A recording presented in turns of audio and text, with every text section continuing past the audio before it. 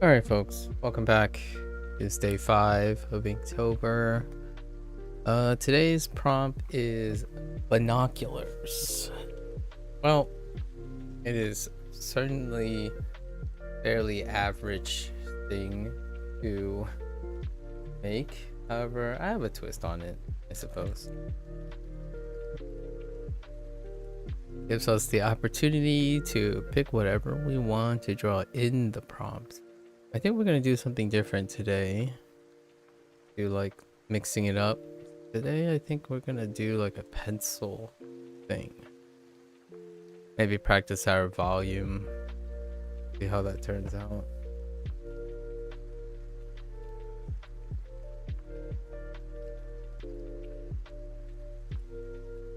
Got quite a lot of things to do. I don't know how I'm gonna compose this though. Since there are a lot of things, I'm gonna skip needing to color. What did I usually do? Okay, so I had this and soft pencil. Okay. Okie dokie. So, binoculars.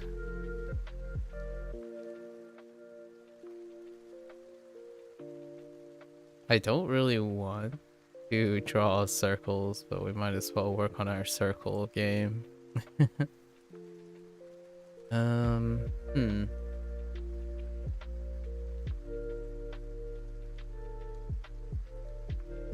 Something like this.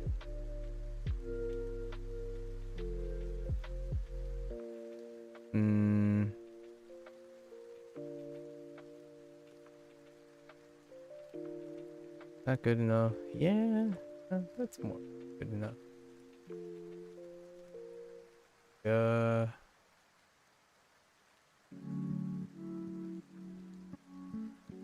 This.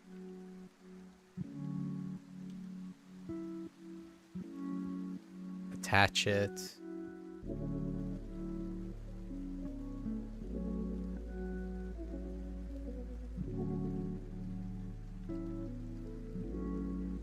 Good enough. They put like a dial on it. Something.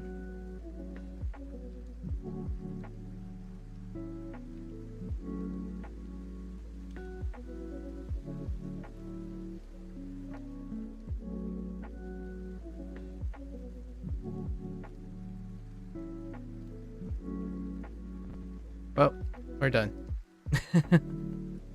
Those are the binoculars.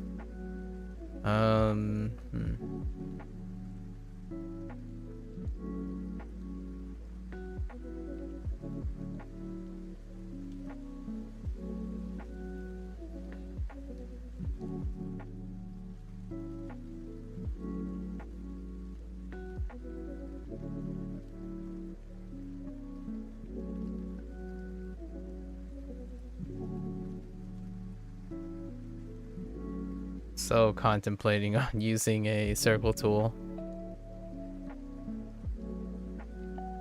Ah, yeah, we gotta use a circle tool.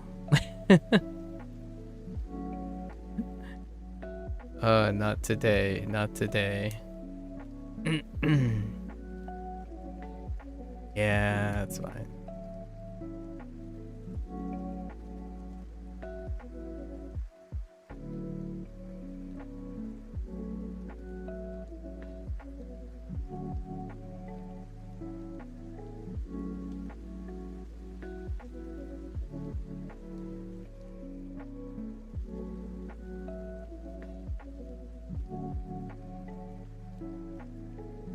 That's good enough.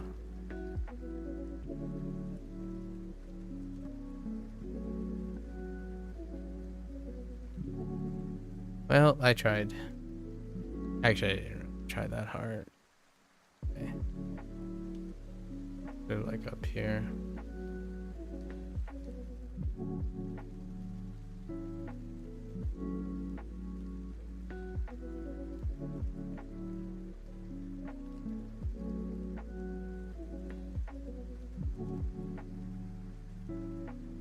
some time for the prompt.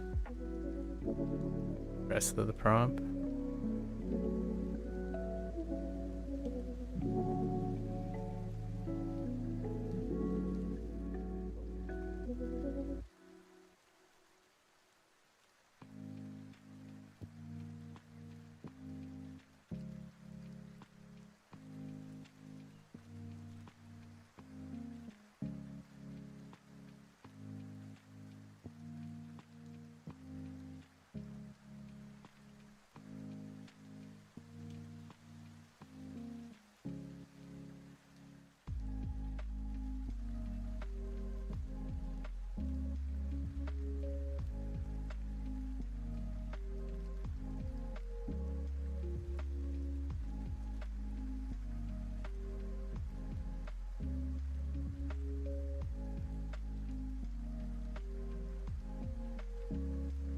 I don't know what these things are.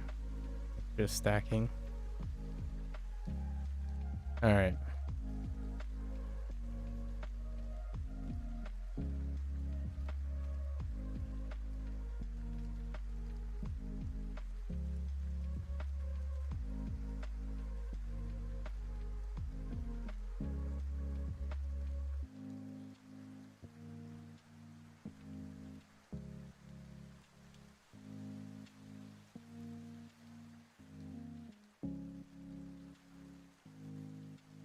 I don't want.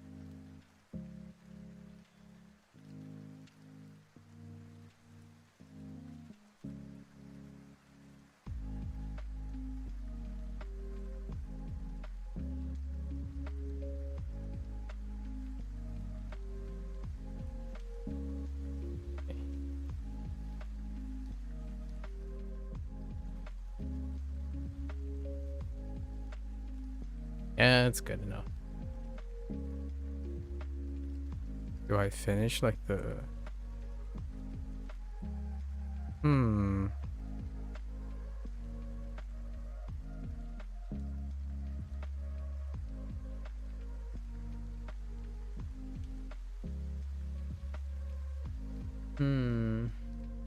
No.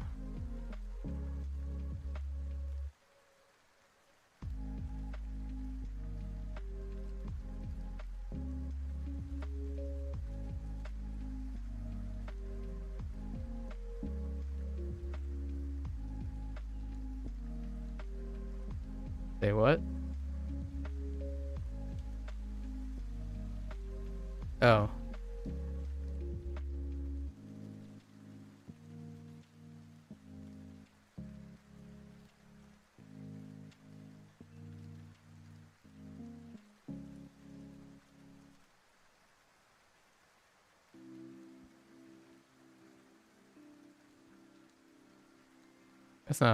That's not what I wanted to do.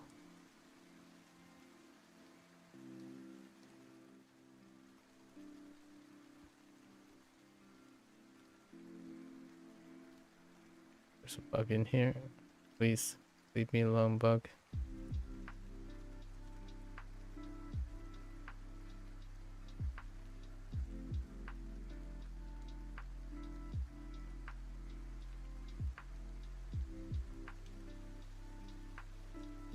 Dude.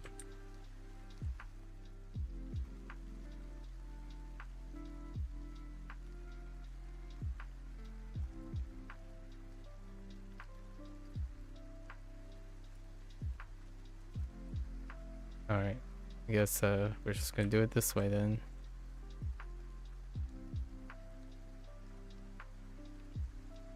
Okay. Alright, we're done with our binoculars. Alright. Hold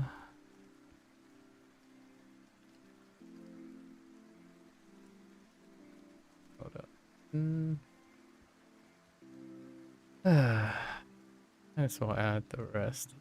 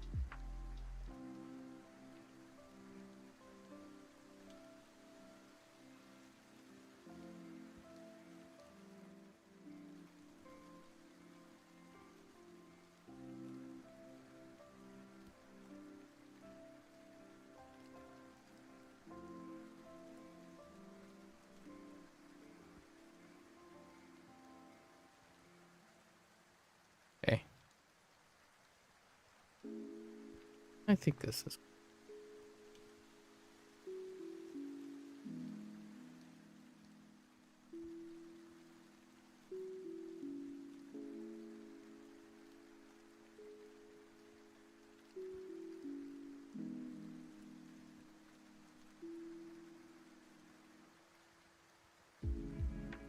Oh, there's Sub-Zero. All right, so binoculars. Good. We're done. All right.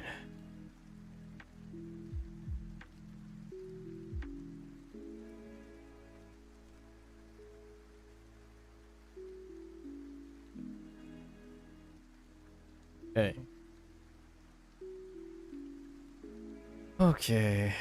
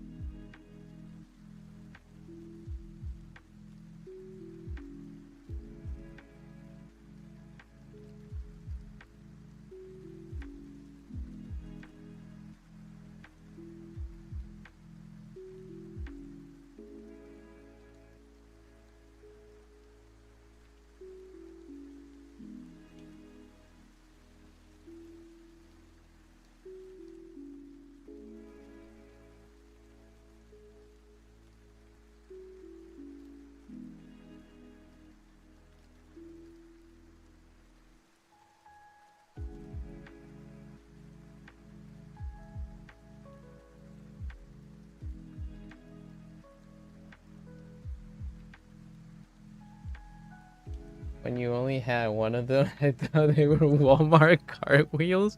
What the heck? Wait, let me think about. Hold up.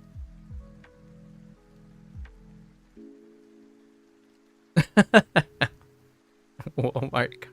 That's kind of funny. I had to think about that for a minute. Walmart cartwheel. I see. I do see it though. Like if you put it like a little handle, you put like a handle and a guard, or maybe like a little guard on the side. It's a side profile of the cartwheels. I got that. That's hilarious. What an imagination. Awfully specific too. What the heck? Walmart cartwheels.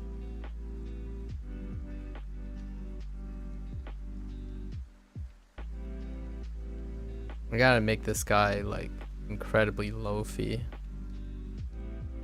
Like, this guy's gotta be thick, like a loaf thick. Right.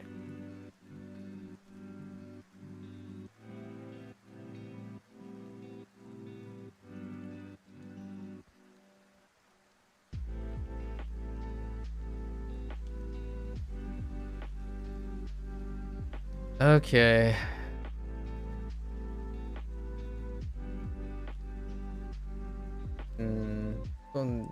One's a little tougher.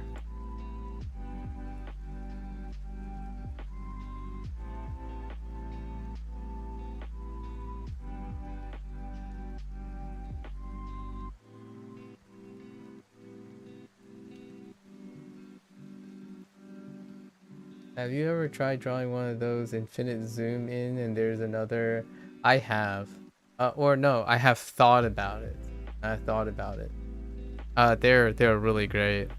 The downside I could see is there is a very good chance the stream, like, I don't know how crazy it is, but one time I have like loaded things that I had a lot of things on the screen, and it kind of crashes.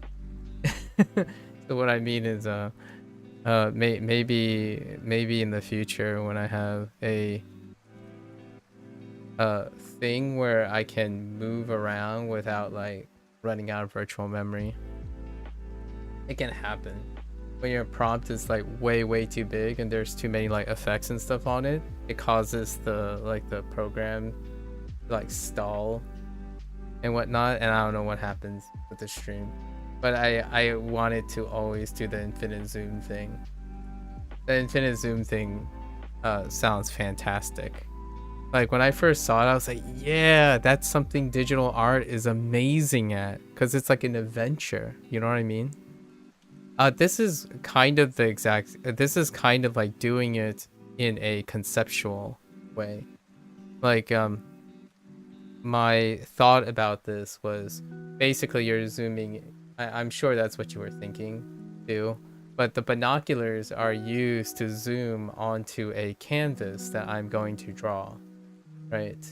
So I love that idea where like you draw something far away and you get really close, and then there's more detail and then more detail. I got hooked on those shorts. Like when the guy was, and the best I think what makes it like next level is the guy had a story. You know, they had a story. It's like, oh, you know, here's the world, we're going out, and then oh look, there's something like I love that they narrated what they were showing on screen. So far I haven't done that this time around. Usually I have a story involved in, like, the picture has, you know, the art piece can tell a story even when it's static. However, because of language learning, I don't have the amount of time necessary to do that, so I have largely refrained from doing that right now. It's super cool though. You know, they look great. That's what I thought you were doing for a second. Yeah, that's basically, it is basically what I'm doing though. I am doing that here, where only the prompt is a binocular, so I'm doing it in a binocular sense. Yeah.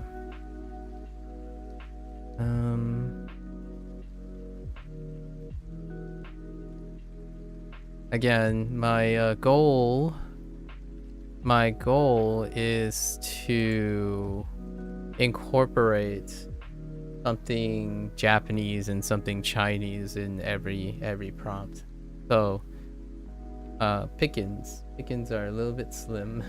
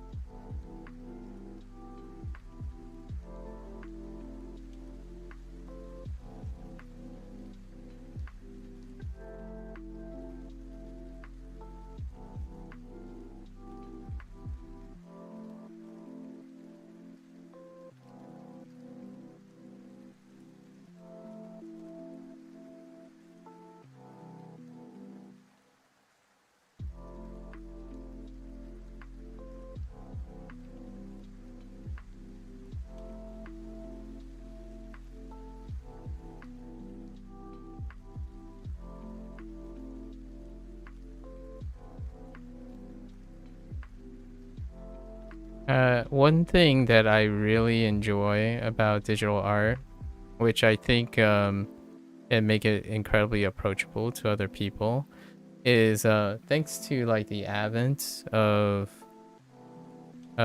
tools like built-in tools like Liquify, for example.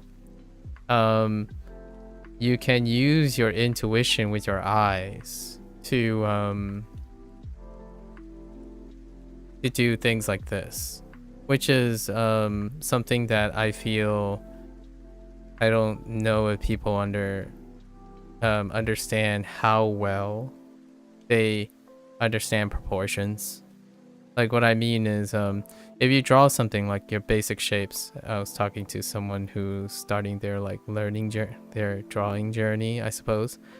You'd be surprised how good your intuition about like sizes, like the size of things. So when you draw a regular shape, right, and Liquify helps you move, like slowly stretch and bend the shapes, and then when you bend them enough, they'll start to look just about right, like you're trying to get enough so that it looks right. So scooting them, because you're able to scoot them as you see fit, you can like scoot them into place, which is something you can't necessarily do without having to like retrace, right? Redraw it. The other way to go about this, at least in my opinion, fundamentally, is the opposite way. The other way, which is a little bit noisier, is you take this, right? You take the sketch. This is what I used to do. You turn down the opacity, right? Now you have this shape, right? Your first sketch is going to be rough, and I think a lot of people say, oh yeah, you shouldn't do this as a habit because it's going to slow you down. You should get faster and faster, you know. But you basically just constantly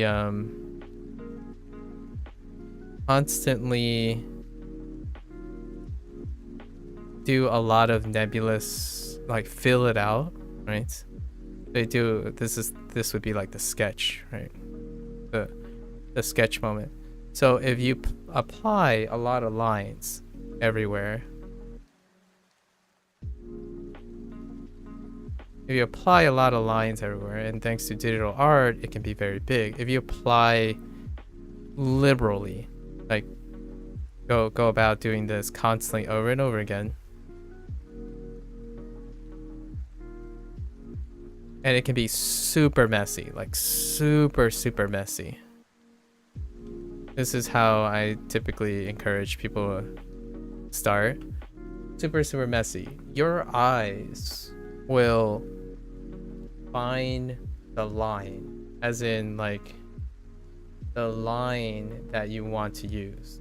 Your eyes will find it. So what happens then is you reduce it and now draw the line that you think looks good.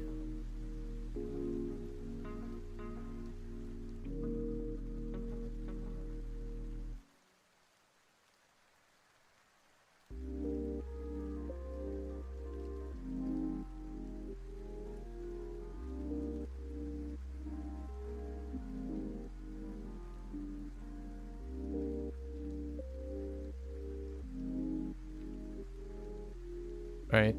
So that's one way. The other way is what I'm doing now, which is to use Liquify, and I basically scoot the image until it's like the proportions that I kind of like. So that's kind of the other way to go about it. And you can combine the two, obviously. You don't have to do them exclusively.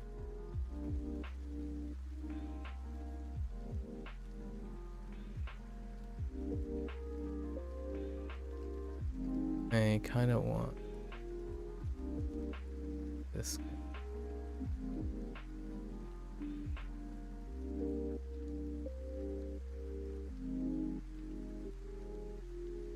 So it's gonna be a main.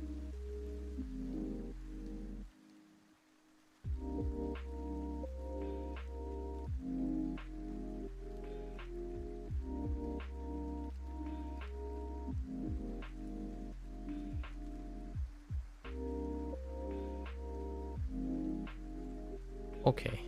Hmm.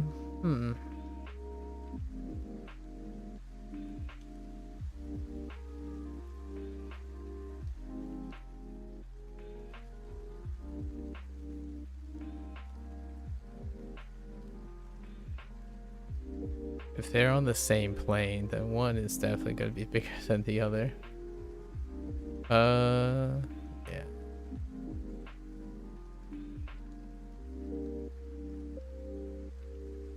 How much bigger though?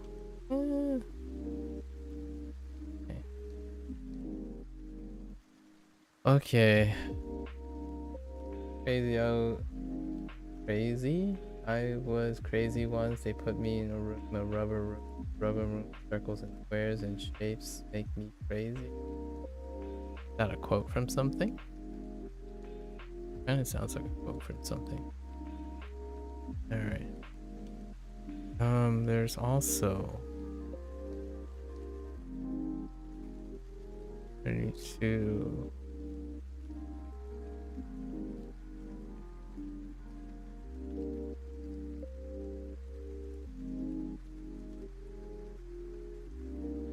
That's just me learning all about shapes and stuff when drawing. Oh, I see. Fair enough.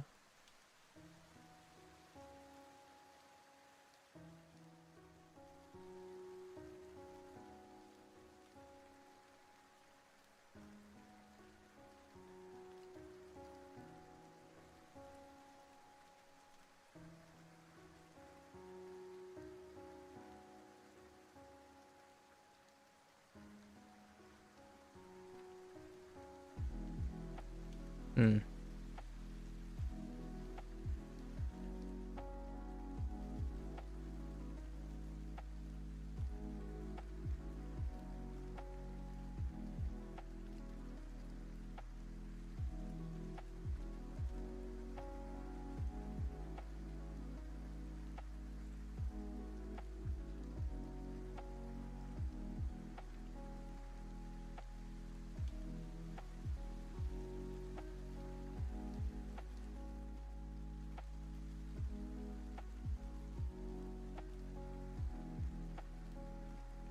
Okay, and I'm not that crazy, so we're going to take this.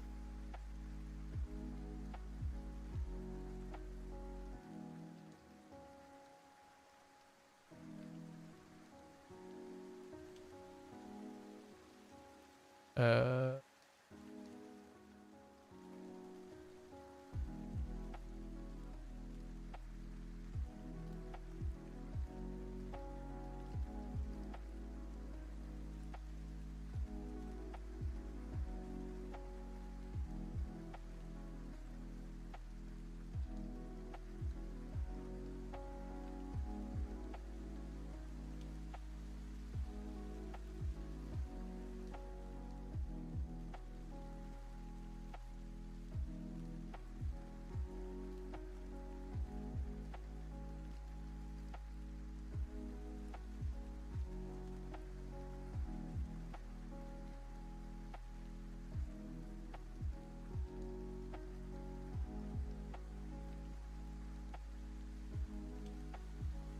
oh, that's your name, phone.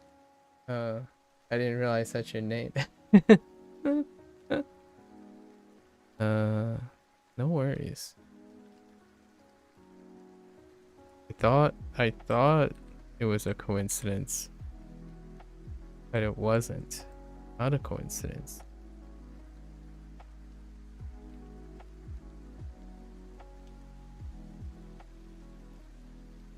This is me creating stuff intentionally not, so that I don't have to go a little crazy. They're crazy with...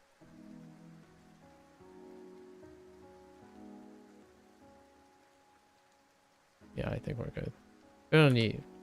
We only need two layers, right? Hang on. Let me do another. Add a little bit. Oops. Let's complete the side too.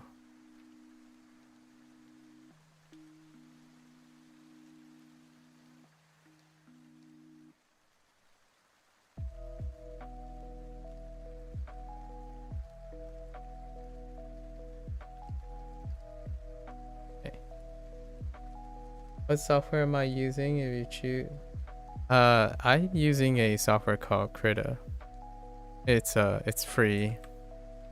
It's a freeware. Whoops. Okay, that's fine. Wait. Whoops. That is not the right layer.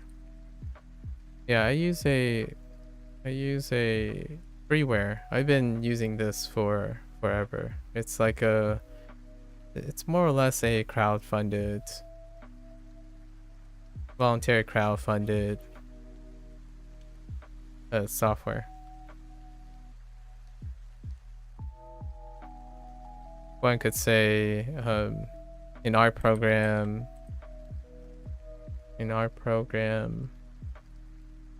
funded by interested artists and made by artists, I suppose.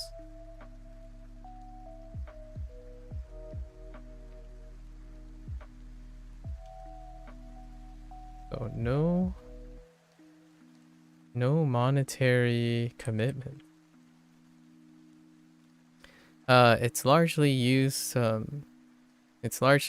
rasterized images. Weird doesn't like it at all. It lags a lot for you and tried so many fixes, but nothing works. Oh, that's unfortunate. I have not experienced such a thing, so it can be that's also what I described earlier to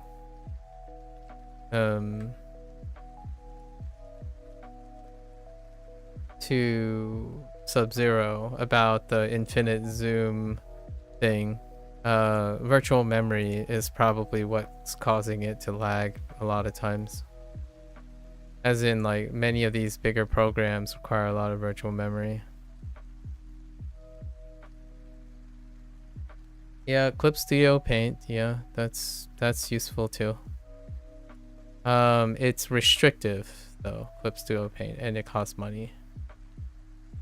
Yep. You get what you pay for, obviously. I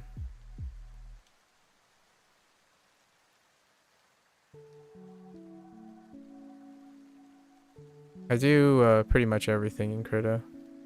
When it comes to like rigging and 3D animation, I use Blender. And then when it comes to like video editing and stuff, I use DaVinci Resolve, which they are all free as well.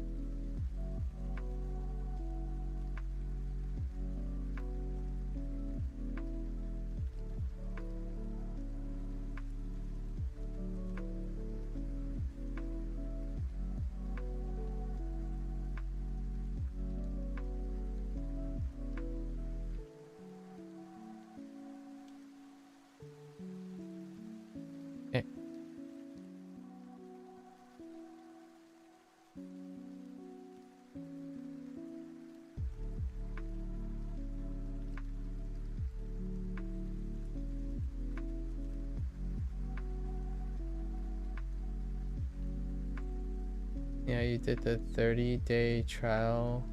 Oh, yeah, perfect for Inktober. Nice. Yeah. Okay.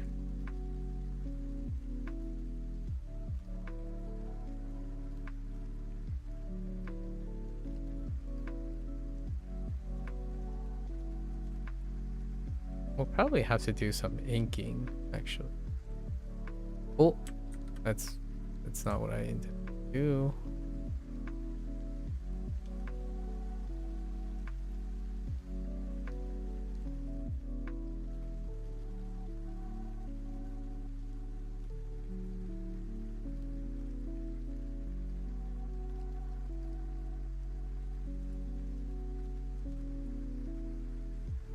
Add a little here.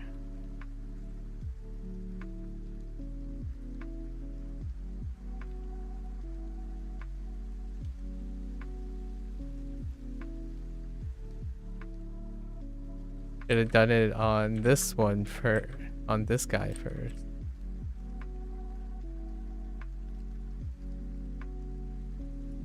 It's okay.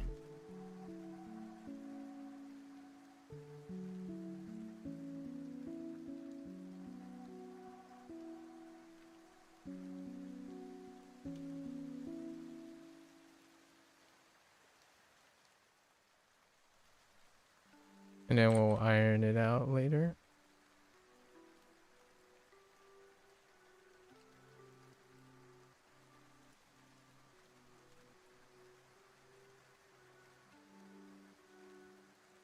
These are just rectangles.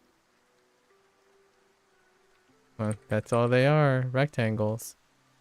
With some like characteristic things that I'm doing on the fly.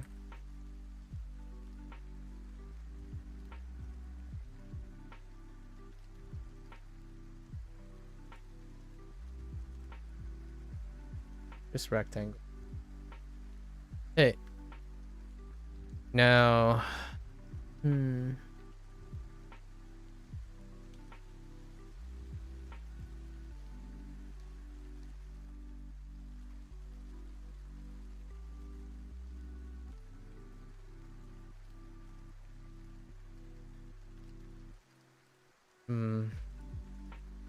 we're gonna take these.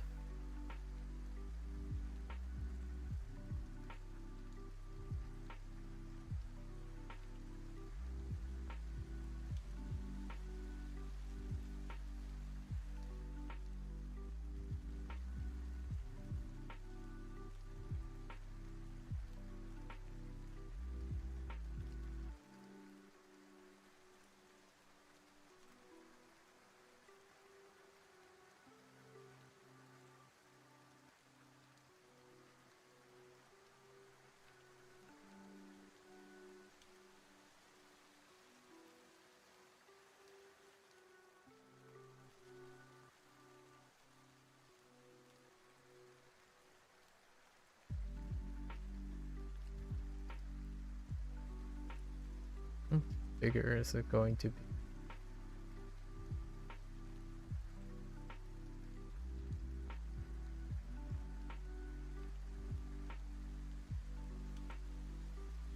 I should have made a whole wall of things before doing this. Alright. It's about this size, I feel.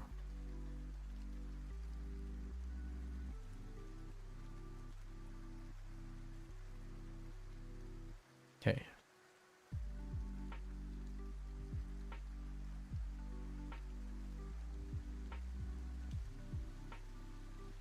I have a composition in my head, so we gotta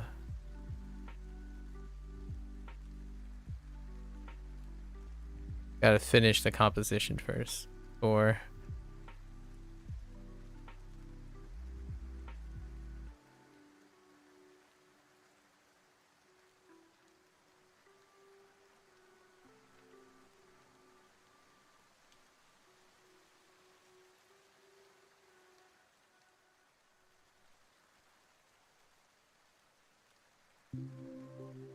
I decide what to do.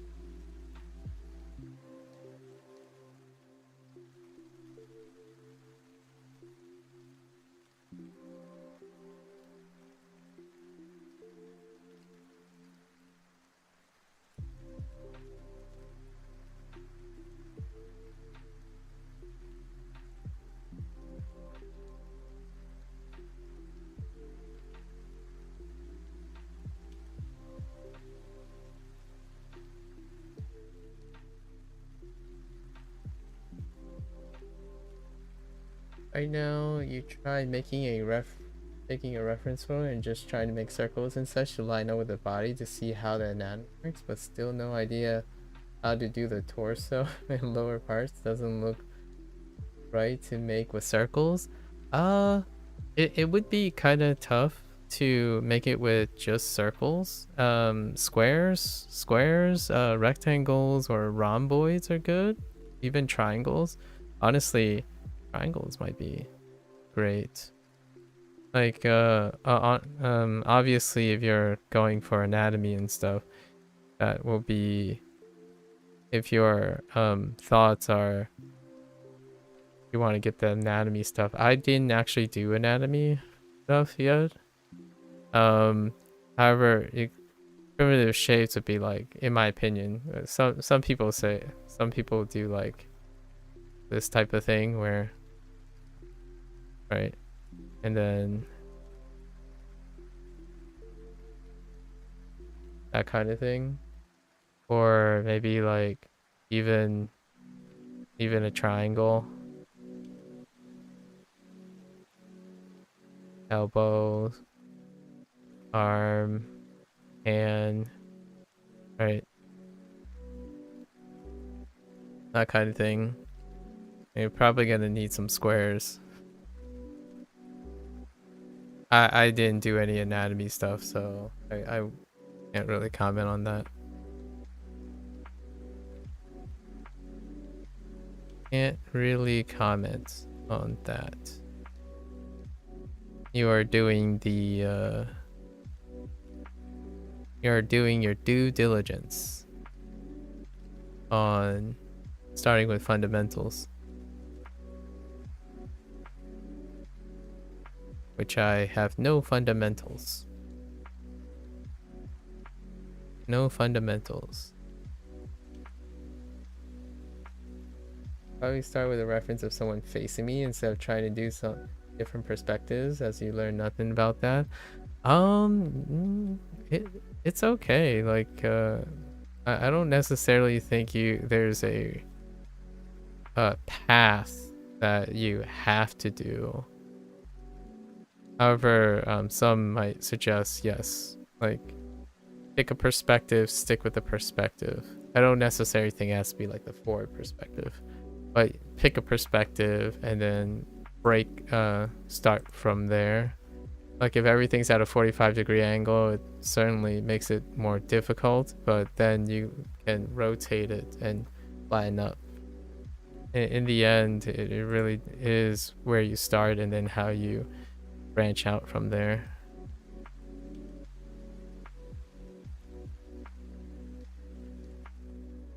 It's starting to sound like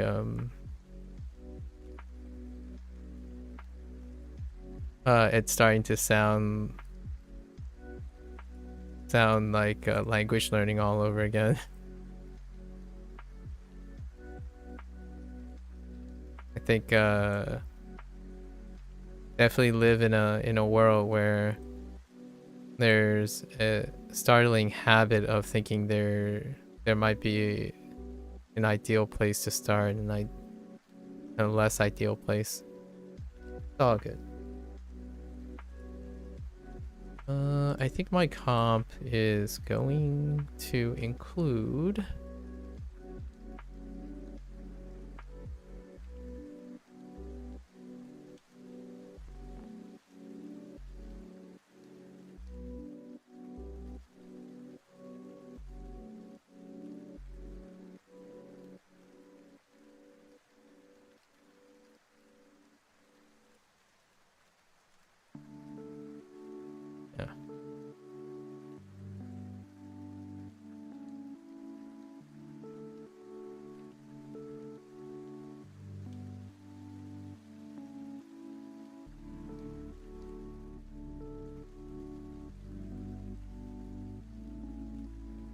maybe even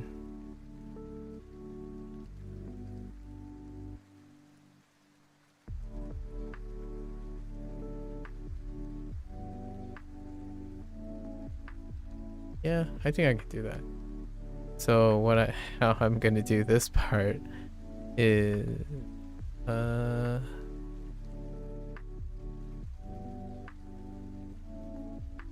Do I part it in the middle? Nah, I think we're okay. This is a pretty balanced prompt. I'll make some ground textures later.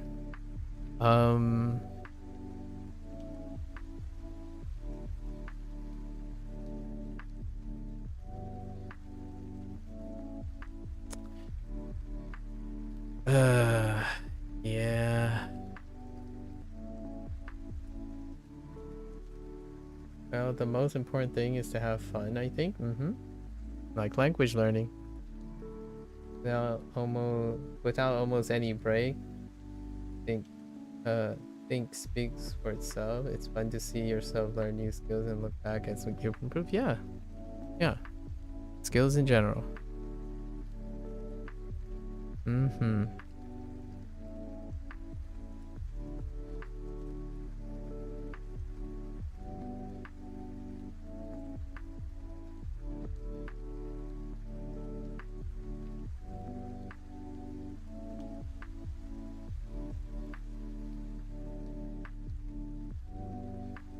Yeah, I think we're gonna be lazy about this.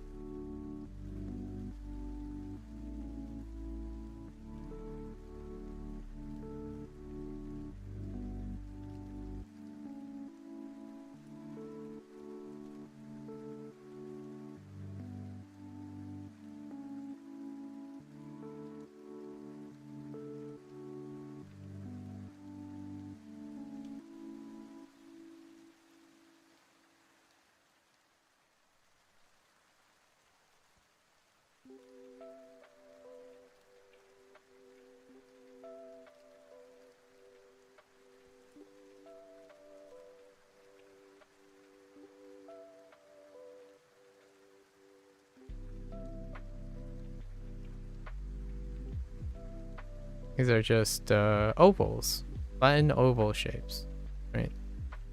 Repeat it several times, and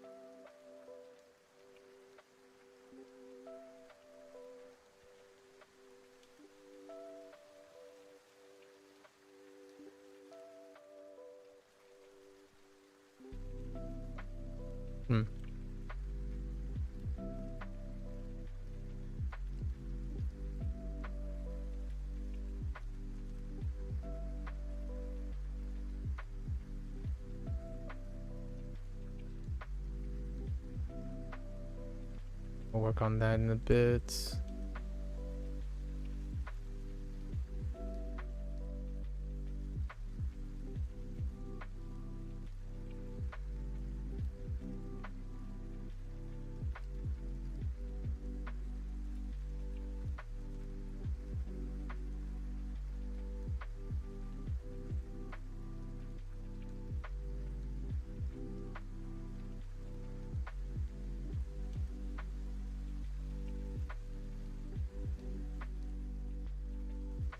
You'll be lurking, you need some food. Good luck. Enjoy your food.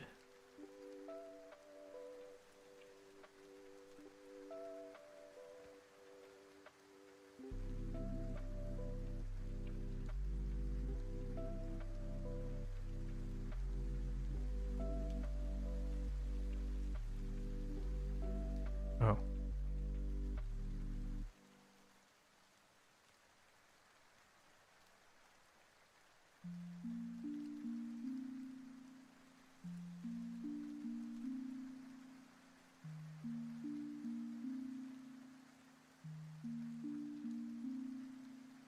No, no, no. Do different ways of doing that. Okay. So, I think the comp's fine. This is good. This is a good comp. Alright. I think I want a sharper pencil.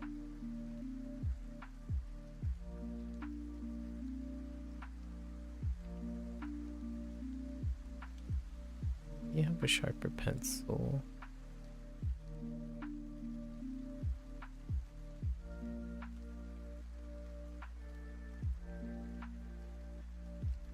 QB.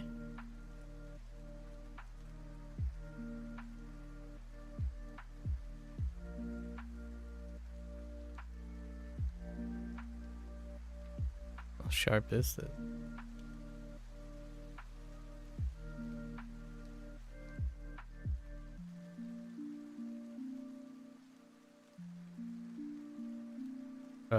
That's not sharp.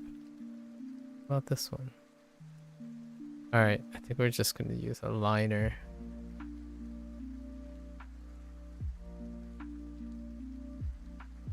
How sharp is this? Alright, we're gonna use a liner. Do I have a liner? I do have a liner. Okay.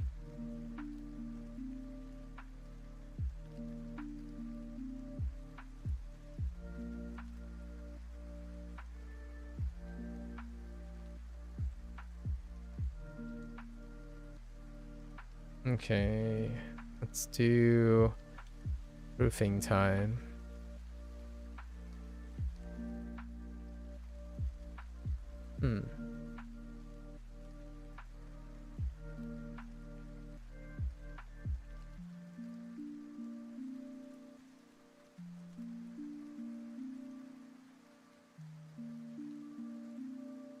Or I suppose I could go about it this way. Yeah, why not? Let's go about it that way.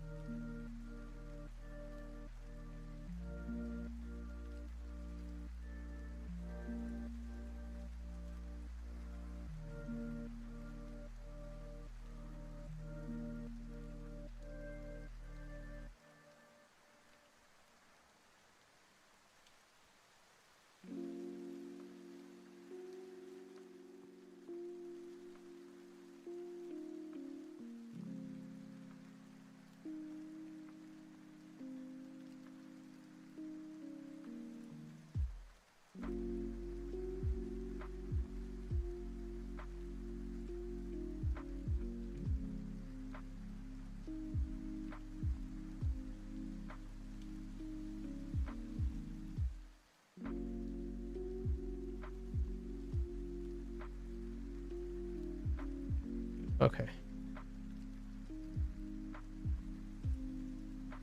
So try it.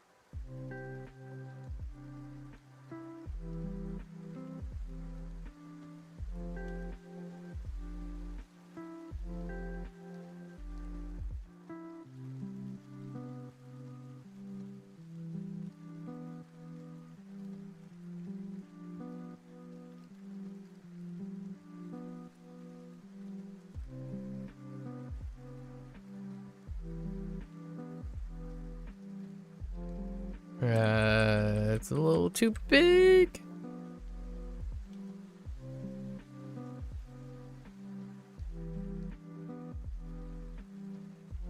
Try that again.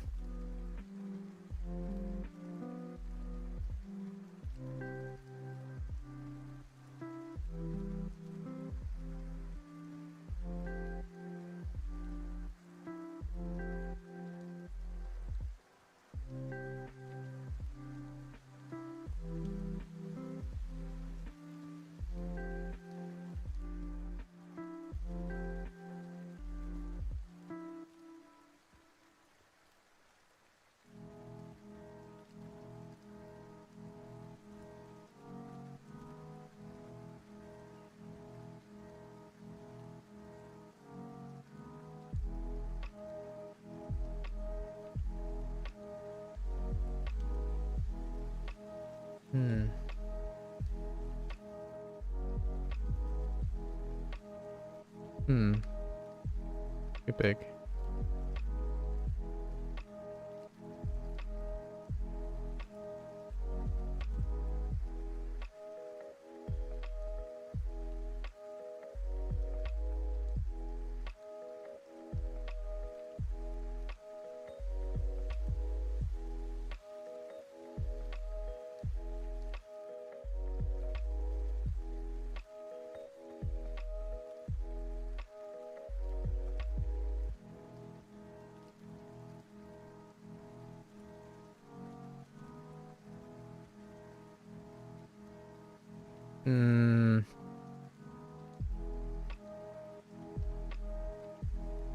Maybe I'll wait on that.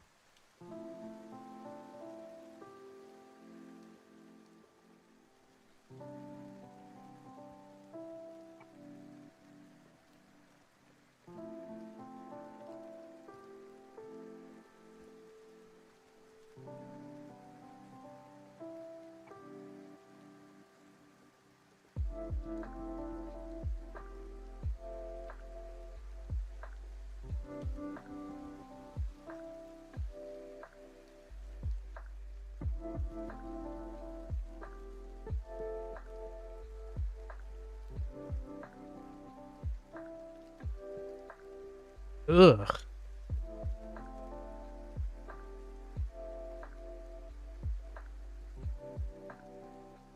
It's okay. Kinda hoping to make it a little chunkier, but okay.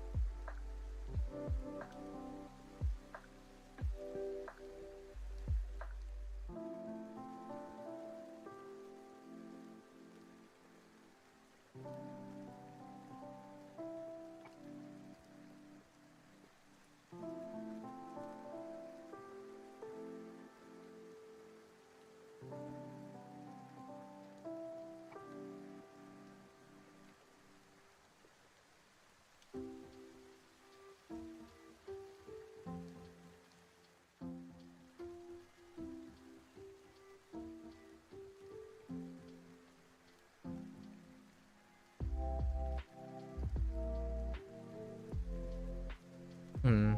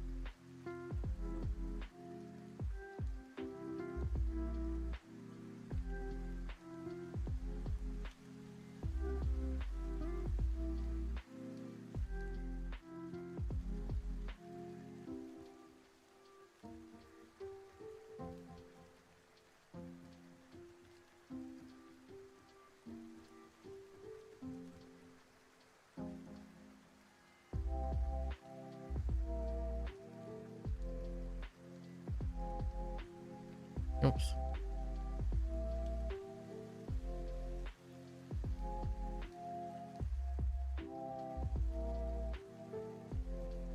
Ah.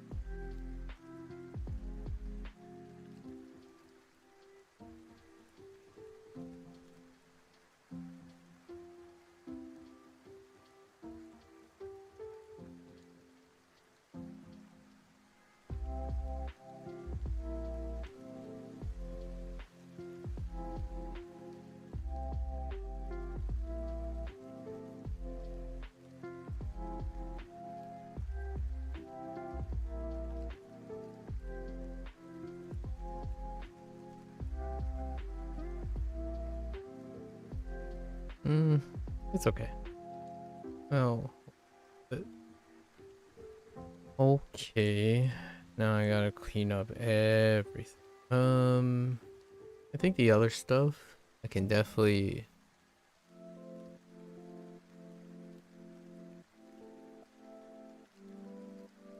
Alright. Let's work on the other. Did an hour and 20. Close to an hour and 20.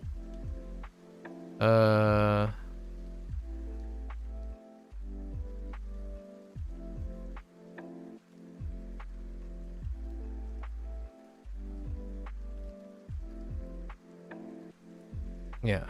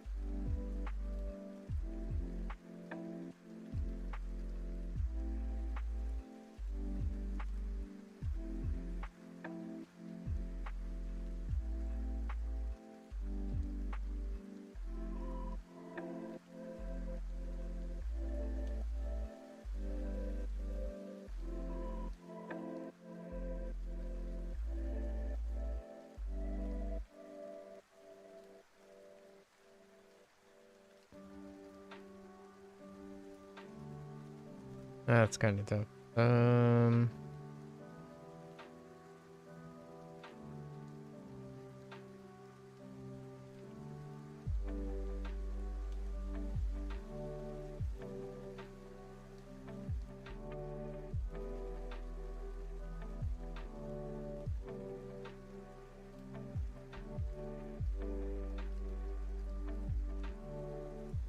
No.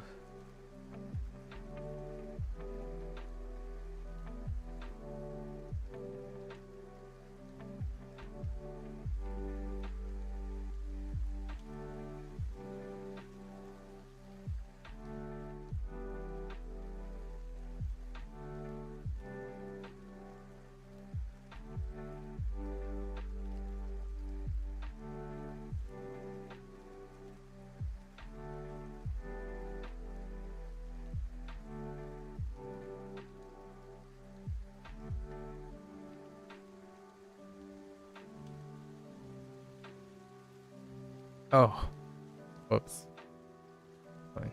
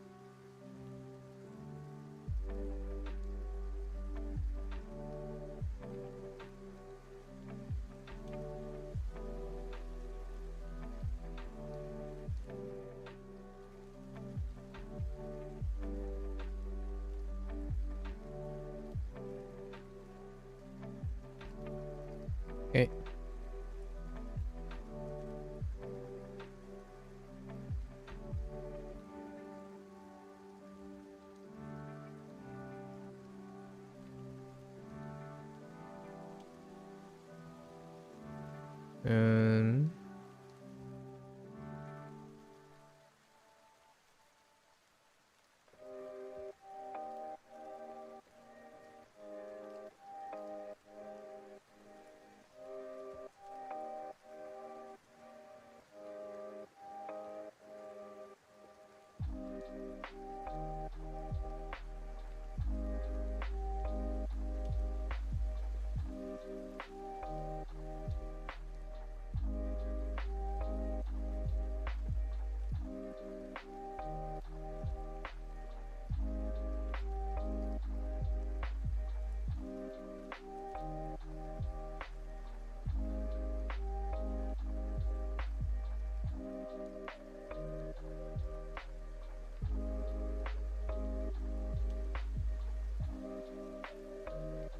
Oh boy.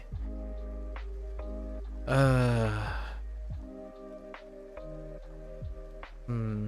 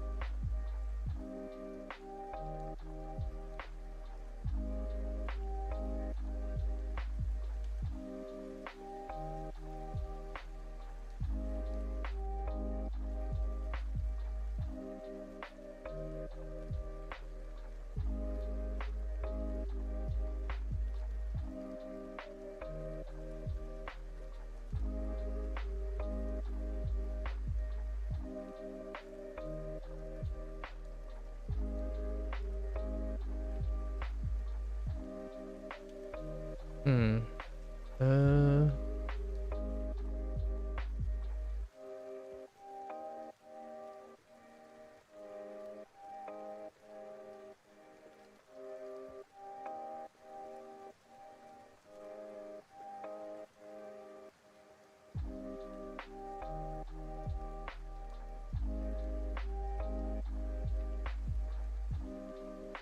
I ended up going back to my G pen, huh? And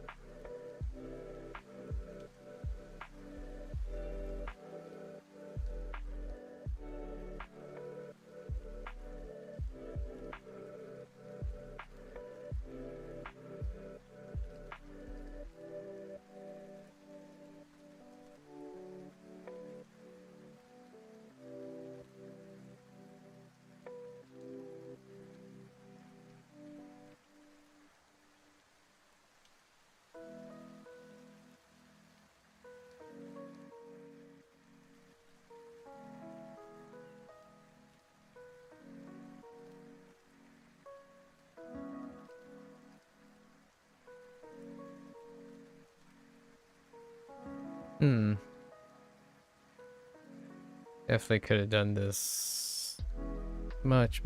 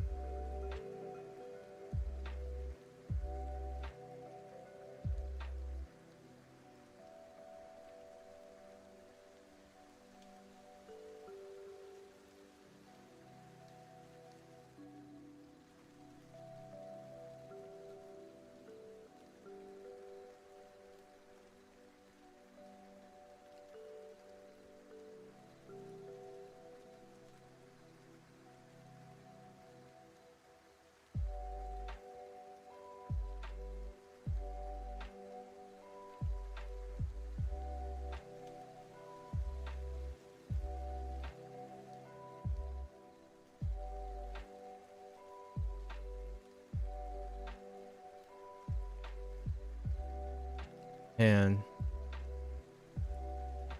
I don't know. Could have done all of the things back there. Yeah, I guess as well. Delete these.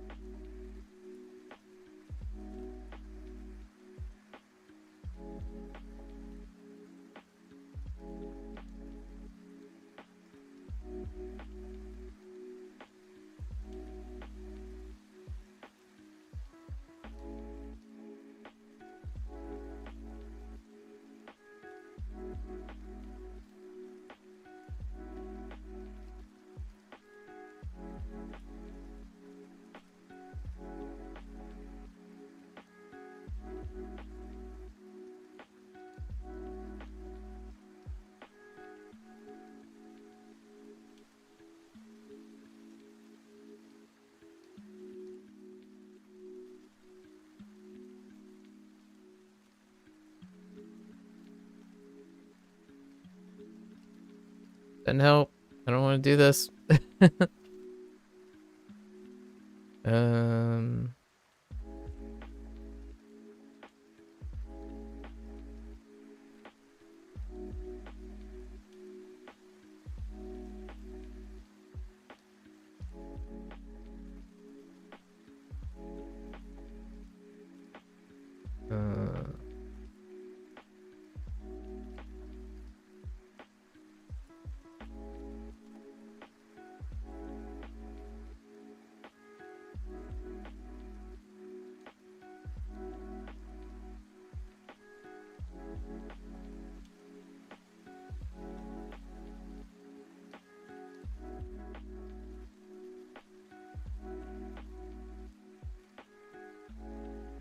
I'll just throw in some here and there.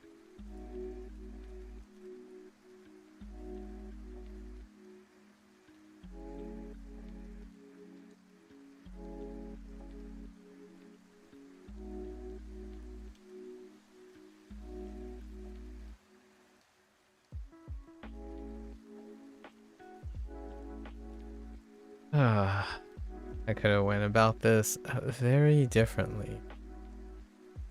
Very, very differently.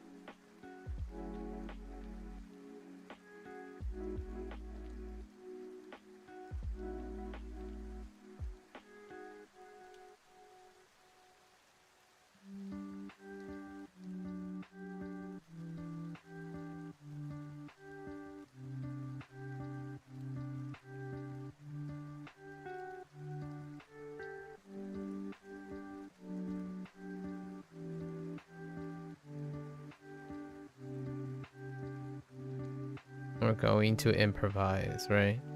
Yeah, we're definitely gonna improvise this. Hmm.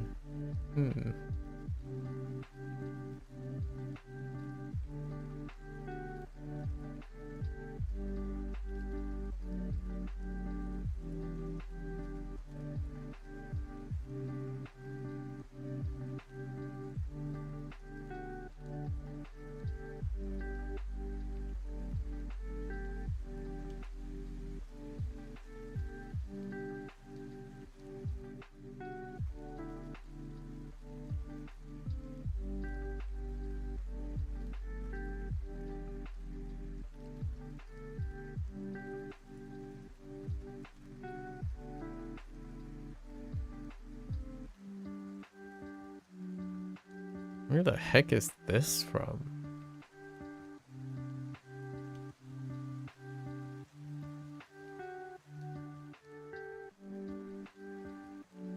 The heck?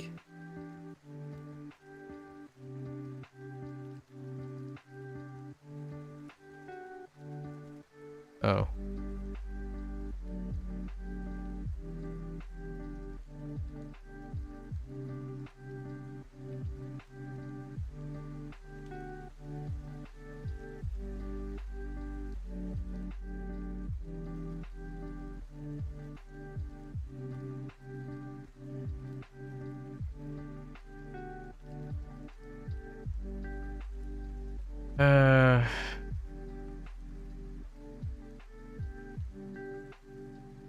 Man.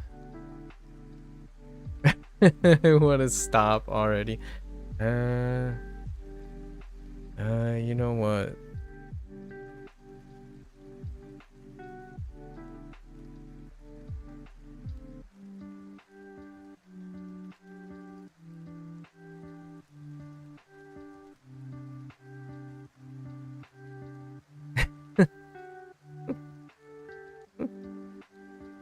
Alright.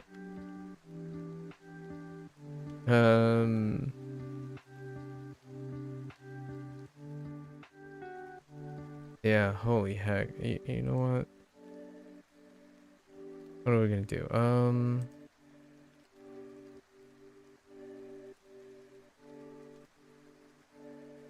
Alright.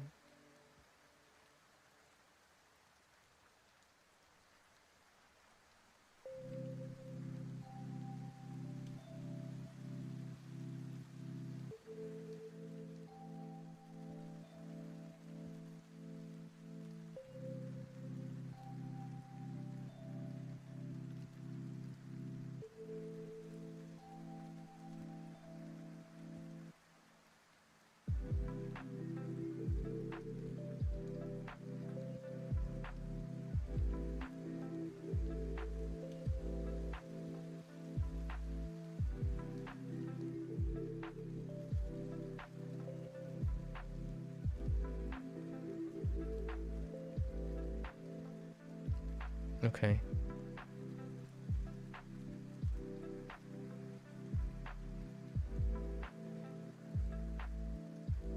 Sure. Sure. Okay.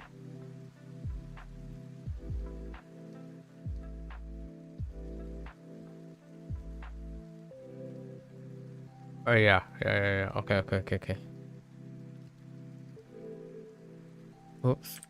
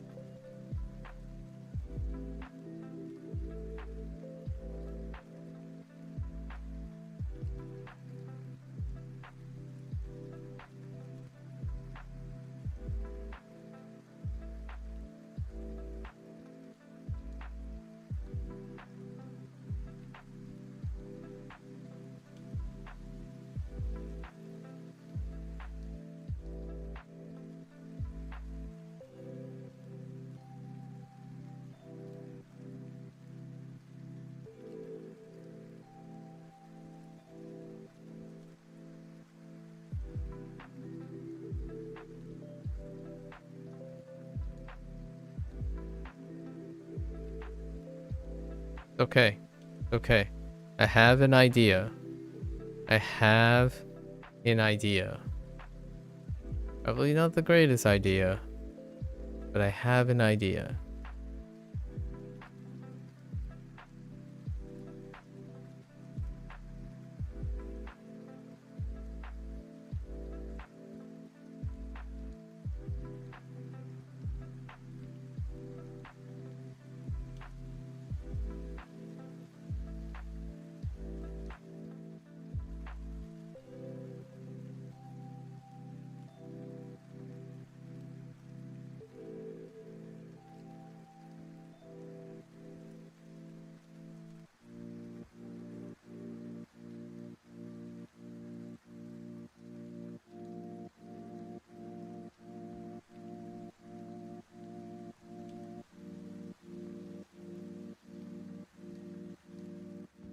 I think. I think. What is this? You know what? Maybe that's just how we're gonna go about it.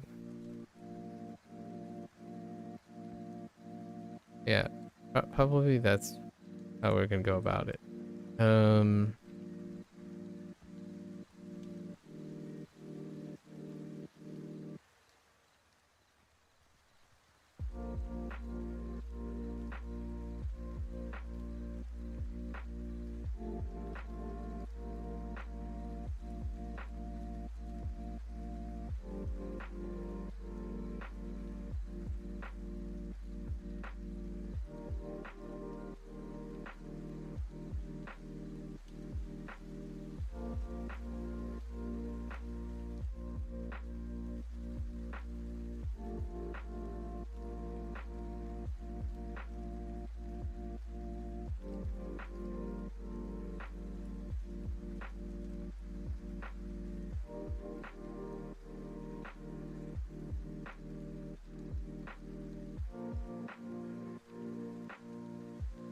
Fine. Just do a little bit here and there, right?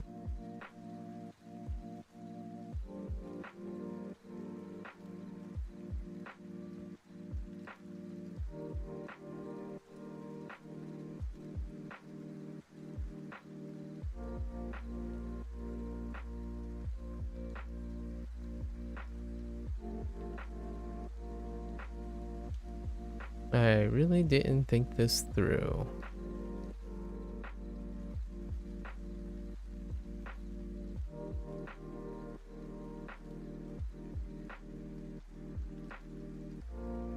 What do we have? All right.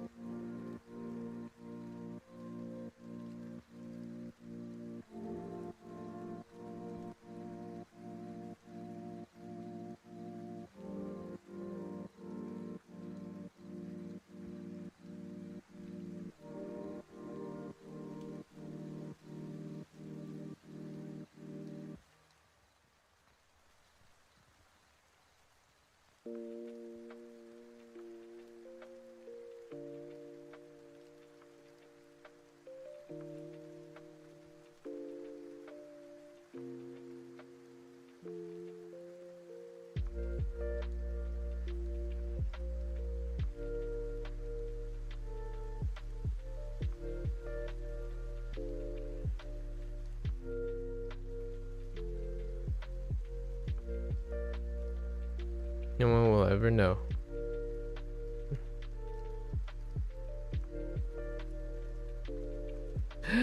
Why? Okay, it's fine. Just be very careful.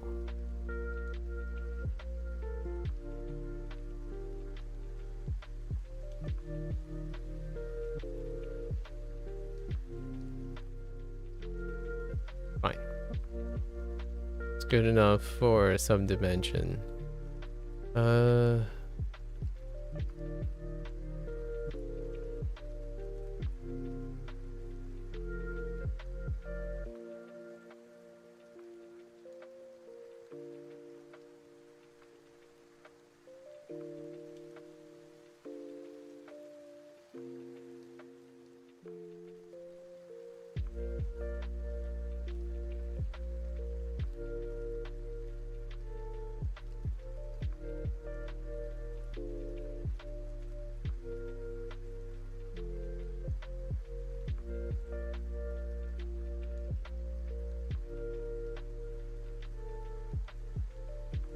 We're gonna use color. I don't think we're gonna use color.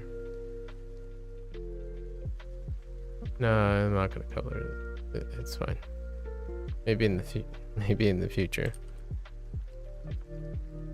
I mean, not this prompt. Not this prompt.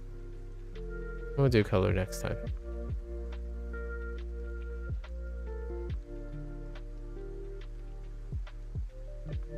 Okay,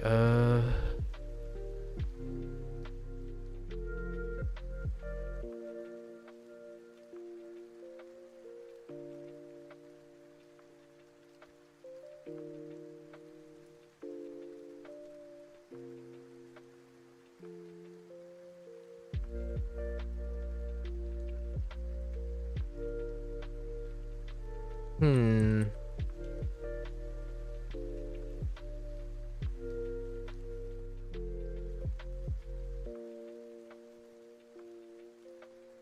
Okay. Let's do. Okay. I don't know where this is. Whoops. We're just gonna do. Okay.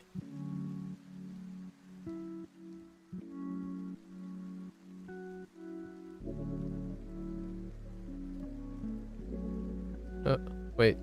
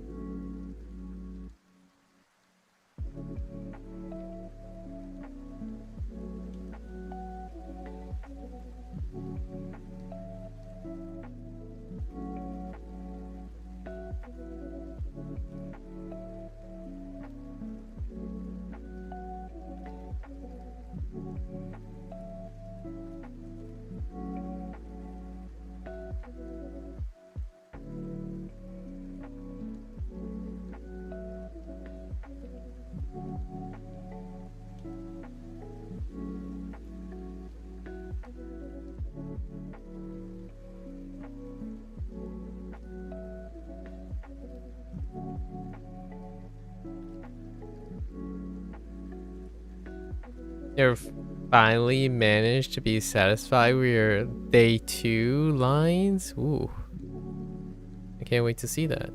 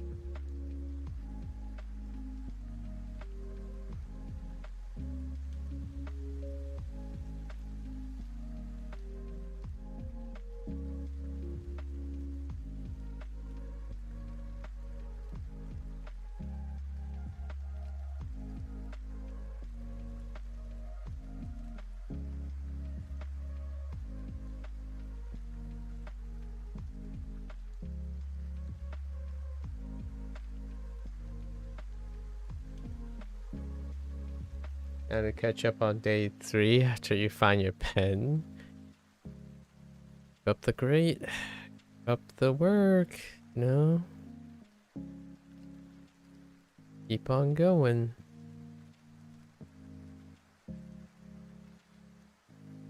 Yeah, at the moment I am coping with this piece pretty hard right now.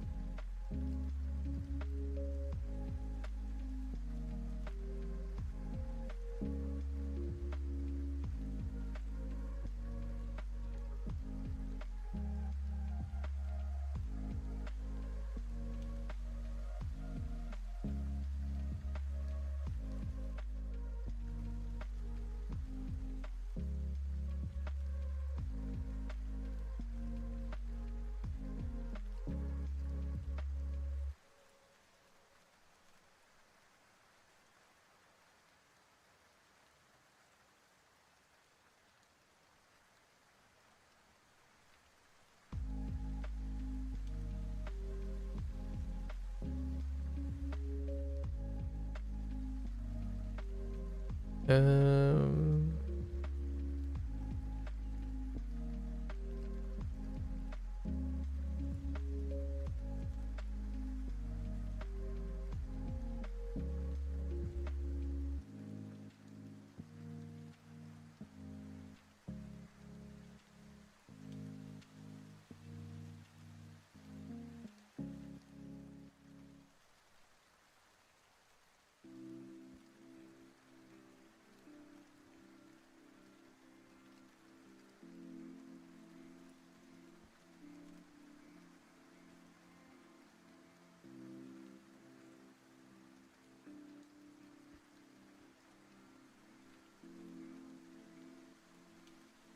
you've got an idea for day 3's prompt at least.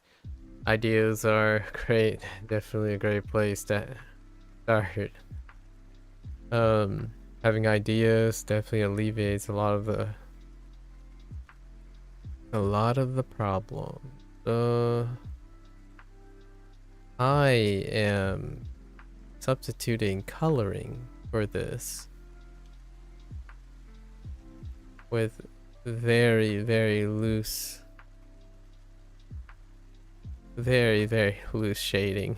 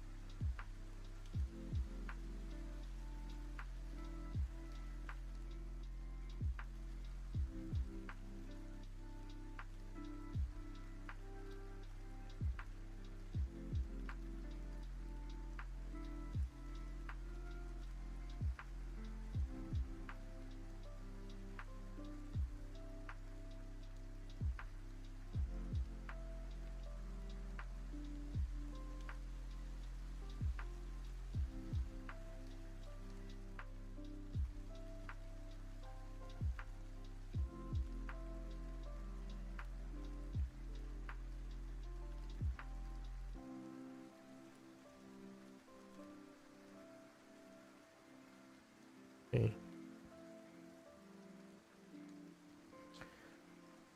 Okay.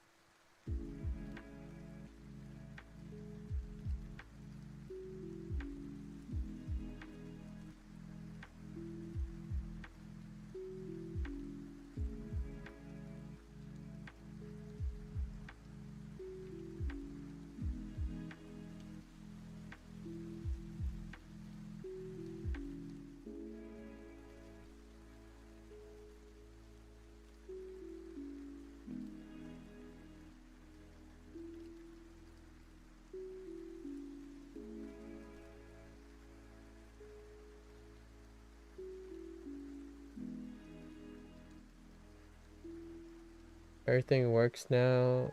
Finally getting some progress on your Atari game. Okay, okay. Everything works now except that the game crashes and the ball hits a block while going backwards, but it's kind of laggy too. How much of a looping did you do? Did you do a lot of looping? I feel like a lot of times the lag comes from a lot of looping commands. Like a heavy reliance on looping. Too much, yeah.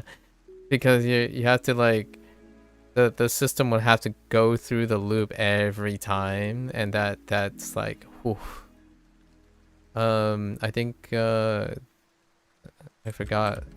I had to like start working on figuring out how to like do recursive stuff, because recursion is a little bit more efficient. I mean, I guess it also depends on, there is some dependency on like the coding program you're using, but still, like the language you're using. But for me, one of the biggest lag points were definitely looping. Lots of looping, because I had loopy logic when I first started. Like go through like conditionals and then loop again and again and again. It causes the thing to constantly cycle through all the operations. Oh, you tried optimizing it the last 5 days? I see. That's understandable. That's kind of how I feel when when lots of people say things like, "Oh yeah, it's easy. You you know, you just optimize it, right? It's just optimize it." And then you start thinking about like how complicated the games are already. It's like, you what, mate? You want me to optimize this? Especially when here's like one of the catches, right? A lot of times people do this almost inconceivable comparison of saying, oh yeah, it's easy, like AAA titles should be easier to optimize because there are more people working on it than an indie game, right? Like an indie game, think like, oh yeah, indie games, they're why can't, like, where all the money go, right? You have so many people working on a game and it's not as optimized as an indie game made by like 3 people. It's like, that is exactly why it's difficult to optimize. You have more than one person, and the bigger the project, the more nightmarish the optimization is. Unless, I mean, you know, some AAA titles have some superstars who handle everything. That'd be a little insane. But I can only imagine what it's like when you start ballooning into like 20 people and it's like, hey guys, we gotta optimize this game. It's like, okay, let's sit down and try to optimize 20 people's different codes interacting with each other. It's like, I hope we decided on a really good structure so everything's modular, so that we don't have to, oof, I don't know. It's already tough doing it one person. You know, like you're comparing yourself today with yesterday and 3 days ago and 5 days ago. Those are effectively different people, right? Now think about having literally different people, and multiply all that from day to day. And my thought is, oof, yikes. Sorry I mentioned anything.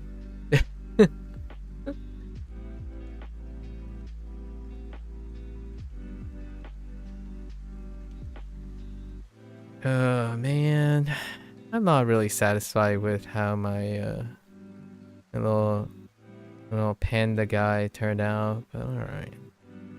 Okay, I guess.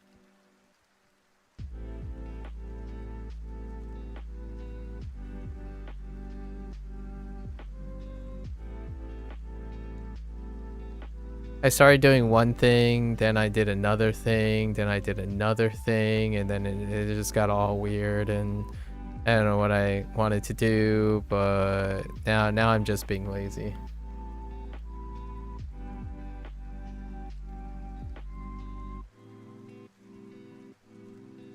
Like basically this is what happens when I don't finish my line work and whatnot, and just go to the reward part. The reward part is definitely when you start coloring, and this is effectively coloring. I just don't want to choose colors today.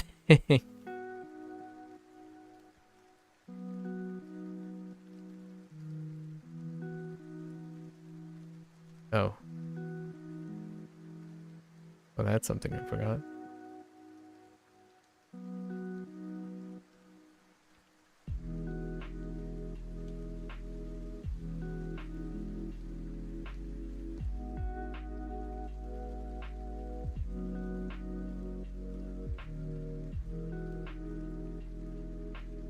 I was gonna do way more than that. It's I can't emphasize how often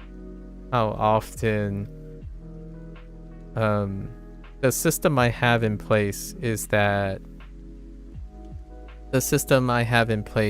often I do certain things in stages, and as long as I complete those stages, it'll look fine.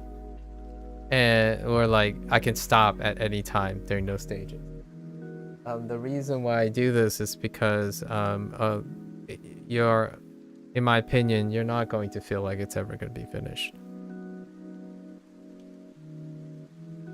So I legitimately do it on purpose, where I do certain stages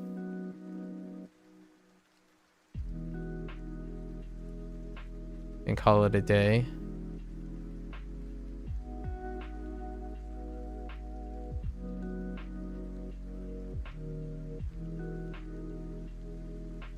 If I don't get to it, it's fine.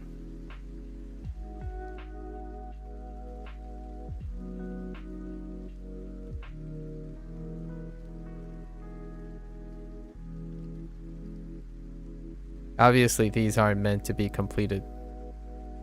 I don't think I have a piece that I've ever completed because of Inktober. The idea is to do an experiment as much as you can. I like language learning. I find myself saying that over and over again.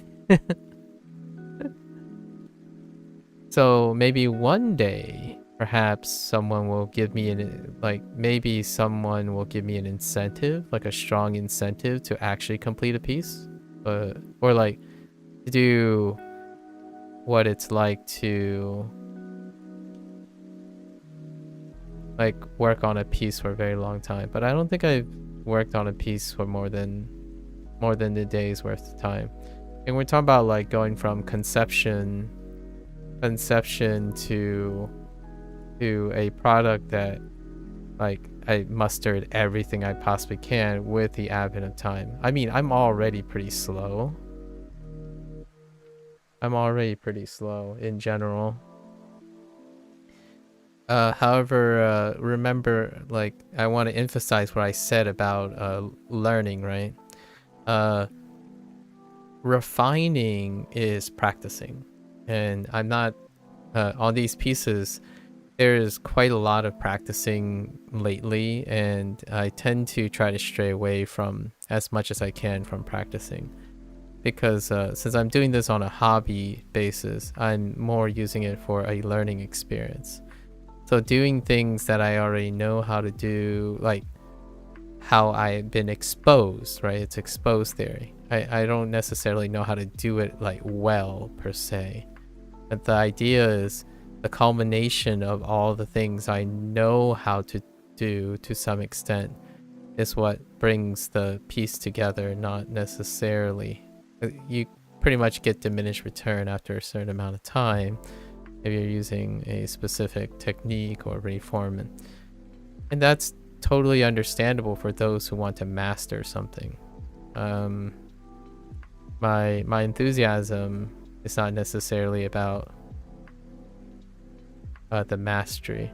I think my limited, in the grand scheme of things, how much time I spent, literally how much time I spent overall on doing artwork is disproportionate to the results I get largely because I'm still farming, or like I'm still learning in a deep end, as opposed to working on tweaking what many experienced artists would know as the astronomical fine line between like super good and excellence, right? Because this is pretty much a combination of many amateurish takes on techniques to get by, right? The perfectionist in you just has to look away while I save and close the tab and call it good enough. Yeah. Artwork is, you have to come to you have to settle on the idea that artwork isn't ever complete. And I do revisit some of these things whenever I get an opportunity to, like, yeah, you know what? I'm gonna repurpose this idea. Like, this isn't gonna be the last time I think about these, you know? Like most of my life experience when I'm trying to articulate to people, with every new prompt, I have the full accessibility of all my experience. I don't like let them die, or like, oh, I'm done with it, let me wash my hands of it. No, these are all learning experiences. So most of my pieces tend to be, I have stories behind them, and then I try to keep integrate as many of my experiences together as I'm working on them. I think coloring, especially with one tool, like doing volume, is incredibly soothing, because you only need one tool, and all you have to do is rely on how good your hand is, which kind of makes me want to do some practical art, because it feels so nice. Like all I'm relying on is my right hand when I'm doing this method.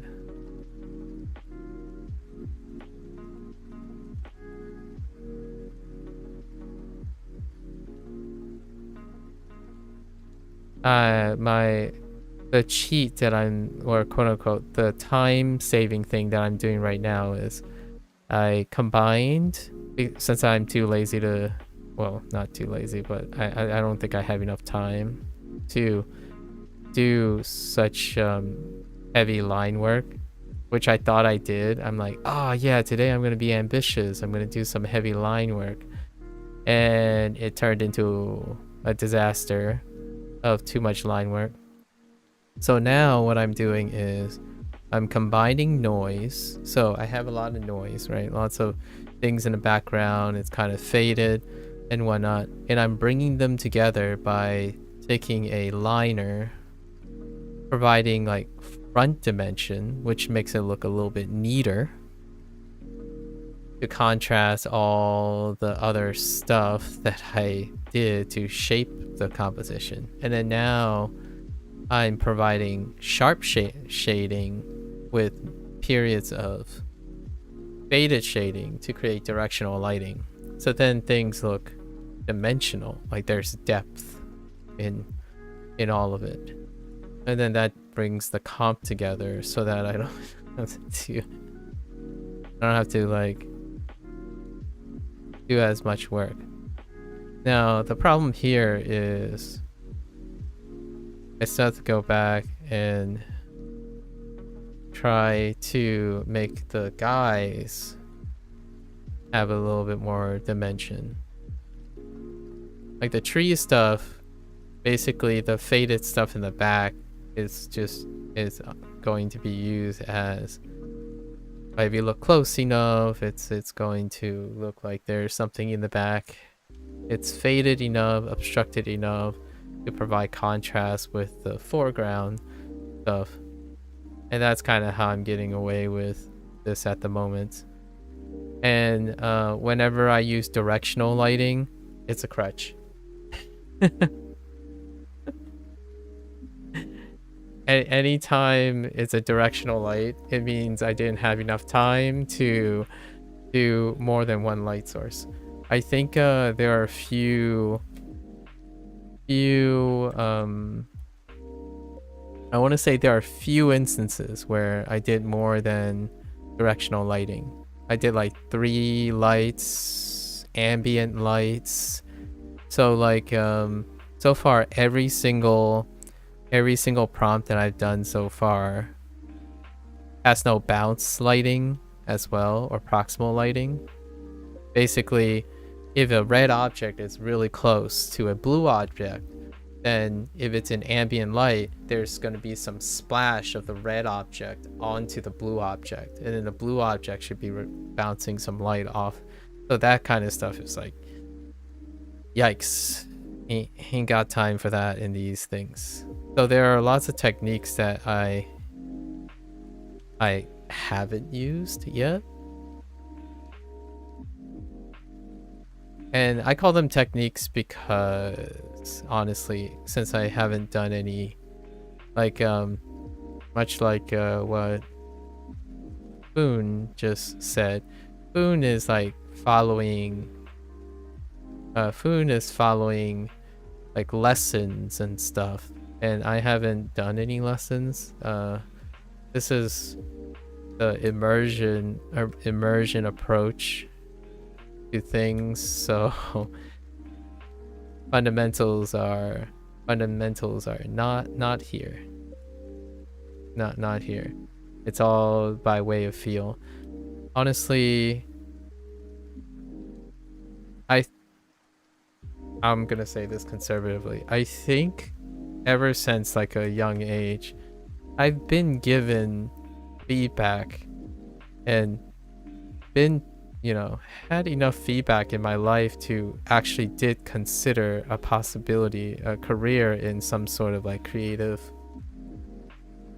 visual things like direction or like art design or something. There were those things. So I'm gonna say conservatively in a way that I think I have some reasonable observational skills that lead to some leeway on being able to intuit art in a way. Like, what I mean is, I could consider myself a bit, I do have some talent when it comes to visual stuff, and I thought I could lean into it as a career choice, but that didn't happen. Like, most of this artwork is me filling it out. I just fill out most of this stuff since I didn't take lessons or anything like that.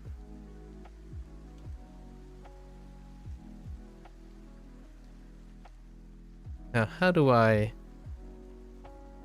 get these guys? All right. Guess we can use a liner.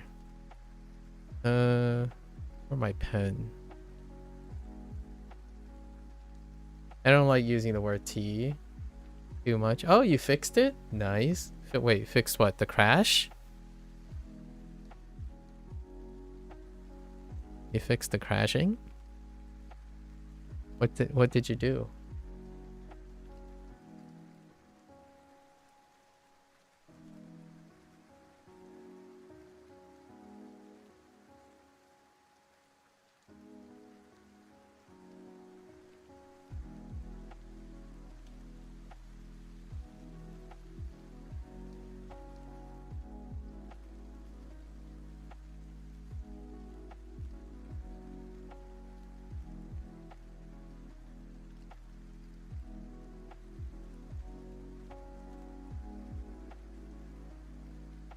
I think over the years the T word, the talent word, has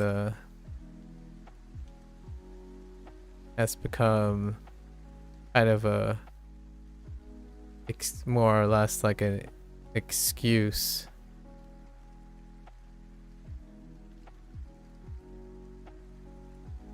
for pursuing hobbies and whatnot. I ended up not keeping the pencil stuff, huh?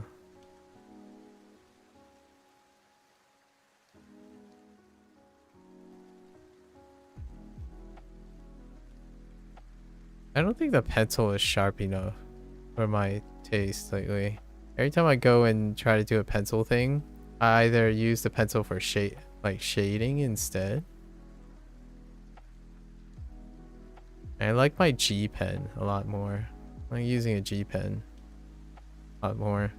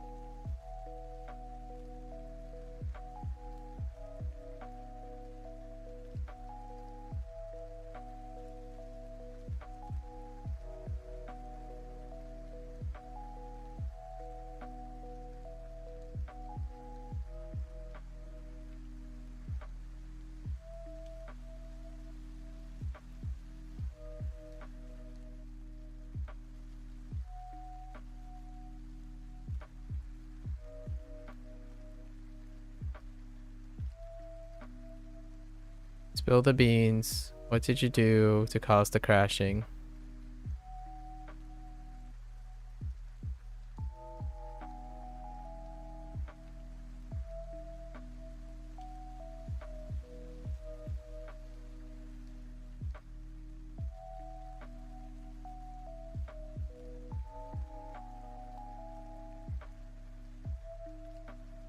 The problem was that every time it hit a block, the angle in which it should bounce back was set to 360 minus degrees. So if it hits at 45, it should bounce back at 315, but this became a problem when it hits a block while going backward.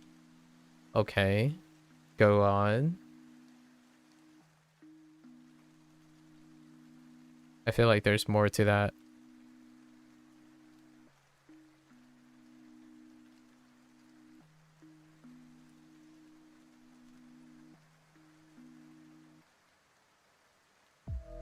So, like, what happens when...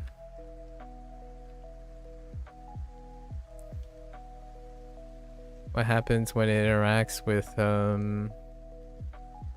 going backwards?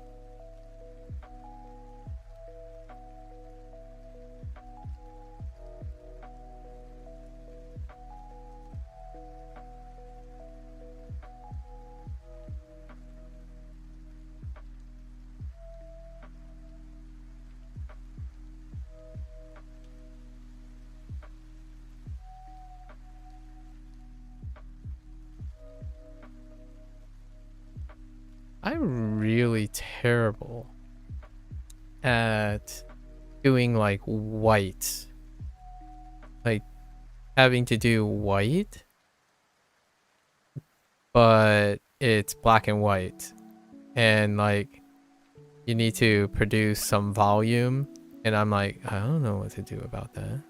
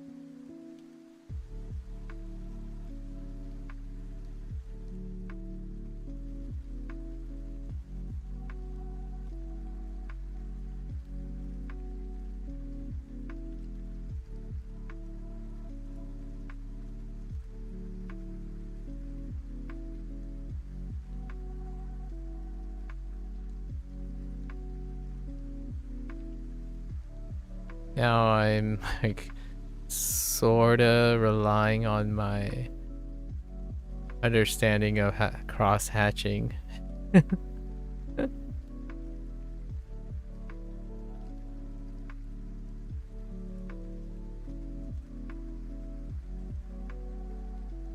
Poor panda. Hmm. Uh.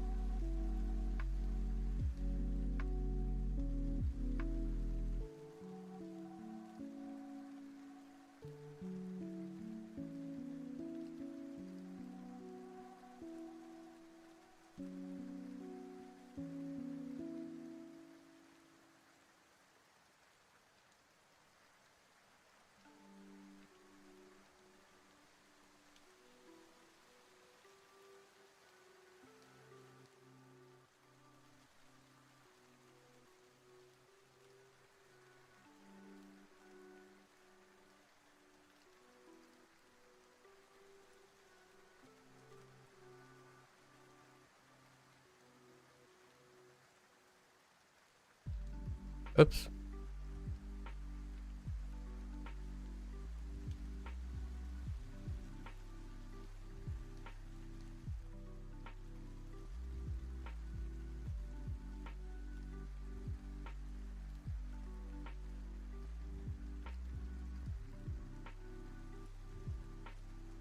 What do I do with the white?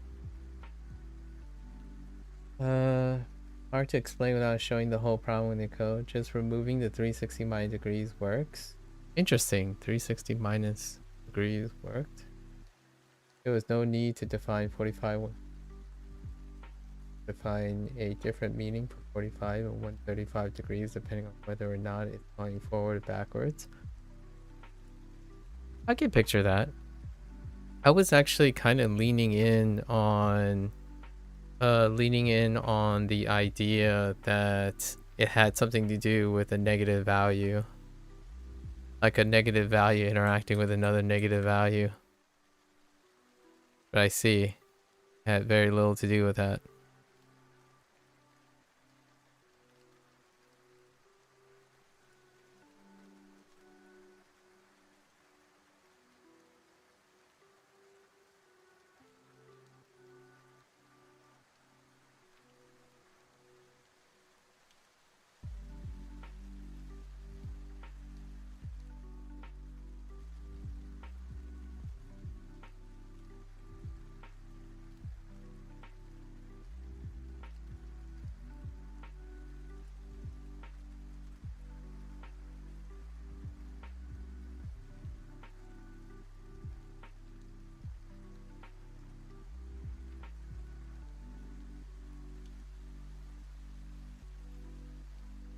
I ended up discarding the pencil.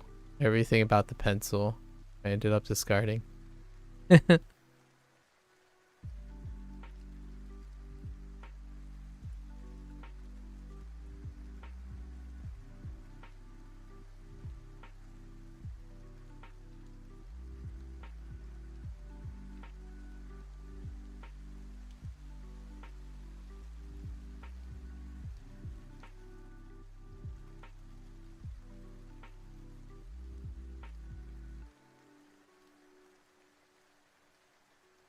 I'm trying to create dimension, basically. Adding a bit of like lighting dimension.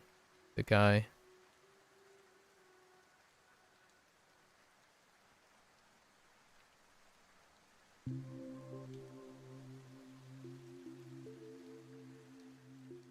But with trying to maintain the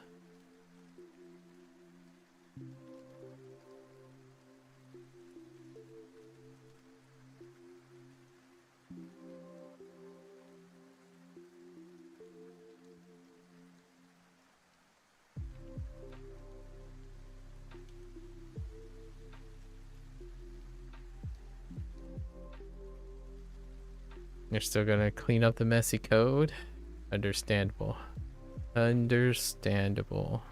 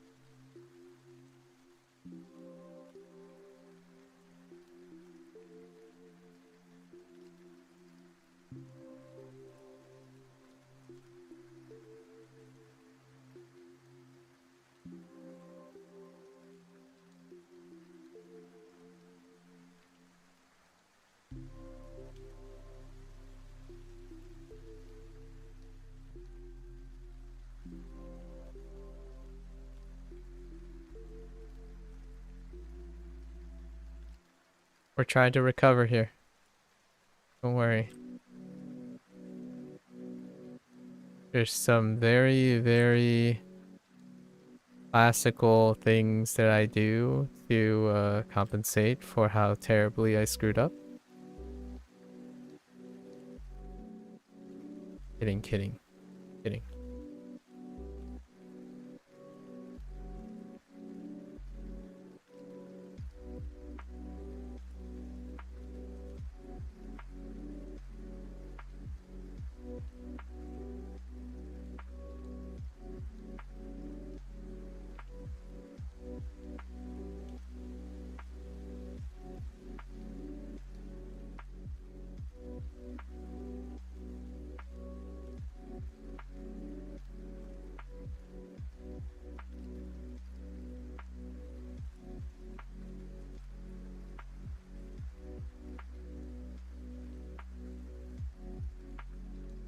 Okay.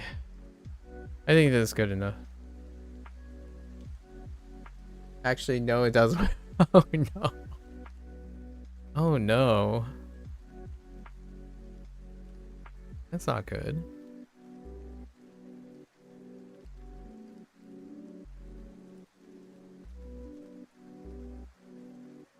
Alright. This is a pretty good prompt. I think it was okay. Not the greatest, but it's okay. I need a lot more work on my volume.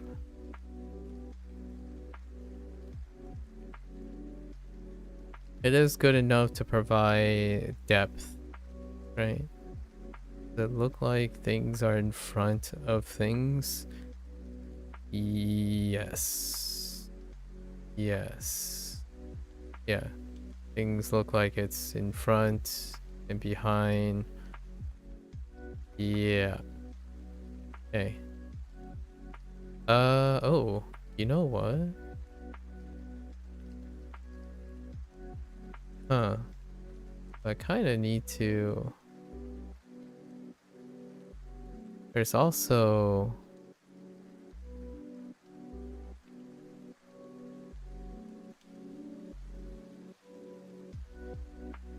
Wait.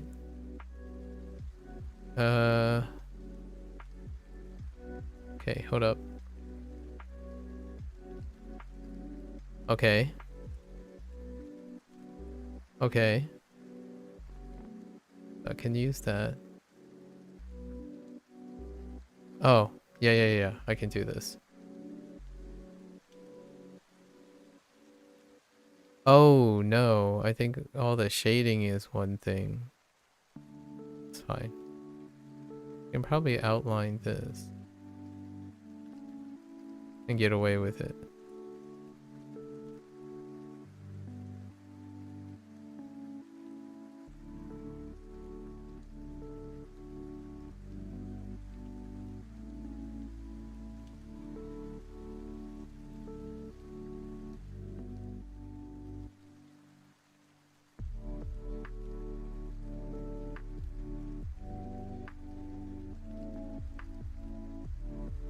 Oh, whoops. Is it here? Yes.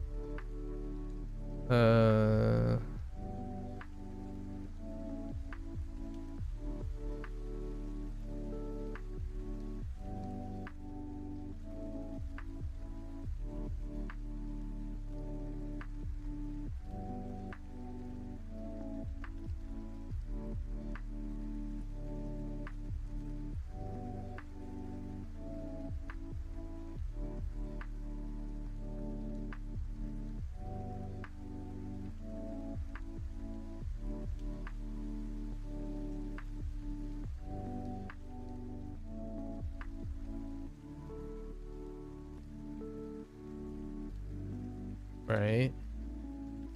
And then, oh.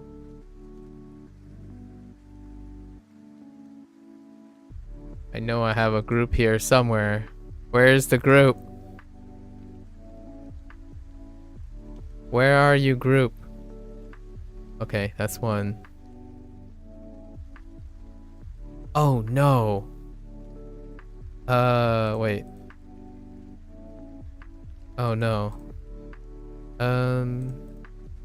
Wait.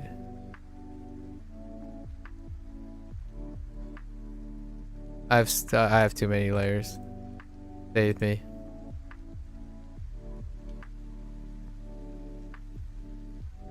Okay, hold up. Hold up. I have another thing I can do. I forgot about separating the distance.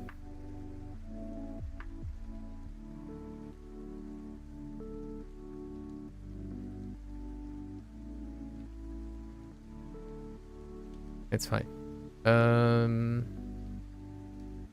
All we do is take this, do this, do this.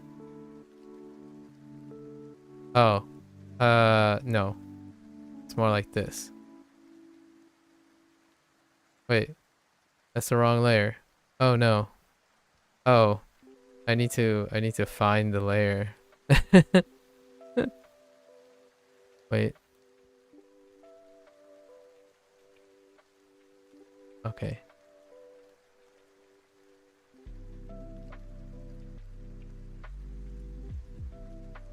Okay. And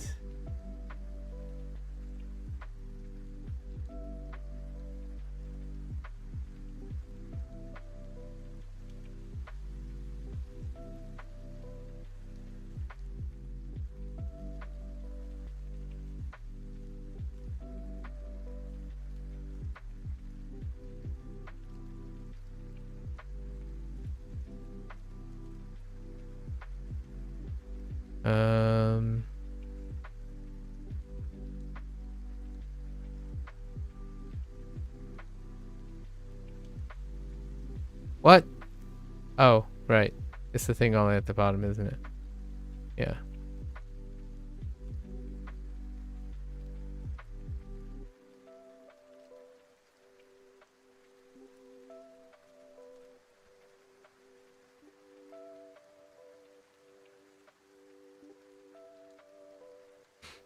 Hmm.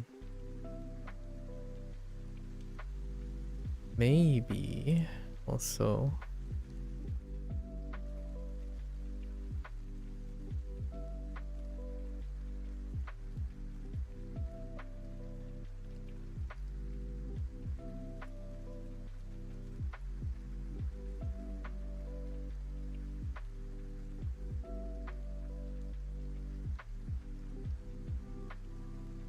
it's okay.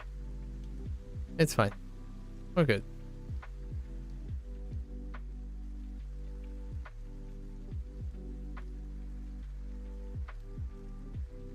Think you fixed again, but it added more loops.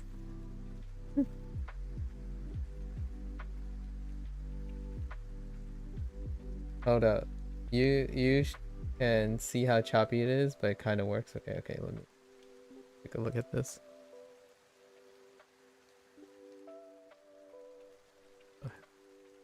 Ooh, that's a chonker.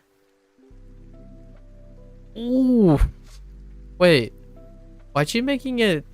Okay. I'm gonna have to was the Atari breakout really left and right? You didn't make it up and down? Huh. Before you say anything, it had to be sideways. That's what the prof wanted. Oh, okay. Was there something specific about left and right that warranted the left and right? As opposed to,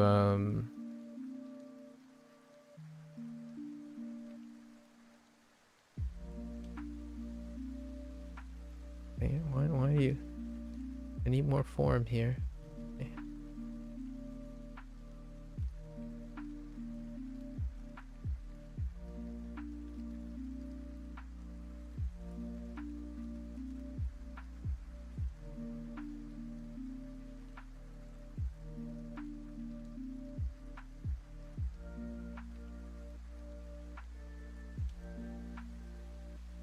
All right, that's good enough. We tried.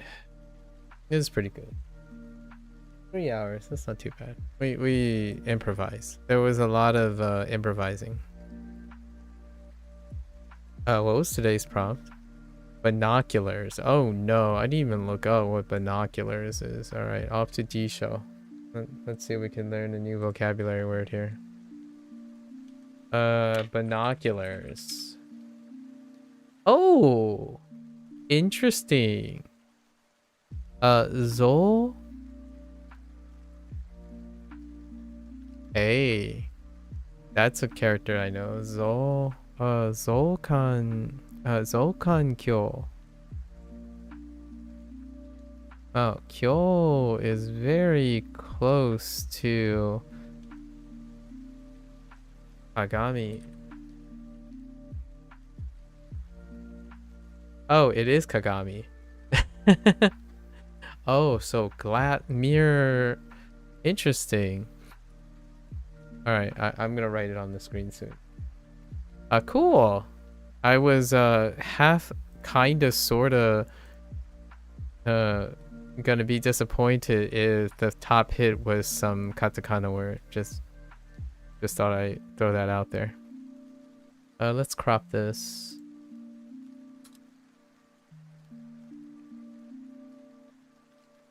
Looks pretty good, if I do say so myself. It looks okay. In case people didn't know what I was trying to draw, that's not a raccoon.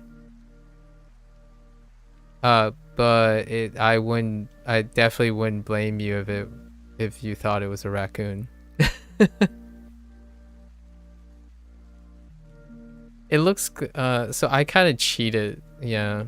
You know why I'm sure you probably noticed why it looks clean. The reason why it looks clean is I did the same standard thing where you enclose everything with strong lines, and then you have something messy next to it.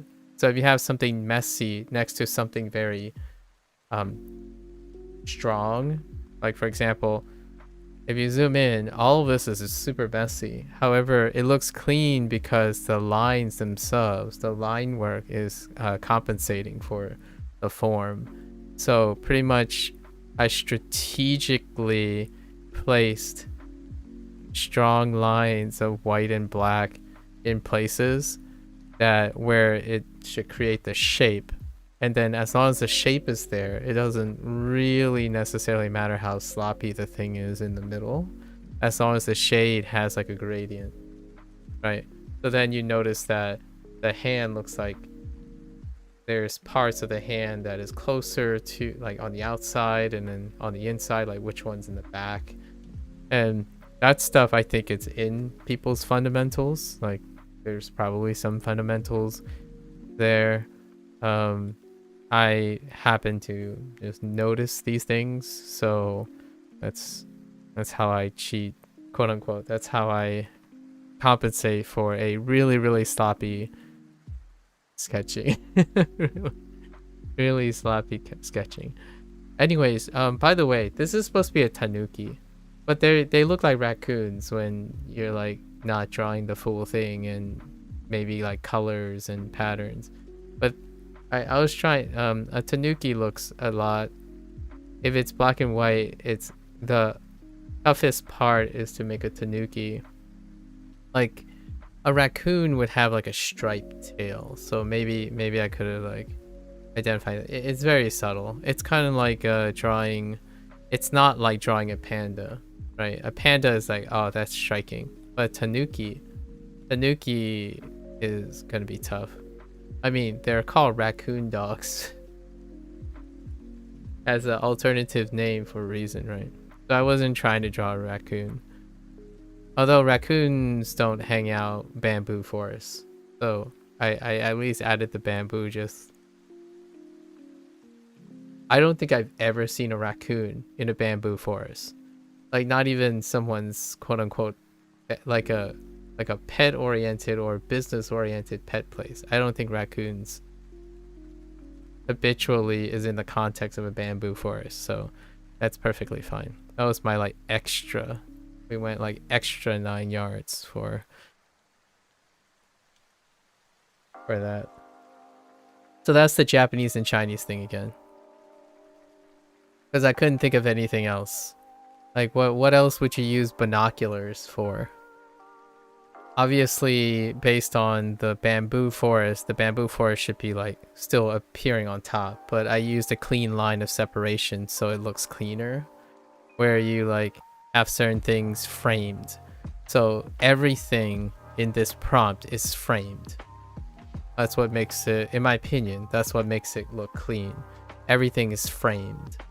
Like there's sharp edges everywhere to close off any of the spots, so that like the mountain is completely separated, even though if you think about it, there should be like leaves or something popping out here or something like that. So it's more like an abstract design than anything. Yeah. Anyways, some thoughts, some things. Now let me try to write this character on here. When did I start drawing? I mean, okay, so technically I started a long time ago, if you know what I mean. Like I started back in high school. We had to draw at some point. However, if we're talking about this type of drawing, right? This type of drawing, it's been... Technically I started 3 years ago. However, I only exclusively draw during this time of day. Like 99% of my drawing is in a 3-month period, or 4-month, sorry. This is the, well, this is going to be the 4th year. So the earliest time I've ever drawn was 2021. So 2021, Inktober. 2021 Inktober was the first time I drawn like 99% of the time. So 99% of the time it was 2001 to now, 2024 Inktober. Those are, it encompasses almost 99% of my drawing time. Other than that, occasionally, okay, I'm gonna say maybe I got a little bit more. I try to create more things during last year after Inktober. Sometimes I continue drawing some stuff after Inktober because I need to create like emotes or a panel, or I can convert this into a panel or something. So let's just say 95%. 5% of the time it's something like the emotes or a panel or like a banner. That's probably the other times. Yeah, well, you technically you never really stop learning art. You know what I mean? Like if you watch anime and stuff and you don't passively watch anime and like be incredibly critical and close and watch visual effects and stuff, you're technically taking input all the time with your eyes.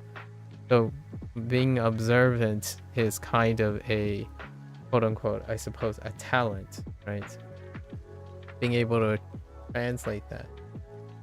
You were big into drawing when you were 13 to 15, haven't really done much since. Yeah, so technically I was really big into drawing when there was art class. And art class started when I moved to a decent school district, and that was when I was 13.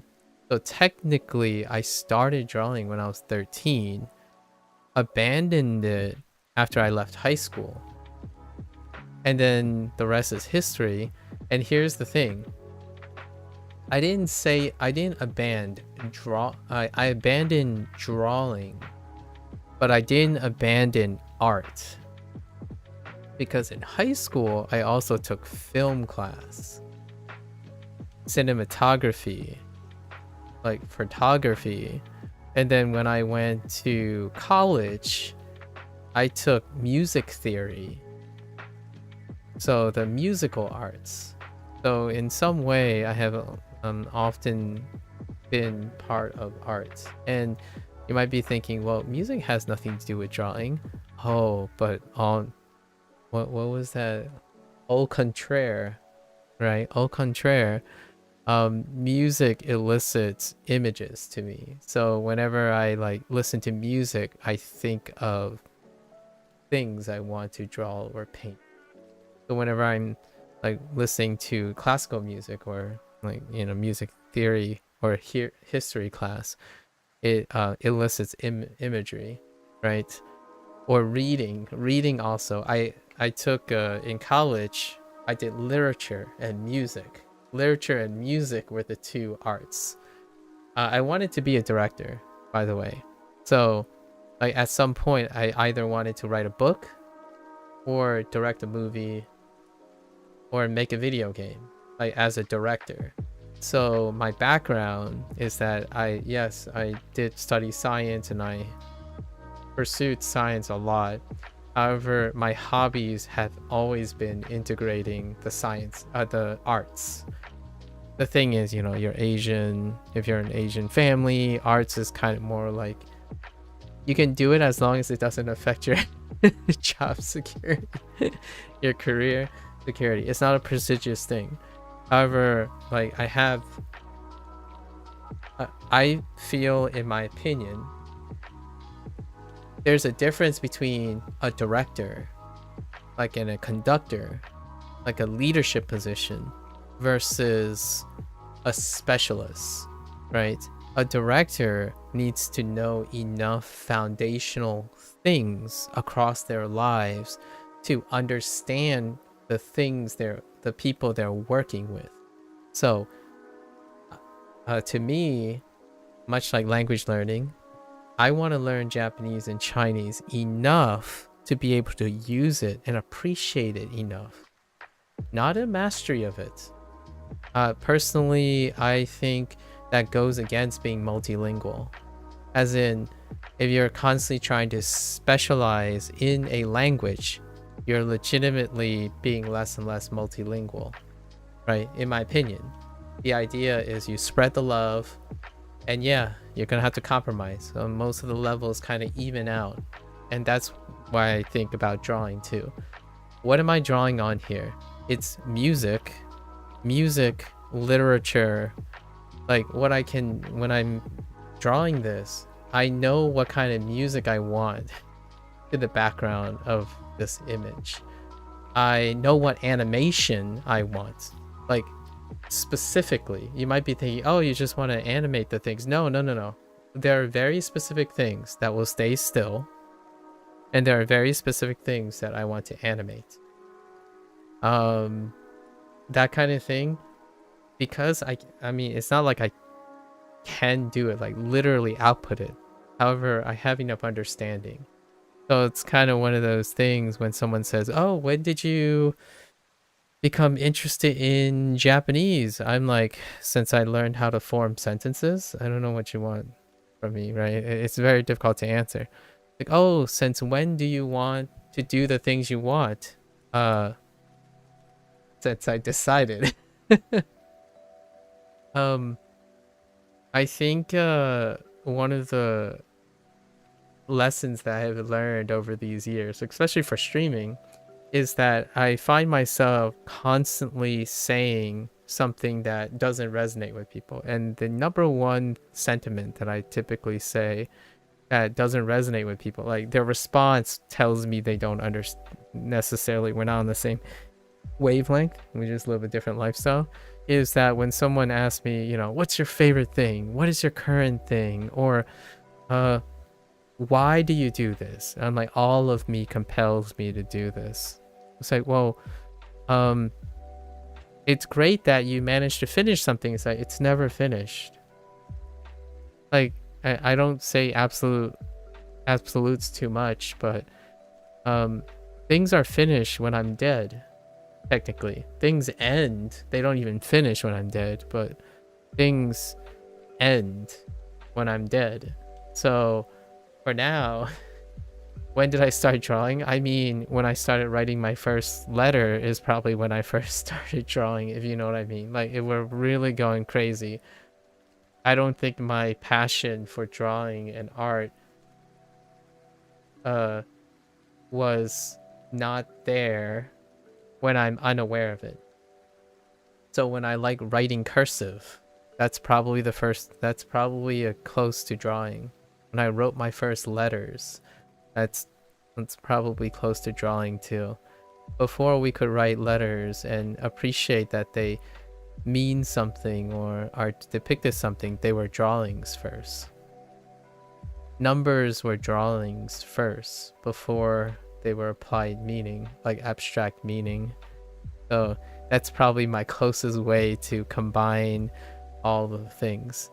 I think it takes a very creative and fruitful mind to be able, this is like my closing remark for the day after I write this stuff. But one thing I love to be surrounded with is seeing how things connect. And if you, and in my opinion, I'm in great company when people, when they do something, when they choose to do something, or when they have to do something, nothing stops them from putting almost all of they can do into it, like all of themselves into it. I feel like that's where the big dissonance is. When someone comes up, it's like, oh, you know, I got bored of this game, but I'm just powering through. I'm like, okay, that sounds like you compartmentalize things, right? There was a time when I did compartmentalize, not anymore though. I think nowadays it's like, why can't this be interesting? I think the challenge is to find something that's not interesting. I'm trying to. There are examples. I'm not saying there aren't examples, although it would have to take me a while to think about what is not interesting. And that's art. I think humans, when they go around saying, well, this isn't important, you shouldn't think this is important either. Okay. Is it life or death? Is it necessity? I agree. Objectivity is great. When someone tells you, like, this game, why are you so serious about this game? It's just a game. Then you pretty much don't understand what I mean by finding beauty and meaning in everything you do or choose to do. If you go around easily saying, oh, like, I don't care about this, so therefore it shouldn't be important, right? What someone chooses, then yeah, we're definitely on a different wavelength. When someone chooses to do something, my first assumption, I make very few assumptions a lot of times, fully conditionally. To me, I've convinced myself, if I see someone who is doing something that no one asked for, or no one is, there's no incentive or necessity, my first presumption is I'm going to assume it's important to them. And I do everything I can possibly know to figure out why it's important to them. Not the opposite. However, over 60%, if not more nowadays, more than half of the interactions are people projecting their selfish value system onto someone else, and then begin to wonder when they meet someone that they admire, or when they meet someone that they want to ask a question and look up to them, and they ask, why do you do this? Like, how'd you get so good? Or how do you keep on going? And those would be the same people that don't understand. It's like, well, that's because what I do is important, and no one else could convince me otherwise. What I chosen to do, like what I choose to do, is important to me, and no one else can change that. Not jobs, right? There are important jobs, there are less important, there's lots of objective ways to do jobs and eating and health and stuff. There are rights and wrongs, or factual things in health and stuff. When you choose creatively to do something, and someone comes up to you and say, oh, this is a waste of time, to be really direct, their breath is a waste of time.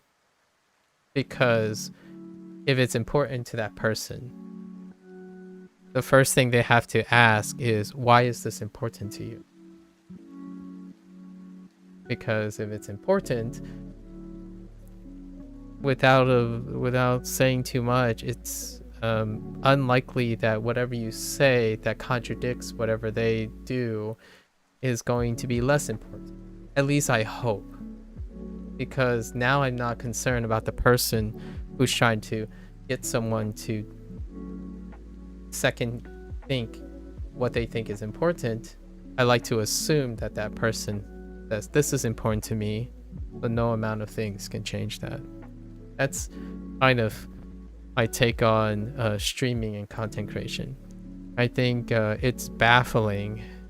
It's sometimes baffling and filled with cognitive dissonance when someone cheers for something they care about and then jeers. I think that's a word, right? Wait, let me look.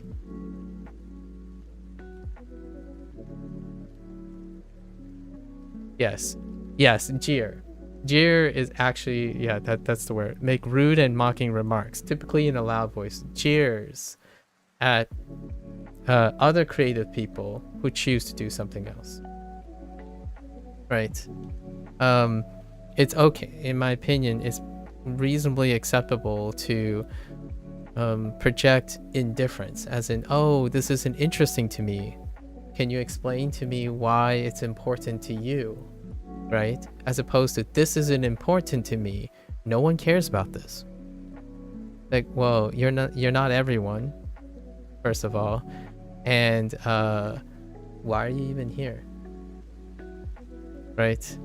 We're not talking about like health advice or something like that, like a channel dealing with health advice or culture or something. Just passionate things.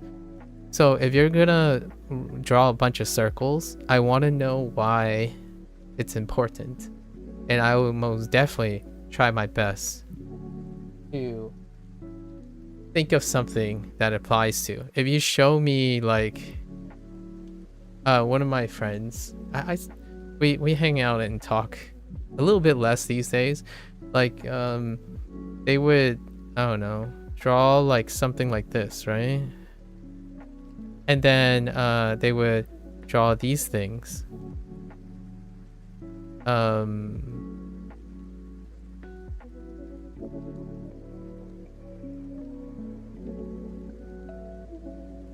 Right? You could draw something like this.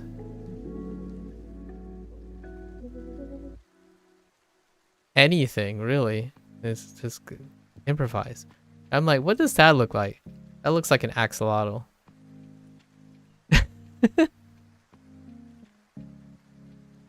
Let's put like, see, axolotl. Let's make like, you know? Okay, that mouth kind of makes it very scary looking. If you show me a bunch of circles, I'll tell you what I see in it. Right? Like, what do you see here? You gotta add, embellish, contextualize. Right? Anyways, that was a good way to add a little bit of yap into good question. I always appreciate the question. Questions, my answers, you know, always come with a story answer, and maybe a slight yap. All right, let's write this stuff.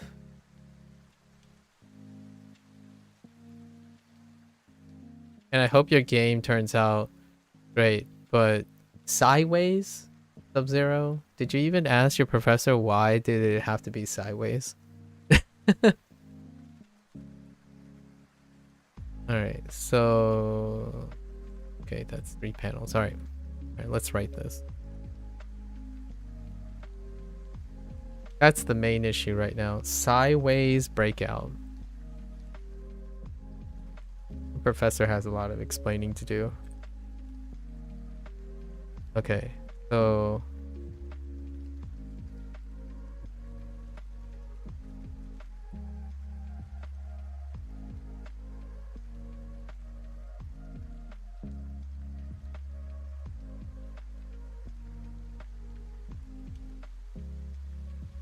We're technically... Oh, no.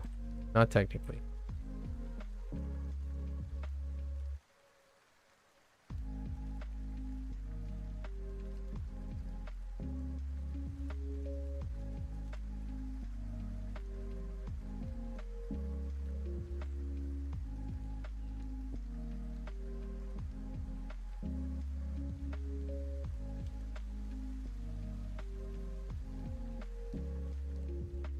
Wait.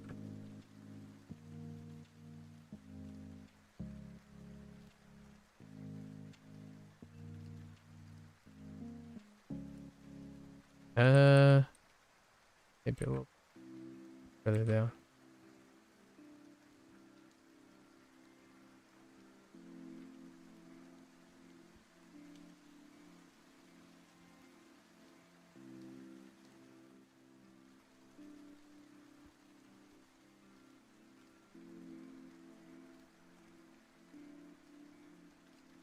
Why is this so fat? Stop. I'm not like lifting fast enough. I'm pressing too hard in the middle. What the heck? Weird.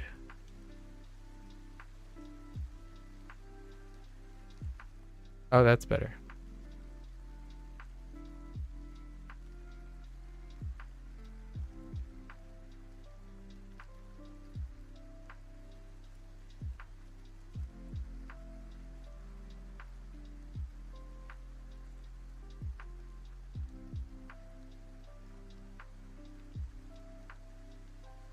I hope I didn't miss a stroke. No, I'm good.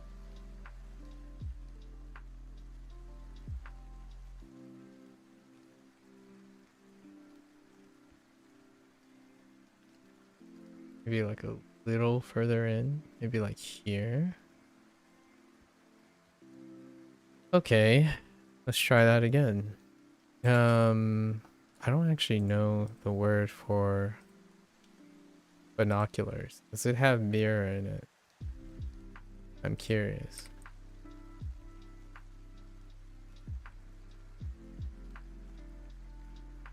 Holy. Oh, it does have mirror in it though. But it's so long. Oh. Oh, I see it. Shuang. Okay. Shuang Tong.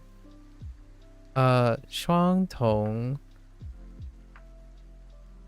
Wang Ye. Wang Yan Jing. Wang Yan Jing. It's so long. Oh no. But it does have all the characters though. Interesting. Very interesting. What's today's theme? Today's theme is binoculars. And then we're at the end of today's theme. Funny enough, the Chinese and the Japanese are, this time the Chinese have more characters. Interesting. So it is Shuang. Yeah, it is Shuang. Okay. Where me brush? Okay, me brush. Okay. Shuang. Oh.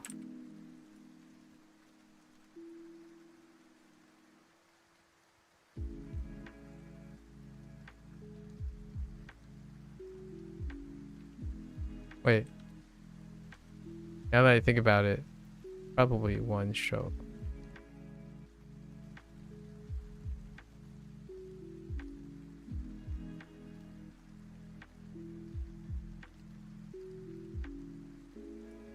I need to make sure I don't write too large, but my zoom is like desperately different.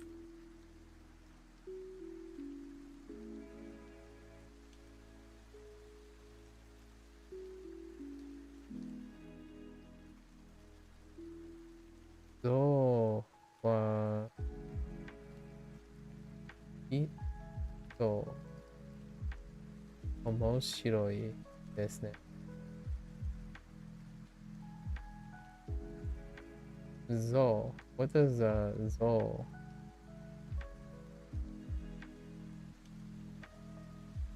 In this context.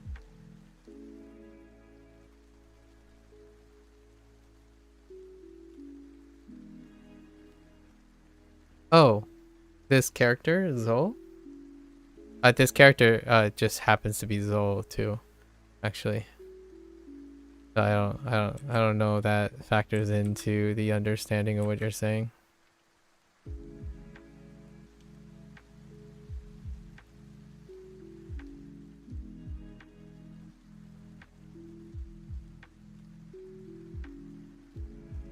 Oh boy. Oh boy, oh boy. Oh my gosh. That's so no. That might be a little too fat. Okay, fine. We'll just ignore it. I don't have this character yet. Oh, I have Tong. Oh, I do have Tong though. Tong. Tong.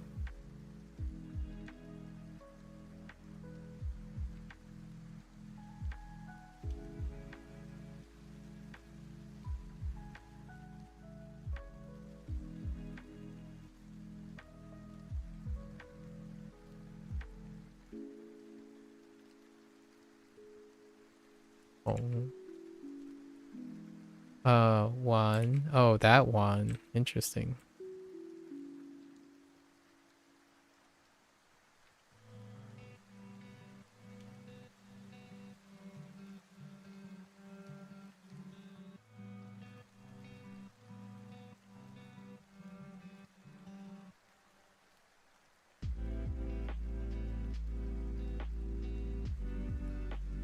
It's so flat. Oh my gosh. I wrote it so tiny. Probably because it's so close to this thing.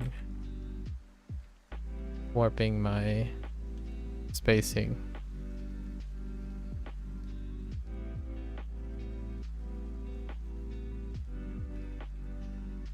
I have a drawing tablet.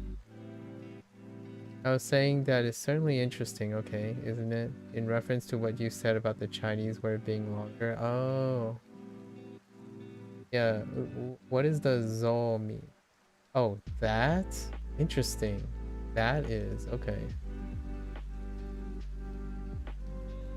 I haven't used that in that way. Interesting, zo. I know the rest, and most of the time when it comes to that is sorewa. Oh, it's so. Oh, sorry. Oh, sorry. So, but it's still, that doesn't change anything.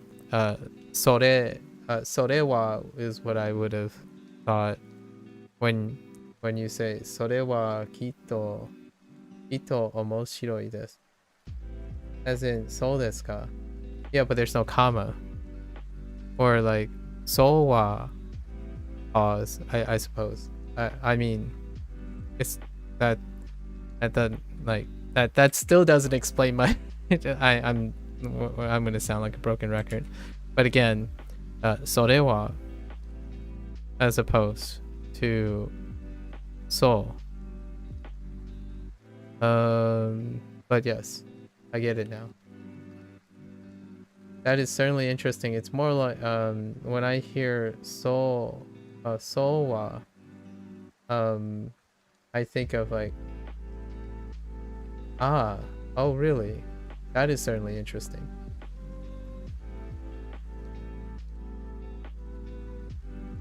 But I didn't realize you could use it that way, so that's news to me. The more you know. Right, so they are related words, so that no, I know, yes, I know the soado, like kosoado relations. Yes, they are related. I got it. I got that.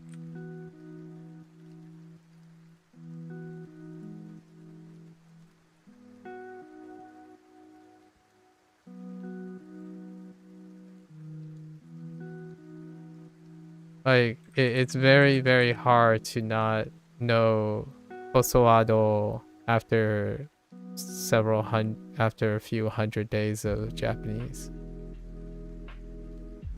In that context, that's interesting that you used it that way.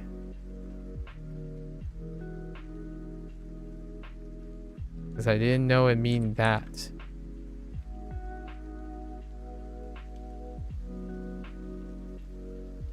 Or it could mean that.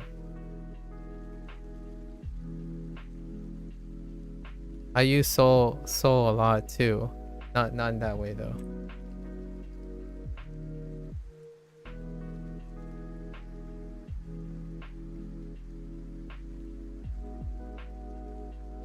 So that's new.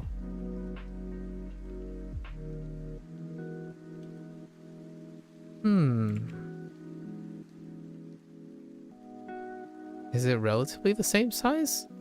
I was kind of filling out the size.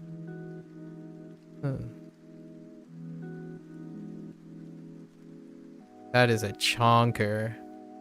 Look at how long that is. So, one. I don't know what one. Oh, wait. Could it mean like a concave glass?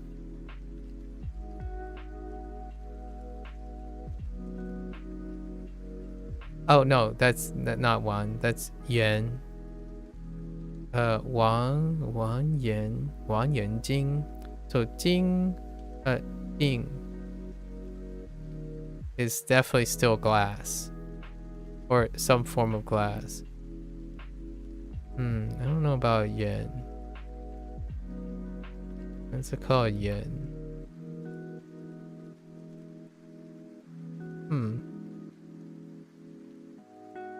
What does this mean in Japanese? Like this character. The only use of this character that I have used is a counter for shoes. That doesn't help.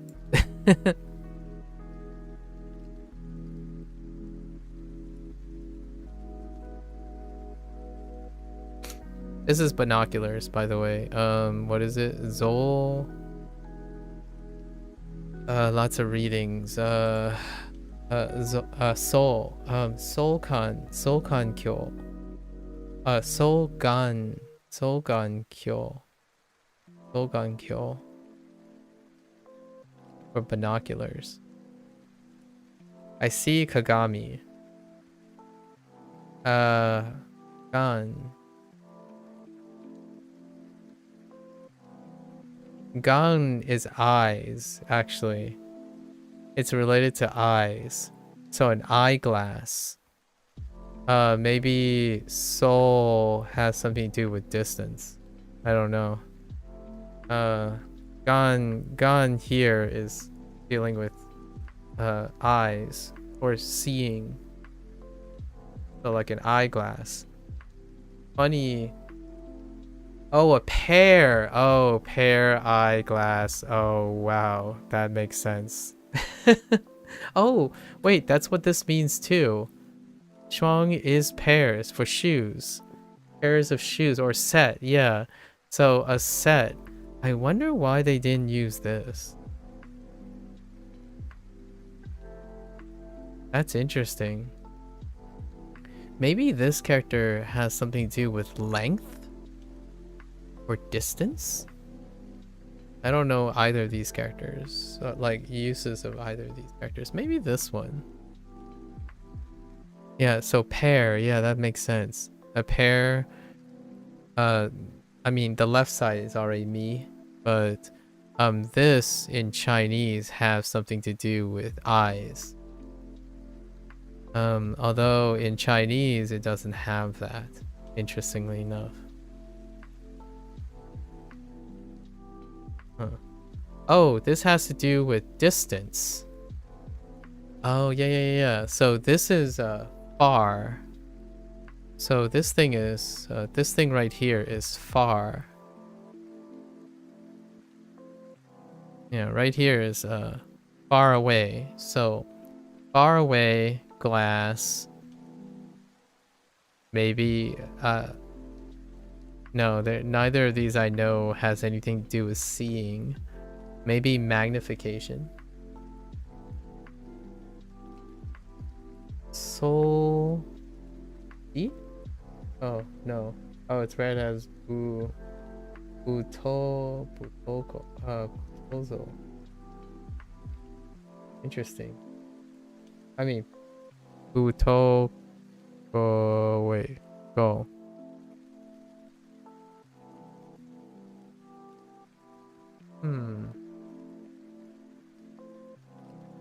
Wins.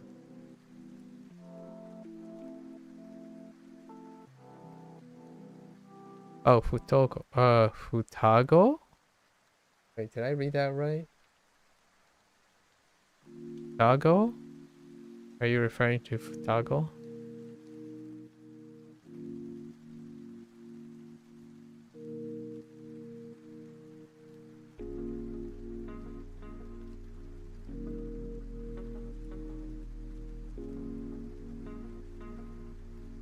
Oh, well, I didn't read it. I don't actually, yeah, I didn't read it. I was looking at Jisho.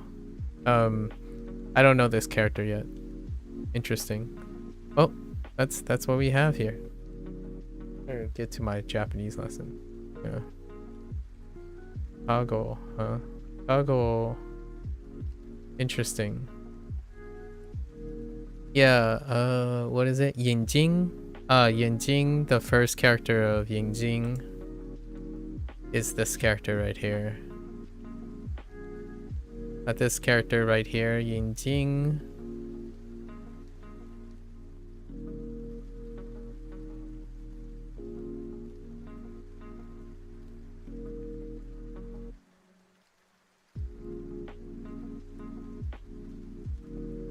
Yeah, Yinjing. So this has to do with eyes, but it's interesting that it's over here in the Japanese one, but nowhere to be found in the Chinese one. Although the Japanese one has nothing to do with distance, but the Chinese one has something to do with distance. That's funny. That's all I can make out. We'll revisit these in the future. And then see if there's anything else interesting I can pick up. But right now, too limited. I'm too limited in my vocabulary, my characters. It's neat though. And it's binoculars, and we added our Japanese and Chinese references. So we're good to go. Where's my white brush? I like this white brush. Let's continue to use this white brush.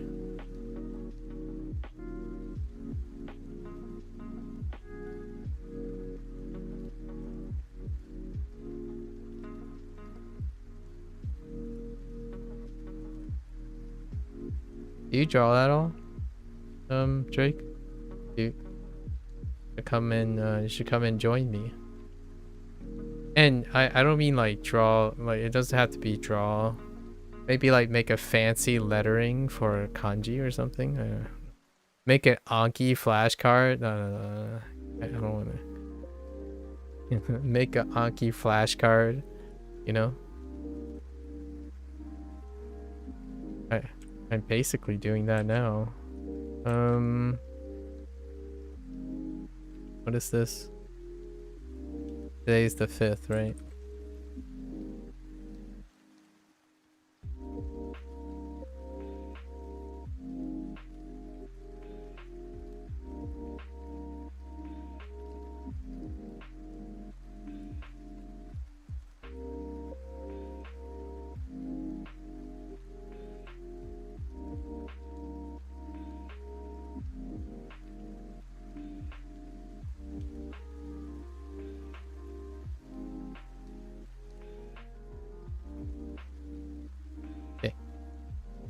If I were to draw, it would be simple stick figures as probably a 5-year-old could do. Better at drawing? Nah, nonsense. You can turn that stick figure into something else. Honestly, that's how my prompts start, you know? You can get fancier as you go. Just start with stick figures, you know? Like stick figures, you know, the body could turn into like, you can put a square, like your neck is like a square. Just imagine a square, and then you have like a rhomboid. You draw circles for shoulders, right? Draw circles for shoulders.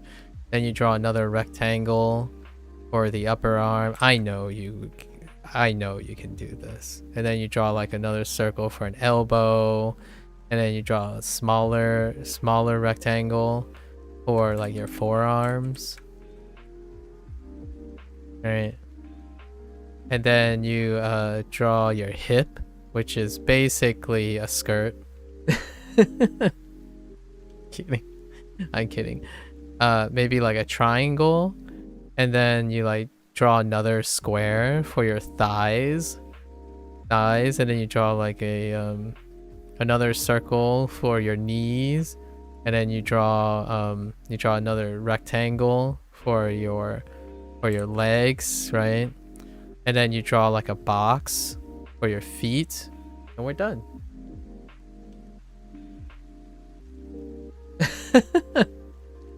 Oh, and don't forget like the box for the hands. And then this is perfectly serviceable. Don't forget, like, you can draw circles for the eyes. You can draw a triangle for the nose and a rectangle for the mouth. And hair could be triangles. You know, here's a triangle. Whoops. Hairs could be like one triangle. Stack those triangles. And then like turn the triangles a little. Right? Turn the triangles a little, and then you're good to go. Now you got hair. Oh yeah, what a beauty. What a beauty this guy is. The reason why I use only simple shapes is someone else is picking up drawing. Resembles an automaton? Yeah, exactly. Automaton. Someone started and they're taking like lessons. They're taking drawing lessons, and I'm guessing the drawing lessons deal with like starting with basic shapes. So it's like doing tons and tons of circles, doing tons, and eventually you get the 3 primary shapes. I didn't do it this way. That's not how I learned it. However, I can imagine that's a good place to start. My favorite thing, Foon showed me that they were practicing circles, and when they showed me like a grid of circles like this, like a grid of circles, where they were practicing, my only thought was, man, if you had a rectangle, right, and another rectangle, and then draw another box within a box. Whoops. Another box within a box. Yeah, boba tea.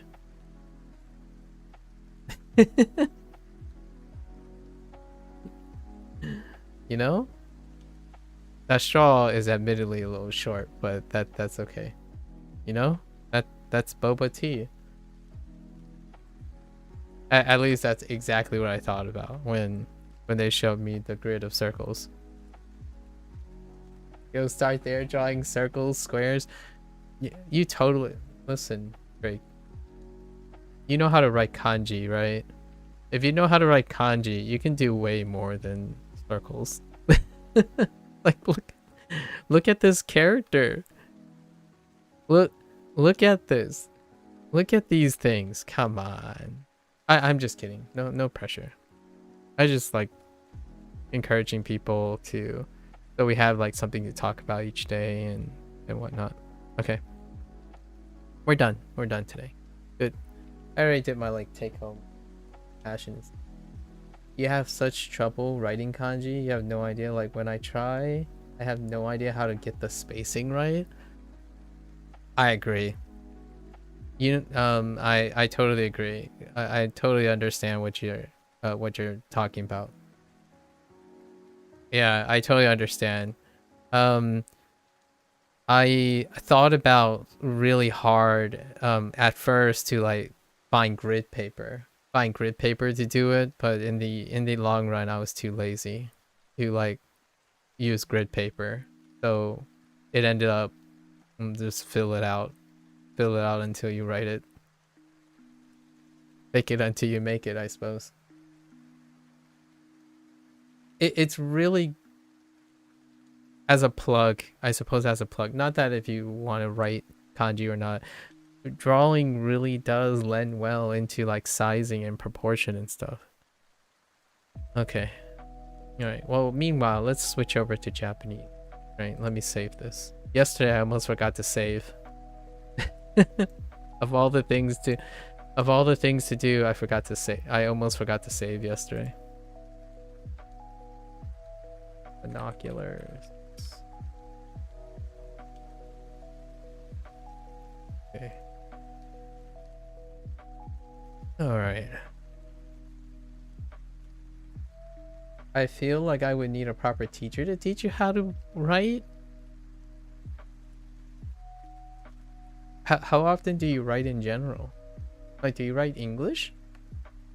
I'm gonna be real with you. That's an honest question, because if it wasn't for streaming, I do zero writing, like in any language. Also, my English penmanship is also pretty garbage. I struggle with ever trying to look nice. Oh, not very often anymore. I see. Yeah, like since I left school, right? Like since I stopped going to university and stuff, I don't think I've ever written anything on like occasionally I would like sign my name or write a letter for my parents or something, but boy, And I write in all caps in English. This stuff is fun. This stuff is fun though. You type faster on keyboard than you'll ever could with pen and paper. I think that's true for whatever you're most. Actually, I don't see myself ever writing. Well, okay, not English. No way. Like, heck no. But I'm not sure about. No, it's still the same. Even right now, like after spending, I think I probably wrote kanji and Hanzi for more than like 2,000 hours combined now. Let me see. No, not 2,000. That's too much. Like 1,500 hours combined, and I barely typed, and I still think, yeah, if I typed it would still be faster. Probably the only thing that I say that would slow me down is that sometimes I write the character without thinking about it. So like when I say a word, my hand would write the character, as opposed to saying like, oh, like having to.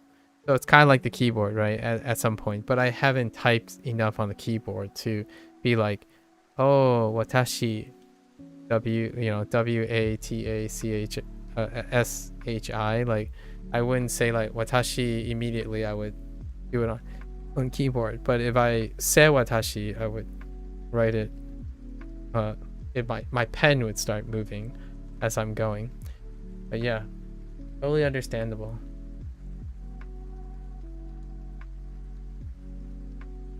Okay, that's enough talking about language learning. We're gonna go into actual language learning. We had new vocab yesterday. Let me switch.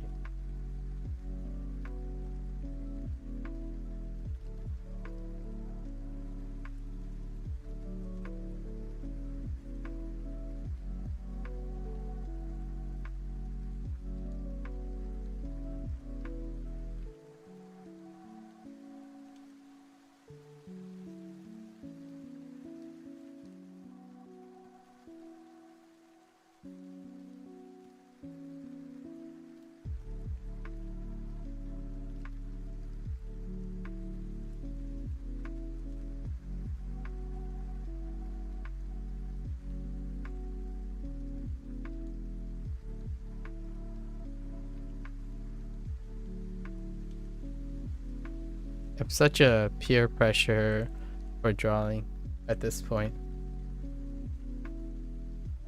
It has, I don't think it has any practical use per se in this day and age.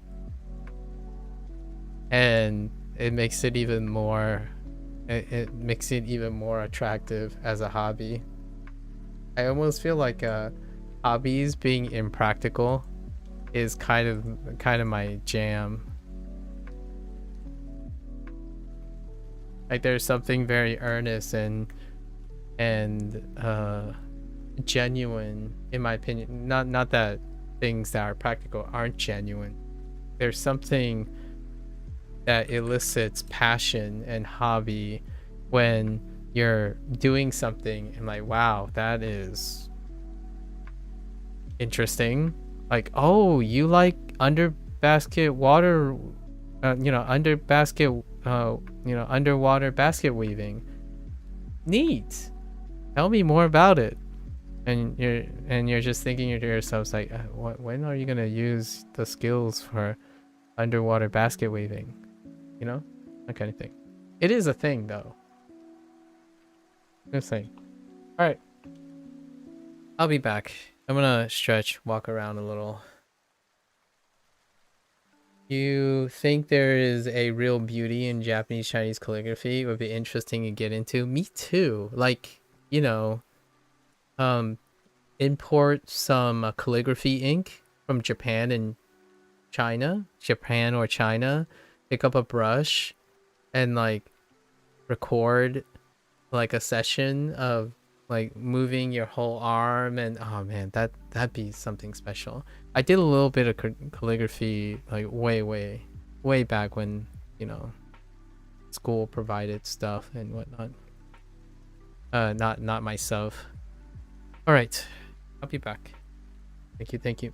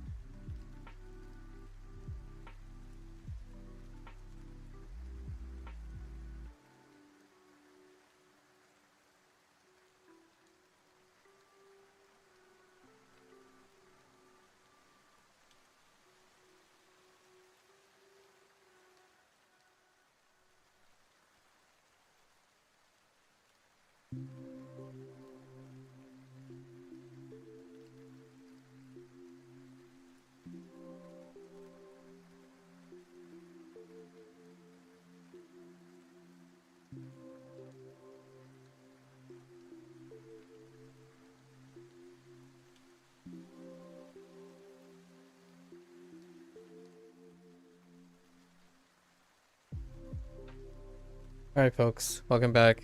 It is day 230. Konnichiwa. Minasan yokoso.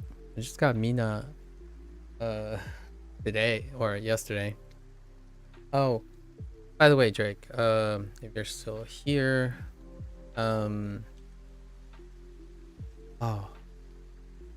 totally forgot what I was gonna say. Dang it. It was something related to Tadaima. It was related to pairs. Oh, the pair counter, right? The pair counter you mentioned. That's a counter, right? And then Futago is twins, but is the character itself a pair counter?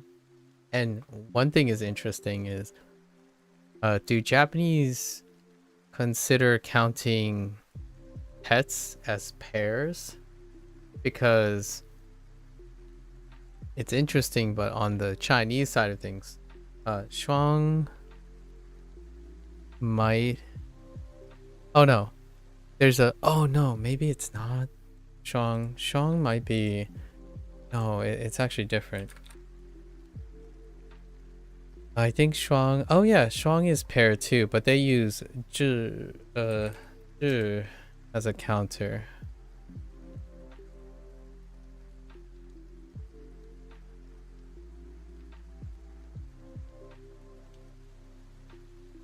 Like there's this thing about pets. Pets being in pairs. But I don't know, because I have a few counters already for describing specific pets, like counting animals, but I'm kind of curious. After you mentioned the twin thing, like what else comes in pairs? Like do dogs come in pairs? Inu? Inu and right, Neko.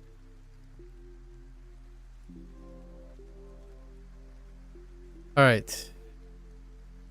Unit 56. Yesterday was a new vocab.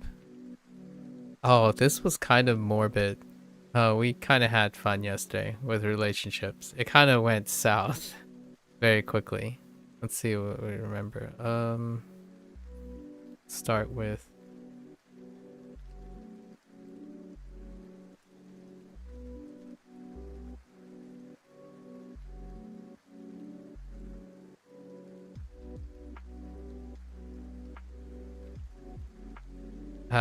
that's a good start. We start by getting stuck on the first thing. Wait.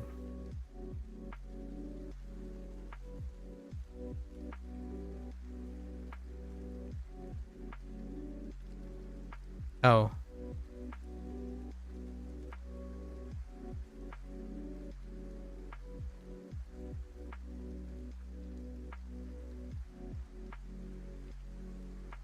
That could be written a little better. Oh my gosh, dude. Not registering when I'm hovering. Oh, Lipa.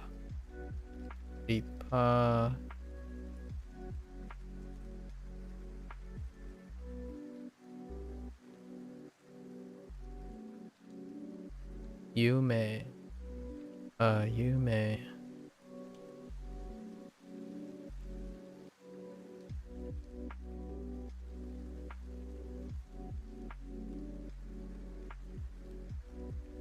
According to Jisho,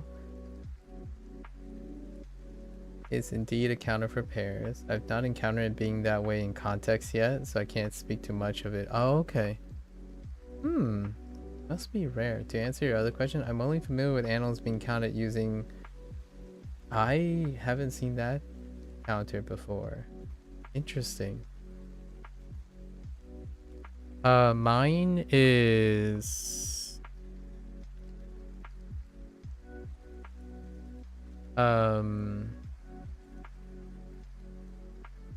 Mine is...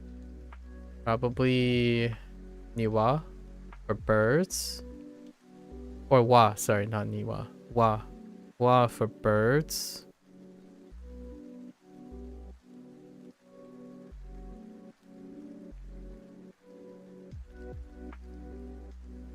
And oh no, I have encountered it. It's because I haven't gotten the kanji for it. Yeah. Hiki slash biki are the other one. Wa is the other one. It's wa and hiki and biki. That's it. Or hiki biki. Yeah, that is the one. Yeah. Yeah, I haven't gotten the kanji yet. But yes, looking at that. And then pairs, interesting.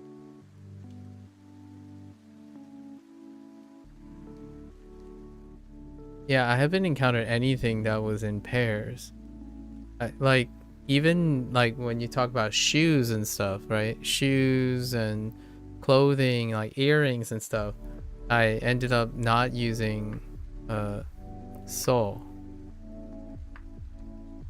Oh, interesting.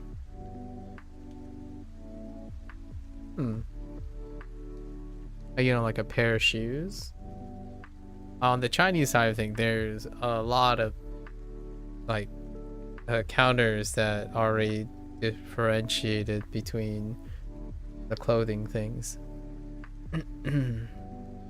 So it was a curious thought. Um.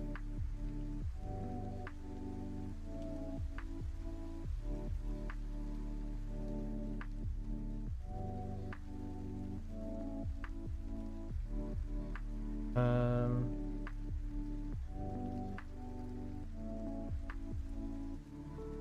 On. Oh, right.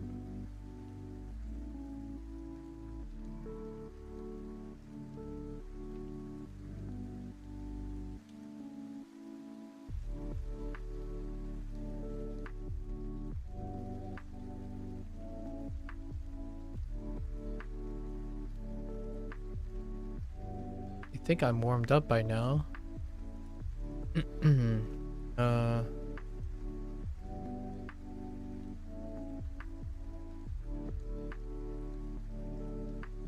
Hmm.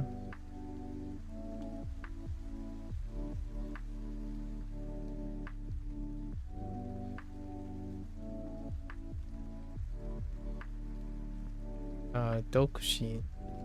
Dokushin.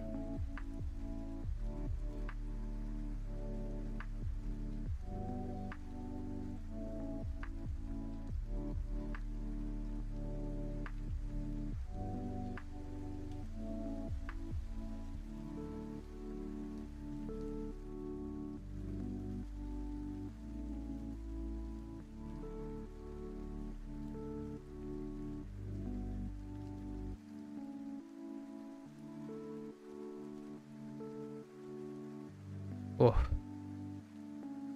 I went a little too far down. Fine.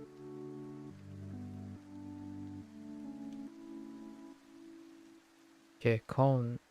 Kekon. Kekon. I think probably one of the few cases you've encountered is in games. For example, is a twin blade. Oh, or dual swords, however you want to look at it. Ah. Does it happen to be Monster Hunter? Kidding, kidding. But twin blades, I could see it come up in Monster Hunter. Kekon.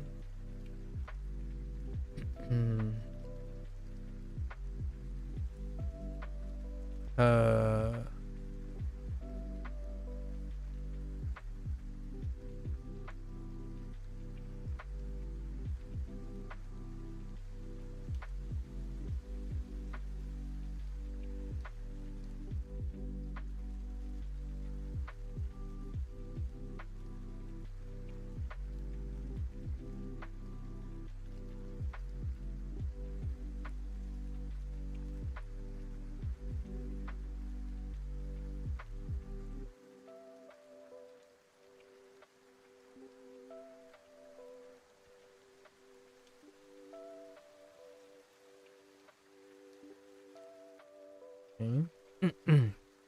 Recon.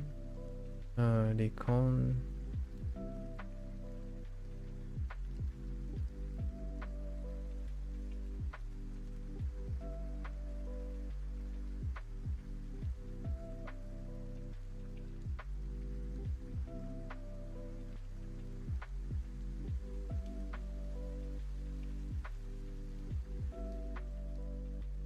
Uh.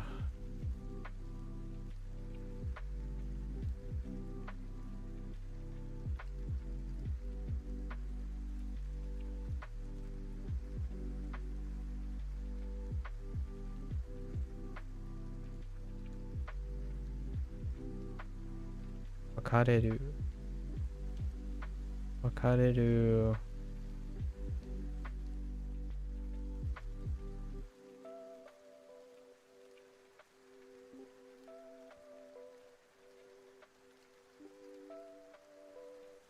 Shinu.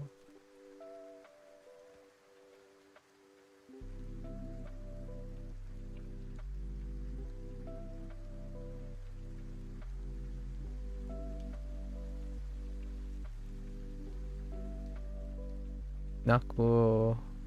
Nakunaru. Nakunaru. It got dark. This unit got dark. Okay.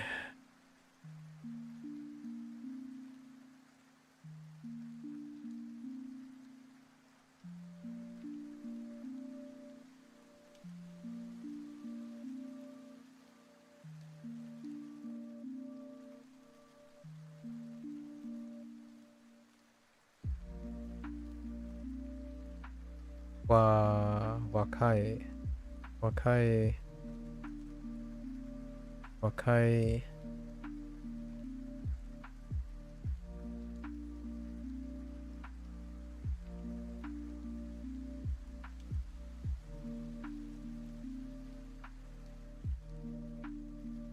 Akachan.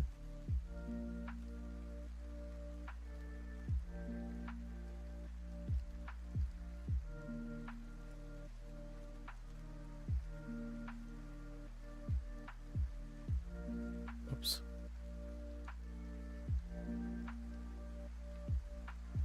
Umareru. Umareru.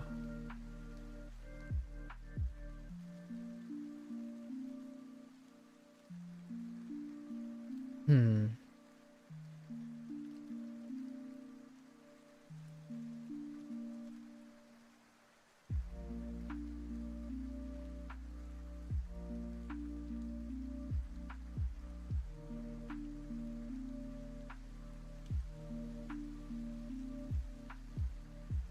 Otoko. Onna.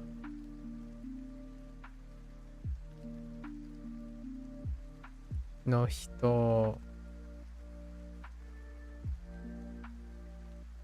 No ko.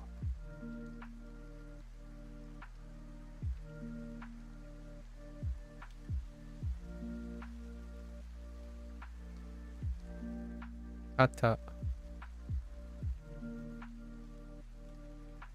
I can't remember specifically. I think perhaps even Final Fantasy 14 they have a role called Viper. Oh, that uses dual swords. Also, one of the political parties in the game uses it in their name. Oh, I see. Fair enough. Fair enough. That does sound like a very edgy name.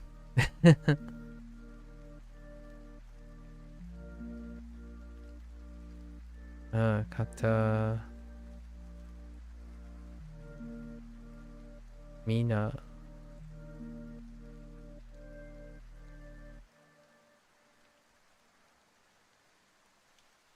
Mina.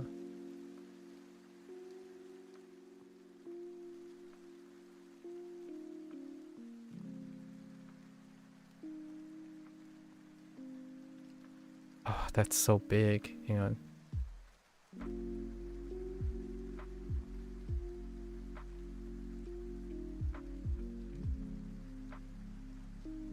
Wait. Mina. Mina. What is it? Oh. Oze.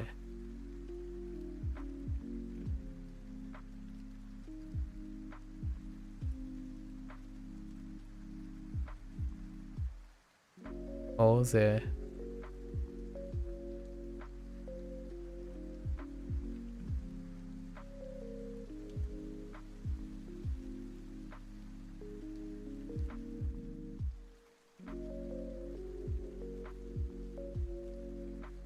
Kareshi. Kanojo.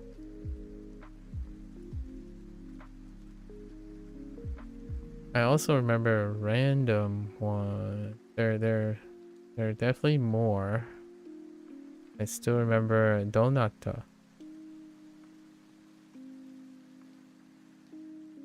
Donata.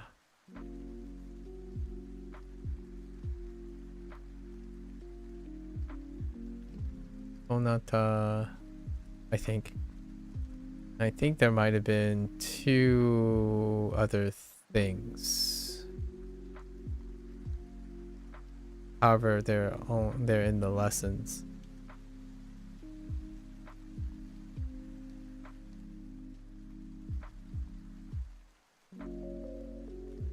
Yeah, I think that's everything from Unit 56. Unit 55. What was Unit 55?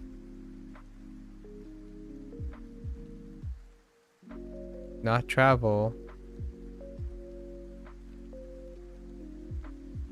Not days.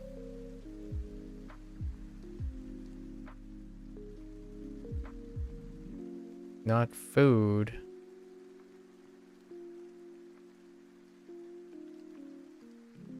Weather? No, not weather. I have no idea. Oh, common items. Shop for common items. Okay.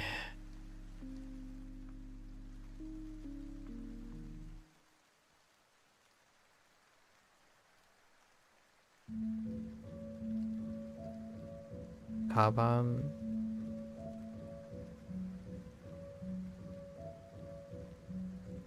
Uh-oh.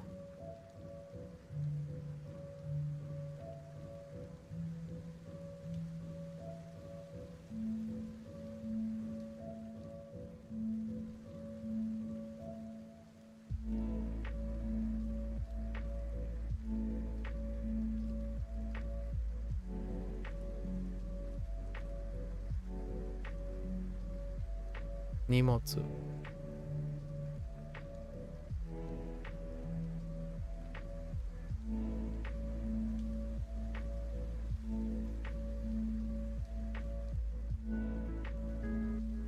Kaifu.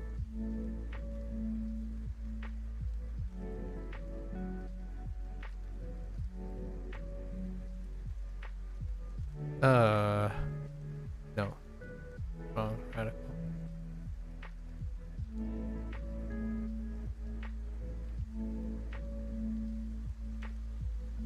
Ude.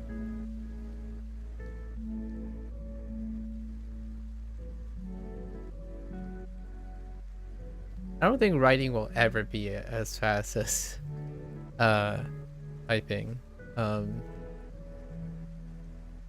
When it comes to this, at least for me personally, I don't imagine myself ever writing faster than typing.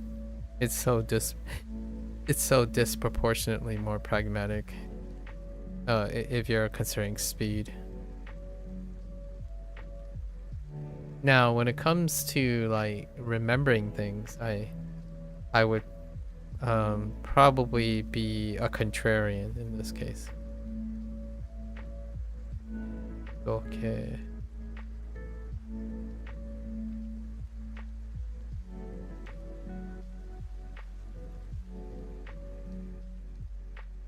Yeah, doke. Ude doke.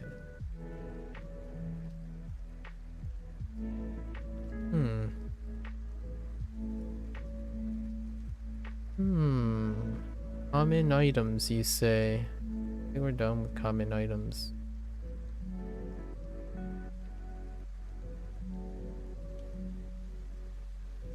Yeah.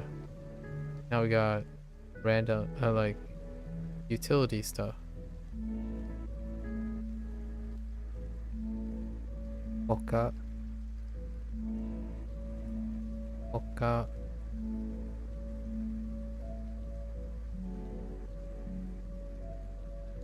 Iroiro.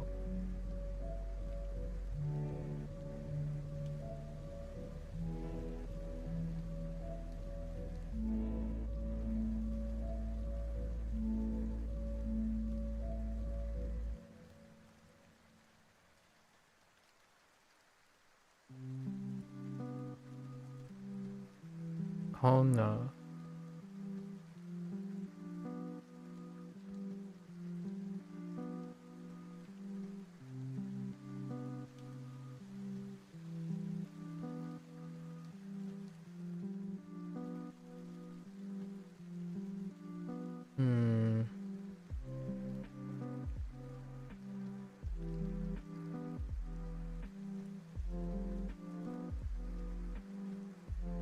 Okay.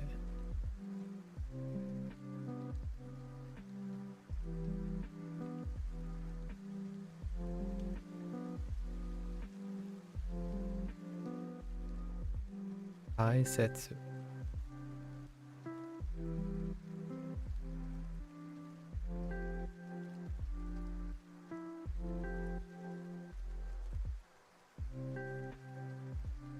Motsu.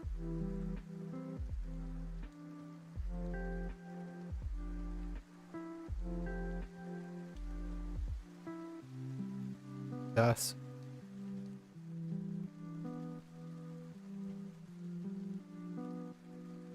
入れる。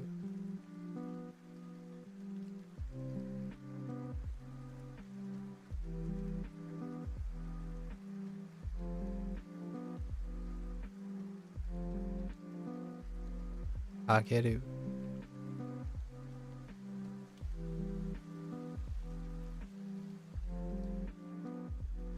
もらう。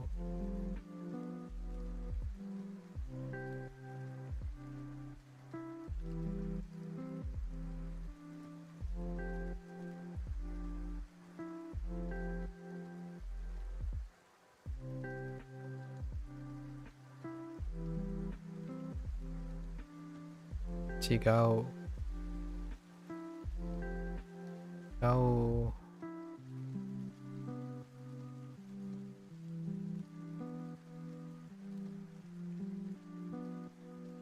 同じ。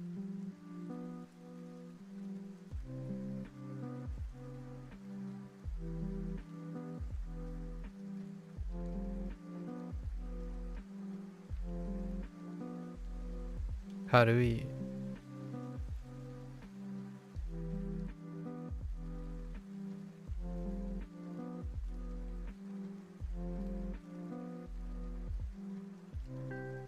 重い。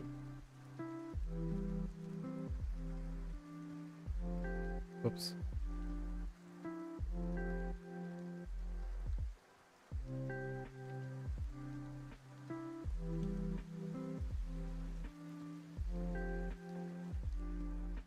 丈夫。丈夫。Hmm.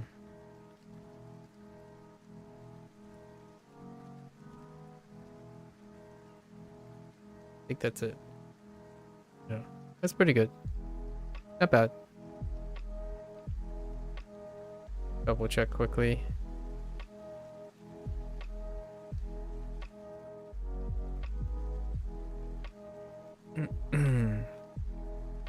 가방. 가방.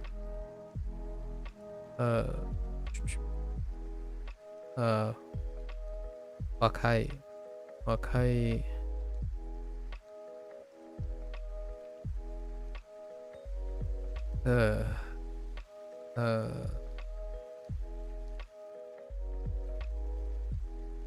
우대. And okay. 우대 okay. 나이프. 오카. 어머이. 가루이. 요부.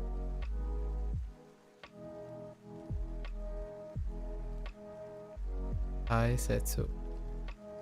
違う。同じ。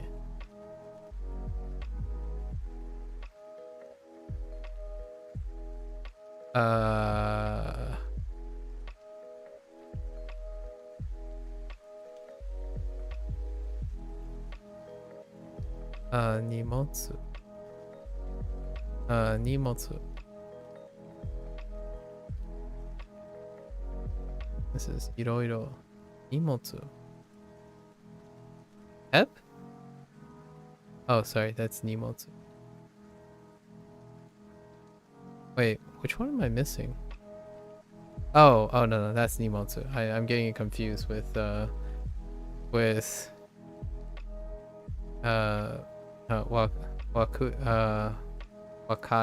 wakai from here, which is using the top crown. The crown is the same.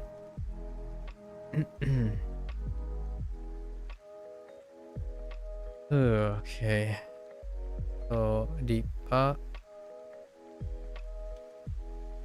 Otoko. Otoko. Otoko. Otoko no hito.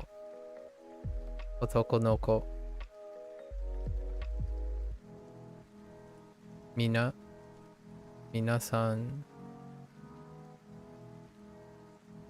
They're mina. No. Wait. I'll have to hold off on that. Uh, Oze. Oze. On. It on. It on. That character is not here.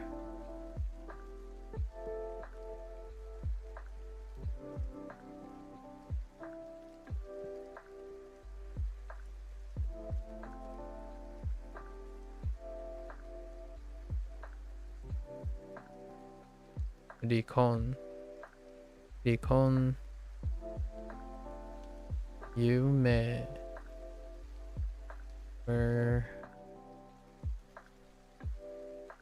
Yume. Wakai. Oh no, it's right here. Just kidding. It's right there. It's just really dense and hard to spot.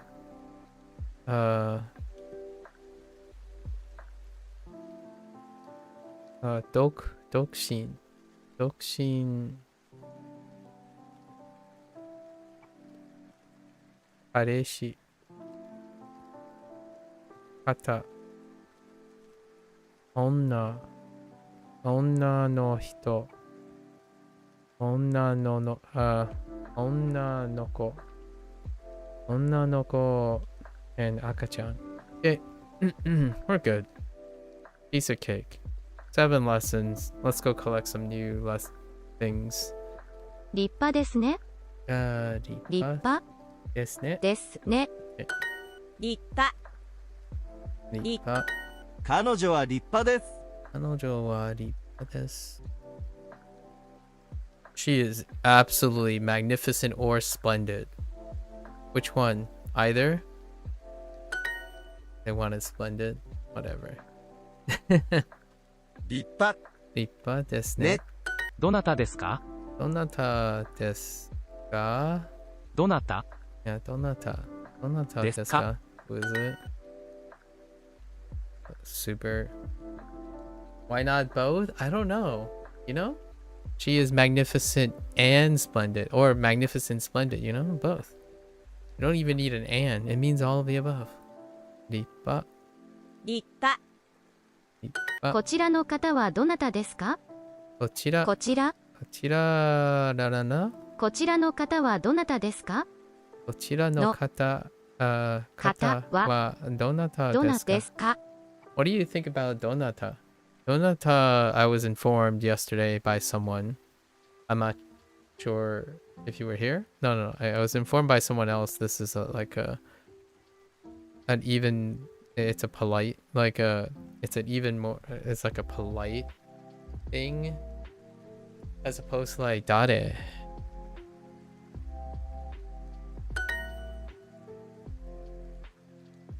I am a woman, you know. Oh, okay.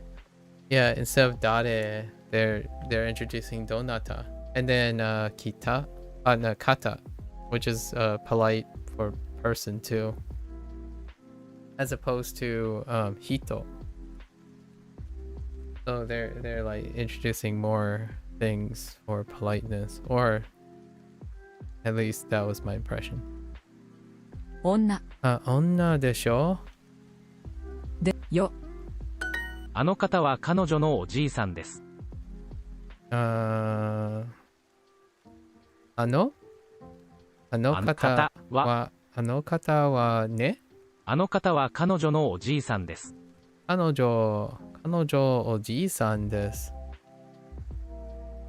Oh, here's one. 呼び。So to call, I need to remember to call. It's not on the list.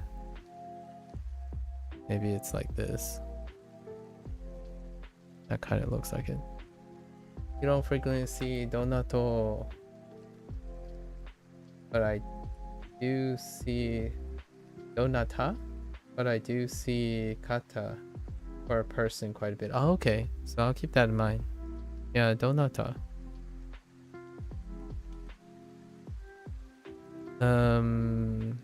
Yeah, so we gotta remember Yobi. Yobu? Yeah, so Yobu is another predicate not listed. Yobu. Do you like is there something that you like between like to and ta on your keyboard or something? Like what I mean is it's interesting. Like I do that with actually I do that with D and T sometimes. But wait, where's A and O? Yeah. Yeah, I do that with D and T's sometimes. あの方は彼女のおじいさんです。あの方は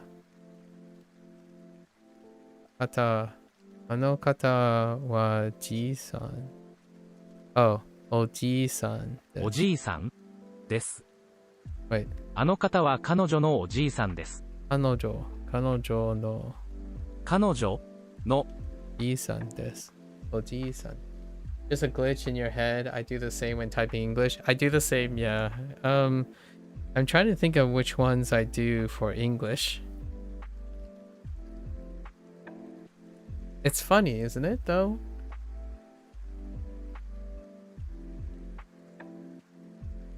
I think it's like I don't mind it. I think it's pretty funny when you have those type of idiosyncrasies. あの方は彼女のおじいさんです。 Sometimes it could be a mechanical thing, like maybe your keyboard is doing something, or maybe the location of something. Kind of fun to figure out if there is something to it. So, あの方は彼女のおじいさんです。And I guess they defaulted to using kana.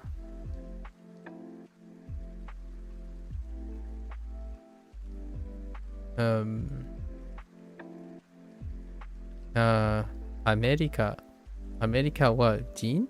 America 人です。Okay. I don't know why that's 3日3月墨100新聞 It's a bit of a strange experience. I often wonder how I can butcher certain words or sentences so badly sometimes. It may have to do with trying to type while also processing what the other person is saying as well. Yeah, I've done the thing where I actually did it multiple times on Duolingo when I'm speaking and stuff, where if I'm trying to process the next thing, the current thing I'm doing ends up moving to the next thing. So in mid sentence or something, like and then when you're typing, it can, you know, be somewhat of a similar experience. When you're typing and you have an idea in your head, and then suddenly you start typing the current idea in your head as opposed to finishing off what you were originally typing. That's happened before. Nowadays, though, I don't have the opportunity. Actually, no. I lied. I have the opportunity. I type monologues in the Discord all the time, so. And it goes with aggressive editing afterwards. スープ北人レモン西 I am a woman. 女です。女です女ですよ女ですよ。Obviously I'm trying to contextualize this, but it's pretty funny.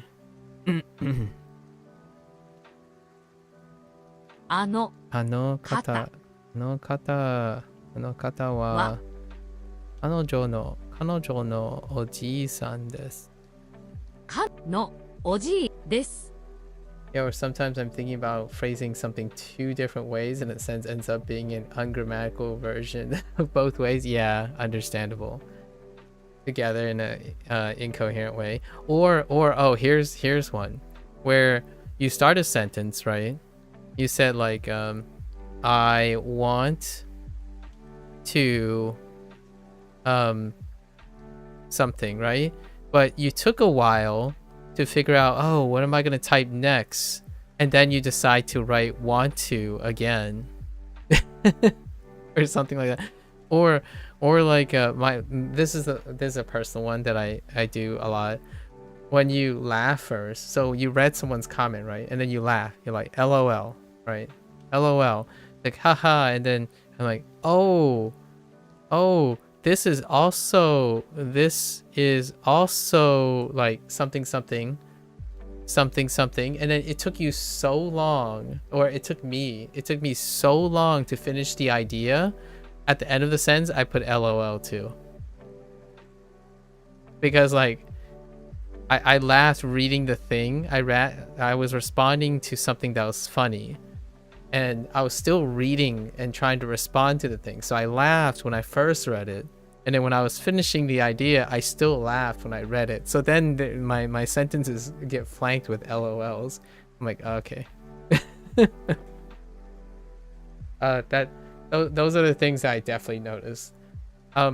It for absolutely certain that if I took too long to decide how to express myself like while typing, I sometimes forget what's in the beginning of the sentence.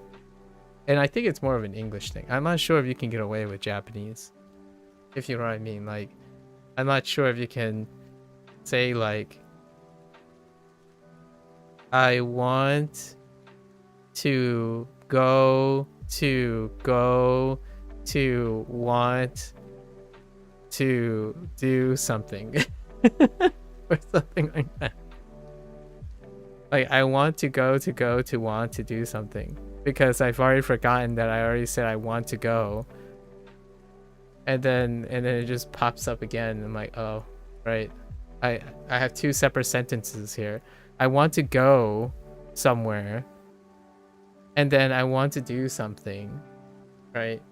And then I'm like, oh wait, did I already type to go? That happens. Funny, like, no stranger, deep in thought. Sometimes though, it can be funny where like, yo, that raccoon,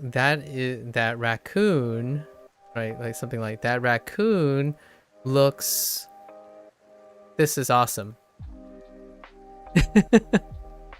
or this is cute. Where like, I wanted to say that raccoon looks cute. This like that raccoon, you know, that raccoon looks cute. But then I was like, oh, I could just say this is cute. And then it becomes that raccoon looks, this is cute. Like, okay. Now that's probably what you described about like when you're thinking about two different ways of saying something, and then it ends up being like a combination of the two, and it just runs together. I'm like, okay. どなた Donata ですか? I am British. Fake news. Sorry, not British. イギリス人 Yes, I don't know why This- this is here. But relations. Practice. Nikirisu. 皆さん Minasan. 皆さん人が少しいます。 What? Wait. 人が少しいます。 What? 人人が少しいまいす。ます。 Okay. みんな。Wait. みんな Oh, this is Mina? Oh, I thought it was Mina. Oh no. Wait. I made a mistake. Wait. Hold up. Oh yeah, it is. Okay, I thought it was Mina. No, Mina. Wait, hold on. Is there another form? Oh no, there is another form. It's both Mina and Mina as a standalone. Interesting.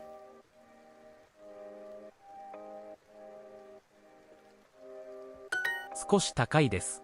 少し高いです。少し高いです。Okay. We're good. 男。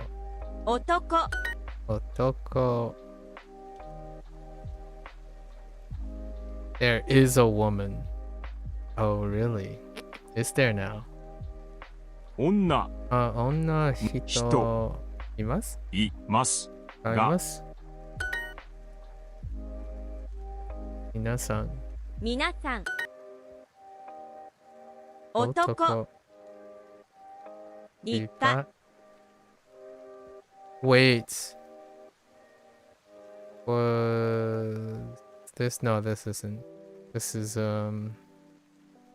通ります. 通ります Like soba. Soba. Soba を通ります. Or is it soba に通ります? Soba に No. Can't even get it. Hold up. Soba.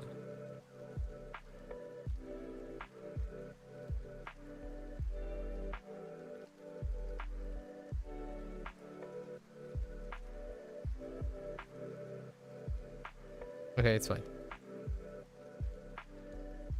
皆さん皆さん.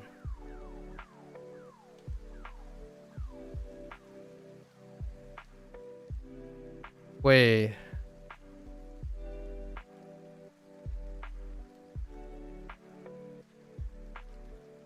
Kaburimasu? かぶります Okay. We gotta add this. Oh. Wait.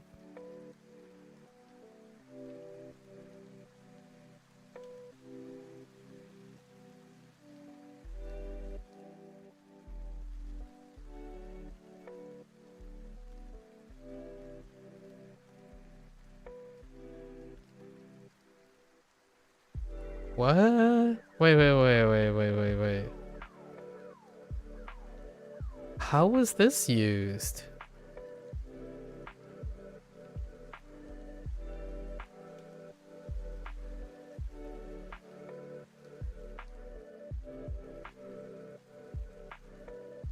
I don't remember how this was used. Urimasu.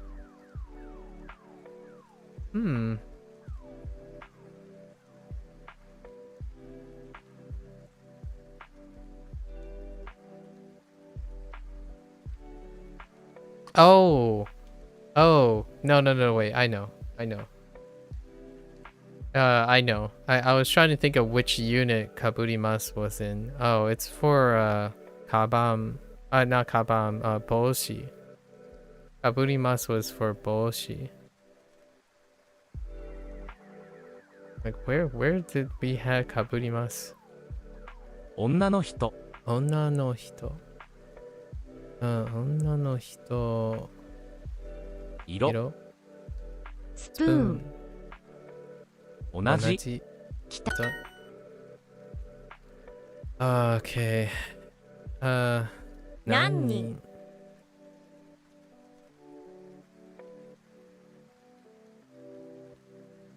皆さん皆さん立派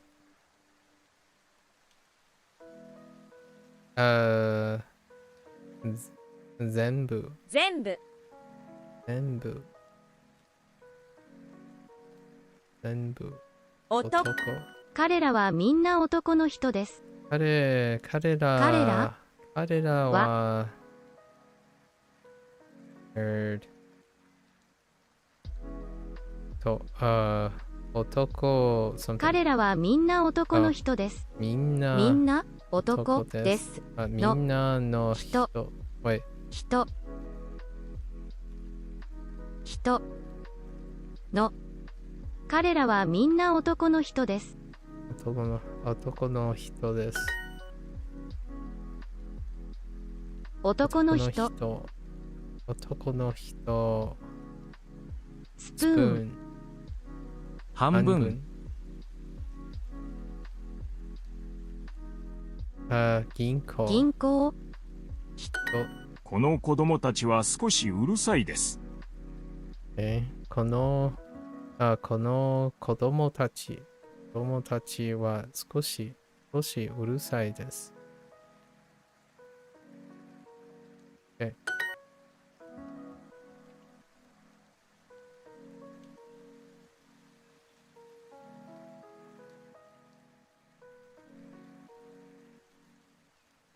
彼ら彼らは it's so uncharacteristic to use to get used to using pronouns like phrases that link with pronouns. It's like they. Do I need they?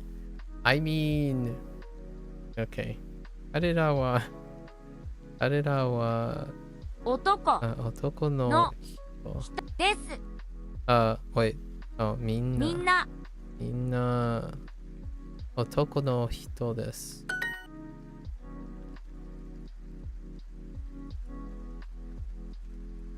Case in point.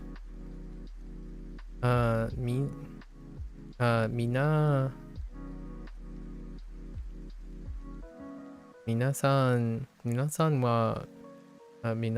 は女の人です。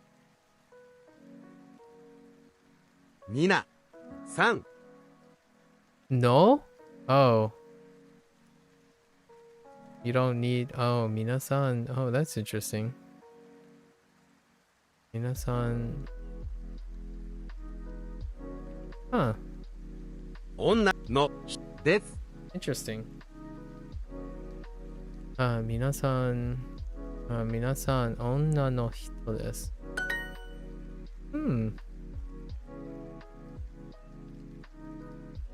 彼は男です。男の人です。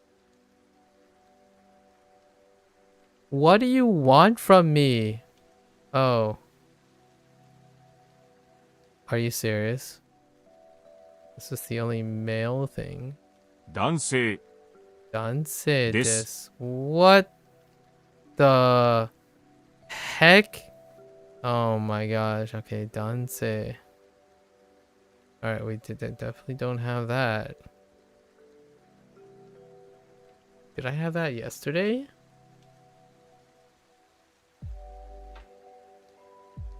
Danse. It might take a generative no. Sometimes. Okay. Danse. Yeah, I don't know if I seen it yesterday. It might not be the first time. I might have seen it yesterday. So what? I have two things now. I have danse.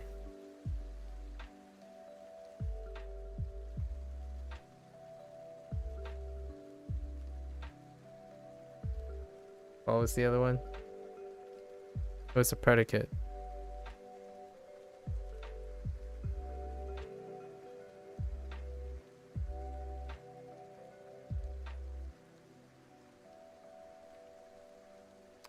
Don't remember. Wait.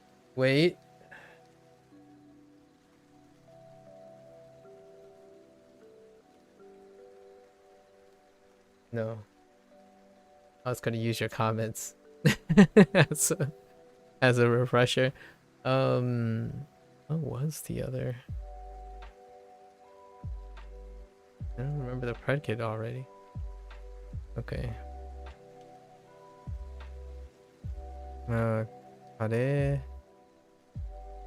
らはね No? Really? 彼女たち man, that sounds redundant. 彼女たちは女の人です。No, just kidding. みんな Whoa.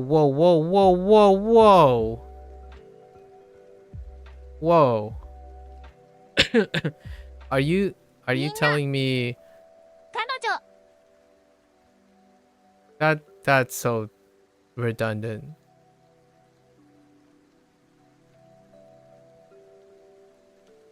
That can't be what that's looking for, right? Oh no.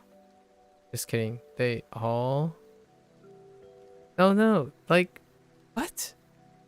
Wait. みんな Maybe this? They're all women, so I need... Yeah, Mina... Okay. Yeah, okay. Fair enough. Kind of redundant.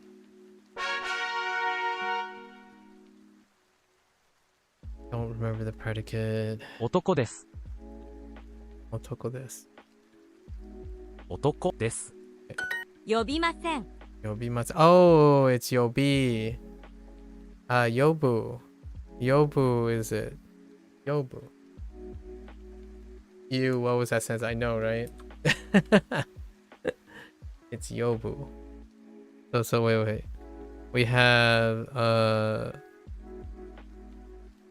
character that I didn't recognize. And I continue. Danse. Okay, it's a modified say. Okay. Danse. And then we have Yobu.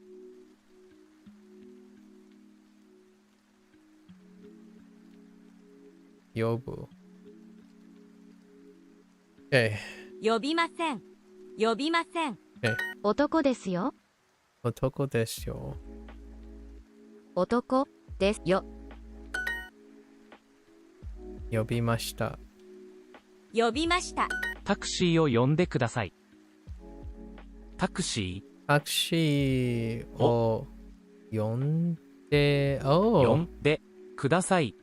Oh. That's and suddenly Tay form. Suddenly what was it? Boo? Yeah. Okay. Okay. Yonde. Yeah, Yobu. Yonde.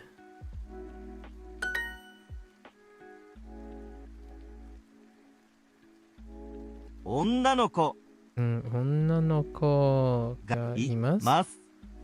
女の子がいます。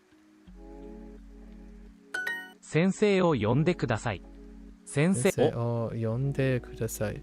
呼んでください。 I swear I don't remember this from yesterday. Duolingo check. I swear I don't remember this from yesterday.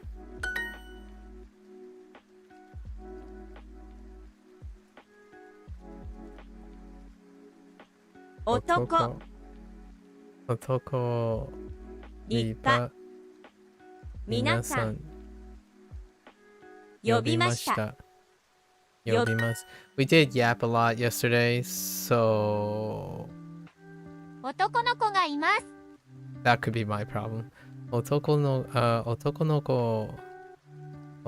子がいます。There is a boy.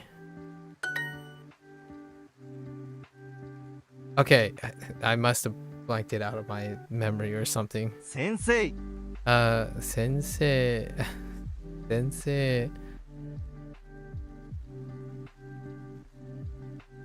先生読んで呼んでをください。 Really? Oh. Just kidding. I was gonna put it here and I'm like, wait a minute. Can I? No, I 男 can't. の子が大勢います I can't do that. I was like, wait a minute. Can I do this? Clearly I can.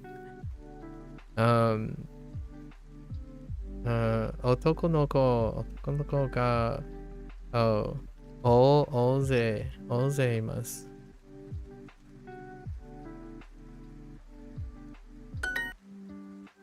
西、誕生日、東、男の子、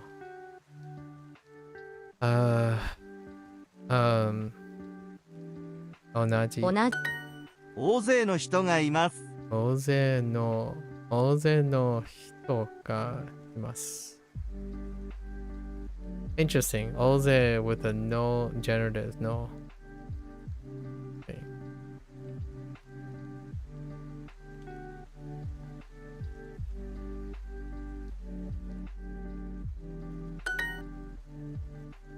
I am a man with a constant sorrow. I am a man of constant sorrow. I don't remember the rest of the lyrics. Actually, have any of you watched Oh Brother, Where Art Thou? 私 Coen Brothers. は私は私は男性男性でですす。女の子がいます。女の子がいます。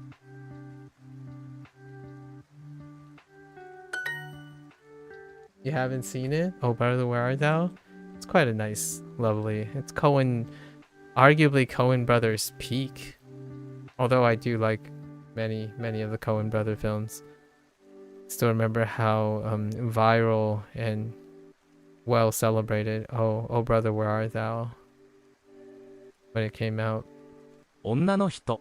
女の人。花。な女の子。半分。男の人。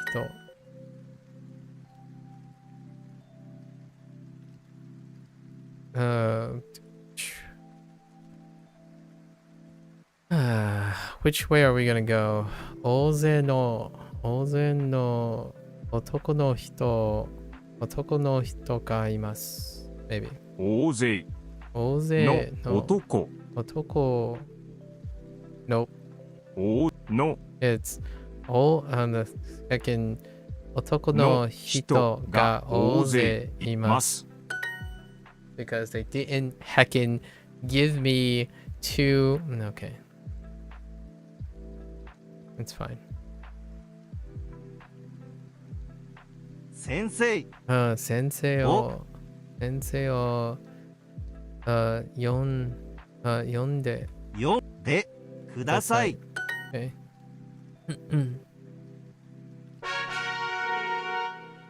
私は大人ですよ。私は something don't I heard.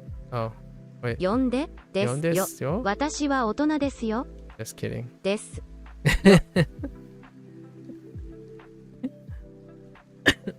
Wait. 私は大人ですよ。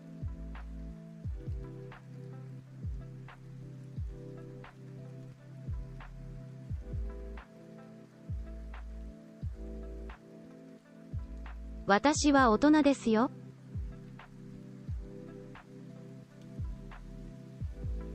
私は大人ですよ。大人 Oh, right, adult. です。 Oh, I totally forgot about Odona. Okay, so now we have. Oh no. Oh no. Okay, so now we have three things, right? Otona. Okay, so what is it? We have Otona.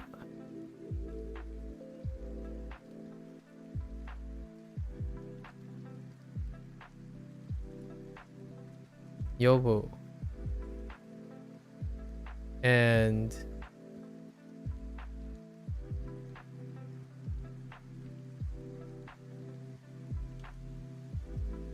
Danse.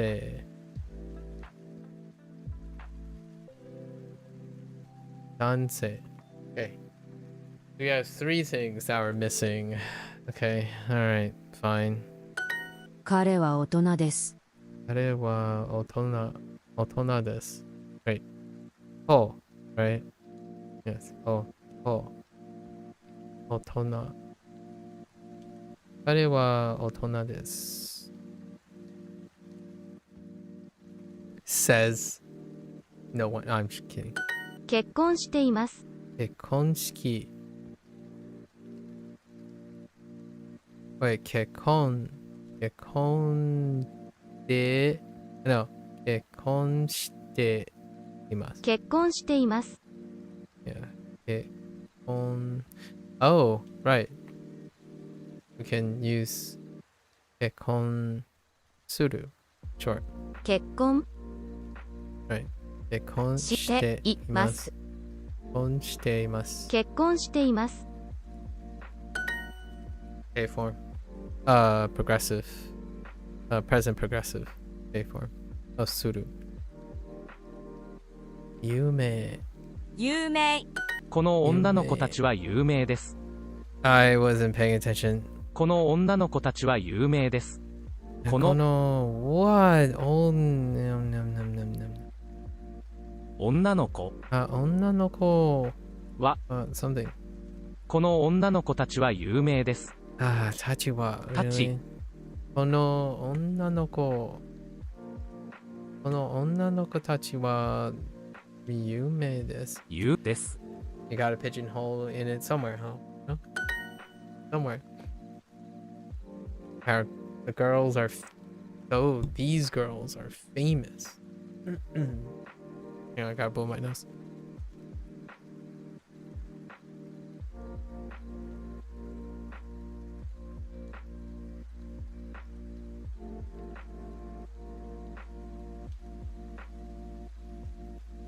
Okay. 結婚。結婚。結婚。彼は結婚していますか？ Interesting. 若い。若い。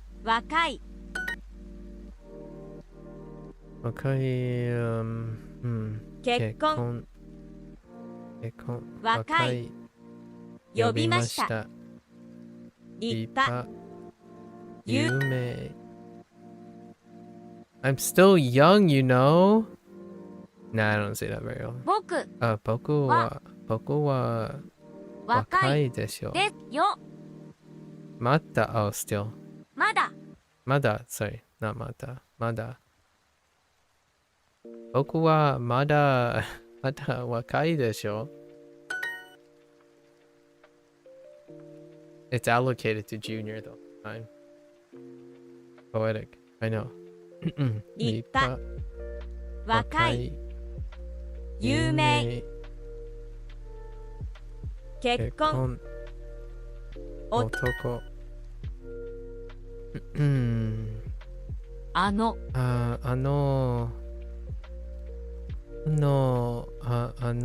どんなの人たち。I guess どんなの人たちはどんなの人は有名です。I saw Tachi and I'm like, no? 女。女。Did I say どんな？女の人。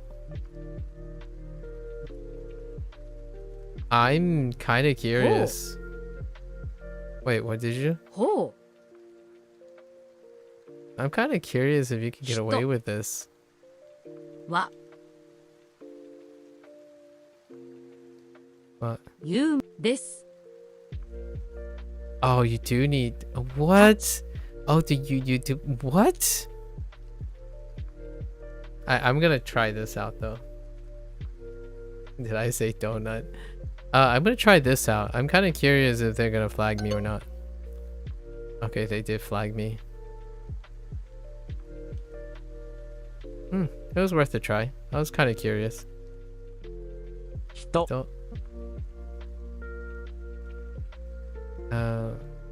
女の子。女の子。お金スプーン。結婚このこの女の子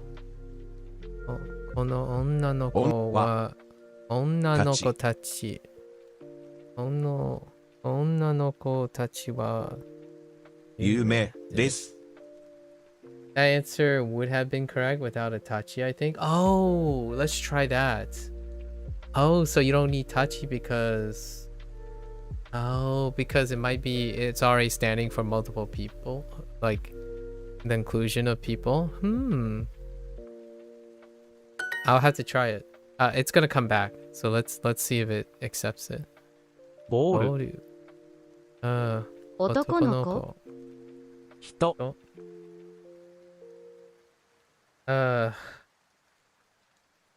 Dang it.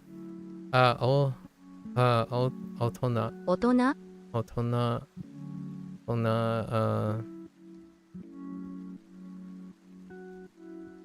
時計。時計、この男の子はまだ若いです。 You don't need touchy in general? Yeah, I know. But if you omit it, you get marked wrong. Okay, human being? I know. Their point is to include it every once in a while, you know? It's just useful to have, yeah. Oh no.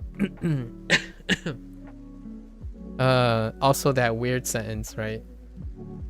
I looked it up and katatachi is pretty rare. Okay.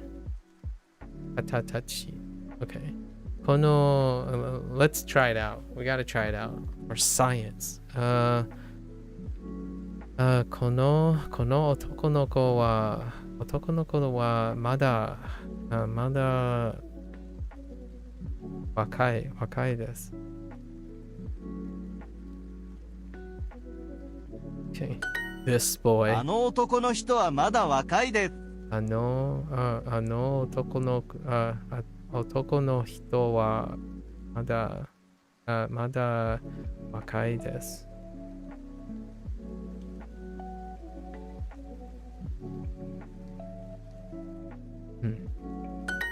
They're talking about the groom, okay? Okay, so あの let's say 女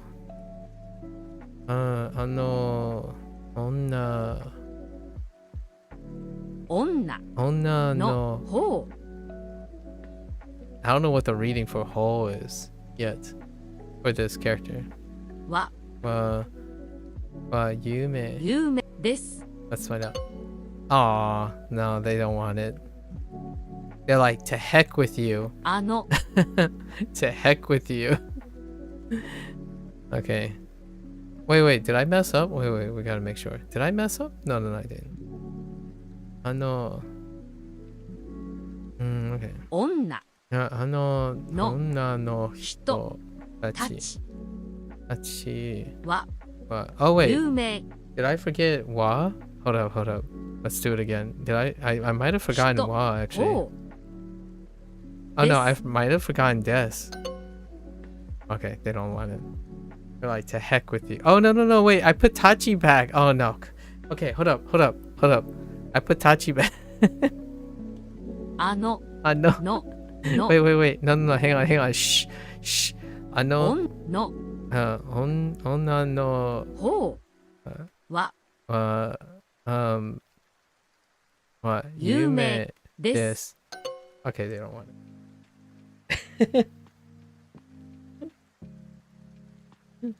Okay, it's fine. It's fine. It's a trick. It can be both. Oh, and kata, Japanese biggest. Yeah, I know, right? It can be both. あの All right. We tried everything. It's fine. 女女の人たちたちはは有名です。です。 It's fine. We tested. That's all that matters, you know? 赤ちゃんは可愛いです。赤ちゃんは可愛いです。赤ちゃんは美味しいです。美味しい、可 That 愛 was い。 not sorry, that was not intentional. Oh man, that's a baby joke right there. Oh boy. That is that almost feels like a dead baby joke. Sorry, old hat. Akachan wa oishii desu. Oh my gosh. That was very unintentional. なくなります。 Nakurarimasu. Oh no. It was followed by nakurarimasu. なくなります。なくなります。 I promise that was unintentional. その鳥は死にません。そのその鳥 maybe I done it subconsciously, I don't know. そのwait その鳥は死にません。鳥はその鳥は oh yeah this is random too. その鳥はwhat did they go with? 死にません死に死にません。その鳥は死にません。that bird will not die. なくなりません。なくりません。なくな Okay. 男子供。子供 Why am I saying 男子供が生まれました。生まれました。子供が生まれました。た。I'm still recovering. 離婚。その女の人は1000年前に亡くなりました。That was something. Oh, wait. その女の人は1000年前に亡くなりました。Okay. その Oops. のその女の人その女の人は1000年前に亡くなりました。千1000年前に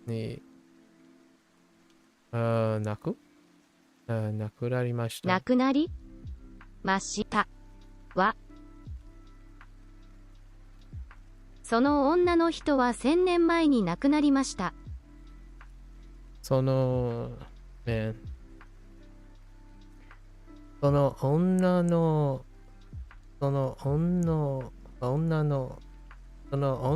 人は1000年前に亡くなりました。その女の人は1000年前に亡くなりました。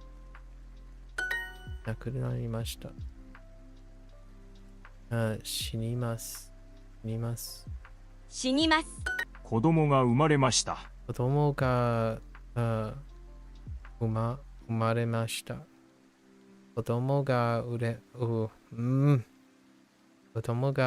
生まれました。My child was born in 1600. Okay. なくなりません。なくなりません。若い。離婚。死にました。呼びました。Wait, what do we have? We have right.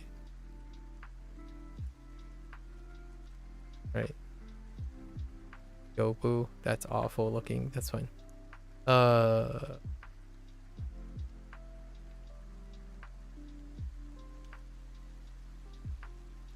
男性 Oops.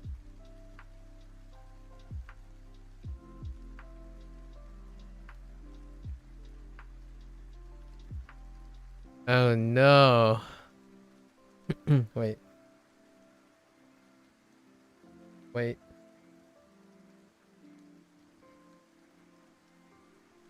Oh no. What was the other one?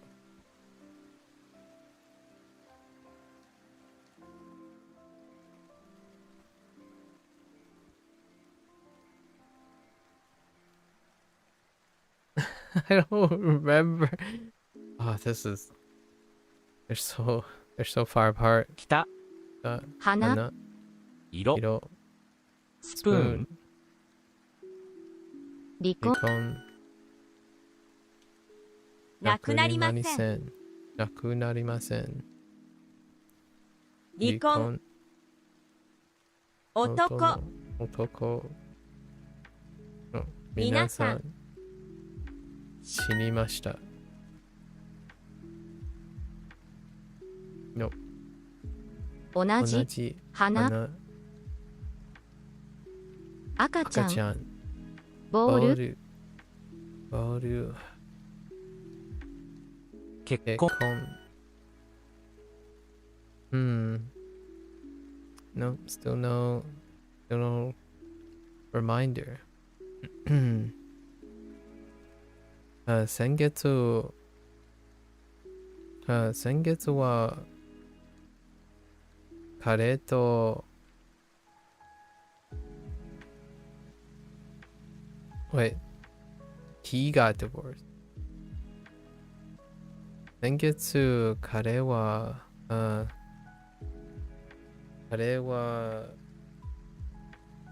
わかりました。No, wait. Oh.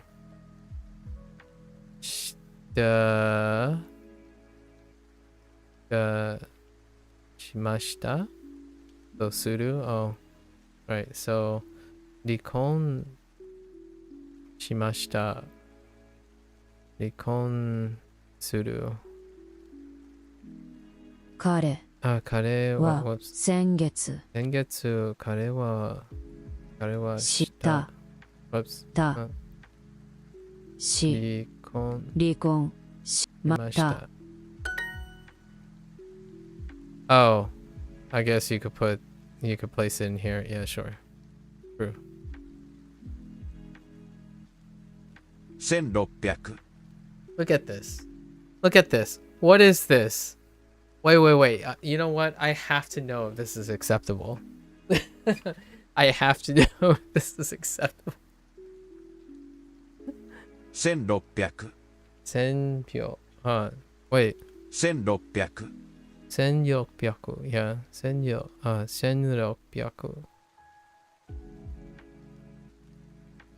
1600 Do we have 1600 here?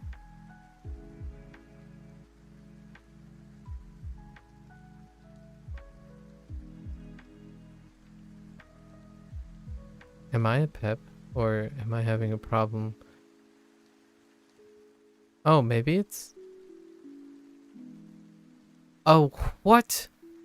Wait, I was just kidding. Wait. I was kidding. 1600年1600年の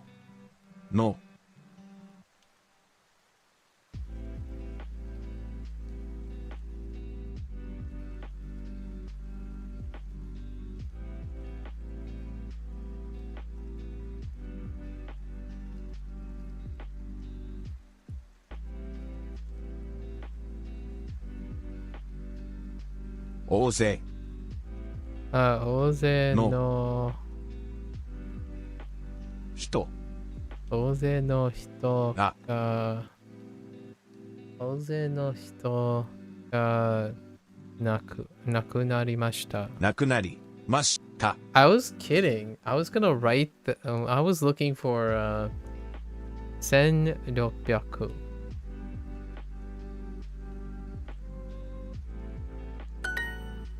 I was kidding about this. Okay. You're making nice boots? You're happy? Ooh, what kind of boots? Did you go with what kind of boots? I'm thinking red cowboy boots though. You know, like boots made for walking. Sorry, I had to pigeonhole that reference in.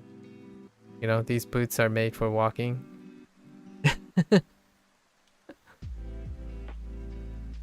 Okay. He died 400 years ago. Okay.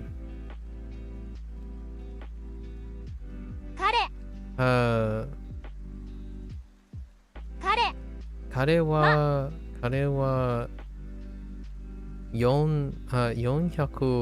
400円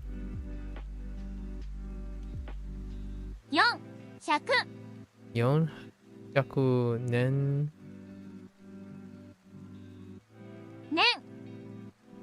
400年に死に?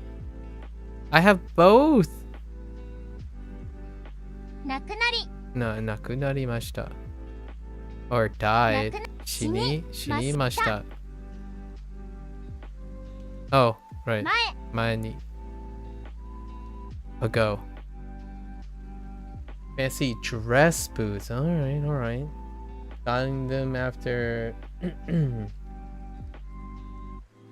Nueveletti? I have no idea what that is, actually. Specifically because it's all I see in Genshin. They're a pretty blue. Oh, those kind of boots. When you mention Genshin, say no more.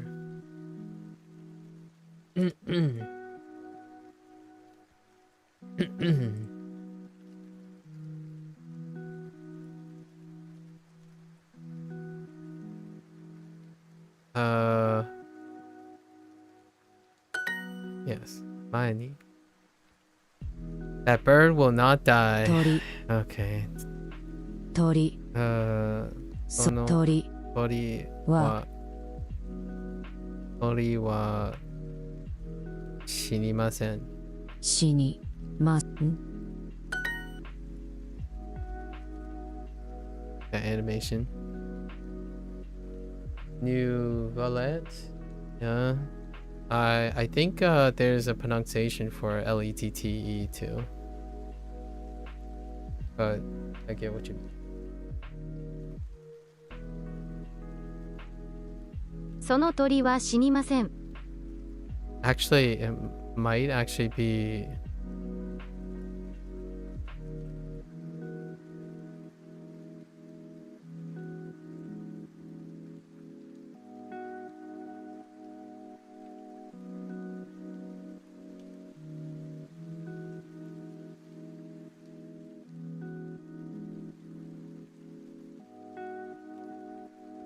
Yeah, I don't think there's a I don't think us exists in French. Oh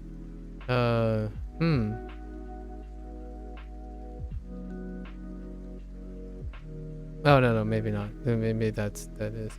I don't know. Wait, what is this person saying in English? Oh no, just kidding. Huh. Interesting character. その鳥は死にません。その鳥は死にません。死にません。なくなりません。なくりません。なくなりません。なくなりません。なくなり去年赤ちゃんが生まれました。去年赤ちゃん去年赤ちゃんがbirth が birth 生まれました。生まれました。死にます死にます might be Velet just say it with a very pompous no, I'm just kidding. Now I'm being facetious. Just say it with a really heavy, you know, as hoity-toity as you can. You know, hoity-toity. Interesting. French character. Trying to make me think that you have a thing for... I don't know anything about the Genshin Impact roster anymore, so don't at me. 死にます。死にます Okay, 亡くなりました。亡くなりました。その人、その方は亡くなりました。その方は亡くなりました。You just don't know which one they're looking for, man.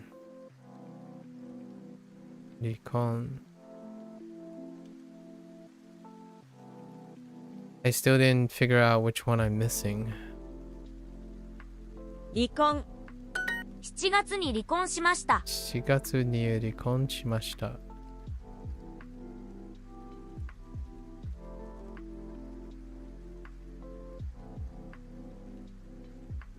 That got. 死にません。死にません。Extra small text. 子供が生まれました。子供が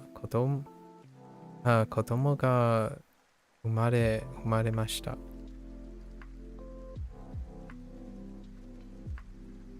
And the circle of life. No, I'm just kidding.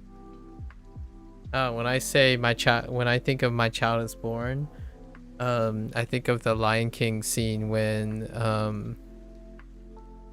Rafiki like raises Simba on Pride Rock. My child was born. Sorry. You have a preference for the fancy Genshin man? You understand when you see his design? I did see his design.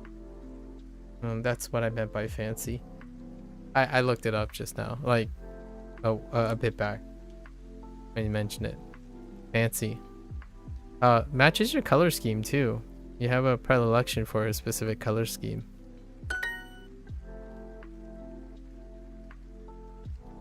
At least the stuff that you've drawn and stuff goes towards that, like, kind of like gravitates towards that temperature and mix.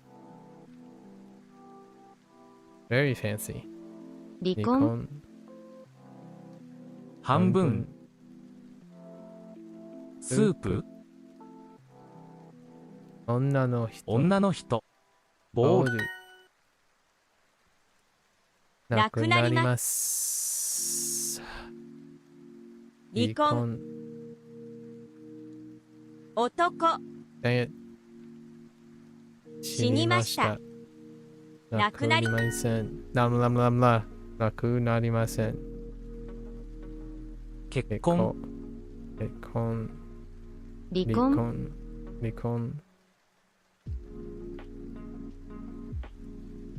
Oh, I know what it is now. It's this. Okay.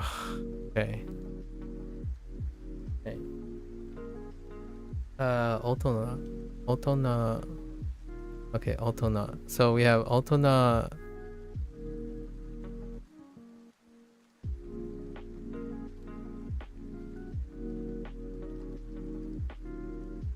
Otona. Right. Yobu.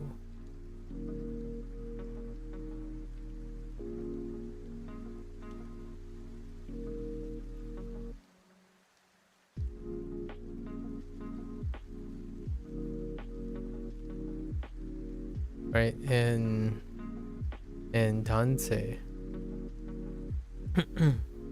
Yeah, it really does. Yeah, fancy. I'm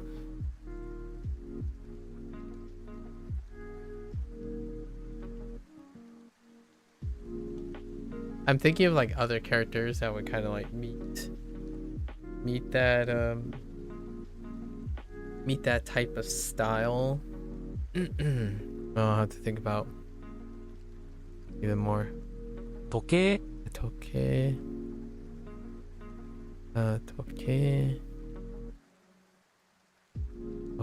赤ちゃん。大人。呼びました。若い。死にました。離婚。なくなりません。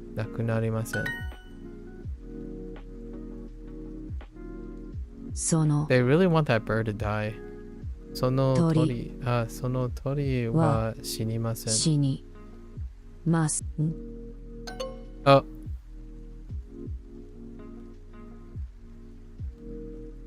Oh, whoops. I picked the wrong one. 1600。1600年。年。Senno Yaku Nen. Which order was? What did they want? They wanted in the other. 大勢 Oze no の hito ka. Okay, oze no hito ka nakunarimashita. なくなりました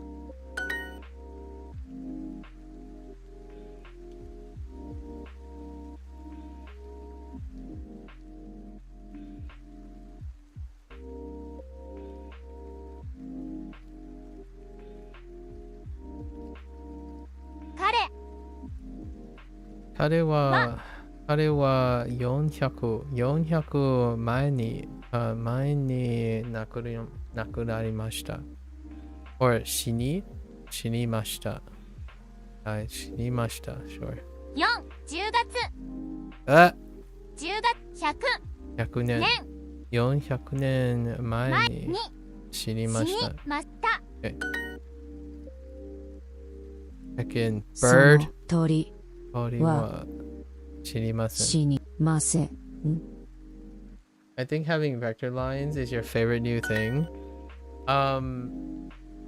Is your vector line like super bold and like crisp? I think you can do that freehand as well. Find your in my opinion, like you got to pick up some classic liners. Do you have a classic liner yet? I have like 2 classic liners. I don't know what program you're using right now, but man, a G pen is fantastic. And then a hard liner. If you have a hard liner that's like the profile is a circle, and then a G pen where it's more like this. And instead of like a cylinder, right? A hard liner with this and a G pen like thing. Oof. Gets you that vector look, but with freehand it allows you like do a freehand thing, right? As opposed to vectoring. I did a bit of vectoring today. Or a circle and a triangle. One set of vectors. 彼女は独身ですか？彼女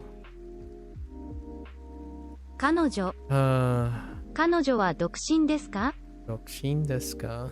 彼女は独身ですか？独身独身 or not 独身でですすか？か？彼女は独身ですか？別れました。別れました。別れました。独身です。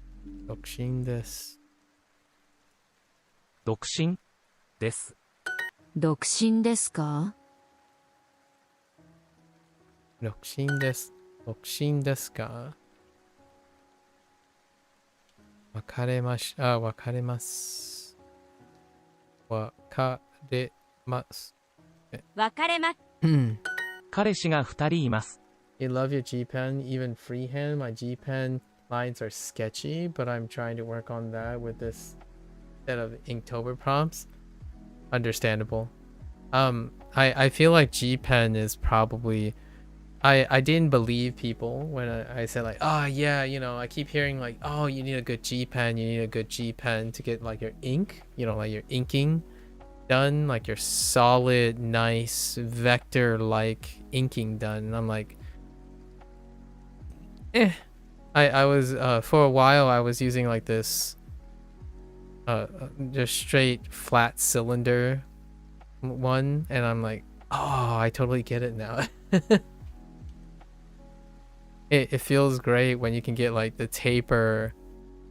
You can probably still get the same tapering effect kind of with vectoring, but vectoring turns out to end up being like too cylindery sometimes. It's nice when it's like a complete round, like it ends where it starts, I think.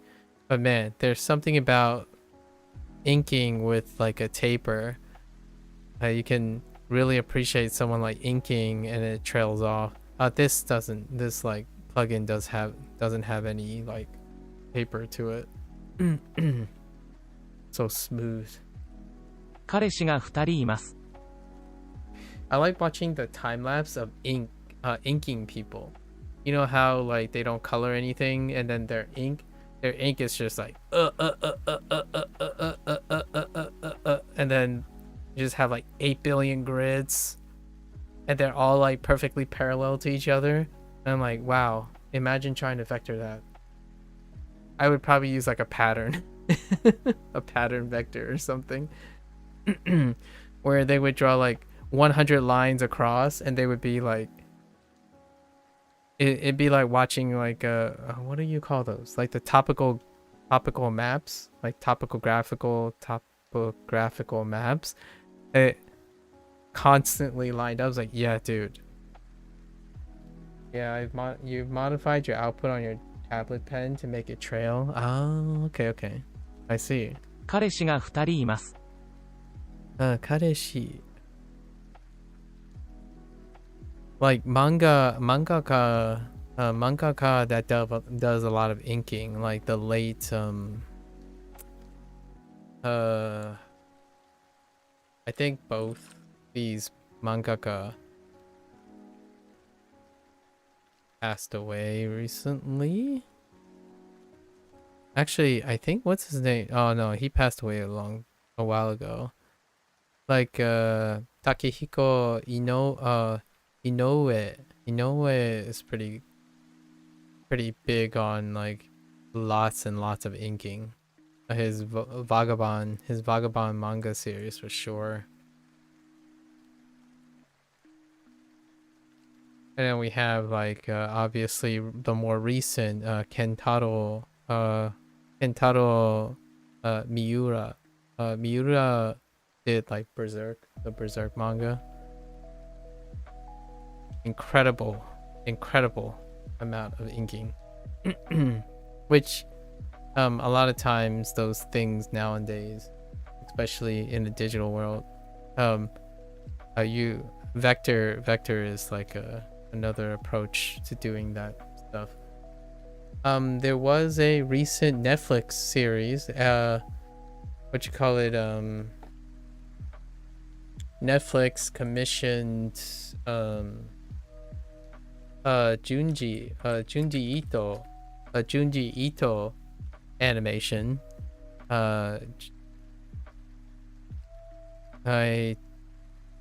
Junji Ito is still around.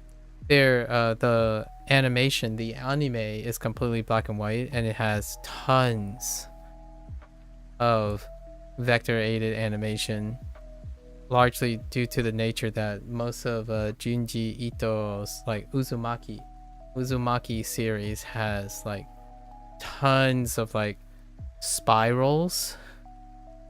Uzumaki is a spiral, so like but like doing that and then having it animate, that's absurd. Like imagine having like spirals and lots of parallel patterns, and then having you to animate it without the aid of vectors. Like, oh my gosh, dude. Junji Ito series is so good, dude. His like the artwork itself is like astoundingly creepy and whatnot, but at the same time, if you look at the artwork, it's impeccable. Like the way doing those lines are absurd. Like the way he has to create each of those panels. Like I wouldn't want it. I mean, Uzumaki alone doing spirals on everything is kind of wild. I think I did one prompt last year that had like a spiral-esque aesthetic to it. So there's lots of like imagery with like spiraling, like this type of like this type of pattern, like wind patterns, right? This is often like a wind pattern, and doing this over like nicely like around a prompt, ugh. And Junji Ito has like this stuff all over his work. Like I'm like I need some vector assistance. Give me a vector tool that can do this so I don't have to do this by hand. I mean, I have trouble drawing like swirls in general. Anyways. Or let's think about another cultural thing. Hindu? Or it might be Pakistani. The thing where they do like, you know, the tapestry stuff, like where they start with like it's like very harmonious and then it builds out from the middle, and then they do it in sand. I don't remember if it's either, I want to say it's somewhere in this region where they like build out. Oh my gosh, now that's precision and they do it on a regular basis. It's really fun to try. I think I tried a couple times to do like repetitious things, like a snowflake. No, not that type of snowflake.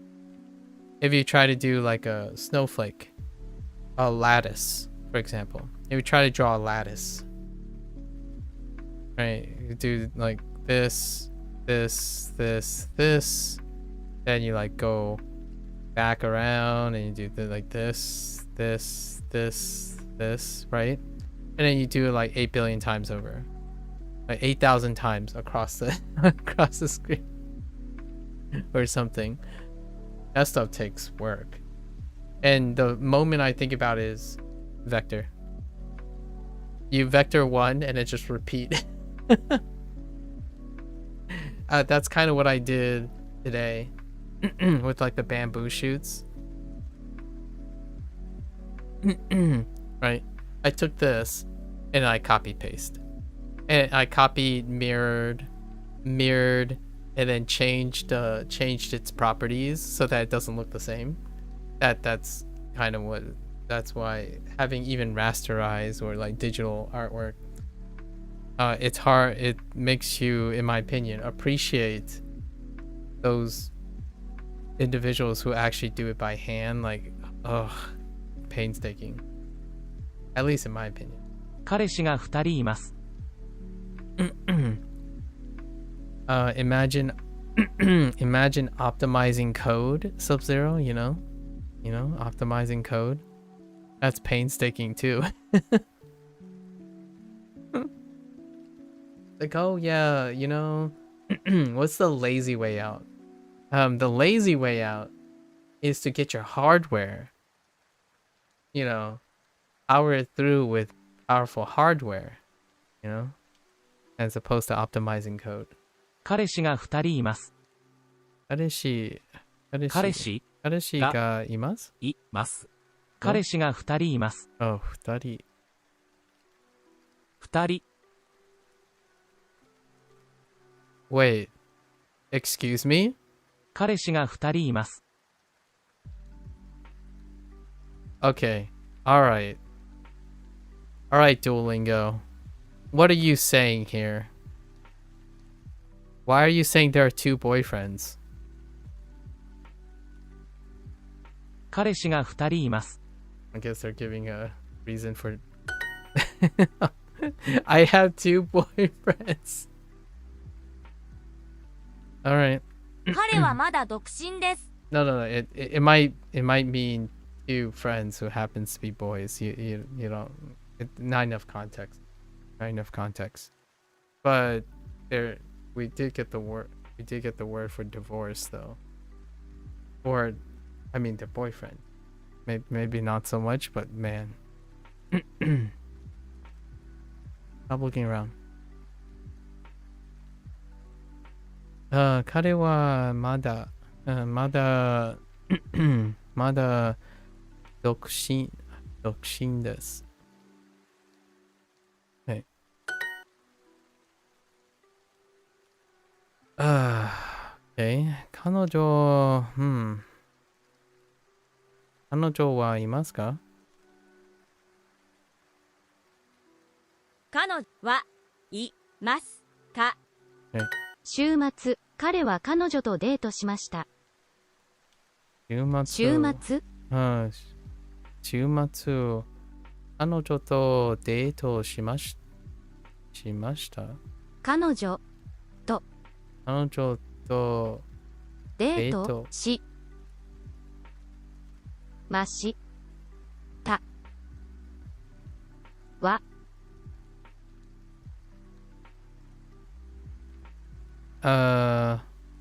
彼 that seems reasonable. 週末彼は彼女とデートしました。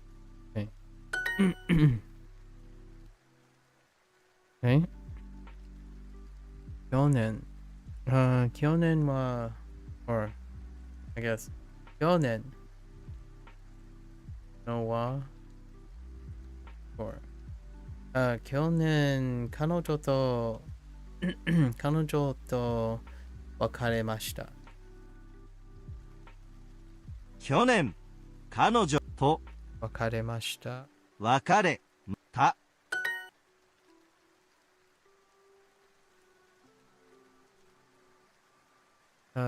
彼氏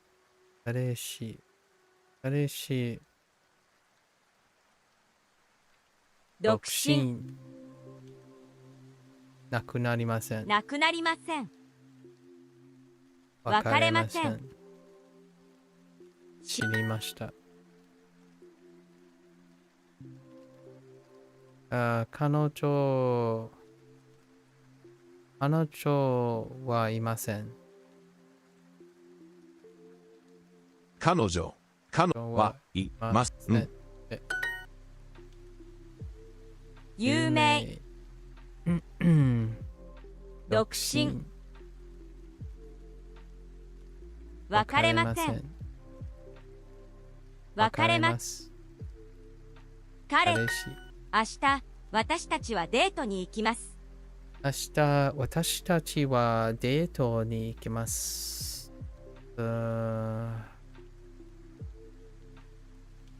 私たちはデートに。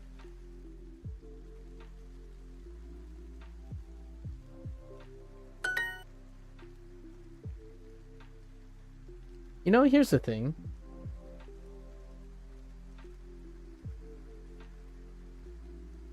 While we're on the topic of relationships, it's kind of weird. Okay, hear me out here. Hear me out. It might just be me, or it might be me. I think this is something that I've struggled with for a while. When people talk about dates, right? Or even like to go out or hang out. And I know I'm gonna sound a little weird. I think I've been told I'm a little weird all the time about this. Or how it's not weird. Whenever I think about dates or going out, my thought is, yeah, if we go out, it's like, let's find out all the ways to have fun. Find out all the ways to have fun, right? Fun. Or when you like ask someone to go out on a date, it's like your goal is to find a way to have fun or find a way to enjoy things together, right? However, whenever I think about this, is like I don't get when did it suddenly become something you're afraid of? So what I mean by that is, I think ever since I was like an adolescent, right? Yes, I know. That was over 2 decades ago. But I'm practically a fetus, according to Arlo. I don't think I've ever thought of it in a thing that I'm afraid of. As in, for example, oh, what if they say no? What if they say no? Right? What if they say no? I'm like, well, I mean, I guess I'll just find another person to have fun, right? It's like a positive thing, as in, what I mean is, I haven't ever really thought of it. I have a problem processing it as a loss in something you don't have yet. I think that's one of the things that, when it comes to relationships, I had a really hard time understanding that, because so many times, you know, I had some classmates and whatnot, when they talk about like, oh, you know what, it would take them like weeks or months to work up the communication skills to go up to someone and ask them like, hey, do you want to hang out or do you want to go steady or something? And my only thought is, well, you don't have the person yet. Like what I mean is you don't know the person yet. You didn't meet the person yet. You haven't gone on a date. Like you have nothing. You have, in my opinion, nothing to lose and all to gain. Now the thing here is, it's called as an adolescent, I couldn't really process the idea of having something as a parasocial relationship, which is super common now as a parasocial relationship. And that is what we have now. The internet parasocial relationship is very much like having a crush. Like a dream. Like something that is not real yet. It's not real yet. What I mean is it's not tangible yet in both perspectives. However, it's something that is very real. And I had oftentimes, even to this day, I have a very hard time like being sympathetic or empathetic in this situation. Like when someone says something like, oh, I could have won $20,000 and became a pro gamer. And I'm like, well, you wouldn't know that yet. It's not what you could have done. It's what may happen. So you go there. If it didn't happen, then you didn't gain something. You didn't lose something you didn't already have. So it's not like a loss of something. And that was when I realized that I had an empathy issue. Like I had a really big empathy issue. So people would cry about something that hasn't happened yet. So they avoid it. So it became an avoidant behavior. And that's where we're now bringing it up to closer, to today's date, right? Avoidant behavior is strongly associated with very heavy parasocial relationships. So when you're like studying Japanese at a distance, right? You don't interact with other Japanese language learners. You don't wait. You always wait for the opportune moment. So what happens? You finally get a chance to bump into a native Japanese speaker and you get all nervous. You get nervous. Things don't happen the way it happens. You thought you were prepared for it. And it seems like you're going to lose an opportunity or lose something that you already felt like you have, like pride, arrogance, and stuff, right? And my thought was, this is an opportunity. You have all to gain. You shouldn't be nervous about anything. Anything you do is more than what you started with. This person is a gift. It's a potential gift. Like it's a potential privilege. It's not a sense of entitlement. Which I know it's not seen as entitlement, but the idea is, oh, I should have been this good because I prepared myself for this, or this should have happened. Now I feel bad. I'm like, you wouldn't know until it happens. You never got those things. You dreamt of those things. You planned and plotted those things, right? Those things didn't happen yet. And that came to mind when I started thinking about how this relates to the whole language learning and the relationship statuses. Hello there, Cozy. Yeah, that's it. The fetus in me. The fetus in me. That's what I think about a lot of times. Like, you broke up with your boyfriend last week. That's loss. I totally get when you lose something after it's conditioned. However, approaching someone at the chance or opportunity of something, those opportunities don't have tangible things until it actually happens. So that's where the parasocial relationship stuff comes in. Like, oh yeah, I would have been a superstar if I had none of these disadvantages. It's like, well, you wouldn't know. Even if you had those advantages, you wouldn't know if you failed as a superstar. it's very difficult to accumulate that. It's you know, it's like getting an offer or counting your chickens before they hatch. It's understandable if you had something and you lost it. Now, I still sound a little bit cold here because I'm trying to project what I used to. You never know unless you plan it? No, you never know until you do it, is what I'm saying here. Or at least my younger self would say it. You would never know because planning it doesn't mean doing it. Planning means that it might happen. So you never know until you do it.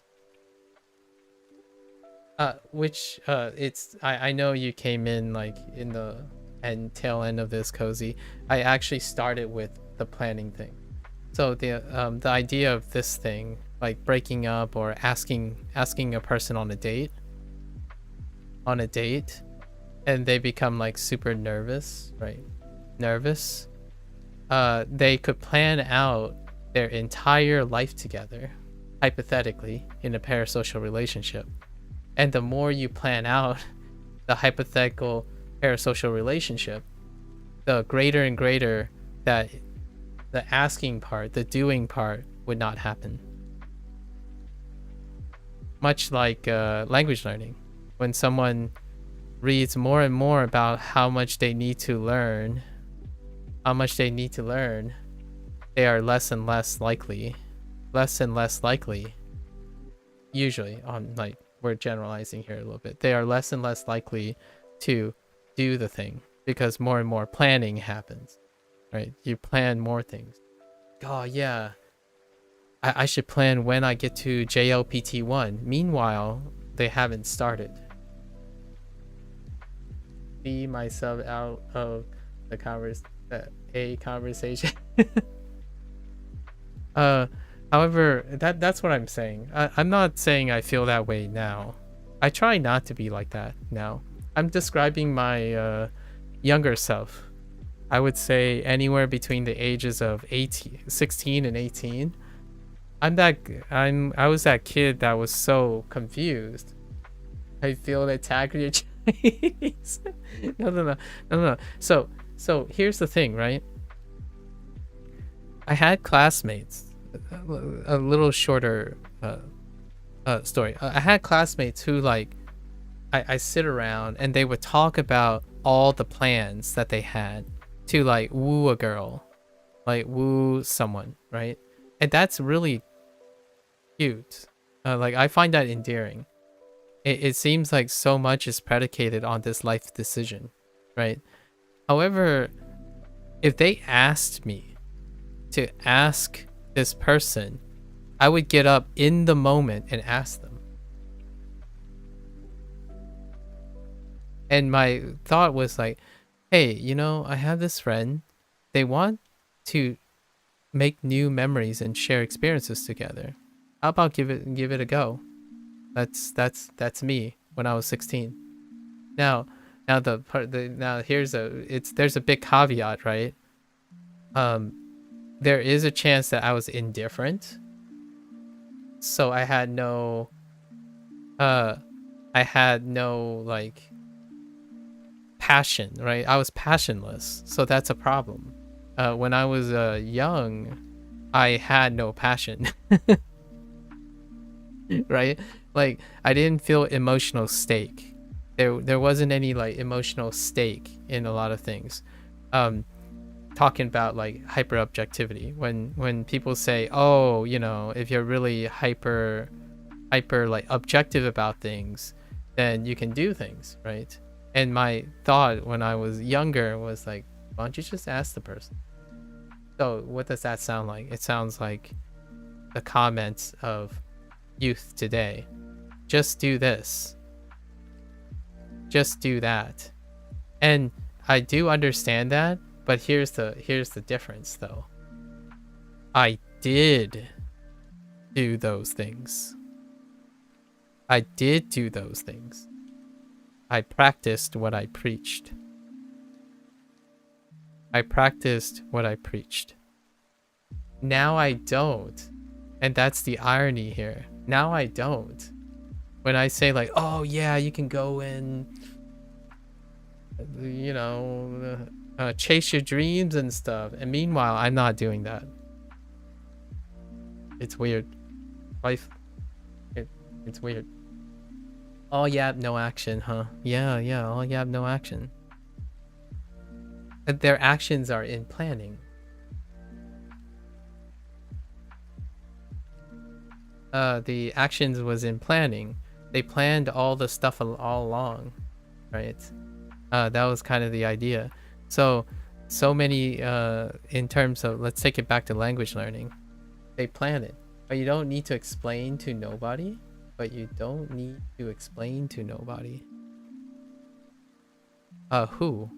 needs to explain to nobody?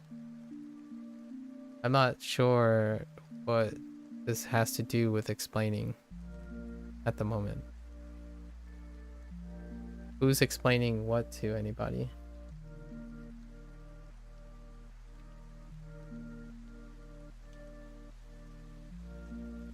Like this is someone freely sharing their thoughts.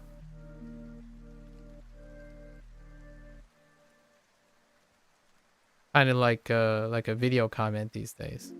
They're freely sharing their comments. They can choose not to share with anyone or explain it to anyone. That's perfectly fine. However, it's already determined that they chose to attempt to explain it to other people, other than the concerned person. I broke up with my boyfriend last week. Let's see. 別れ 別れ 別れ先週先週彼氏と別れました。Oh, wait. Yes. 彼氏と別れました。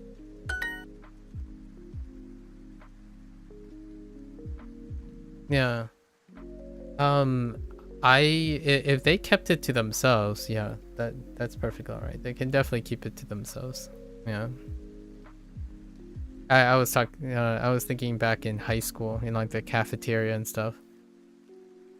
The guys will be the guys, I suppose, back in the day. It's like, oh yeah, like I really want to ask this girl out, and I'm like, and my young unempathetic and sympathetic self would say like, you can ask her out now, she's sitting right over there. And then they're like, no, I need the perfect moment, I need to plan this out. And then I would say like, do you want me to ask her out? I mean, I could help you out. I would say that if you get rejected on the surface, it doesn't look like you've really lost anything, but you lost the comfort of being able to think, what if? Yeah, exactly. What if? Yeah. The parasocial relationship, your dreams are shattered. If they say no, you're forced to stop that Google daydreaming and face reality. Yeah. Now here's the thing.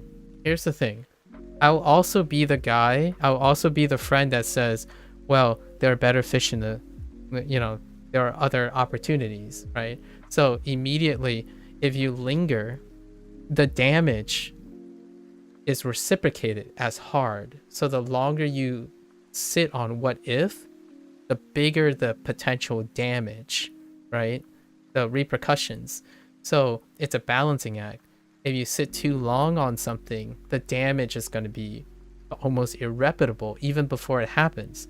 However, if you fill out where it's like, okay, I've sit on this long enough, let's go, and you get rejected, you're like, okay, well, I guess I'm gonna go, and because you haven't committed enough time, right? You didn't commit that much time to it.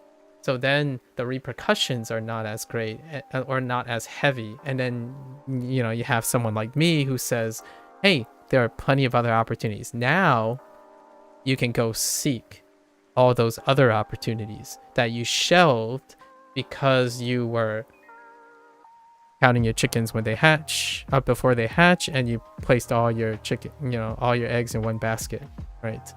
And if we wanted to not be so serious about like one person, like a person thing, if you step back and think about opportunities like career choices and stuff, it still applies. Investment stuff like diversification, that type of thing, maybe a little bit more broader so that it can't, not too personal, because I understand that I have no intense feelings where so I'm not like a dreamer. I don't dream very often. I talk about like being a director and gaming stuff and whatnot, but I'm diversifying while I'm doing that. I'm not necessarily saying I'm all in. Even at like 13 years of age, as far as my conceptions go, I have diversified ever since. So it's one thing that I habitually cannot relate to. Maybe I can one day, like from a different perspective, like someone convince me that is the case, but there's a reason why I'm still single. Wait, I've crossed this road multiple times before. About like, it's always about maximizing your opportunities, making sure the other person has all the possibilities. So imagine what it feels like when someone says like, what if you're not the reason I can stay? What if I found something that's better than you? And I'm like, you should go after it.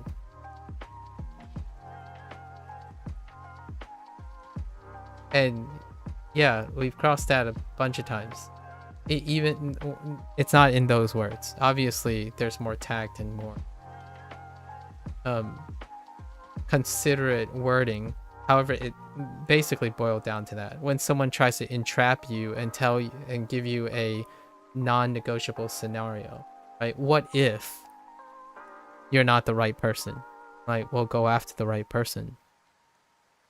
If it's not me, then go after the right person. You have my blessing. That, again, not those exact words. However, if you boil it down to that, if that person is still entertaining what ifs, is it me or is it that person entertaining what ifs? I don't think about what ifs. I think about do's a lot of time when it comes to these things. So if you're constantly concerning, even from a young age, it'll take you into adulthood. You're constantly going to be asking what ifs instead of sometimes doing and finding out. If rejected, they not deserving of you. Exactly. Like, that's how you console someone. Like, hey, other people, other opportunities, let's go. However, if that person spent like 7 years of their life planning like 10 years of an imaginary, like a potential thing, it's devastating. Like, it's absolutely devastating. And I had like a cold heart for that. Like, I didn't understand that for a while. Like, how could you like someone you don't know for 5 years and not talk to them? That was me when I was a kid. Like, wait, so are you guys going out? Like, do you like each other? It's like, no, we've never talked. Like, but you said you knew this girl for like 4 years. Are you, like, how do you know someone for, listen, this is innocent, right? We're not talking about stalking, okay? we're not talking about stalking here. However, it sucks. It really sucks. And I actually think, hold me, like, hear me out here. This is the normalized experience that younger people have on the internet. Now, it might not be a one-to-one, like you have a crush on someone or something, but the betrayal that a content creator and an influencer can unintentionally do elicits a very similar response. Like, oh, you know, I've been watching you for 7 years and suddenly you're gonna betray me by like playing this game that I hate. That is the parasocial relationship. Like, dreaming of the crush and thinking about your relationship for a very, very long time, and then finally coming to terms that it ends up being too late, or you have it, you did it and it gets rejected. That's hard. And I was not very sympathetic or empathetic. I'm actually, it's hard for me to be empathetic because I haven't experienced this yet. But I was very non-sympathetic as well, which I have learned a little bit better to be sympathetic about the situation. I also think it's good to rip the band-aid off early. I had a crush on my friend once, and that had a mental toll on you. Yeah. One of my childhood crushes was running away from me and getting angry after me asking her to go out with you. Oh, that's unfortunate. Speaking from experience, those what ifs are sometimes better than reality after they say yes. That's also true, right? Anything can happen. It's far unlikely to have planned out all these things. So it's a combination. I'm sorry to hear that. Better times, right? It's funny how bad people react to questions of love. I had people come to me, go out with me, not me asking. Oh, okay. I see. I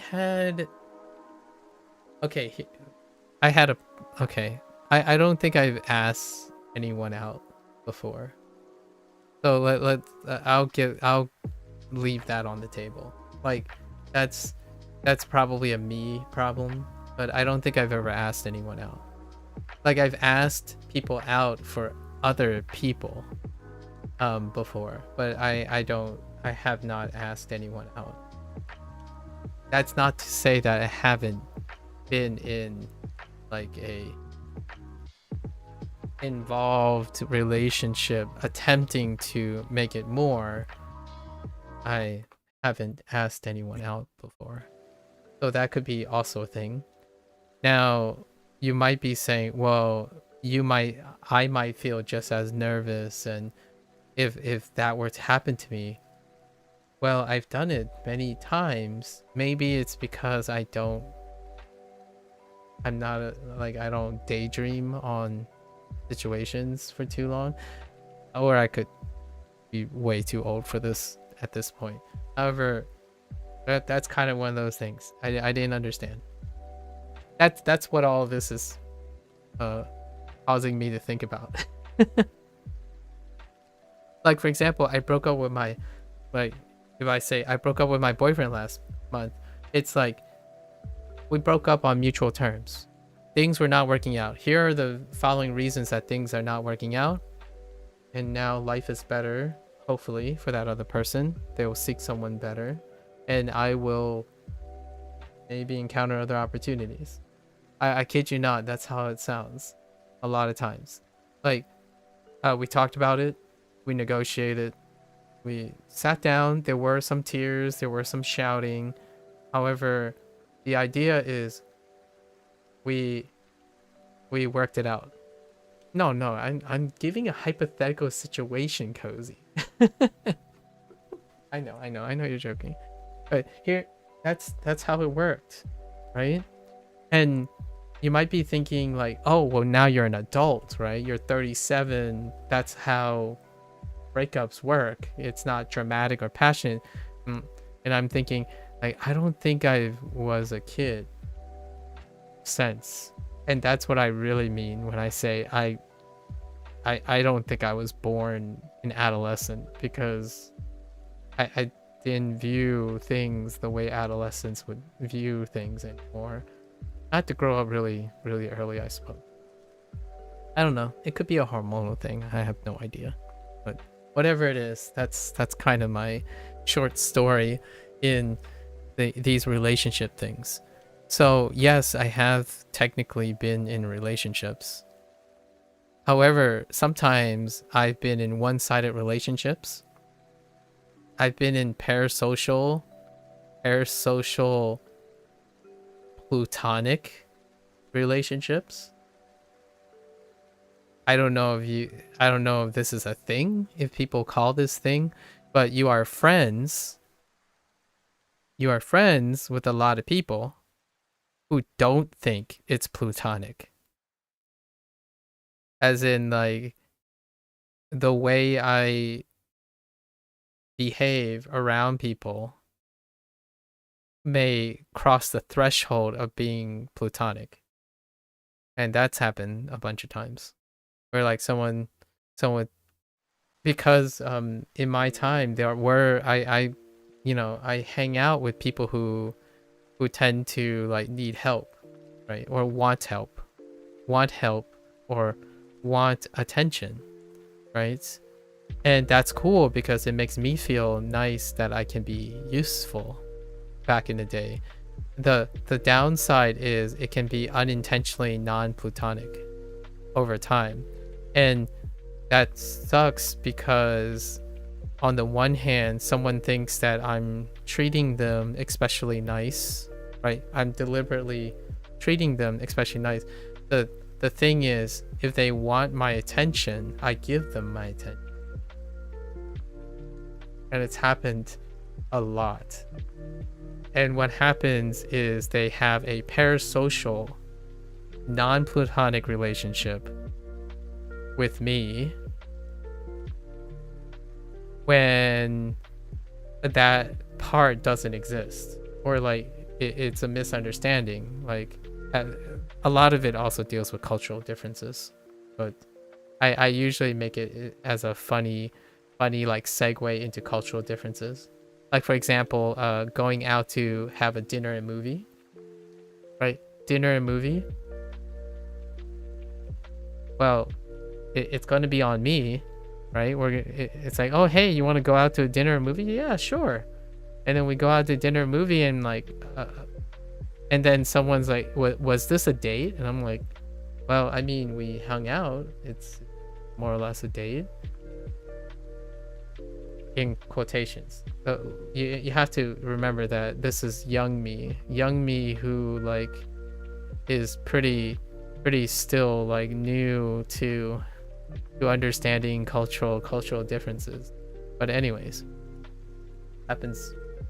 it happens less now, obviously, since now people my age are either married or have children or choose to stay single, right? You have asked girls out, but I always find that it ends up better if I'm the one that asks. That said, I feel like it's super rare to get asked as a dude though. You gotta be in the right place at the right time. Doesn't really happen at Walmart. Too many TikTokers on their phone. You can't get a combo in. Yeah. What does that say about someone who doesn't find it rare? Sub-Zero.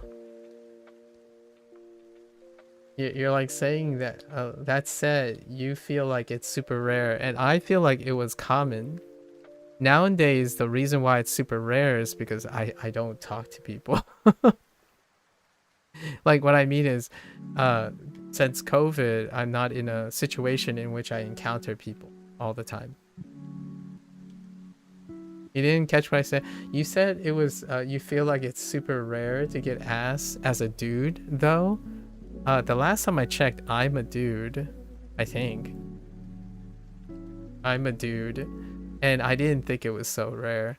In fact, the reason why I'm saying this is I didn't even know it was like getting serious most of the time. So it's one of those situations where if you think about the reverse, that person didn't ever clarify with me. So we had like a sort of a parasocial, the non-plutonic part. The non-plutonic part was parasocial, but we did have a plutonic relationship. As in like we were classmates, or we hung out, we did a lot of things, we were good friends, lots of those things, right?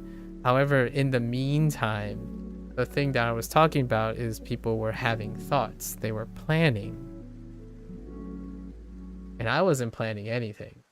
I was like, oh, okay, do you want to hang out? Okay, then we start planning what we were going to do. So like, when it's agreed upon that we meet, or hang out, we plan to do the things. We don't plan to see if it will eventually happen. As in, not do it. Like, do the what if scenario. So I had this happen a lot. And it's in that case, since I was involved in being involved in helping stuff, that's happened more than my fair share of stuff. Now I don't even know what it's like to ask someone. Maybe I should try that one time. I'll think about it. 別れ I almost feel like I'm too old for it now.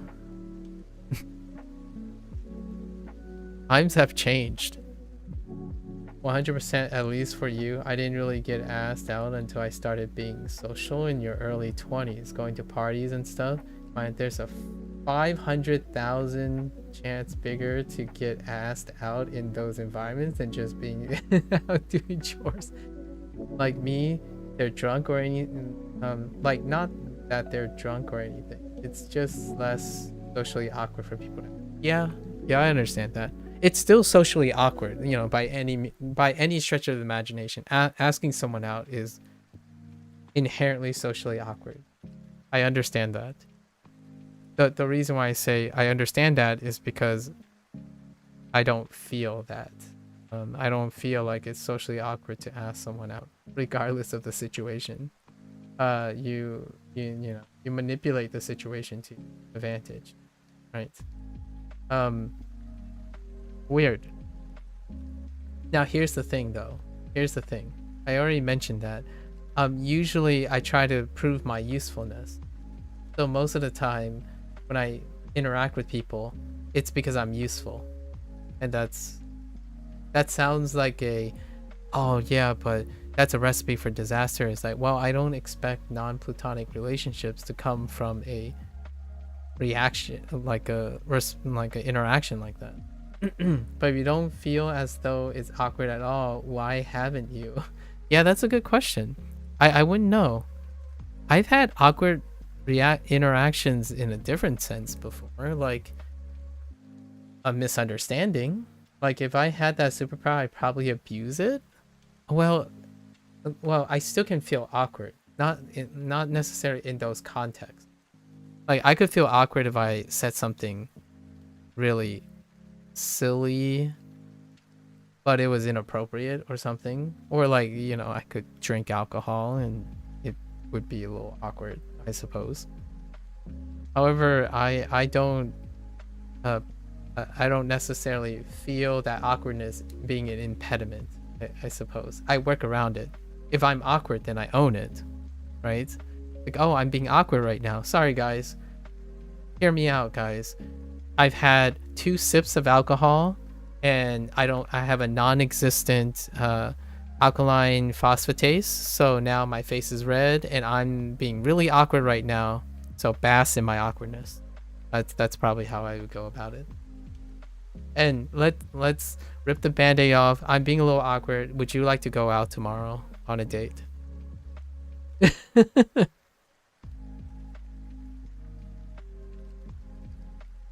You know?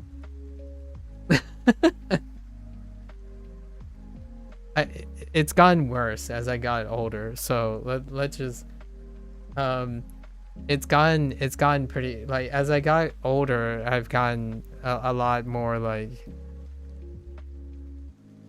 I got more ways, I suppose. I don't know if it's like cringe or not. It's not something I even bother to consider. Like, if someone says, like, oh, what if she thinks you're uncool? It's like, well, if she thinks I'm uncool, we could still go out on a date.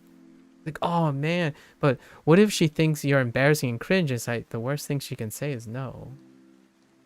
Like, if she thinks I'm cringe and uncool for being myself, man, why would you want to go out in the first place? At least you know. It sounds cold. It sounds direct. That's what I mean. I totally get. I totally try to understand. All right. That's enough about this conversation. I've had this conversation like a few times when we played like games where there's like love and romance involved, and I come off oftentimes as someone like, oh, this is so neat, it's so cool, like they have this experience, and in the back of my head it's like, I don't understand, I don't like really feel that, like I don't understand how those situations can happen. I mean, there's not always a way around the awkwardness of asking, but from my point of view, I don't feel like it matters if it's awkward or not unless it's a cold approach. If she likes you prior to asking, then it won't really matter how you execute it. If. Lots of ifs. No, you don't like. Lots of ifs, Sub-Zero. If she knew you exist. If she knew you exist, I think we can remove that too. Like I can totally, I feel like I can totally circumvent that. So then it would matter how you execute, I suppose, if that's what you're insisting on. Like, well, there are many ways to execute it. You can actually awkwardly be awkward. I mean, sometimes being intentionally awkward is a great icebreaker if the other person feels like it's awkward. So, you know. Mostly, a lot of times I would just go out of my way to be nice, you know, like, hey, do you mind if I keep you company today, right? Seems like you haven't been talking to anyone. I buy you a drink, right? I'm thinking of a bar situation. Sorry, old hat. And it would be, I would buy her a drink, not me. I probably would like drink water or something, and then there's a chance I say, oh well, this is awkward, like you're not gonna have a drink, and I'm like, I want to be sober in case, you know, people need a ride home, right? so if you're willing to trust me, or if we know each other, right, you're saying if she knows you. So my question is, well, you know, if you want to drink and stuff, you need someone reliable to drive you. So it could be that person. Realistically, nobody reciprocates by agreeing from just how the request comes off though. Like, you can be smooth, but if she doesn't like you, it's not like she's going to be like, well, all right, you were kind of smooth with that one, be dumb.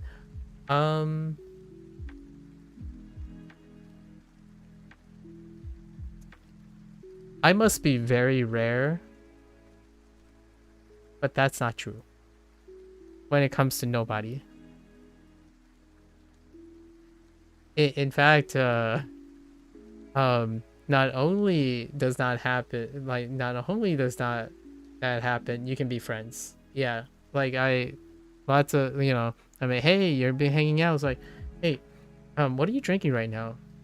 I kind of want to try what you're experiencing. Let's have a let's have a shared experience here.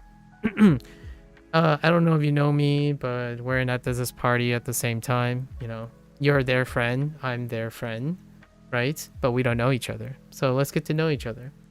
And then you ask, you ask like, hey, do you want to hang out tonight or something, like chill? And they're like, oh no, like it's kind of awkward. It's like, oh, hey, well, that's perfectly fine. You want to be friends instead? I mean, asking to be friends or being friends of friends or talking about friends of friends is still a quote-unquote smooth execution to getting to know someone. It's not overbearing. It's not like being smooth makes like I don't like the word smooth. I think being interested in the person is probably the word I would go with. Being interested, as opposed to like, hey, you want to go out? No? All right, see ya.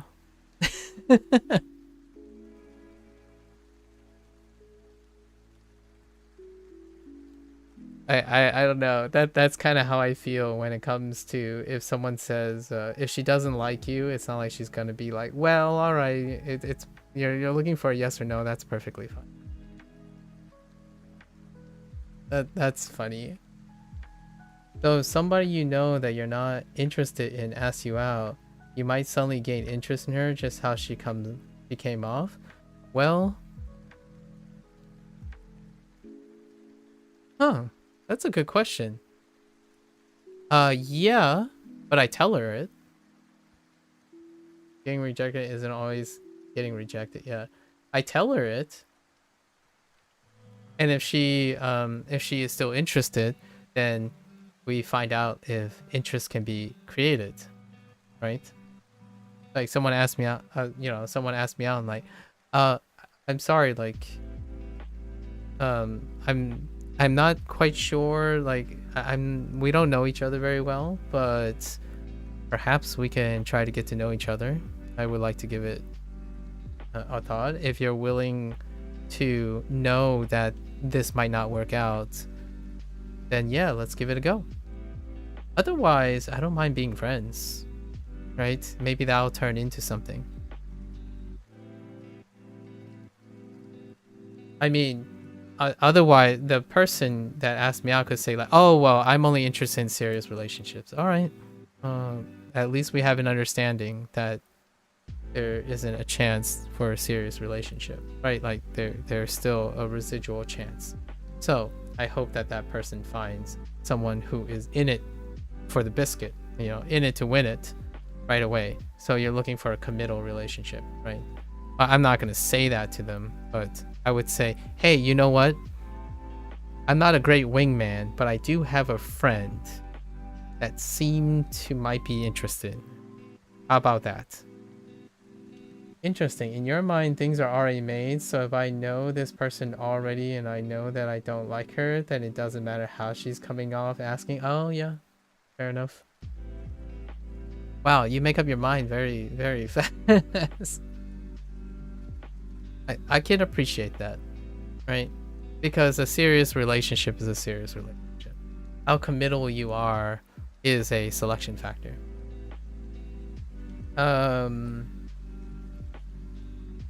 That's very romantic, Sub-Zero. It's quite romantic.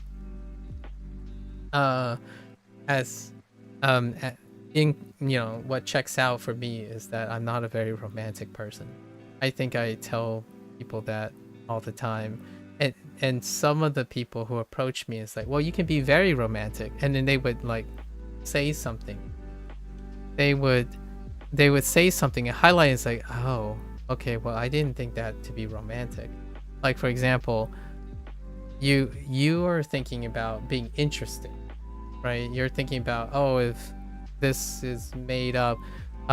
Someone told me once, like, oh, it's romantic because you go out of way to like help me when I'm sick. And I'm like, yeah, like it's being nice. Like I like being useful. Do you think that's romantic? Like I mean, I do those things. I don't think about whether she's interested or not, or how far off into the future she's thinking.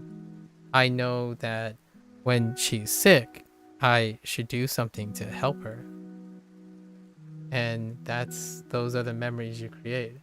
So whether that person doesn't like me or not interested, I will still probably do things that would take up my time and still demonstrate that I'm interested in that person's well-being.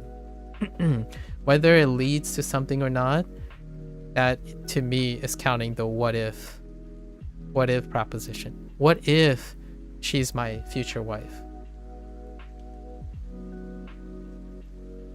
And my thought is, what is she now? Well, she's someone who wants company. I can do that, right? She's someone that gets lonely every once in a while, gets sick, needs I don't know, homework help. I can do those things. What does that look like in the future? It's up to her. For me, I don't usually think about it too much.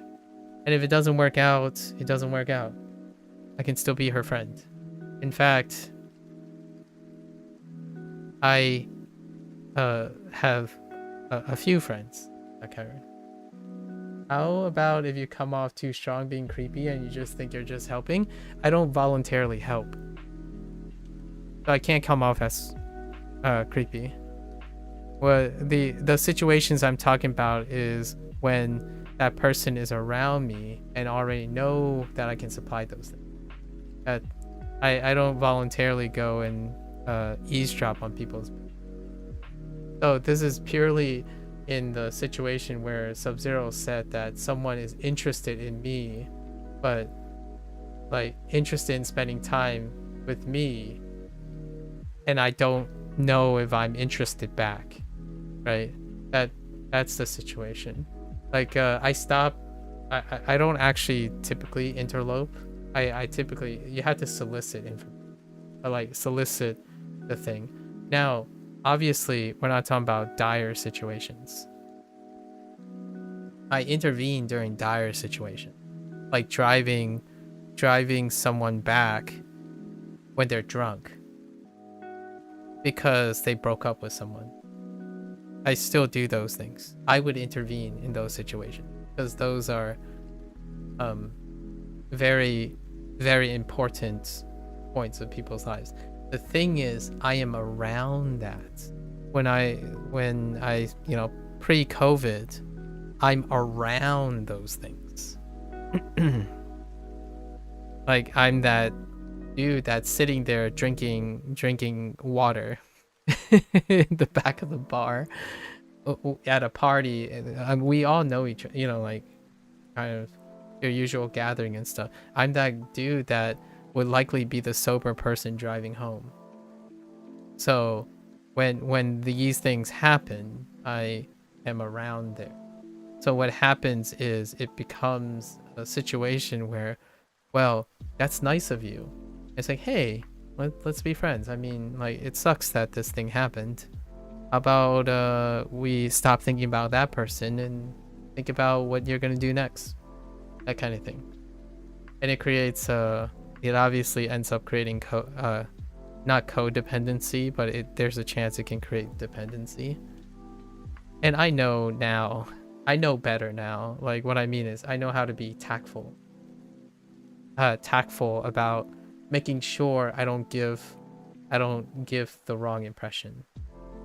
It totally happened multiple times in my life. Multiple.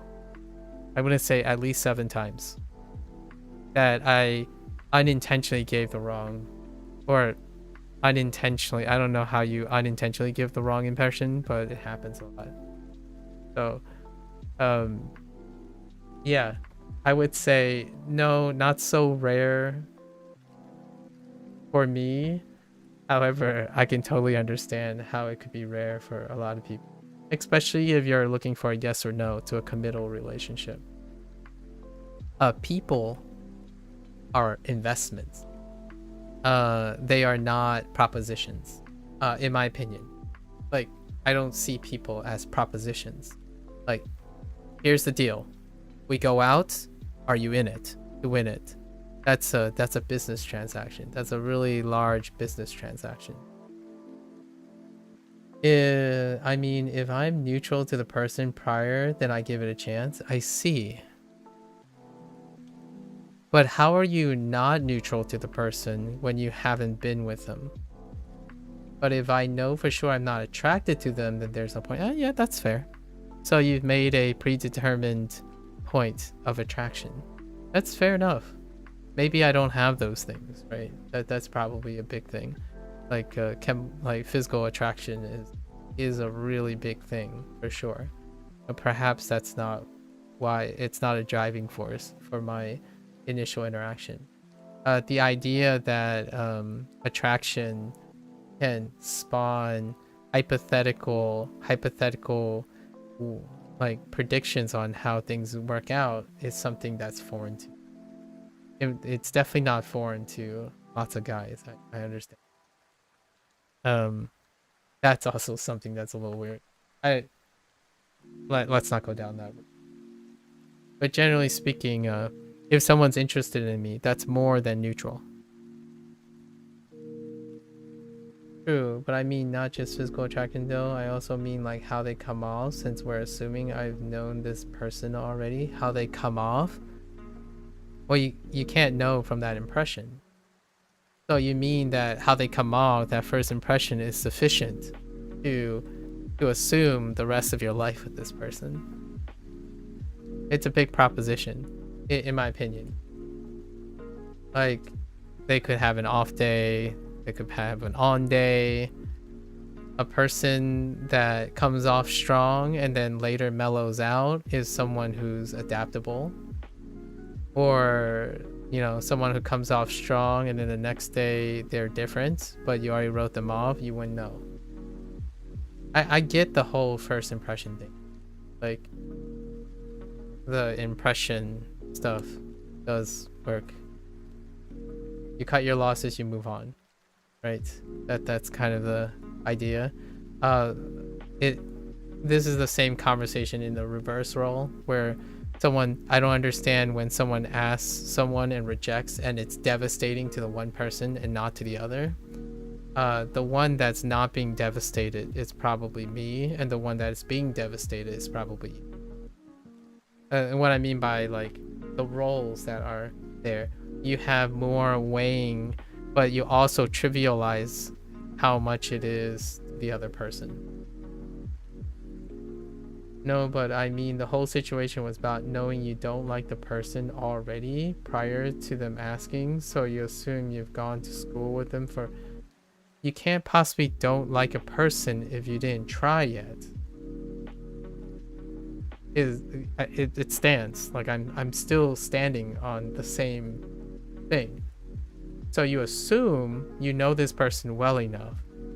So it's no longer a try. You're not guessing anymore. So you've already made up your mind through knowing this person. So you've already done the dating thing. To me, personally. So if the situation's already set, then yes, the decision is already made. You're not interested. When that person asked you and you're like, whoa, I didn't know you were interested in me, then you don't know that person. If you know what I mean. So if you've gone to school, you said you don't know that, you know that person enough to not like them anymore. And suddenly they asked you, they like you. Say, wait. Okay, that's a miscommunication. I don't like you. Sorry, goodbye. That's fair enough. If you knew that person, then I'm sure that person, you got the right thing, right? This is a miscommunication before the situation even happens, right? That's perfectly fine. So now your condition is you already know the person enough so you don't like them. So there's no question to be asked. Would they approach you if you know this person enough to demonstrate that you don't like them? Like, I think that's probably the better question. Maybe somehow you don't like them and you were around enough to give them the wrong impression that you might like them. That's a little bit rough for me to imagine. I'm around people because I like to help. I like to help. So that creates that situation. However, it's not that I don't like them. I wouldn't be helping them if I don't like them. So there's a lot of situations here. Like they kind of counter each other. It's difficult to imagine a situation in which you knew the person and you knew you don't like them and they still ask you out. That means someone is misleading someone or unintentionally doing that, and I've been involved in that situation before. However, it's not because I don't like them. And you said you were okay with neutral, so most of the time I'm either neutral or I'm already helping them with something. If you don't like them, then I imagine you wouldn't be helping them either, Sub-Zero. I do, mind you, I do help people I don't like. it is a situation. Like if I see someone in trouble, it doesn't matter if they're my bully from high school, I still help them. But that's a different situation. That's more like dire situation. Would they come around and, you know, change a new leaf and do all that thing? That can happen. And if they ask again, it's like, well, why not? I suppose. I do dislike people. I don't want to give you the impression that I like everyone. I do dislike people, or the idea of the person. It doesn't warrant enough to write them off as people I don't want to be around, something like that kind of thing. You don't have to have known them for that long, you know. Say you're at a party and there's this one girl who is being mean and overall doesn't have manners. Do you need more than 3 hours at that party to know you don't like that person? If she asks me out, I'm gonna say no easily. Doesn't matter how smooth she is. That's fair enough. I would say no. Yeah, that answers the question. That's what divides us immediately. It's like, no, you do need more than 3 hours. Yeah, not even no contest. I think it's almost absurd that you said that. But Cozy agrees with you. So, yeah. Yeah, and I think that's where that illustrates my point. Like why I don't. Depends. Depends, that would be a no then. So I'm thinking depends. I don't think of it as, yeah, it doesn't take 3 hours. But that depends is probably going to be like something that I disagree with. I want to be that's a little presumptuous, but I'm pretty sure I disagree with whatever the depends are. You have lots of dependency. Like Sub-Zero had to specify a very specific situation, right? A very specific situation. You don't have to know them for long enough, and they have to been a specific behavior that you constitute as a person that you don't like, and also that if they have to ask you out. So that's a lot of depends. And then, you know, Cozy says depends, and I say it doesn't. You can come up with 100 examples though. The whole premise is that you know you don't like them.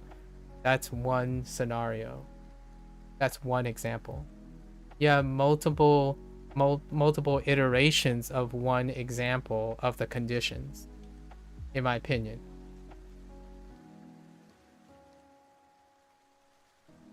That is multiple examples of one depends specific condition. You made up your mind already. That's it. You made up your mind about people. That's the difference between, I suppose the biggest difference is between you, Cozy, and me, is that you make up your mind. You guys have conditions that make up your mind, predicated on whatever you think is normal or acceptable, right? How you feel it out. And I do too. However, I don't choose to do that right away. Like, what I mean is, I think people can change. However, they might not change. I might end up being in a really terrible situation. That's the gamble I take. Nani o shite imasu ka? We're just talking about this prompt. The Japanese. But I think we're gonna move on from. I'm gonna be real with you here. For every sucker like me, there are hundreds of you guys. And that makes sense. Because the thing you're saying, the thing you guys keep depending and saying you have many examples of a very specific condition, that's very reasonable. That's how the large majority of people operate.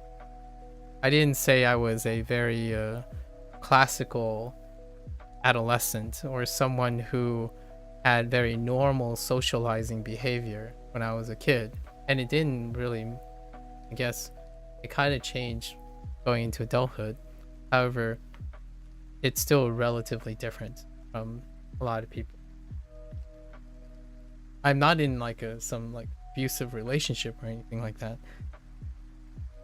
You can still be relatively intelligent about it while interacting with other people. I personally think, though, coming up with 100 examples of the very specific case is still the case, because the condition you set is you don't like them and someone likes you. So the idea is someone finds you redeemable, like there's something they like about you, but you don't like them. So you have no curiosity of why they like you. That's also something you could learn.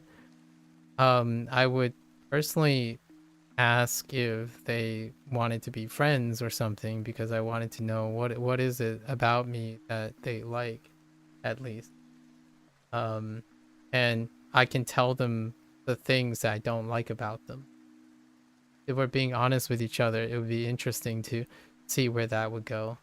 Like, hey, well, I know you like me. Can you tell me things that you don't like about me? Because I know I'm not as interested, but I do have things I don't like about you. What do you think about those things?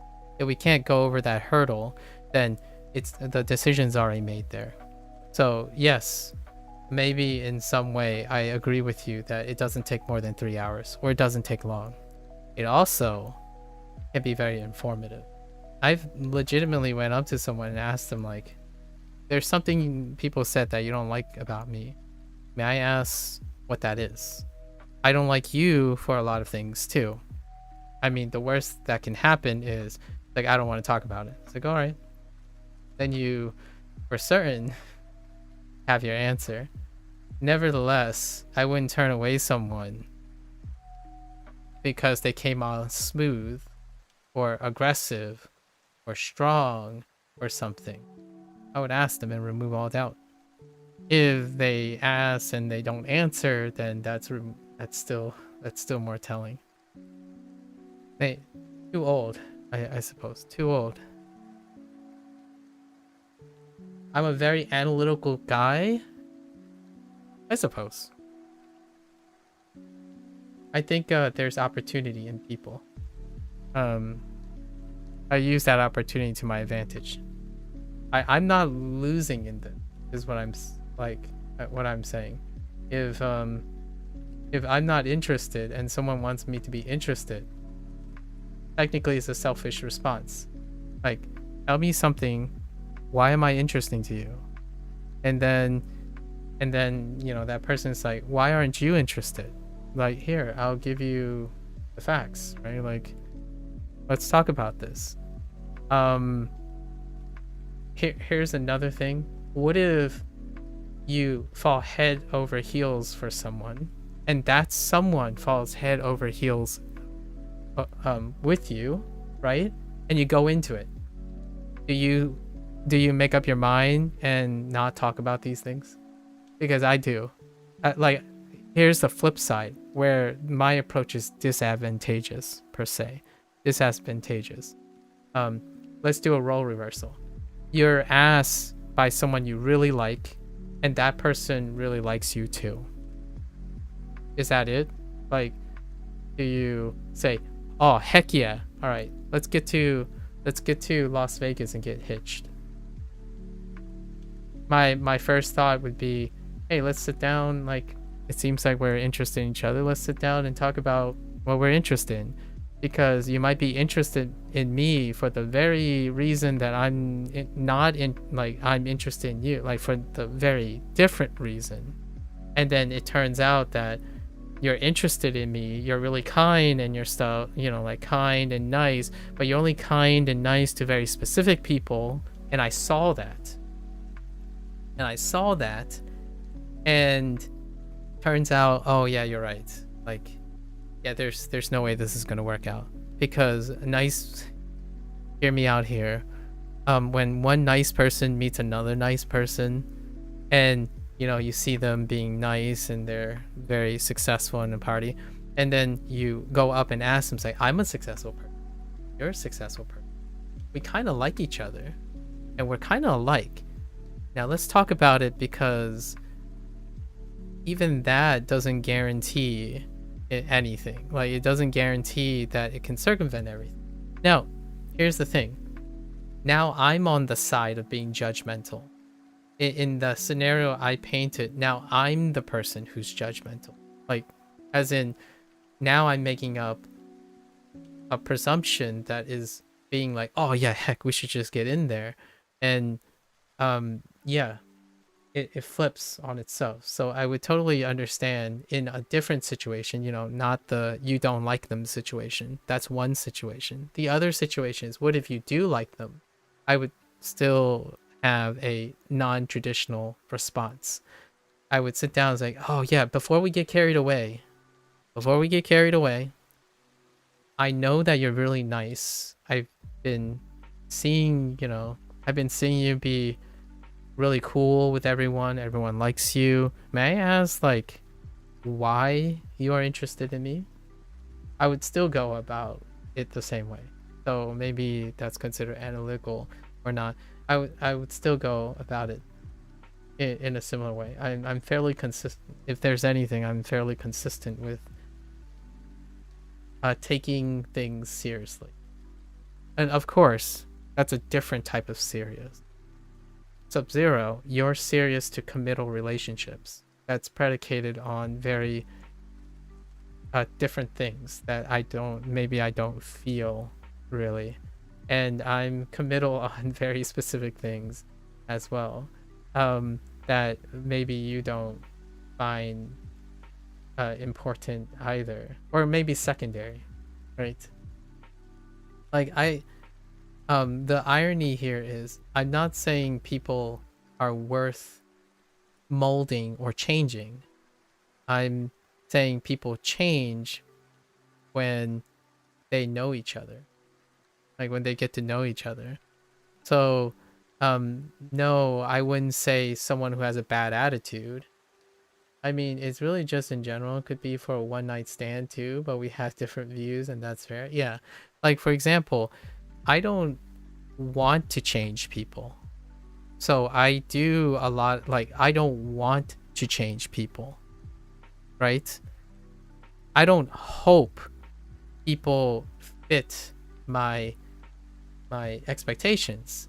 The thing I hope for is that there are two people who are willing to share experiences and trust in the process.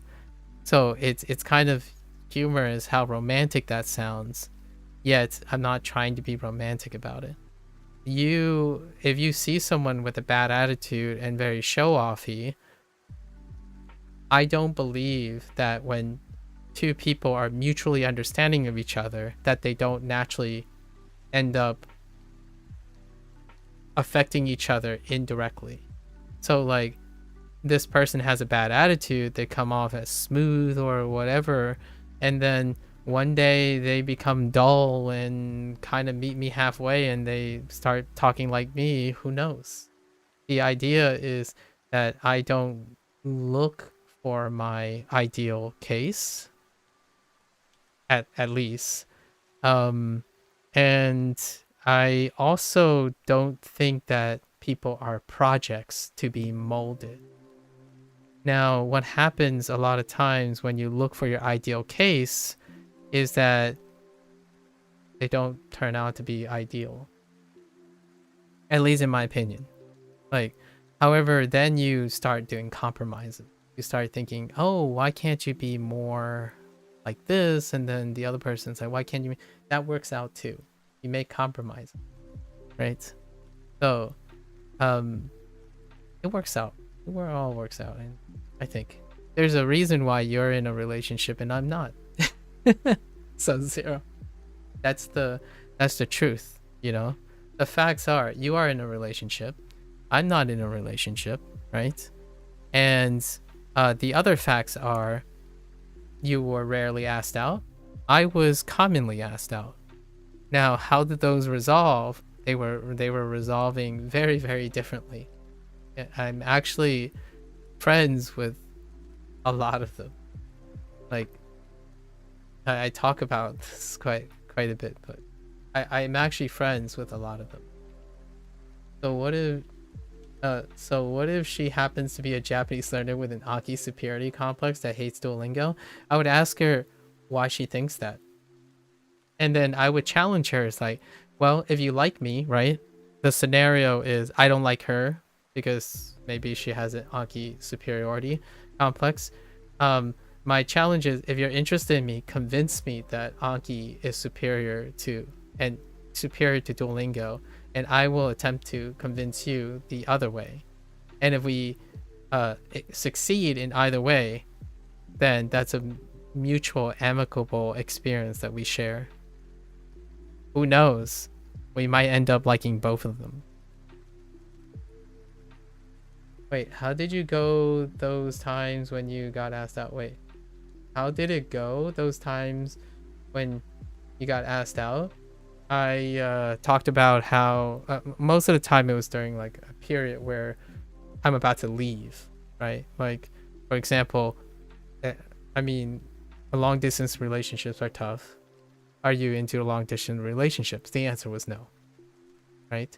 And then the other times were like our parents.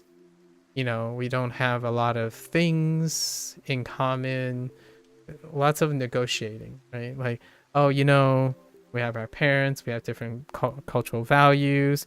I understand that being nice and things are, we spend a lot of time, we have a lot of chemistry, but the thing is, we're sorting out all the different situations, right? That could happen. And we spend most of our time talking about those. Because we're friends, right? We're friends. That's, yeah. Have you ever gone out with someone who you didn't already know? That's a different story. Because we didn't talk about the situation. Anyways, I'm gonna keep going here. But I don't think I've had a situation. Oh wait. I have been asked out by someone I didn't know at all. Like at all. Like really nothing at all. And I told her what's going to happen in the future, and it was not possible. In a way, I think your way of thinking is more long-term relationship oriented. In my sense, you are more willing to invest time into growing interest in that person, while I need to have immediate interest. Yeah, I understand. Yeah, that could be it. Or here's the thing, Sub-Zero. I don't want to talk about this too much, but there is also a possibility that I just don't feel that way. If you know what I mean. Like, what I mean is there is another part of this equation. Like, I don't feel like I can be interested in anyone I don't know. And yes, my girlfriend used to be my study buddy during the first year of uni before we got together. Oh, that's so cute. Sorry.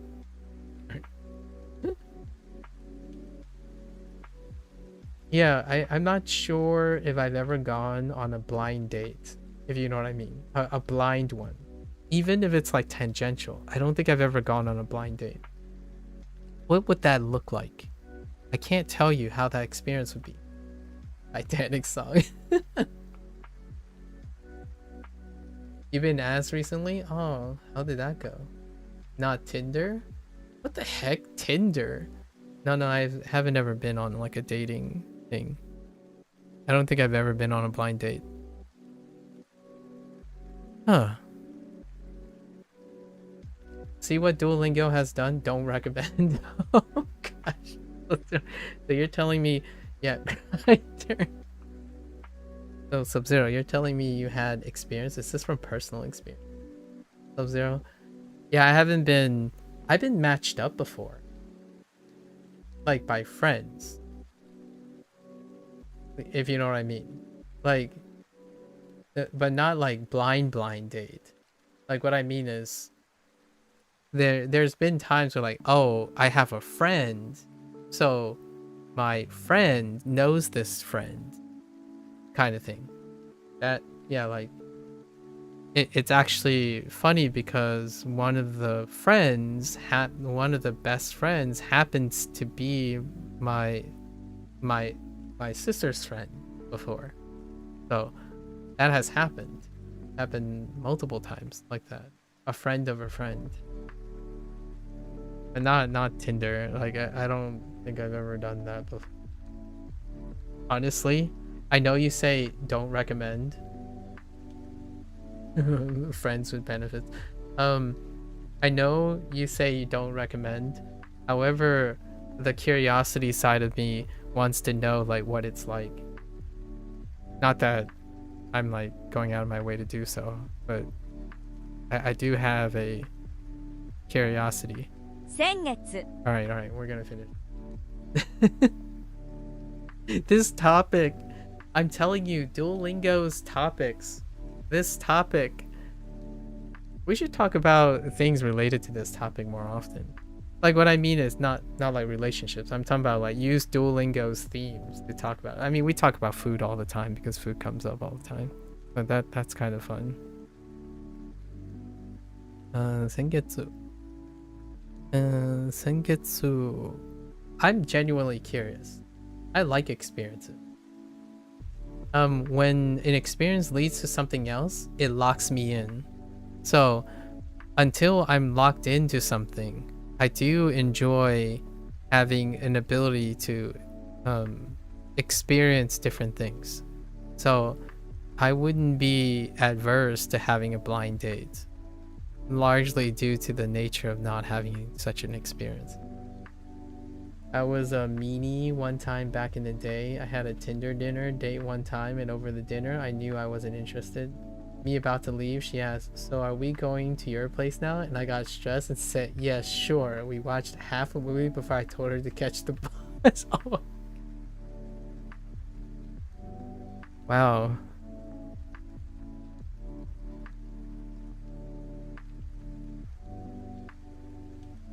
I think what I would do is more cruel. This isn't a competition, but hear me out here. Hear me out. Hear me out, Sub-Zero. Hear me out. People have lots of opinions. Being nice doesn't mean you're not going to hurt people, right? So hear me out. If that situation you just painted, I can see myself having dinner, trying my best to, I'm probably going to be the one asking the questions most of the time.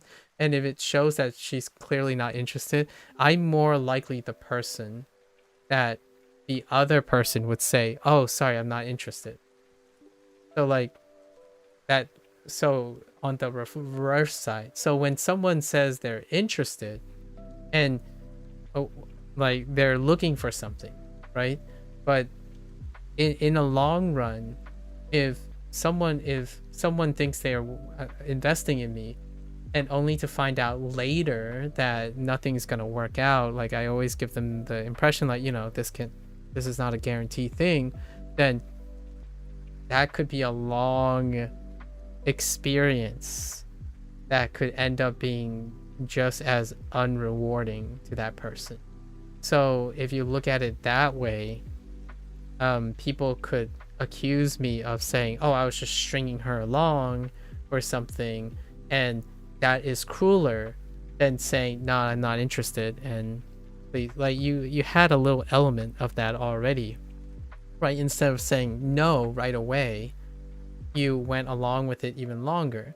Now imagine my perspective where there is a chance I try to be interested regardless, and that trying can come off as being, well, if you didn't know it was going to work out, or you have inclinations it wasn't going to work out, why did you try anyways?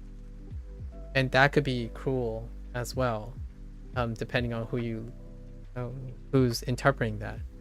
The idea is I don't stop trying. Like, I don't stop trying on people. And more than likely, I'm the one that gets told they're not interested. Not the other way around. It was not intentional. I just didn't know how to say no. That's you got it. Like, honestly, I might not know how to say no.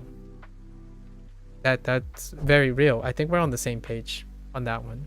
Like, I might have trouble saying no. That's a problem. I don't have trouble illustrating to the other person that they probably want to say no. And in a way, that's kind of selfish of me. Like, if you know what I mean. Sub-Zero, like, the way I behave in explaining and having to speak ahead of times is because the first thing I want them to know is that you're not going to get a no out of me. However, I want to make sure you know what you're getting yourself into, because if any of that is a no, at least you know now. And you're not hurting my feelings if you say you don't like me. Not the other way around. So either I become too intrusive in asking too many questions and they tell me, dude, no, like, you're just all up in my business. Like, okay, that's fine. I'm sorry. I like to get everything out, right? And then, you know, come off too strong or something like that, right? I'm not a very smooth talker when it comes to committal relationships, for the record. And then they'll know all the things about me, so they get to say no. That's it. You might be thinking, oh, well, that sounds like you're selling yourself short. It's like, no. It's solving an inconvenience. It's a workaround that I tend to do. Like, if someone asks me, like, oh, do I like the way, you know, do I like the way she looks or something? Like, she asked me, oh, do you like me? And I'm like, well, if I'm, you know, you said, like, if I know I don't like them, right? If I know I don't like them, say, well, I don't like you right now on the surface. Can you explain to me why you do these things? And if it's like, this is not worth my time, then she's gone. Like, she voluntarily leaves. So when you said back to that scenario where you said, I already know I don't like her, right? I already know I don't like her. I know her enough that I don't like her. And she still surprises me somehow and say she likes me. My first question is, oh, you know what? I would be interested. But first, let's get something out of the way first. Right now, I don't like you because there are these things that you do, and I'm not sure. Can you explain them to me why you do these? And then can you tell me things that you don't like about me or things you like about me, because we have to know what are the conditions. What are the conditions? So yes, I will most certainly still spend time getting to talk to the person. It doesn't take long too, by the way. In my opinion, Sub-Zero and Cozy, I totally agree. It doesn't take long. It doesn't take long to figure it out. However, I don't have to be the person, in my opinion. I don't have to be the person to not invest. I'll invest by conversing. Literally, someone has told me before, like, oh, okay, so you'll just be too busy helping other people, and I really require someone who only wants to pay attention to me. I've heard that line before. I'm like, that's good. That's good to know. Like, I'm glad, you know, we got it out of the way, because I'm not the person for you, right? Like, if you need someone who is weighing on you hand and foot, I'm not the person. I'm glad we know that. So, good luck finding that person. Yeah, half the chats. Anyways, Yeah, dinner was nice and all, but I'm not interested, etc.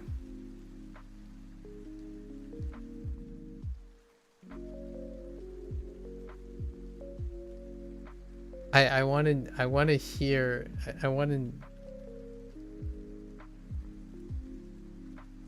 I have told people I'm not interested, or I have told people that it's not possible at the moment, and I highlighted it, and they said, yeah, it's not possible, and that was it. So I haven't had the situation where someone said, like, I said, okay, well, here we have some problems, we have things, and then I lay it out, right? I haven't gotten in a situation where the person's like, oh no, don't worry about it, I got you. I'm like, all right, well, let's give it a shot. No, that situation has not happened. It would be interesting though. Like if I saw red flags and I told them these are the red flags, and that person's like, nah, I got this. I'm like, whoa. Wouldn't it be worth your time to invest? Now, yes, I know. It could end up in like a abusive, neglectful, opportunistic relationship. But what are the chances that that would work out more than someone that says, oh, you're my perfect thing, and you didn't discuss what the perfect thing was? And you find out 2 years later that you guys weren't so perfect for each other. I like working through, like, call me a masochist, I suppose. I like working through things.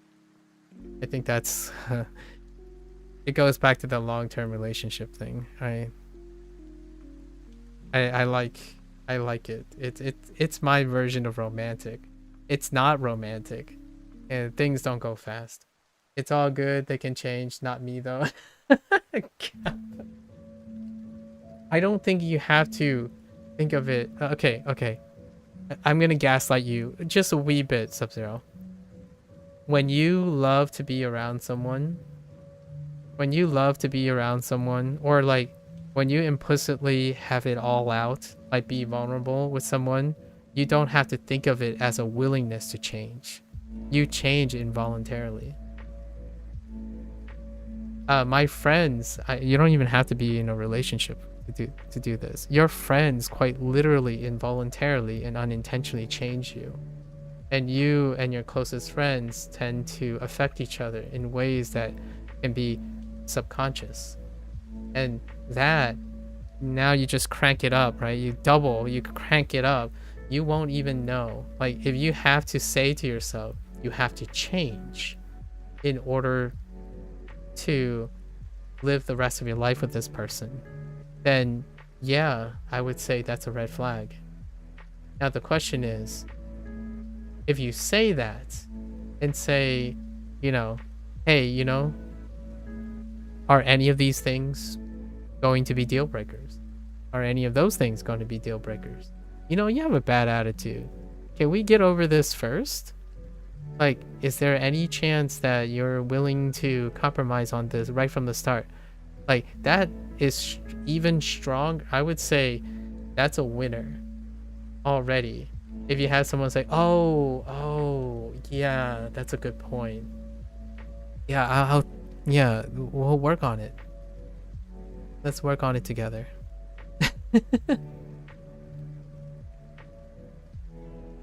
Why would you want to change someone? I know. Why would you want to change someone? If you like them, then you wouldn't want to change them. But hear me out here. Change is inevitable when two people are together.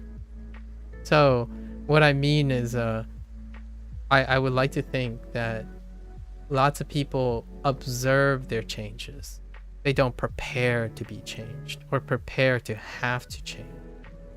The two people who like to be together will inevitably affect each other without needing the chore of changing, right? So yeah, I totally agree when people talk about change, like, oh good, they can change. The idea is no one's changing. What I mean is, you're not consciously worried about having to change each other or changing up stuff. When two people like to be together, they change each other. Like when I mean, like, it happens on its own. Yeah, they'll rub off on each other, And you know you have magic when you start rubbing off on each other. Not just the whole like chemistry thing and whatnot. I don't, physical attraction is a weird thing. I don't really understand that too well intimately. However, yeah. I think going into a relationship with someone and thinking you have to change and they have to change, oof. It should be effortless. Not grinding. Yesterday's conversation about grinding. Anyways, that sounds romantic. What I'm describing sounds romantic, but listen. One last thing. My version, the thing that I just said might sound romantic, but think about the majority of relationship aspirations. To me, those are far more romantic. Like, you have a crush, and then you ask your crush out, and your crush turns out to love you. And you go off into the honeymoon set, knowing that that power of passion is going to keep circumventing all the things you have not discussed before you decided we're going to hit it off. That, to me, is the most romantic thing ever. The romantic thing ever is going to a party and you're looking at that person and say, ooh, she's a 9 out of 10. Like, you go up and ask her and she says yes, and the rest is history. That's far more romantic to me. And it might be the grass is greener on the other side thing. I don't think there's any like path in which I don't sit down, have a long chat according to those romantic people. Like, hey, we're vibing. That's pretty nice. You want to talk about it a little bit? When they finish you, it's perfect. When they finish you, yeah, sure. I think you're talking about conversations, right? Like complementarity and whatnot. Hopefully that's what you meant. It could come off as kind of lewd. Sorry. Yeah. Okay. I like that. The things I describe takes days. I'm sorry. Like there's no way around it for me. It takes a long time, much like everything else. I suppose. And I think it's incredibly romantic and passionate how other people outside myself take an approach to relationships. They want shorter relationships in the hopes of becoming a longer relationship. I totally understand that, right? You get more chances. There are more chances. You entertain more opportunities. Like, you sit back and relax because she got you. Okay, so you were going with the lewd imagery. I see, Cozy. I like it. There's a double meaning in there. I know, Cozy, I know. But there's a double meaning. You have to know. You have to know there's a double meaning. I get it though. It was a wholesome comment. Sorry, Cozy. I hope that wasn't. Yeah, I get what you mean. Not dirty.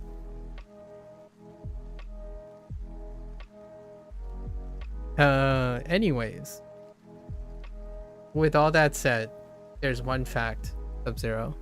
You are in a relationship, and I'm not in a relationship. Those are the facts.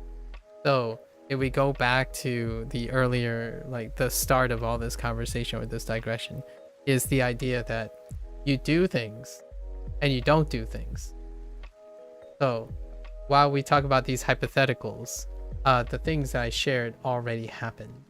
And that's the result of them. Most of them I'm friends with. Those are the people that were not possible is because we no longer is geographically located towards each other, like around each other, or even cross paths anymore. So it didn't ever happen where someone would uproot their life because I already laid the groundworks. Like, I can't uproot my life, so it's already presented. So it wasn't like, oh, I'm not interested in you and you're not interested in me. The question is is this person interested in me knowing what they're getting themselves into? If they're interested in me, they would know. If you know what I mean. I know that sounded redundant. If someone's interested in me, I have to let them know what are they interested in, because I have to tell them, are those things accurate? If they say, oh, but you're such a nice person, my first answer would be, I'm nice to most people I associate with. Does that affect your judgment or like your effect in me? Actually, that was a deal breaker for 2 people.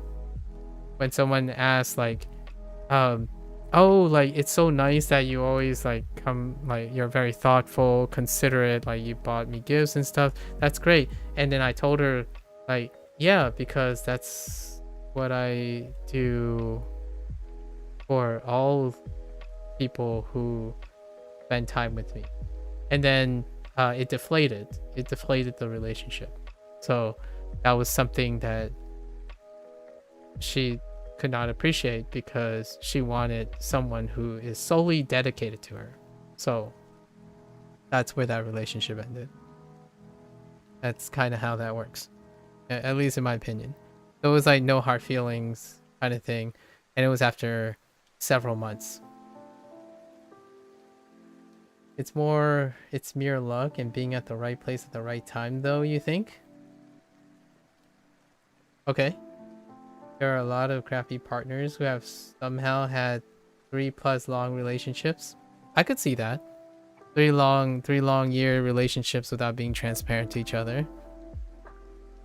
I'm adding some conditions because I think there's some subtext here. Crappy partners who do not disclose their things before they enter a long-term relationship. And it's also mere luck because the people you attract and the people you consider, and when you project the same thing, you also have people who do the same thing. So it is mere luck and being at the right place at the right time when you yourself have a behavior that also elicits and contributes to the mere luck and being the right place at the right time. For example, if someone caught you on a bad day, then it's mere luck and right place at the right time that they would be interested in you. Right? So if you caught someone on a bad day, then it's mere luck that they were in the wrong place at the wrong time for them. And I haven't been in those situations yet. I'm not saying they won't happen in the future. I've done the wrong thing at the right time before, and I've done the right thing at the wrong time before, and I'm still friends with them. So I don't know. We live a very different life, Sub-Zero. I feel like we live a very different life. And of course, I'm still single and you're in a relationship. So there's that. Funny, huh? Very funny. And I think we're both happy. At least I think. This is probably a personal question, last personal question. Do you feel like you need someone? Because we already talked about this. I think the thing that makes us kind of similar is I don't necessarily think the answer is a strong yes. However, it is so much more interesting sharing a life with someone. At least in my opinion. I find it incredibly fun. The idea of sharing a life with someone is, at least part of your life with someone, is a phenomenal adventure. Is it an adventure for life, for the rest of your life? It may not be. It doesn't have to be. For me anyway. A companion. Did my girlfriend set you up to ask this question? Wait, did your girlfriend actually ask you this question? Every one of my last person who like brought up this question, my answer was like, I don't know the future. I'll certainly try my best.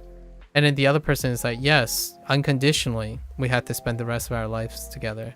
It's like, well, I'll try my best. It's like, does that mean you don't believe in our relationship? I'm like, no, I said I'll try my best. That is me believing. Not believing is quitting. Like, no, I don't believe. So let's end it here.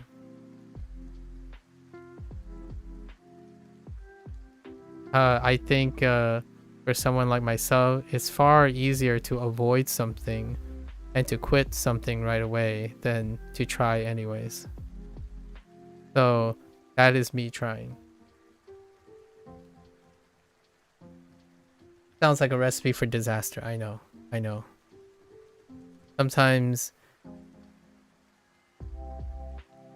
that's the gamble I take. Right? That's the gamble I take. Okay, let's get back. 先月 2 hours later. 別れ But no, I don't think so, though that sounds harsh against my relationship. It's just that I have always been very comfortable with being by myself prior to the relationship. Oh, that's fair enough. And now you've learned that there's more than being by yourself. Who's changing who now, huh, Sub-Zero? Who doesn't have an interest being generated out of thin air? I'm kidding. I'm being a little trolly. I'm sorry. Aggressive. I apologize. Yeah, it's like a bonus. Yeah, it's a bonus. In all the most loving way possible, right? I feel like a bonus means like it's not important or lesser. That I think I've said that before by like and being misinterpreted. Like, yes, certainly a need is fantastic. You know, the whole like, oh yeah, but this must be a need, and I'm like, we're different people. I guess this is where it stops. Some other people would probably jump to another relationship right away. Yeah.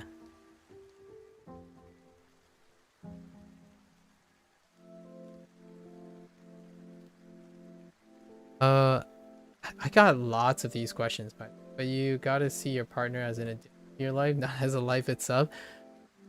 Whew, I've been down that road a couple times already. Relationships are not needs. Now, we're all kind of on the similar side of this. However, I'm gonna play devil's advocate, obviously, because I can tell you how my relationships ended, or like my conversations ended, and yeah, there are quite a lot of enough people would suggest it's the other way. It's like a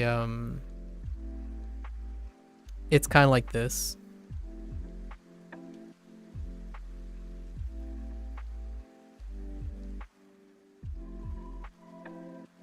Situation, right? As opposed to like this situation. So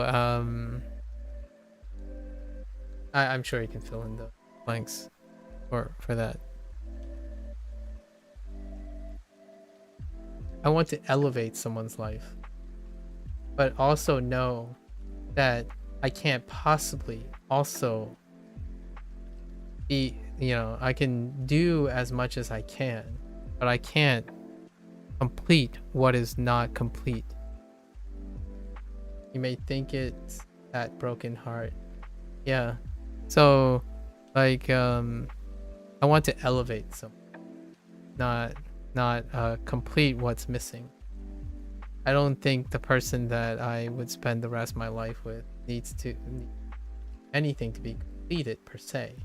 I think they're complete, and I like to think that they think that I'm a completed person. Can you be a companion to yourself? Ooh, heck no. Sorry, that I've been asked this question too. Like, I don't like myself. I wouldn't be a companion to myself. Yeah. Yeah, I can't be a companion to myself. That is insufferable. All the things I have, I wouldn't duplicate myself. Like, all the things I have, that means I don't provide anything for myself. What do you mean? I'm always chopping it up with myself, having conversations in my head. Yeah, it was there was this conversation that I had with someone else that said like, oh man, why can't they be more like me? Why can't they be the everything, like why can't they read my mind? It basically paraphrased into, why can't it be easy and they read my mind? And then my first thought was, well, do you want the objective truth or the subjective truth? Well, it's astronomically impossible, nearly highly improbable, maybe another time stream or something like that, to find someone who is like you in that way, even in a way that you're saying, even on a superficial level. The subjective nature is that oftentimes relationships and experiences are shared due to the melding, right? Due to the exchange of the things. So if you think you need someone that is you, then I would suggest, in my opinion, in my humble opinion, start there. You got to start there. Build yourself up, because oftentimes that can become the biggest burden in a relationship, in my opinion. Like, personally, it's highly likely going to be the burden, the strain on the relationship, when you yourself don't have enough, ironically, self-love in order to know that you don't need another part of yourself. Like, what I mean is, you don't need another yourself. You are complete, right? And you're looking for someone just as complete and willing to elevate each other, not looking for someone that's solely there to serve you, to fill your whims, like to fill your damage or your lacking. It's a very contentious point. What I'm saying is that's one of my perspectives on having interpersonal relationships. There are many others. I think there are very lucky people out there who happens to complete each other, and they're beautiful. It's magical. My comment I'm making is that it is also very lucky and incredibly astronomically circumstantial. If they're keepers, they're keepers. So know when to see those. But honestly, I'm gonna take a jab at Sub-Zero. I stack the deck for me, like, in my favor. I don't think of things as mere luck and mere coincidence, at least in my opinion. I try not to make them into mere luck and pure coincidence. So a lot of times, maybe that's why I have a perspective where things work out as opposed to things feel tenuous and fleeting. I should know, right? Or at least I feel like I should know, considering that most of my job and most of my experiences are watching people grow up and then leave. Grow up and leave. Not that it's like identical one-to-one on someone's interpersonal relationships. Still, if I shared 6 good years with someone, it's 6 good years. If I shared 6, I don't know, mediocre or bad years, it's still 6 years that I'm going to try and make things work. So it might not be the first, might not be the last. You could say that also contributes to the divorce rate. Who knows? Honestly, many people who stayed together went in not relying on the idea that they were going to be together, but they were relying on the idea that they will take things, steps at a time. Even the most damaged, traumatized people found the greatest long-lasting relationships when they were able to take it a day at a time, right? They might, in the back of the hair, say, oh, it could all end in 7 years. But the focus is not on whether they are in a relationship forever or for 7 years. Optimistically, the focus is on, are you willing to try? And I'm more in that court. I'm like 70% in that court. 30% in the, yeah, let's just rip off the band-aid. I'm not interested. Get out. Sorry, that was a little cruel. But it's like some people would really champion that. Like say, no, it's not worth it. Like, I totally understand. I get it. Like, I get it on principle. Right? Investments. Time is money. Time is life. In this case. All right. 男の子 otoko no ko. I really now we really gotta finish this. My Chinese lesson is the shortest today, but we're pushing it. Okay. 別れ Sengetsu. Sengetsu. In no way I'm challenging anyone's way of living and stuff. I hope that's clear. Like, the thing I shared was, I didn't even realize we're on the same exercise. Yeah, for all intents and purposes, just as a disclaimer, I don't think people really watch these things or even stay long enough for these things to make a cogent response. I'm not here to change anyone's approach to life or how to get into a relationship and whatnot. I think the world is very big. It's very vast. There are a lot of people. And I don't think there's any mathematical reason or subjective reason that all the things we talked about, all of the above, can coexist. Right? That whole, like, there's someone out there for someone. Hello there, Liam. You're here.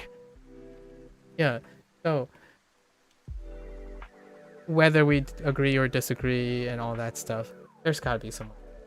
That's the bottom line. And talking about these things may give more opportunity. I don't think not talking about them removes opportunity. At least we can agree with that, right?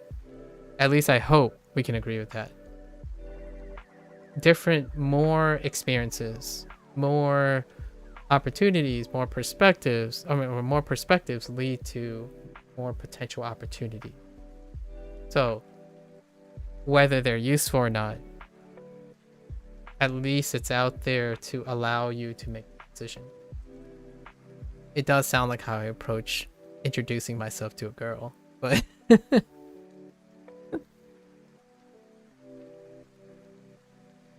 I think the wishful thinking is that either you live alone happily or you live with someone happily. And I would say another thing as well. However, I don't think that's appropriate. None of us are dating, so it's all good to have these different views. At some point, we all find someone somewhat like-minded as a partner. Interesting.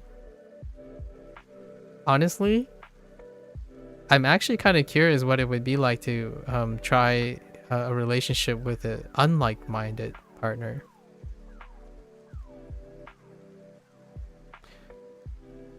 If two partners expect to have an unlike-minded partner, would they be considered like-minded?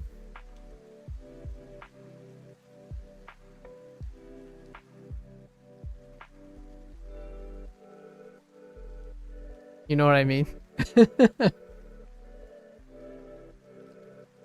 If two partners deliberately expect that their partner would be not like-minded, would that be considered being like-minded on the basis of not like-minded? Well, opposite, we're not talking about opposites attract, sorry. The opposite attract thing is it includes that though. It includes that. It is one of the subsets. But being not like-minded means that they are not coherent.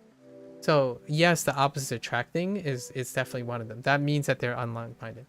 Oh, we're not going down this loophole. Because for me, that's what my that's who I'm looking for in a partner. You see what I mean? Like, I don't go into a relationship thinking that the person has to live and breathe like me. Like, I don't like being my own companion. Sub-Zero. Like, I already said that. Like, I don't like being my own companion.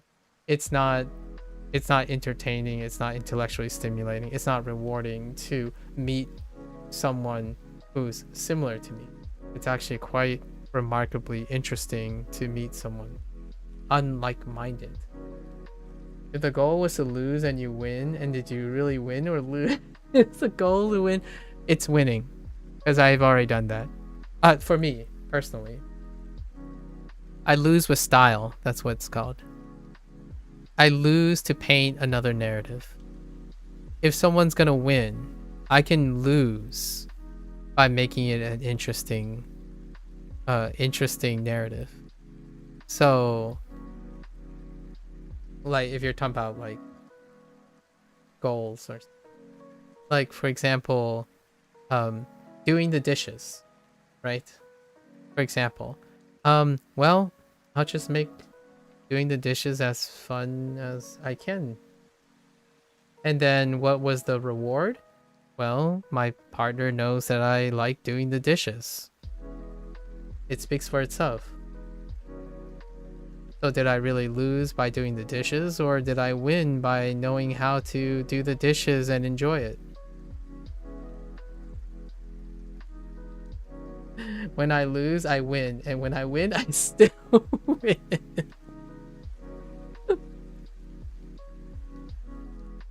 I've been in like a roommate situation for a while. Like, I'm the person that if no one's gonna do the dishes, I'll do the dishes, but I'll certainly do the dishes in the best way I can.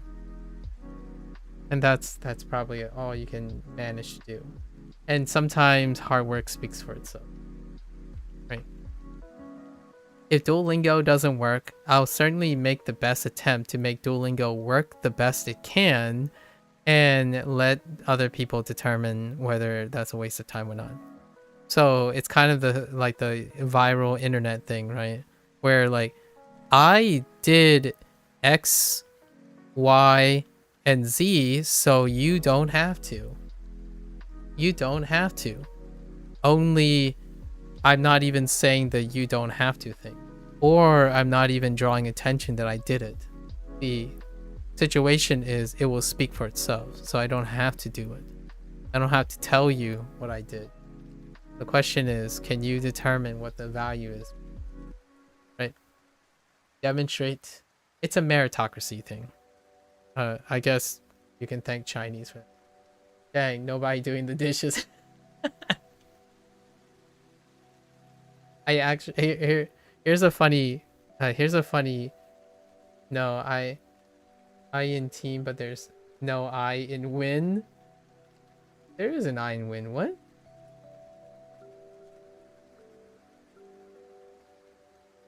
Oh, there is an I. Oh no, sorry, you missed a word. There's I in win. Yeah, true. Sorry, I misread your thing. Here's a good situation. Oh no, I think I lost it. No, I had a good example. Oh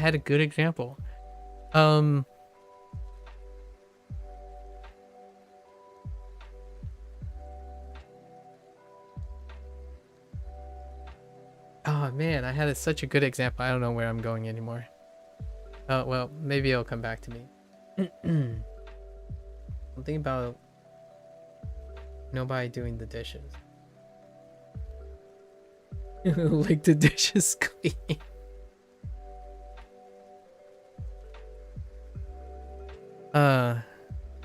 Oh, here's my short story. Another short story. Dishes. When this might be a cultural thing, so we'll chalk it up to Japanese and Chinese. I don't know if Japanese and Chinese do the same thing. I don't think it's actually customary in Japanese. It might be in it's common in Vietnamese though. Vietnamese, and Chinese a lot of times. Sometimes. When about dishes, if I get hosted, right, in a meal, the first thing my parents and I tend to do when we get hosted is actually we offer to do the dishes. And depending on your culture, they either say like, no, you sit there, you enjoy. That's perfectly fine. But the thing is, someone's got to do the dishes. So like, I have been in many situations where I do the dishes and take the opportunity to talk to the company. So yes, you might be saying like, well, now you're saying, is it losing if there wasn't a game? If I wasn't even playing the game in the first place? I wasn't even playing the game in the first place. So when you start thinking like, well, host cleans unless guest doesn't mind helping, that's a cultural difference, right? That's a cultural preference. What I'm saying here is I have habits that I don't play just the game. I don't play in the game. I play with and outside the game. Like a game of life is bigger than that. So if someone wants me to clean dishes because they don't want to clean dishes, well, we're gonna have to make it do more than just cleaning dishes, right? If I'm gonna go to the grocery store and I know that two people don't like going to the grocery store, I'm gonna offer to do the groceries for them. Like, hey guys, I'm going to the grocery store. Do you want anything? Because and it's not, you don't explain it because, oh yeah, because I noticed you guys don't like doing groceries and whatnot. Clean my dishes. Well, here's the thing. I kid you not. You only hear those things when you are also part of the problem, or when you are also part of that situation. Since I tend to offer to do things, those situations do not come up very. In fact, they reciprocate. People reciprocate when you're initiate. So if everyone's playing the cat and mouse game with who does the dishes, then you have to wonder, you have to ask yourself, who's gonna stop the cycle, right? If you're thinking to yourself, oh yeah, no, don't worry about it, like that, they won't hurt, I won't hurt their feelings. We can, like, I'm not doing the dishes, it's their turn to do the dishes. Then what are your friends like?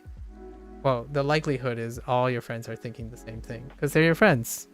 You're like, they're your friends. They probably share some quote-unquote like-mindedness. As we had mentioned, when you're projecting, that's kind of how it works. If you're keeping like track of who does the dishes, then most likely the people around you will keep track of who does the dishes, which is functional, right? But you can make it functional. For me, if so happens I go to the kitchen and I see dirty dishes, I clean it. And then my friends are like, oh, they can't stand the sight of dishes either. So whenever they see dishes, they clean it too. And we're alike in that way, because when we see something dirty that needs organized, we organize it. So because of my tendencies of how I present myself and express myself, people around me do the same thing. So they enhance each other. They continue to do each other. So if you're wondering like, oh, why are my friends are constantly trolling me? I'm not. You're attracting certain like it's not necessarily victim blaming, because having friends is an extra thing. You know, it's a special thing. It's extra, right? You can live alone if you want, and take on all the responsibility. I'm a sucker for investing, so if I bought this common gone from relationship, it's a relationship. Friendship is a relationship. Cleaning is just a relationship. Like, I'm super grateful for the people in my life, but here's the why it's related to being unlike-minded.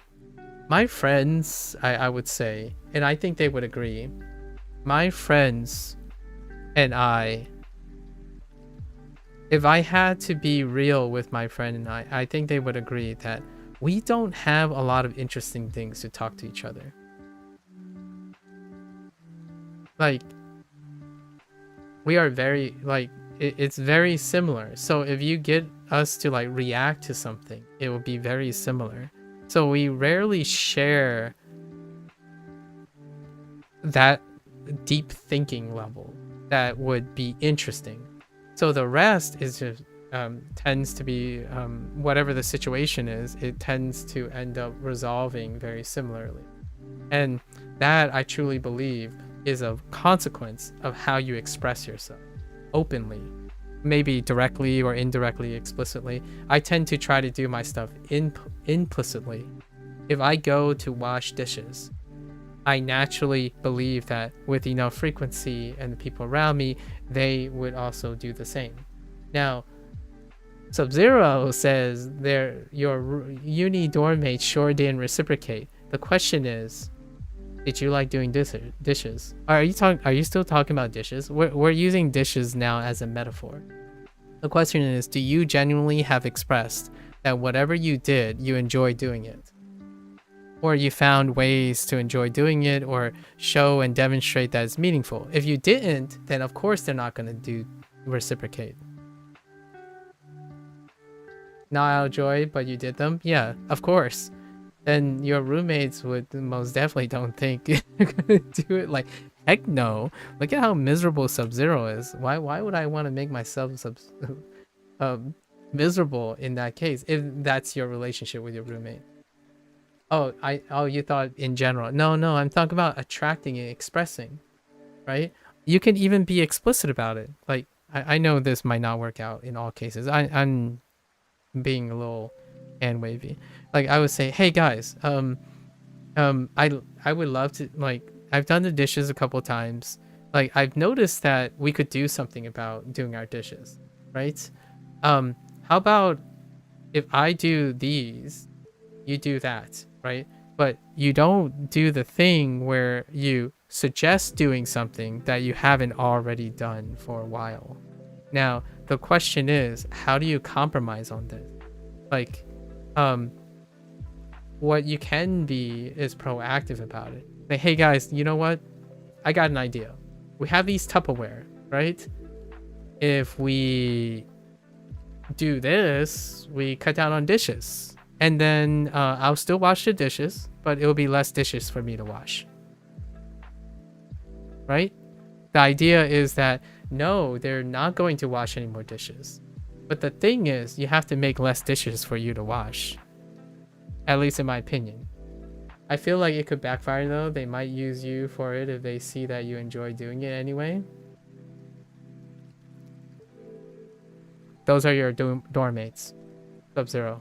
It still comes down to, if you are thinking that and your dorm mates are thinking that, then you and your dorm mates deserve each other. I'm just saying. Like, if you're already thinking that, then you're in the wrong, you're not in the situation. So you leave that situation, right? And how do you find people who don't think that?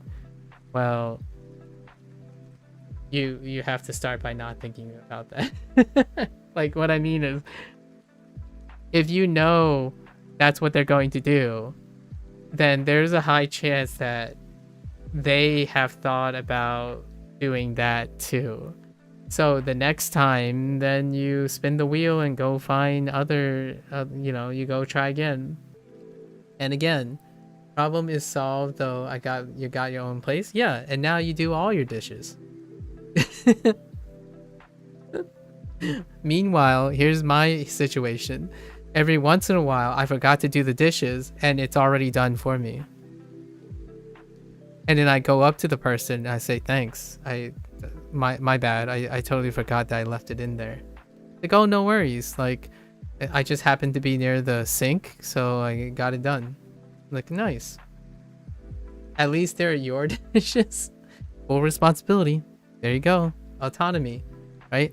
Full responsibility. You are responsible for your own dishes. And for me, some days I sit there and I'm like, man, I'm really hungry. And my friends come home with pizza. If you don't like that type of experience, then yeah, live alone. Right?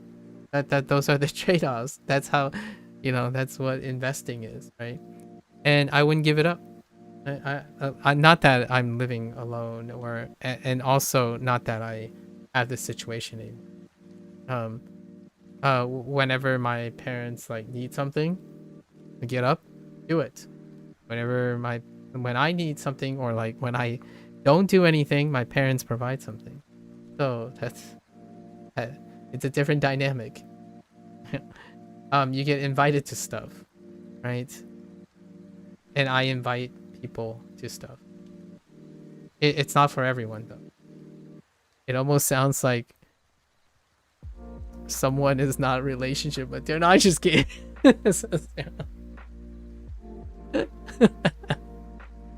I like clean dishes, and you clean your dishes. I like clean. You clean your dishes.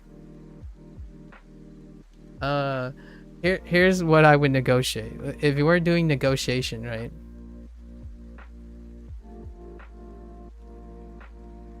If we're gonna do negotiations, I would say I like to do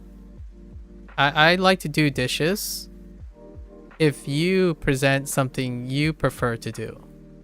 So I will do laundry if you fold clothing. Right? You like folding clothing? That's fine too. Right? So that is non-repetitive, non-substitution. Right? And that's kind of a good negotiation, in my opinion, and a more appropriate negotiation. Because you're negotiating something that maybe it's hard to compare. And in my opinion, that's a non-competitive situation. Yes, it can still go sour, right? It can still go south. If you have a partner or roommates that say one is more important than the other, right? Or this is more than important than the other. And my rebuttal would be this is us, not you against me. If we're not us, then what is a relationship? And when I think about my friends, when I clean dishes and I go out and ask them stuff, I think us. We share a place, not who is more responsible for doing the things. And the people around me systematically will eventually become that, because if you don't already do that yourself, how are the chances that you are going to see that quality in other people? Let alone take a gamble and think you can. What I mean is, if you're not nice already, how do you say that you know what a nice person is, for example? Or if you're not I know this sounds really tough, and it could be in a defeatist kind of situation, but you don't have to be culturally sensitive or completely competent or immersed in the situation. But if you truly think you're a helpful person, you are helpful already without explainers, and the people around you will tend to be helpful because you see helpful people, others. If you're thinking, again, it's a probability. Not all people are going to be that. You're going to hit different distance. It's true for everything, right? Right. I try to do it's quality time. I know. Yeah. I try to oh, you're talking about I try to do this with my girlfriend sometimes, not gonna lie. Like, I'll easily make the food if she does the dishes for it, or the other way around, but she refuses every time, and I want us to do both equally, but it's like 2 times the work. It's quality time. Yeah.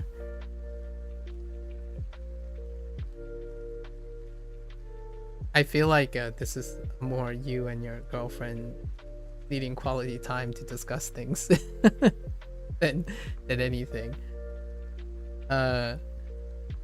Honestly though, I'm gonna be real here. I probably can say what I'm saying now is because I like doing things for people.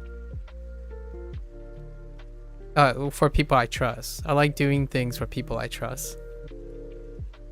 And respect, obviously, but trust is probably further down the line. So if you have trust, you typically have respect already. So because of that, it's not an inconvenience.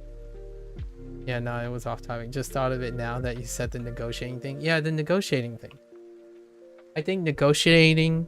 Here's one last thing. Negotiating is a temporary state. In my opinion, negotiating is not a permanent state. So if you're making a business transaction and negotiating, right, you're looking to invest to turn it into something bigger, more stable than it. So when you're saying, I'll do the dishes, you'll do the dishes if I cook, that's temporary. Like, okay, now how do we get this to the point where, okay, so doing the dishes is not too bad, and doing cooking is not too bad. How do we get to that point? Like, oh, hey, check this out. This cooking, do you like this? Do you want me to show you how to make this? And then the other times, like, oh, you're doing this. No, I got this time. A negotiation is a lead. It's a path to, like, it's a bridge to make a better deal, like a escalating deal. I feel like a lot of times people, in my opinion, when they do like money matters and like business transactions and debates, they end the debate. They end the thing with a band-aid, and they expect that band-aid to stay on there forever. Like, oh, I fixed this problem. Oh, that's okay. You know, meanwhile, it's like slowly leaking. It's like, oh, I just put some duct tape on that pipe. We'll fix it next time. Like, it's a good fix. It's fixed. We don't have to worry about it. Meanwhile, like a year down the road, the pipe just burst. And so working towards to replace the pipe, that's kind of how I think about it. I think a lot of times negotiation is fixing a sinking ship, as opposed to working on repairing the ship. Like, you put a band-aid on it. Like, oh yeah, this is a problem. Let's negotiate. Like, this has become a problem. We need someone to do the dishes. That's when the negotiation happens. Oftentimes, I actually negotiate when that problem doesn't come up. Like, that problem has already been taken care of. Like, for example, I would do Titanic song again. Like, I would do the dishes for several months and then talk about it in advance, because it is a negotiation. It is something that I can show that it's important to keep this. It's important to know that what is being done. However, we can do it differently. Like, let's work on getting a better deal, right? That, in my opinion, is the element of negotiation that has since been lost in terms of like the layman things, right? When you think of unionization, like employment, employee and employer relations, you renegotiate all the time, and that renegotiation is a constant need to try to get to a better deal for both sides. Now, if you're in a relationship, you're constantly trying to improve that, up the ante, offer more, so that one day it doesn't seem like a negotiation anymore. It seems more like, I don't know why we even complained about doing dishes. Like, now we kind of just fight over whoever does the dishes quicker. It's like, I prefer to fight over who can do the dishes quicker than not doing the dishes at all. Who can avoid doing the dishes. At least that's my opinion. Sorry, like, oh my gosh, we've been doing this for 3 hours, but anyways. But if you're taking advantage of someone to helping you with a lot of things, but if you're taking advantage of someone to helping you with a lot of things, then you yourself will probably be with someone who will take advantage of you too.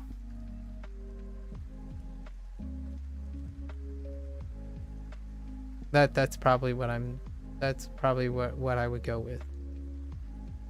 You are more likely to end up having someone battle for taking advantage of each other. It takes someone who's willing to take advantage of someone.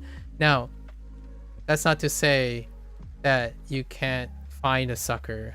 That's predatorial. So we're not talking, well, hopefully we're not talking about that type of thing. That's very unfortunate. That's a very unfortunate situation. I totally understand. We're painting the bad actors scenario, and someone who doesn't even come to negotiations and whatnot.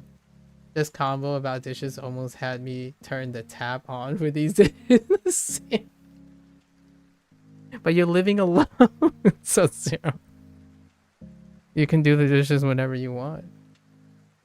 No, I'm kidding. I micro do everything. So like I eat, then I wash the dishes. And then when I see dishes, I do the dishes. They've been stacking up. Oof. All right. We're done. We're done. There's still a reason why I live alone. Like, I'm not saying that is most ideal. It's hard to find people. Like, think about all the things I'm saying. And I totally agree that most of the things you guys are talking about happens more often. I agree. Like, I'm not going to beat around the bush. I'm really in tune with the human condition. The thing is, that's why my friends are that much special. That much more special to me, personally. Like, I don't have a lot of friends. I don't think I have had a lot of friends to begin with. Ever. So, you count your odds. How much behavioral consequences do you need to roulette? How much? So you settle for more, in my opinion. I think being a little bit cynical, being a little bit more selfish allows you to compromise more often with more people. So you can see yourself living with a lot more people or living alone, right? Those are the strong things. I don't mind living. Yeah, you need friends like that. Well, honestly, if you went out and DM'd them, they probably be your friends. Not in a living situation, but what I mean is, like, if you ended up DMing my friends and wanting to talk about something serious, they probably give you the time of day. It's no different here. I earnestly believe that my friends are very, very close to me. Not in the sense of we share a lot of experiences. We actually share very little experiences together because it takes a very long time before we have different experiences. Being alike makes for a very boring relationship, but it is most certainly harmonious. How similar you guys are, the less likely you have something to share unless you actually literally share those experiences. You don't either, but I got one best friend and everyone else is acquaintances. Yeah. I talk to my friends like once a year. If I'm lucky. And no, it's not because we're not available to each other. It's I don't know. It's what happens when you're living with like people who relate to you so dramatically. I kid you not. The first conversation we had was a month ago, I think. And we had to schedule it after like over a year. And get to okay. I really got to get on this. 彼氏 彼氏と別れ別れました I'm finally past the unit. Majority of yours are in your hometown, but I can't visit there very often. I also feel like I kind of pushed away a lot of people after getting in a relationship. My girlfriend is my best. Well, if your girlfriend is your best friend, then you gotta work on it. You know? You've been burned by friends. I see. So have I. I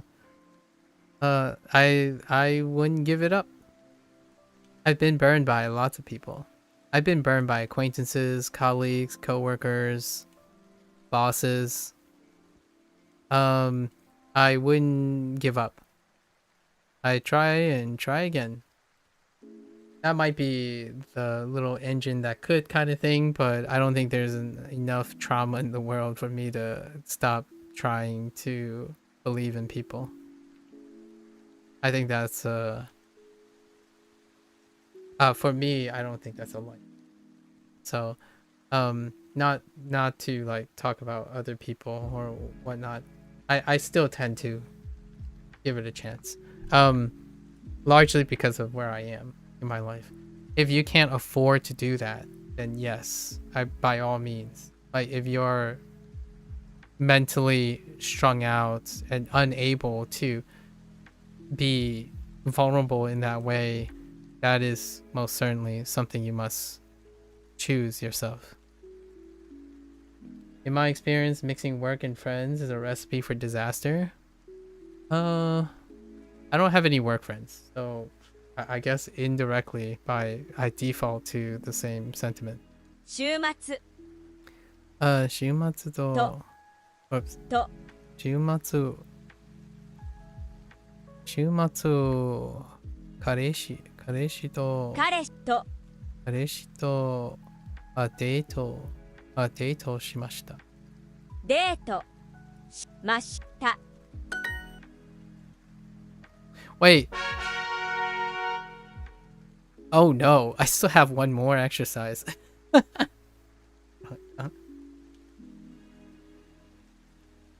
It could be in school too, even a group project can mess up a friendship. I can see that. Wait, were you friends before the school project? Because we're talking about a very different situation here. Are you talking about... Because if I work with a group project with my friends, which typically that's not how that happens, I know my friends well enough, at least I think, that it wouldn't mess it up. Now the question is, how did it mess up your friendship in your group? Does that mean there was something you didn't understand about your friend?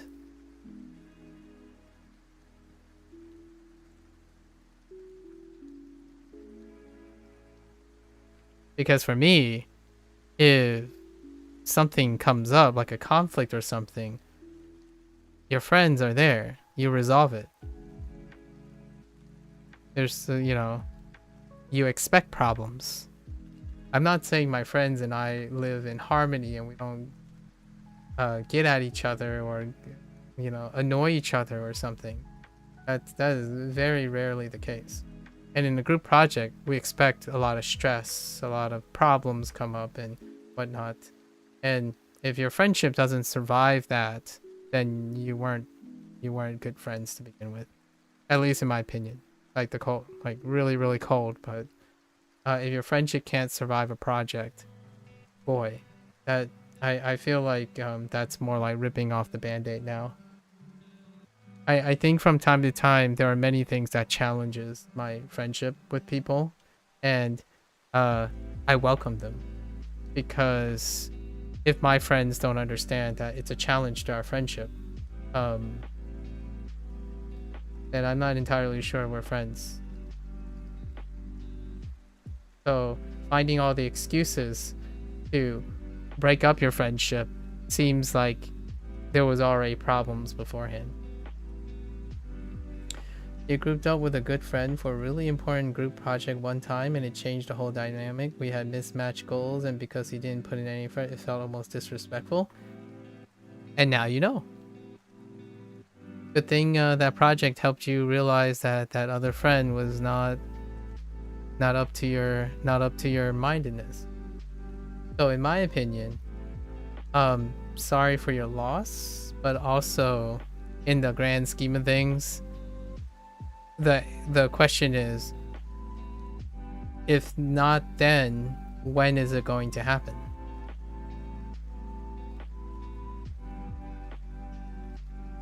Right? Like, if it wasn't the group project, when do you think that was going to happen?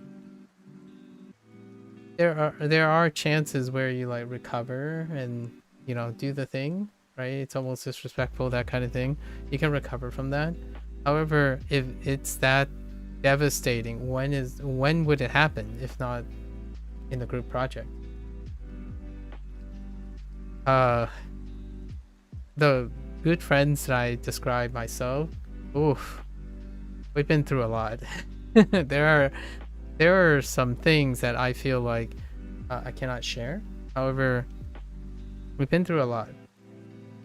Quite a lot. I think a group project sounds almost refreshing as a intellectual challenge that we would take on just to see where we are as friends. Yeah. Like I don't have a partner, right? I don't have a partner. So if I had a partner, the first thing my partner would say is like, this is going to be very challenging. It's like, all right, that's fine. We'll take it on together. That's what I say to my friends. Like, oh, this is going to be stressful. We got to do all this. It's like, where do I sign up? You know, if your load is so heavy, 2 people, we can share the load. We got any more friends? Let's call them up. Let's divide the load by 4. Right? So it strikes to me that you've discovered a nature of your so-called good friend, and now you don't have that person to disappoint you and disrespect you later down the road. Maybe at your wedding. I don't know. You don't know. At least that's my opinion. You haven't talked to him since. What mainly bothers me is that he seemed motivated at determined going into it, so I almost felt tricked when I realized he was gonna slack. Yeah, true. Yeah, that sucks. Sub-Zero. And my like question to you is, did you learn anything from it? Like, are you finding ways to balance out not ending up in that situation again? It could make you very cynical, obviously, right? Like there are other things. You can be cynical and avoidant. That's perfectly a reasonable take, a response on it, but it can be a great learning experience. And yeah, I can tell you that I've been in that position more than once, multiple times. I wouldn't be able to make the friends I have today without the experience that I've garnered in learning from situations like, at least in my opinion, right? Well, those people became examples for how to improve upon that. You have been avoidant, to be honest, though. Yeah, like you said, it could be good to rip the band-aid off too and have it revealed, though. Yeah, and even better than ripping the band-aid off, healing and protecting the cut, right? Healing and protecting the cut if it's possible. So how do you be a sucker, I suppose? I've been called a sucker, so I'm gonna use that. I've been called a sucker for a very long time. And, you know, being soft, being thin-skinned, or whatever, all those, like, being like a rollover, a pushover, that kind of thing, or being a sycophant, all those things. With every, like, unfortunate experience, that only led me to be more and more proactive about my experience. So I don't get into trouble as much as I do now, not necessarily because I chose to be more avoidant. I actually take even more chances. The thing is, in my opinion, with that experience, I take chances. I know when not to go too deep. What I mean is, I can take my steps more efficiently and with a bit more confidence in the steps in a way to determine things now because I have experience. So not only did it not reduce my number of attempts to make new friends and business partners and whatnot, it actually increased the frequency because I can rely on myself and the friends I have now to navigate it. So you can choose to be proactive or you can choose to be avoidant.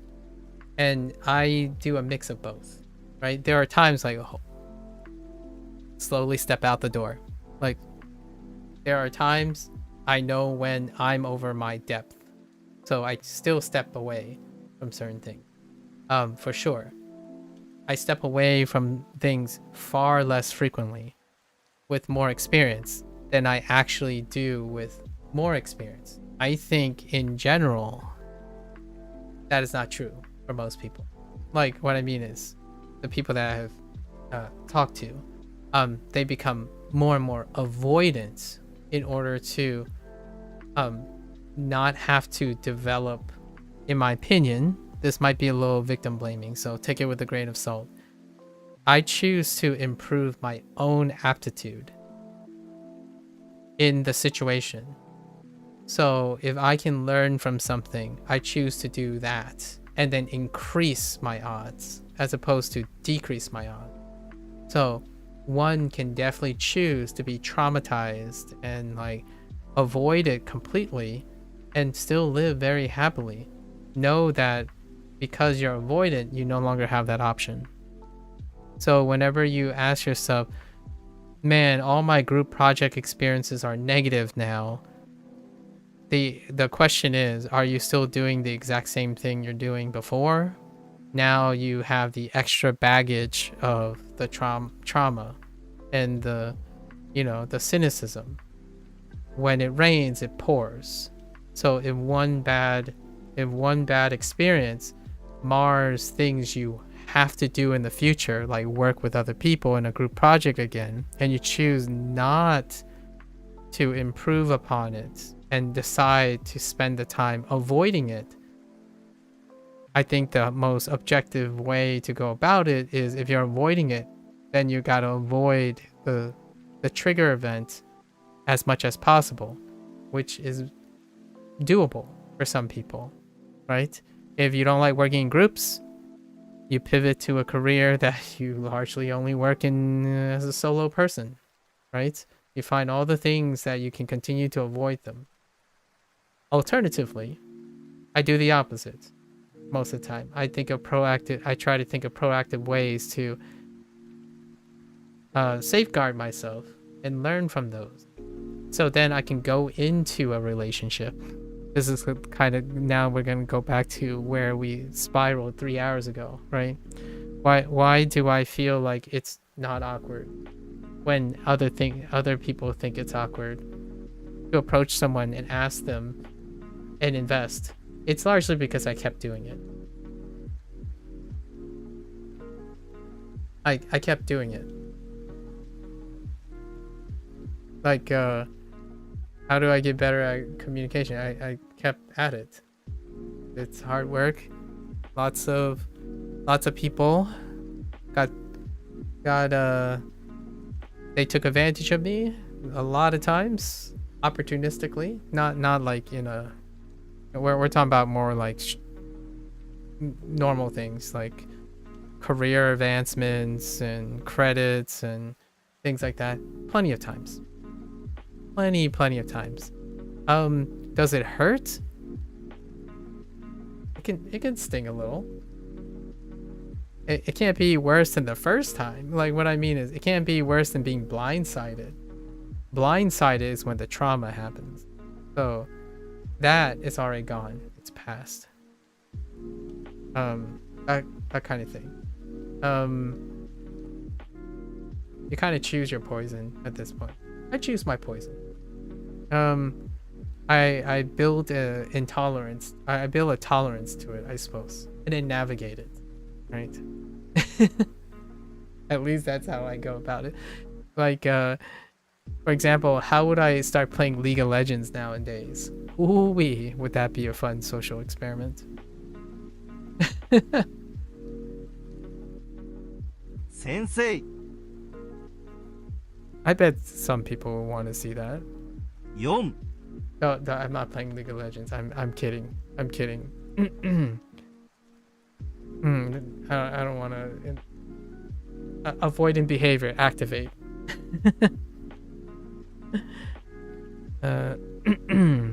Sensei 呼んで4を言ってください。Do it. Okay. 鳥 Good talk. Good talk. Now I'm gonna get to my Chinese lessons. I promise. Most toxic game with nice guy. I think that role was already taken, right? What was his name? I watched 2 people who streamed like League of Legends for a really long time, and they're incredibly chill, and they just kept doing the same thing. Like, what I mean is they just do their own thing. It was Sarchez? Yeah, shout out to Sarchez. I don't know if he's still playing League of Legends though. Pretty sure his name was Sarchez or something like that. He played Nasus top lane. And he kept playing, chill guy. Everyone, you know, the bad like toxicity and all that. Like, he just keep going. Super chill. That's probably as close as I'll get to saying what it's like. If you, I think his name was like this, Sarchez. I don't know if he streams anymore. It's been a really long time. I haven't played League of Legends. I should do it.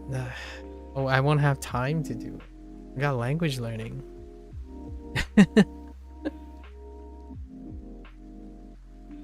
Okay.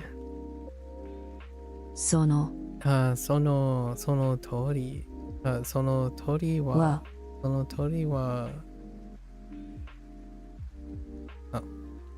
死にません。しません。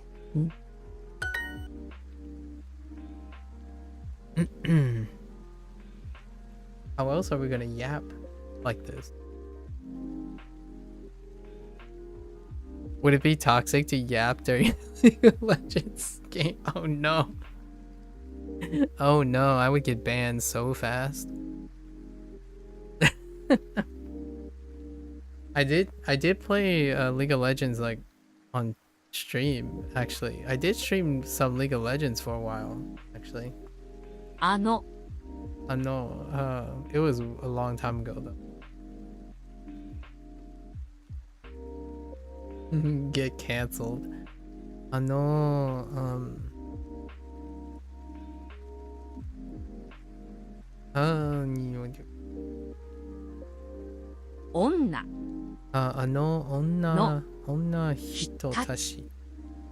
人たちはは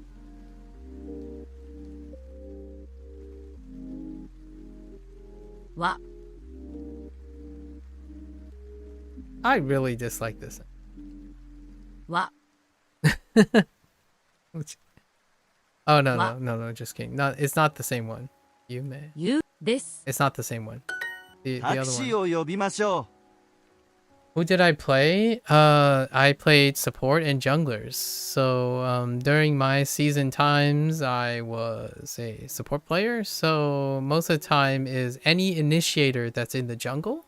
I was utility jungle and utility support.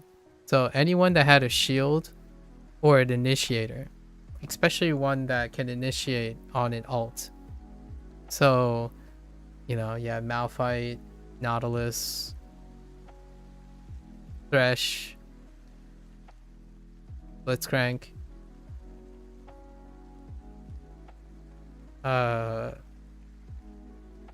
anything that has a bind or an initiate, a play setter. So like Lux, any person that has a bind where you hit, like Morgana, you know, flash initiate, Lana bind, flash initiate, you're one up. That's any of those characters. We're not talking about like picking potential. They're like, what I mean is like speed potential, like a Rammus or something. Go behind, pull them out of lane, that kind of thing. Not a gank thing. We're talking about team fights. So build, team fight to the end. Lana Q, and initiate. Flash in, you know, flash in, hit your ultimate, and initiate. Because those are the things that I think does not have a lot of that's the fill role, right? You lead. Who's not gonna get most of the kills and whatnot? You lead, the initiator. You keep your team safe, you initiate. Because you don't sit around on a lane and wait on people. You enable them. So you go in. If I mess up the call, it's like, my bad, guys. That was a bad initiation. And you do it again. You work on initiating. Constant pick, initiate. Pick, initiate. That's pretty much what I played in League of Legends. Whether your team is really far behind, you get a pick, you initiate on it, you hope your team can secure the kill. If at all, the worst thing is 1-1. That was a bad call, then we do it again. not the bad call. You wait on lane for a sec. I see. Yeah. Played quite a lot of League of Legends. Not so League of Legends.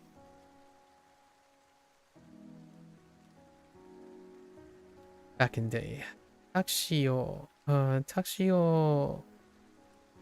呼びましょう。はい。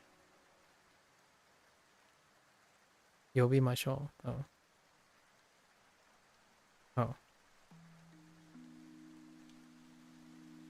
あの女の子は可愛いですね。League is too time committing for you. I understand. I also played Overwatch. I Overwatch from like season 1 to like closed beta all the way to like season 13 or something, 13 or 14. Can you guess what I played? I'll let you guess what I played. あの女の子は可愛いですね。女の子は可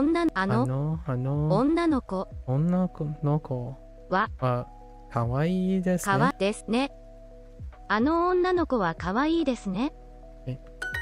兄の夫はカナダ人です。Yeah, I played Overwatch. I streamed a little of Overwatch. Not any comp play. It was after I comp played. You've been to LANs? Oh, that's neat. I haven't ever been to a LAN thing. Maybe sometime when I'm like 60. No, I'm kidding. There's no guarantee I'll have fun for 45 minutes and you can't simply exit the game. Guarantees to have fun in the game. You're waiting to guarantee yourself to have a fun in game? Man. I actually don't know the name. I only played the beta. I'm guessing you played that pig guy? Yeah? Yeah, Rogue Hog. Rogue Hog is one of the players. One of the heroes. Because initiation in a pick. You got it. But Rogue Hog is... He's like, okay. He's like, okay. He's more like a solo champ. Yeah, doesn't he have a hook like Thresh? Yeah, he does. When I'm solo playing, I pick a Roadhog sometimes. But there are other roles that people don't play. That's why I initially thought, yeah, but he doesn't initiate. He can't initiate. Roadhog. Well, you can like do really crazy things, and he can't. Yeah, you have to be a leader. Have to be a leader. It's kind of funny because in Overwatch, some of the earlier days, your ultimate is an initiator. So you can like push your team to initiate by using a support ultimate and a tank ultimate. I played a tank and a support. So like Mercy, Lucio,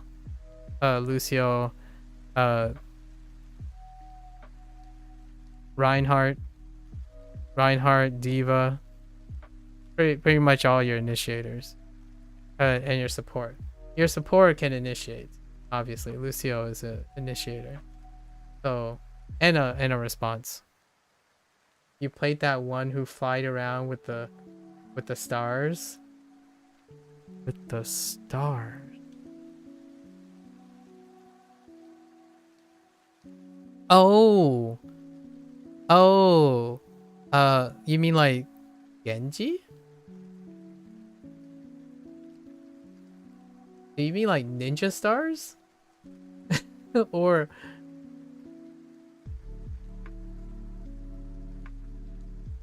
Mercy? Mercy's a chick. Wait, what are you talking about? Yeah, Genji is I don't know what Sub-Zero is talking about. I don't know what he's referring. Diva? Diva is a chick. Yeah, if you're talking about Diva.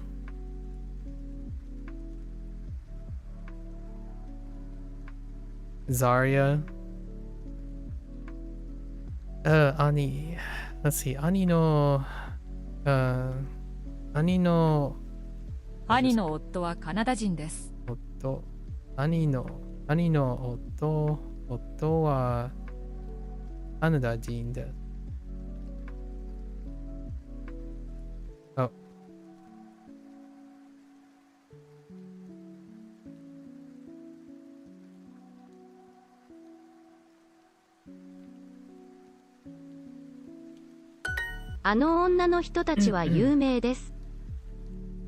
That's who she reminds me of, at least. Oh, you're talking about the Samus chick. Well, she doesn't have stars, but no, Diva is the one in the mech. You're talking about Farah, the one with the rocket launcher.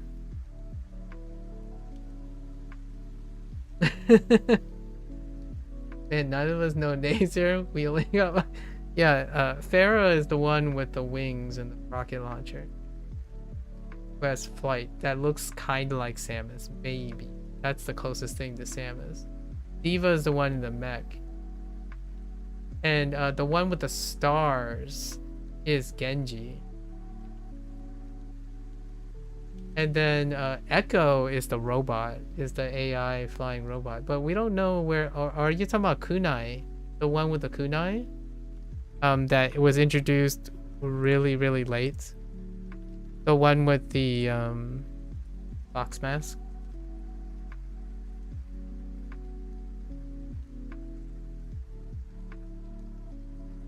I actually stopped playing Overwatch before her introduction.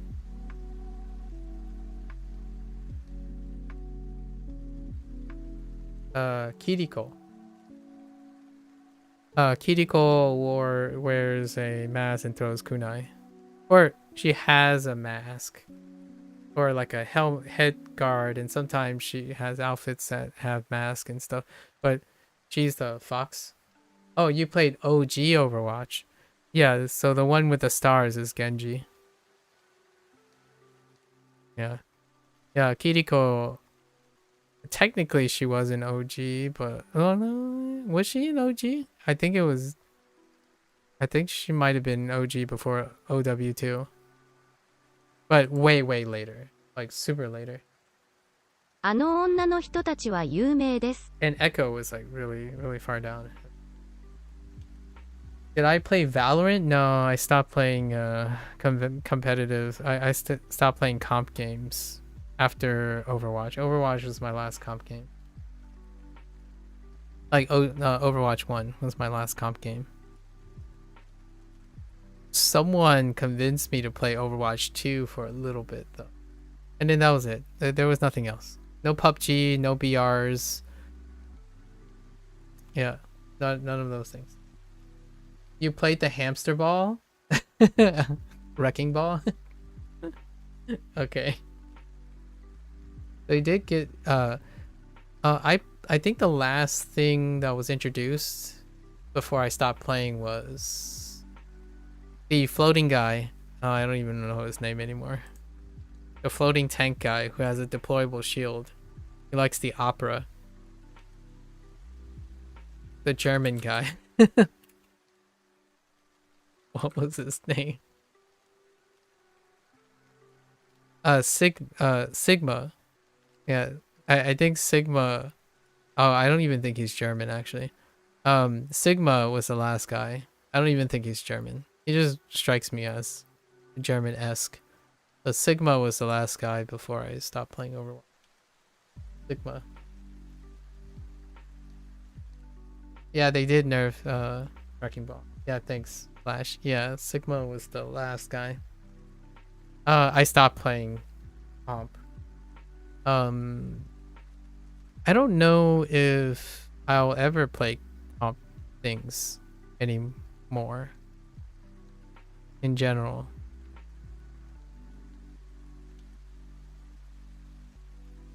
Yeah, we're doing lessons. あの女の人たちは有名です。あの No. あの女の人たちは有名です。女女のあの女の人たちは有名です。人たちは有名です。有名です。彼を呼びます。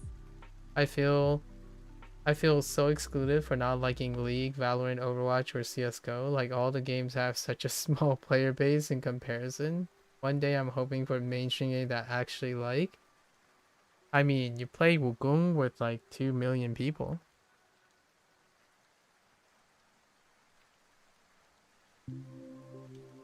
I know what you're talking about. I'm being a troll here.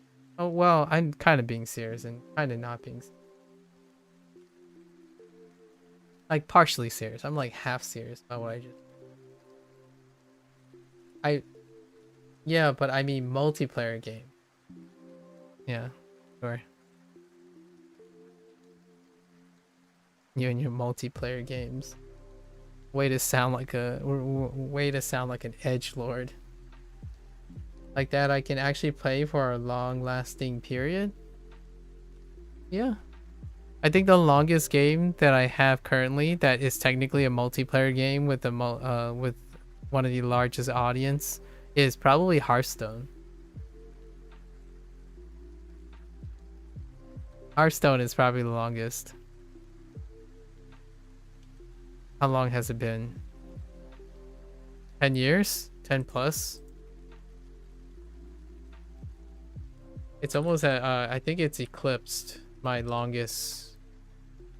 Oh no, it's almost 10 years. Oh wait, it is 10 years because I was in beta.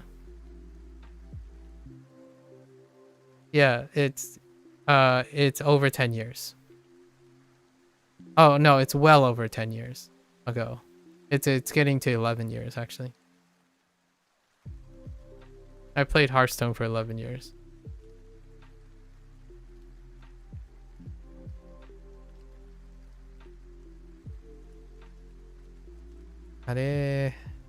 彼を呼びます。はい。Oh, I will call him. 部屋に人が一人います。部屋に人が一人います。部屋 I would love to be a trendy deck builder guy if and when deck builders become mainstream. And you might be thinking, oh, but no, they haven't. But not the least bit. Not the least bit, right?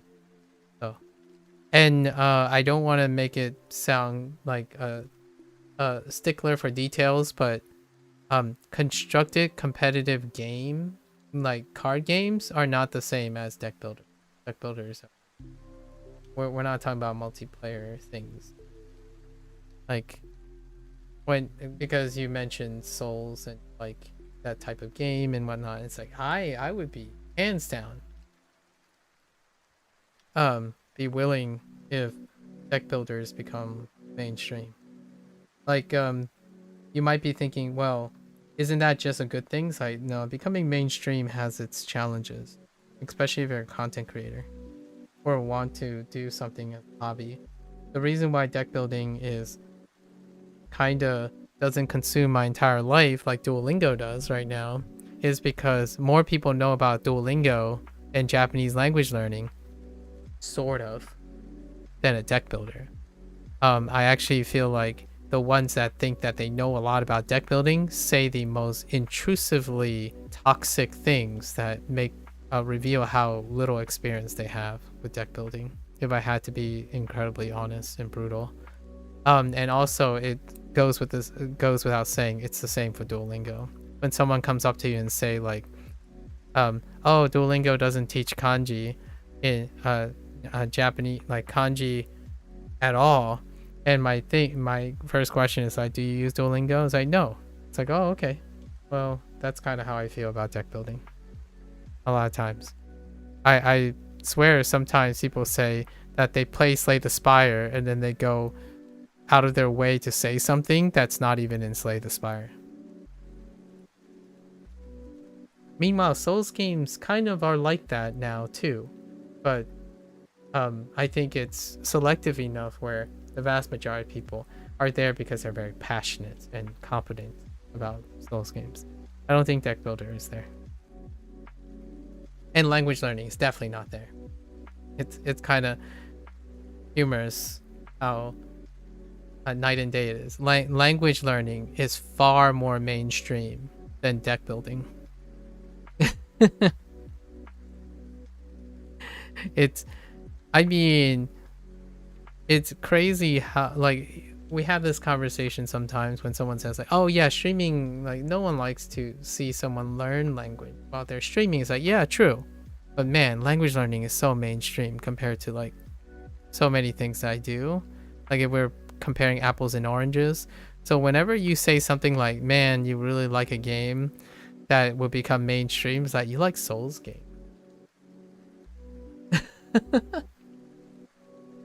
I think you're fine. However, I understand multiplayer. You wanna challenge other people. Makes sense. Maku Marvel Snap. I thought about Marvel Snap. I really like Ben Brode, by the way, because of his Hearthstone, his influence on Hearthstone. And when he went off and announced Marvel Snap, I was like, cool. The downside is it's a mobile game. And what I mean is I don't like doing the whole interface thing between the PC and my personal phone device. That was a little bit of a downer. You love Sekiro and the other FromSoft games. Neo series is your favorite though. The Neo community is the most toxic community I've ever witnessed. 部屋に人が一人います。The most toxic communities you ever witness are the ones that you are most passionate. generally speaking, Sub-Zero. Because you also end up tolerating them for what they are, because you also have a love for it.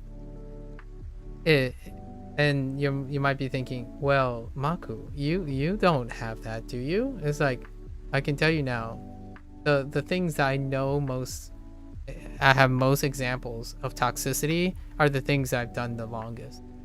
That's Hearthstone, Neverwinter, Duolingo. And I'm not talking about like the community itself. I'm talking about knowing the ins and outs of what it's like to be a participant in them. So because I've been in Neverwinter for over 11 years, you've gone through the ups and downs.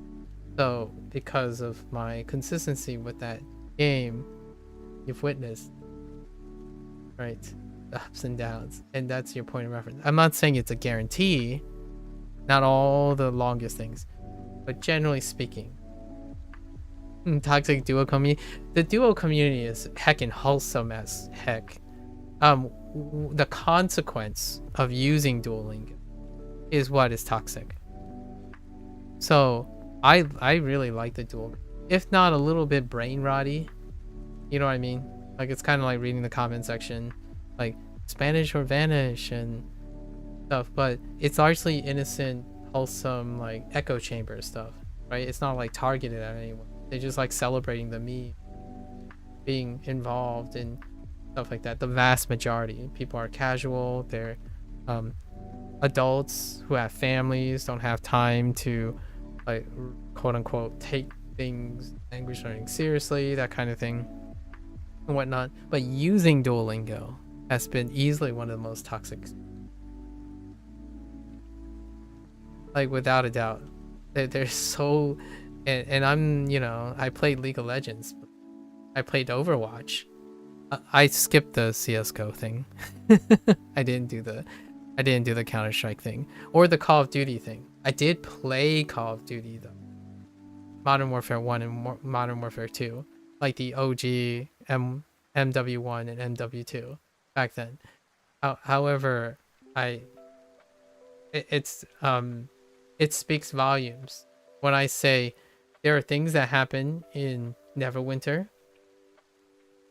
that cannot be shared online, and it happens all the time in chat, especially back in its heyday, because the generation of the gamers were different. They were 20 to 30-year-olds. They belonged to a different generation, so different topics were shown. That still holds a short candle to the toxicity and the obliviousness and insensitivity that involved me language learning using Duolingo. Now, with that said, you don't see me crying about it, right? Like, it's part of the experience. I was kind of expecting that. I would be shocked and disappointed, actually, disappointed in a pleasant manner if I didn't encounter this toxicity. So there are expectations. Expectations were met as opposed to surprised. So I wasn't pleasantly surprised. So that's fine. Yeah, no, I need to emphasize multiplayer games. The main reason being that from IRL experience, pretty much everyone that I met that shares the same hobby of playing games tend to only play CSGO, League, etc. Growing up, you love FGC, but I haven't met a single person that played these games seriously as well. Like, they know what Tekken is, but I never actually. Maybe it's just not popular where you live. Maybe. I played fighting games in the golden age of fighting games. This is the second dawning of the golden age, so it feels great to be part of the FGC. I hope you find someone that shares your passion in FGC. I played the original Street Fighters and the original Mortal Kombat and Tekken. I started with Tekken 2 because I needed to I needed to upgrade console before. I didn't play Tekken, but I had a console upgrade then to play Tekken 2. I played Soul Calibur 1, not Soul Edge, because that was on the Dreamcast. I didn't own a Dreamcast. I stopped buying Sega hardware after Sega CDX. I played Double Dragon. Little do people know there was a fighting game with Double Dragon. I played Art of Fury, which was the one that, or I think it was called Art of Fury. It was like a branch, but it was basically a Fatal Fury game. So I did play all the old ones prior to this generation. Like this new, you know, renaissance of the FGC. You played all the MK games on SNES? Oh, I didn't even realize they ended up on the Super NES. Interesting. I played them on Sega, the Genesis. Especially Mortal Kombat 1. Hey, 部屋に人が一人います。部屋に人。部屋に人が一人います。がいます。ます。部屋に人。部屋に人が一人います。Oh, 一人。Wait. 人。部屋に人が一人います。一人。Oh, really? 部屋に人が一人います。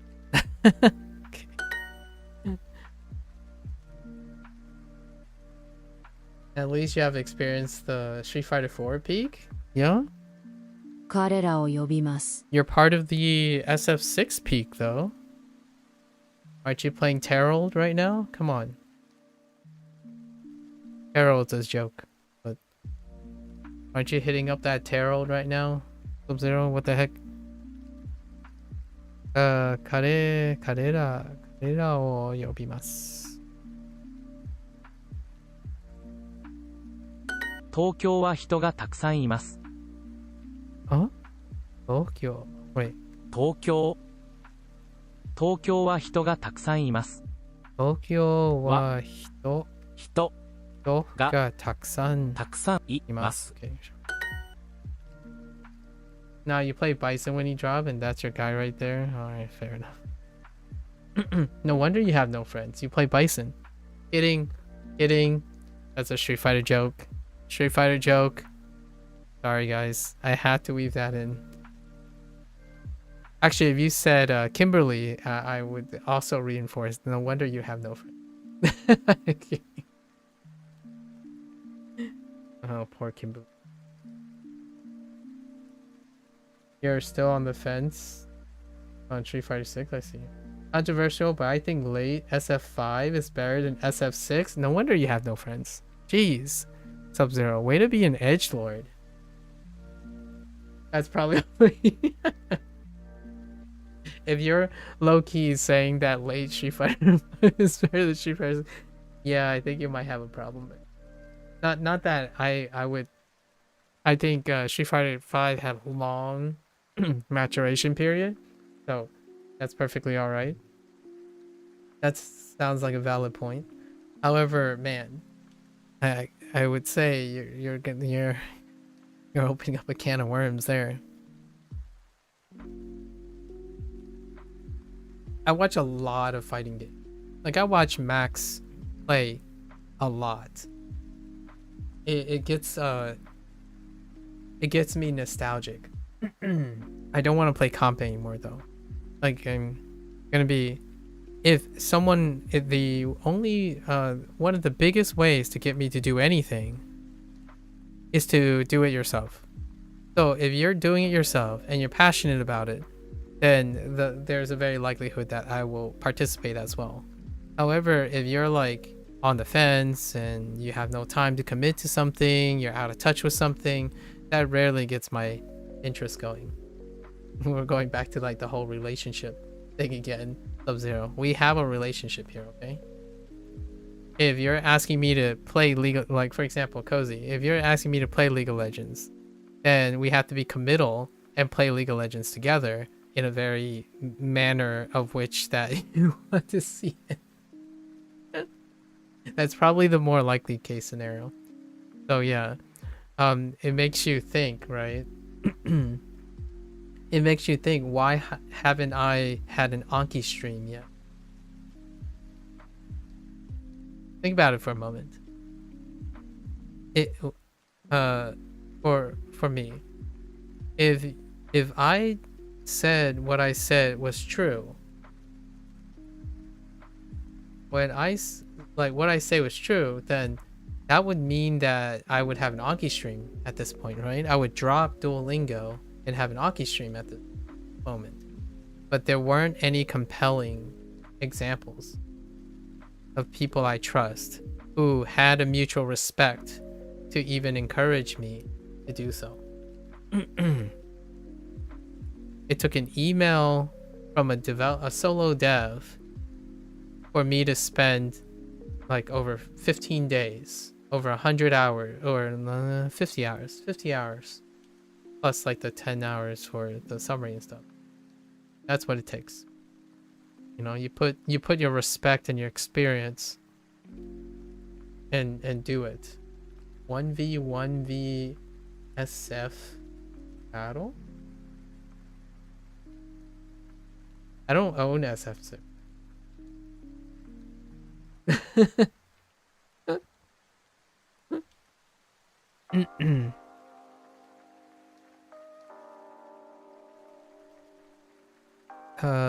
Goodbye everyone. Wait, じゃあね。じゃあね。じゃあね。皆さん。みんな。Oh, みんな。Oh, みんな that's fine.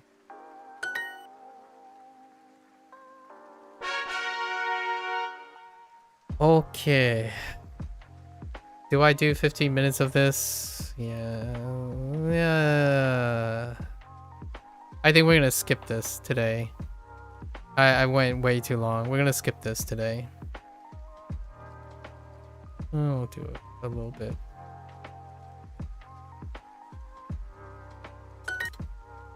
Minna. Otoko. Minna. Mina. Why do you guys go with Mina and Minna? Man?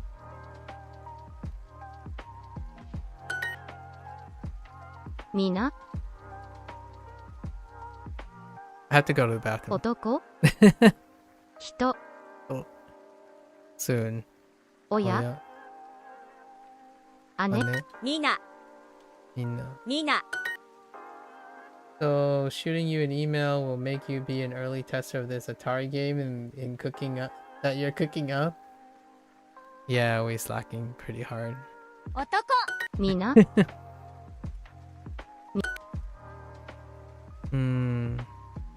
Otto? 男 妹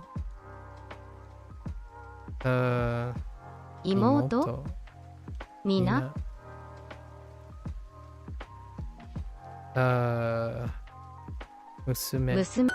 娘 娘 男。Name the cats and dogs.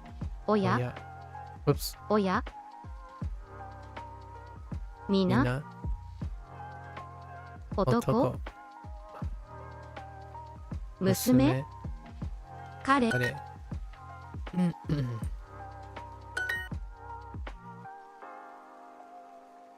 彼僕子皆男皆男孫 Mago. Interesting.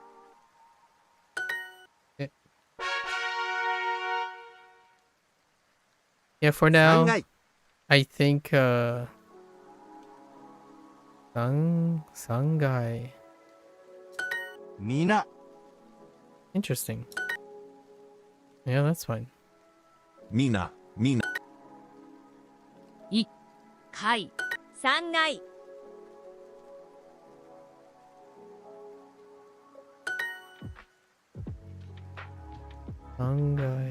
皆 Okay.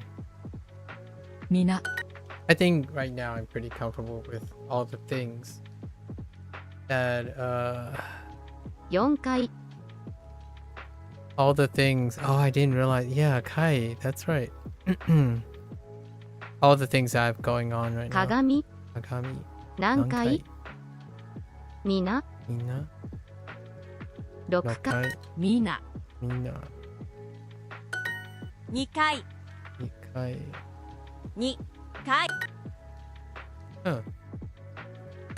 I didn't even consider Kai. 1回。みな。6回。猫。3回。 3回1回。はい。3回。3回。 4回。 4回。肉。肉。みな。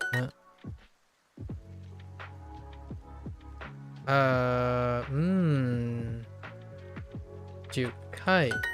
Yes. みな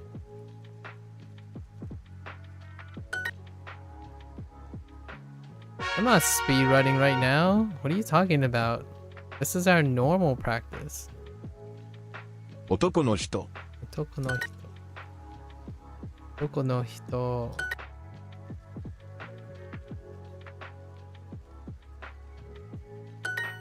男の人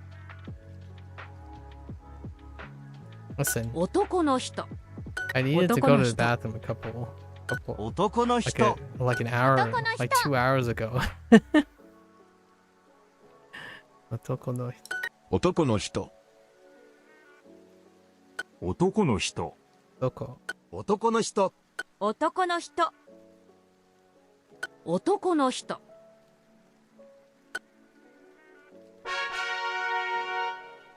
Which, by the way, I know it's the weekend, but Sub-Zero, what the heck? Do you sleep? I sound like a internet video commenter at this point. みな。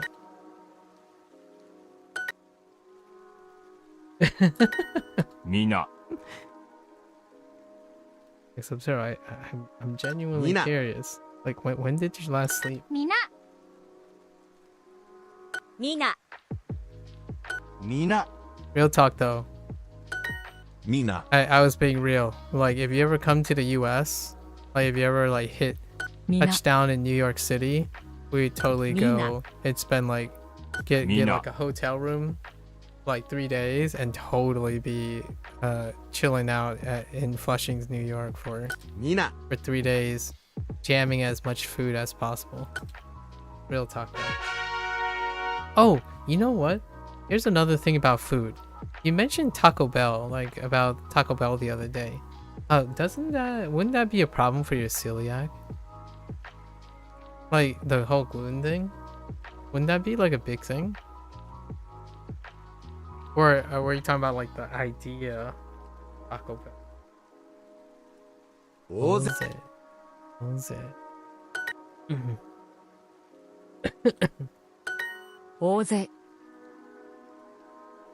Because as far as I know, well, 大勢 I guess not Taco Bell, but there are other places that would have like gluten-free options. 大勢大勢。大勢。大勢大勢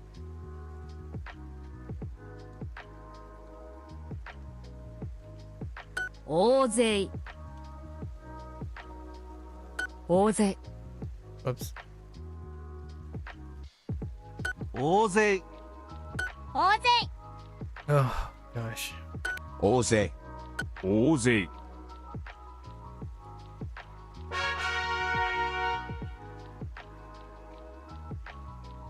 男の人。女の人 Oh, 男 I don't want to talk about it. 男の人。男の人。男の人男の人男の人男の人 Oh, this lesson 男の人 has gone so 男 long. の人男の人。 I don't even know what tomorrow's 男の人。 Inktober prompt is right now.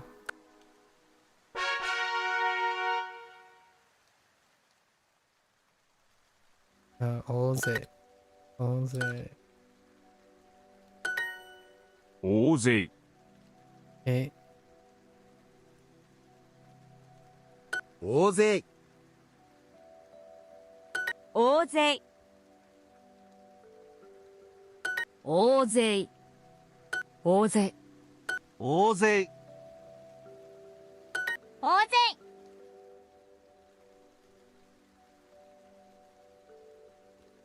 大勢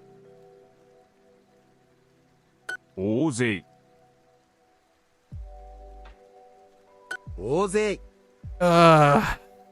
Sorry. 大勢 I knew I was gonna 大勢 do that 大 stroke. 勢 Old habits die hard. みなみな It's 6:45. Yeah, I know, right? When was the last time you slept, Cozy? みなみなみな You haven't slept. みな Well, hopefully you get your rest みな at some point. みなみなみな I told myself I wouldn't get carried away and moderate my yap. みな It didn't happen today. Totally worth though. It's a good topic. I talked about these topics when I was playing Like a Dragon. Because Like a Dragon has a lot of like family. Oops. Oh, I say okay instead of Oze.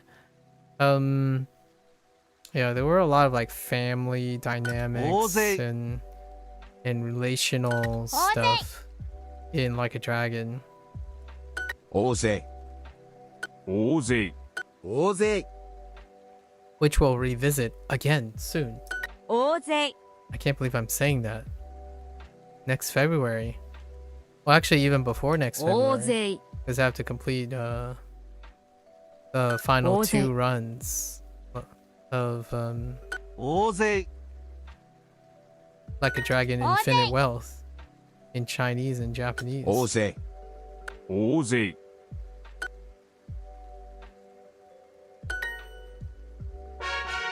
It'll be after October. It's probably gonna be after October and November. Oh, it's gonna be in December. 大 Yeah, it's gonna be after December. Or it's gonna be in December. Because I won't have much more time after 大 that. 勢 I still have Cobalt Core. Do. 大勢 And I guess I still have Shashinko. 大勢 I think Shashinko DLC might be a thing Oze. now. At least 大勢 as I'm spying on the Discord. Hard to find people to have deep discussions.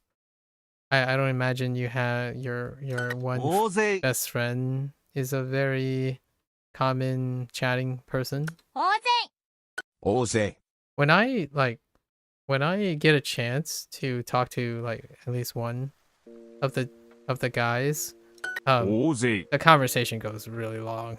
Like it goes to the point where we have this comical Oze. thing where we keep talking. He's like, okay, one last thing. Then we have to go Oze. because they work. So they work. And I'm like, oh, all right. And then suddenly he's like, okay, one more last 大 thing. 勢 Just one more last thing Oze. before you go. It just keeps going. And of course it's at their expense, not my expense since they work. And I don't. 白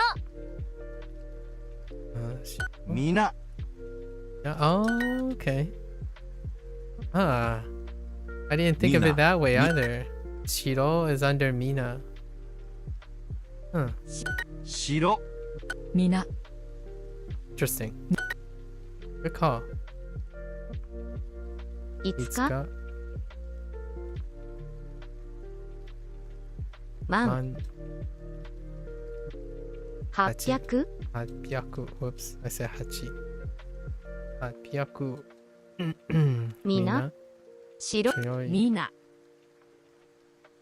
白い Shiroi. い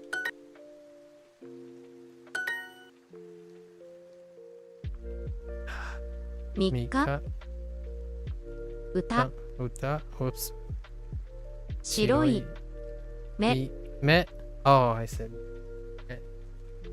Me. Min. Mina. 白みなうんカバン Kaban. 10日 Oka. 白 Hiro. 100 100歳いや100歳100歳 Oh, 100歳 yeah 100歳みな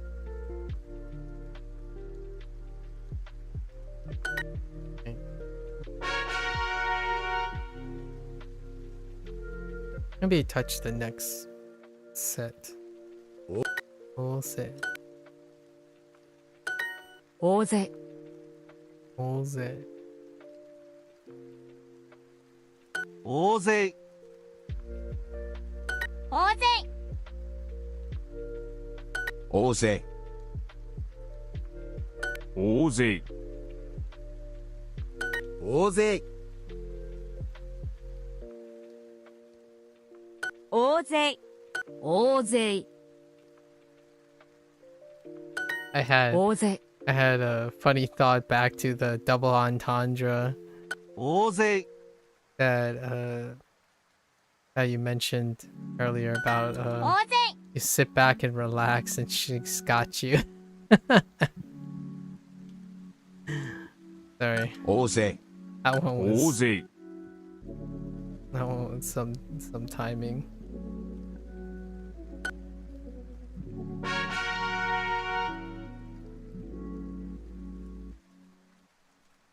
Kekon. Kekon. 結婚結婚 Oops. I knew that. 結婚結婚結婚結婚結婚結婚結婚結婚結婚結婚結婚結婚 結婚 That's a lot more compressed. Like a lot stalkier. Alright, maybe not. This is where we stop for the 15 minutes. Alright. I don't what is the new stuff? Oh, I have 3 new stuff, right? It was Onato.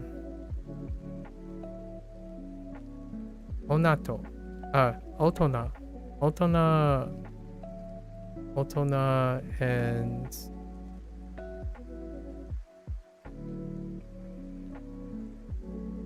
Yobu. Yobu and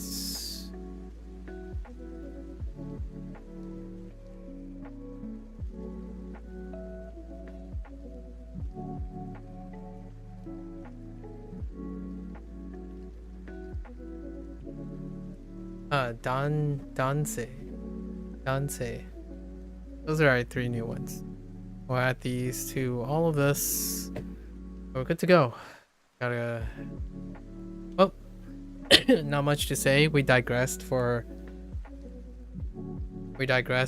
over 4 hours. Plenty of things, you know, talking relationships. You know, this topic was about relationships. This unit's topic was about relationships. It kind of just spiraled into relationship stuff. It's always nice to talk about it. You know, indirectly, maybe some personal stories, but not have differing opinions, differing perspectives. Always nice to talk about something deeper in a while. All right, so I'm gonna, you know, wrap this up here. Thanks for listening. Thanks for hanging out. If you're gonna watch this later, arigatou gozaimasu. Right? Arigatou gozaimasu. Hey, if you stay for the conversation, that's cool. If you don't, hopefully everyone is having, you know, good support system, people they love around them, very supportive, maybe even participate in language learning. Who knows? So until next time, for the Japanese learners out there, mata ne, ya ne. I'm gonna get up, stretch, run to the bathroom really quickly, and I'll be back for our Chinese lesson.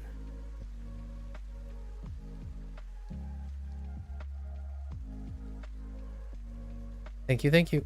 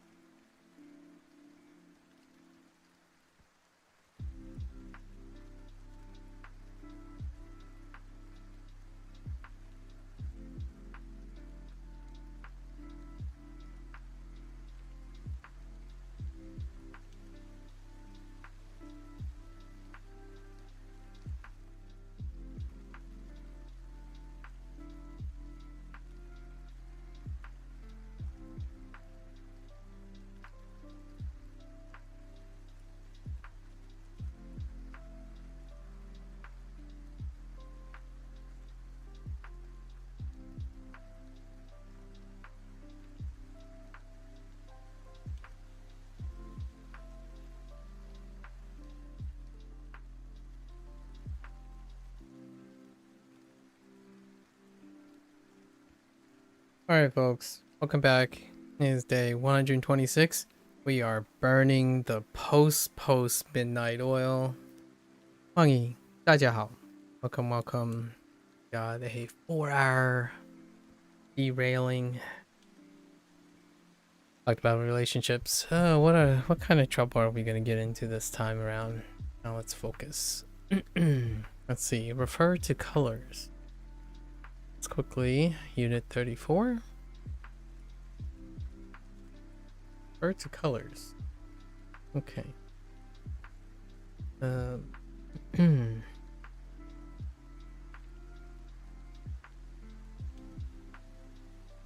Wait, what's that?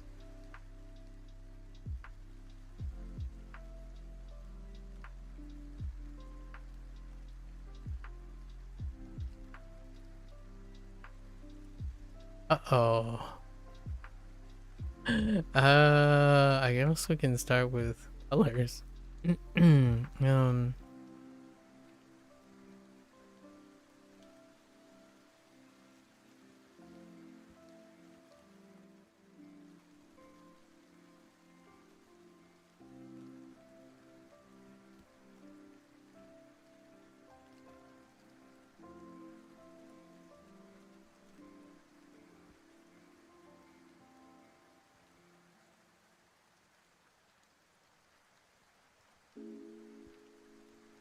颜色颜色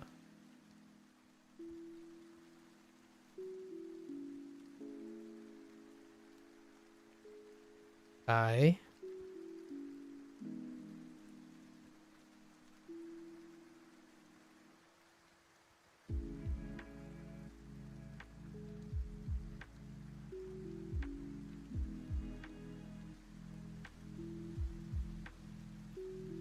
Oh wait.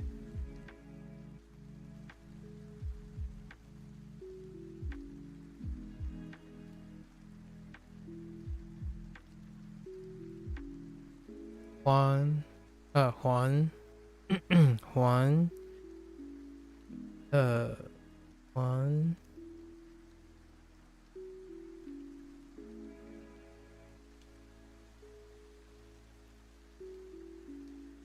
D, D,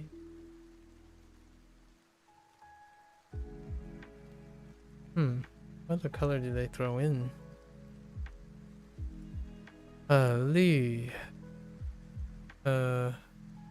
绿，黑，白，红，红 yeah. Refer to colors. We need things to refer to.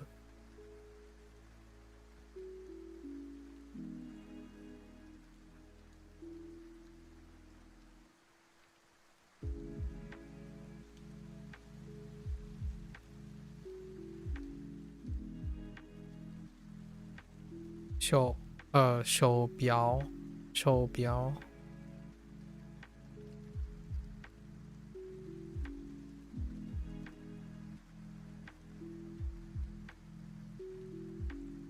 ，Whoops.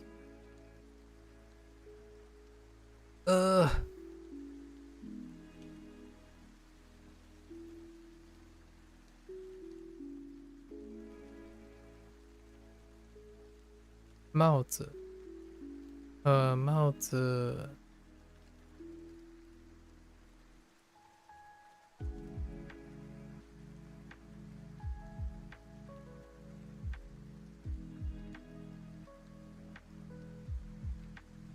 灯箱，正箱，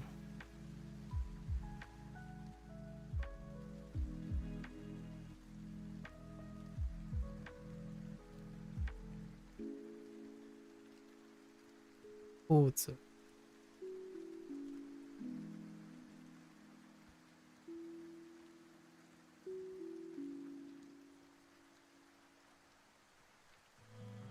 裙子，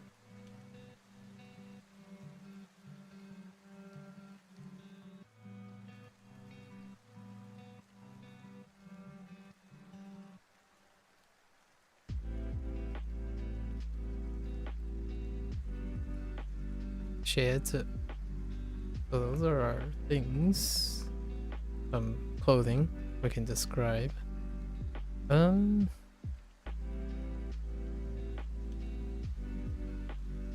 Air conditioner.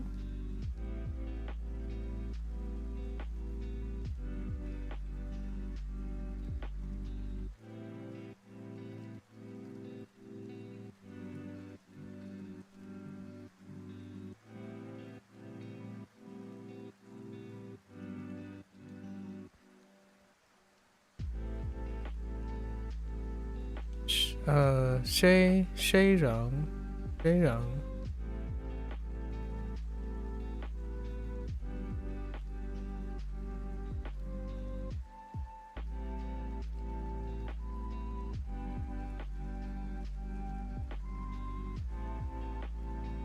Whoops.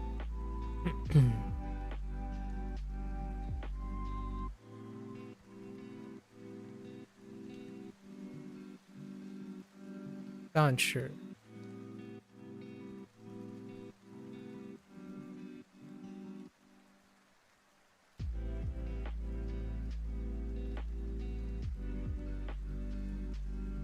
Okay.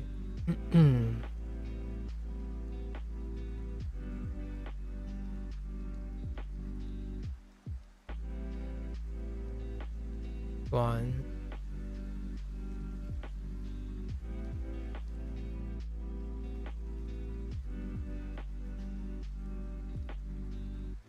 John. John. John. John.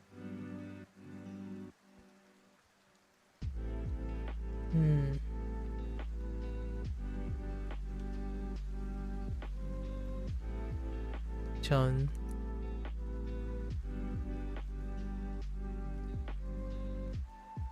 What else do we have?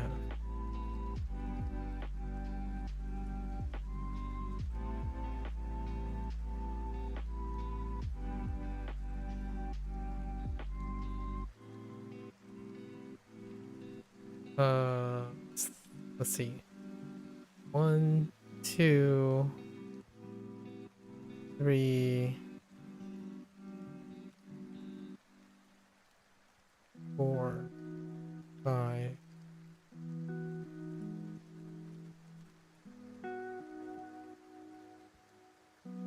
6. That's not enough.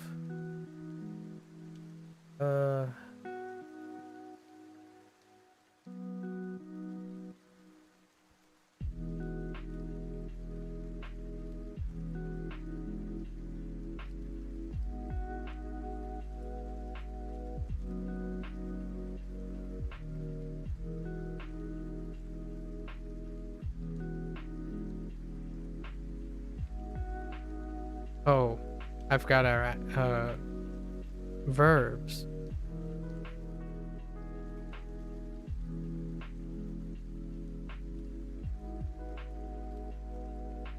My.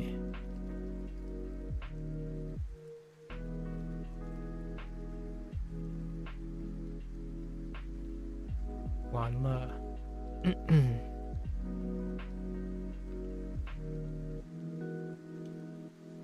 See, and there's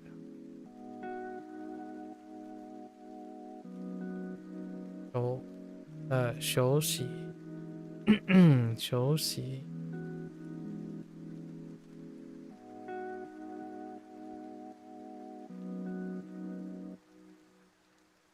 穿穿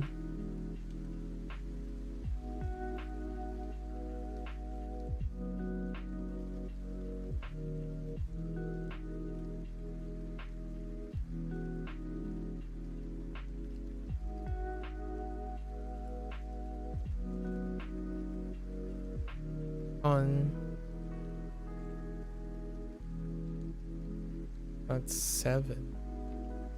I think there's one more.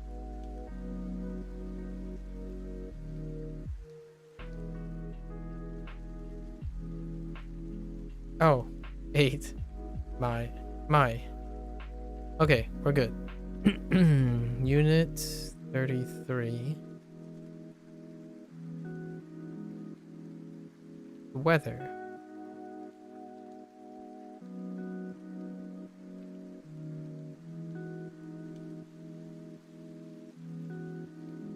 Tian qi.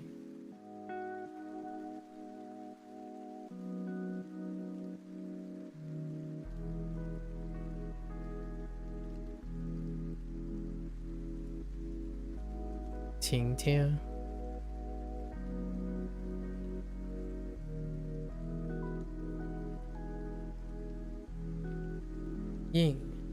Ying tian.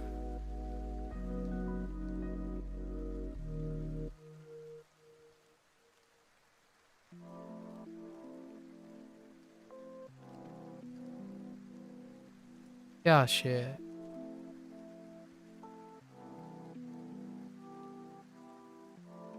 下雨，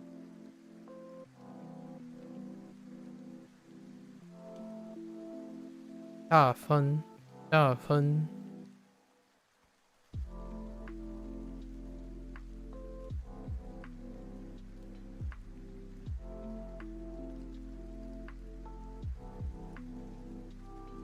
这。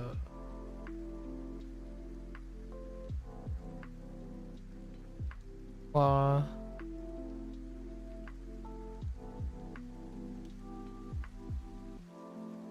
了。下雪了，下雨了。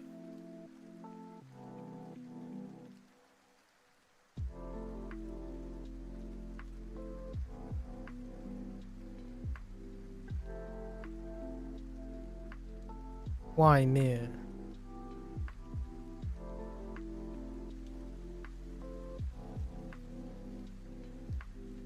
里面，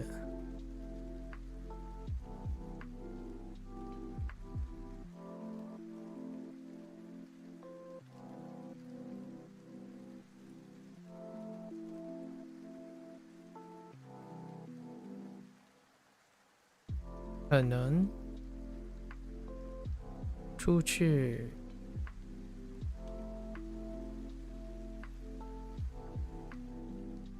出去，带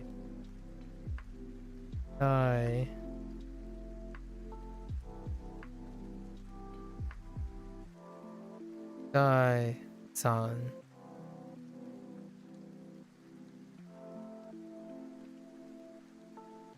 带伞，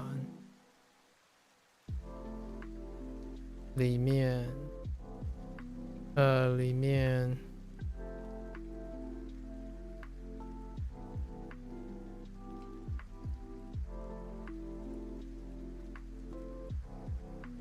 看书，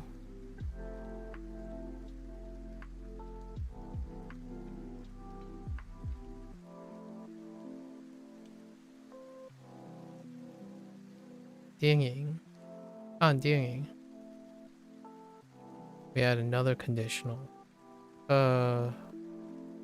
如果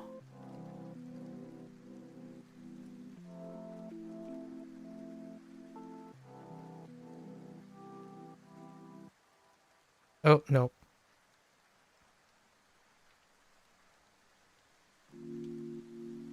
如果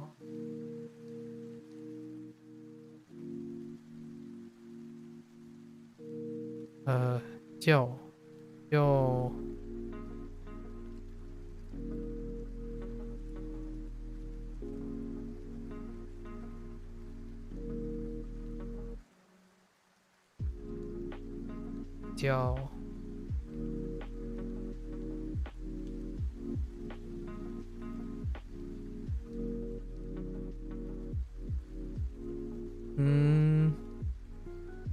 what do you have? 1, 2, 3,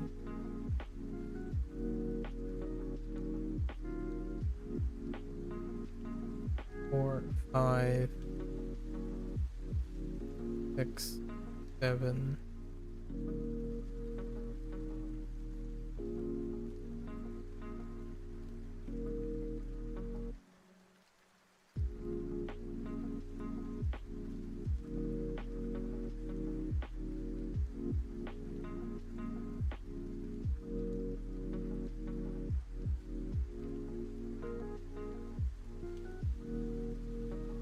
重来啊！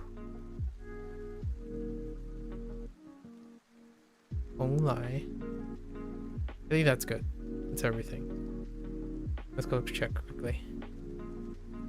8. What did I miss? Did I miscount? Oh, I forgot to count one of them. That's fine. Everything's there. And this is 8 too. Did I miss anything? Oh, wait.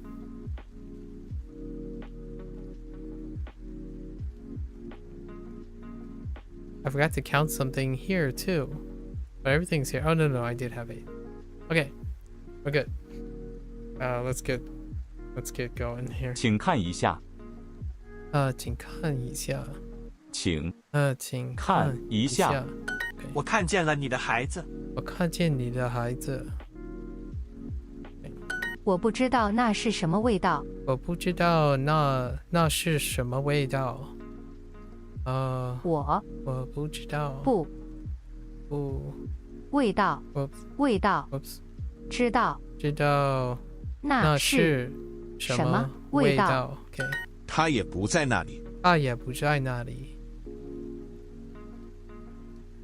那里，他也不在那里。你看见我的手机了吗？你看见我的手机了吗？我，你看见我的手机了吗？这个字中文怎么说？这个字中文怎么说？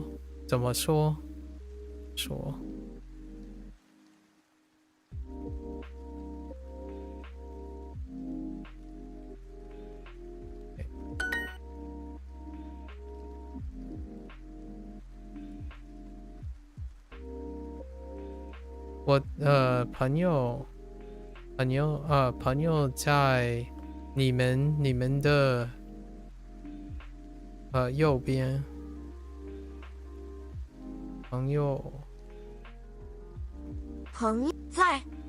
友在他们 Oh there 他们的右边。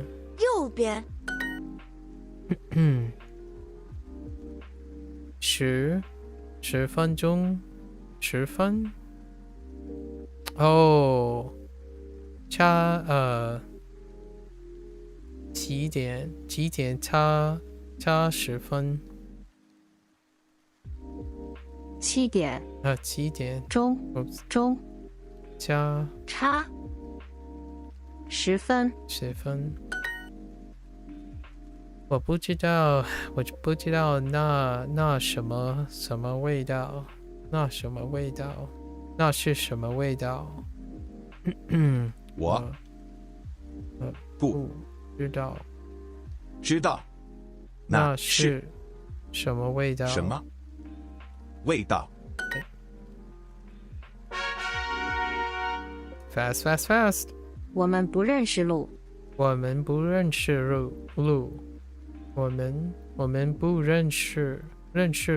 路。对，他们都在房间里睡觉。他们都在房间里睡觉。他们都在房间里睡觉。他们都在房间里睡觉。他们都在房间里睡觉。儿子在爸爸的前面。儿子在爸爸的前面。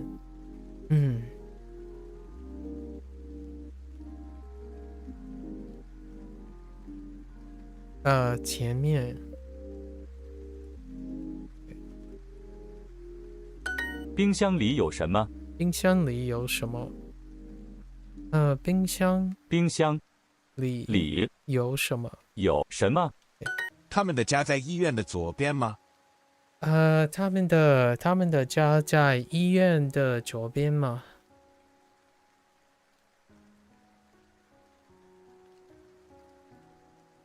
左边。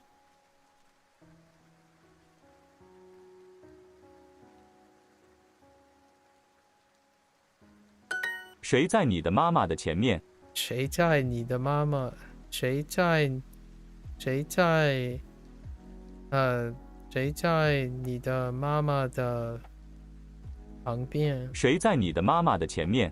前面。OK。谁？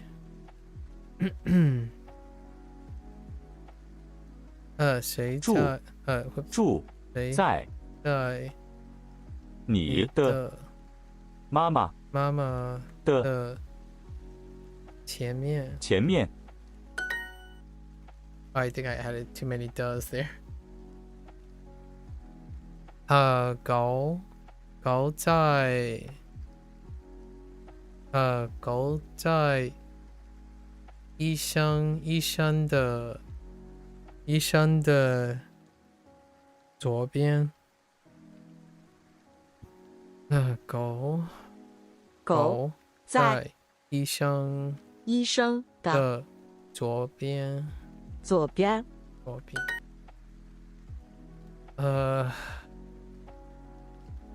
小费，小费，甜点，甜点，甜点，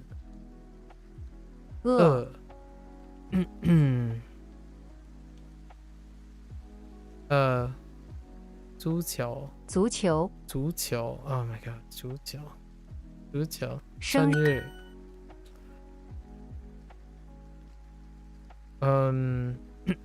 我们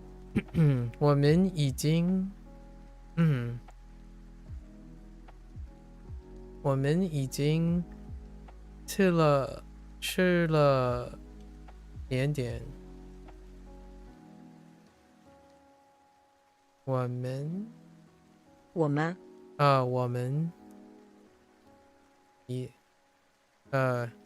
已经 ，Oops，Did I say 已经 or 已经？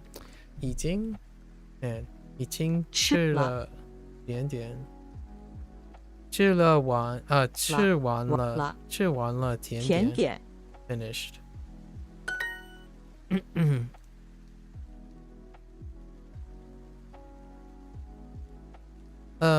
去 get to the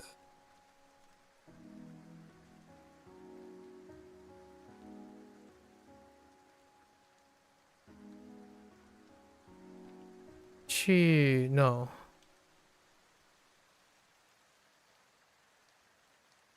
what oh okay I guess they want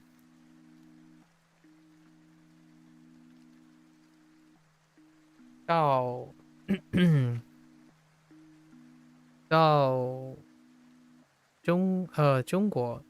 中国饭馆怎么走？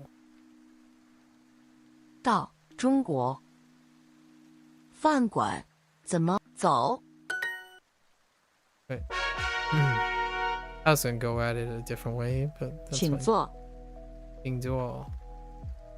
你们想坐在哪里？你们想坐在哪里？你们想坐在哪里？9点整，我们要到学校。9点整，我们要到学校。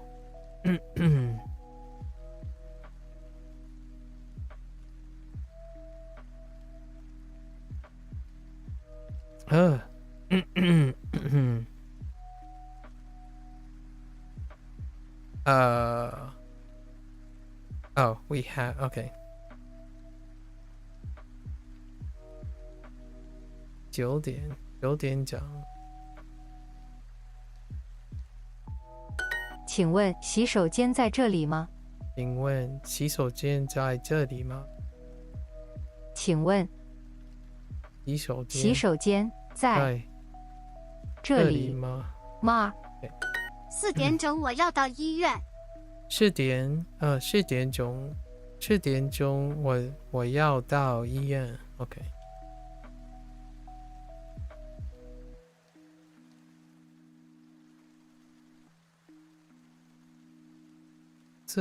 4点钟，4点钟。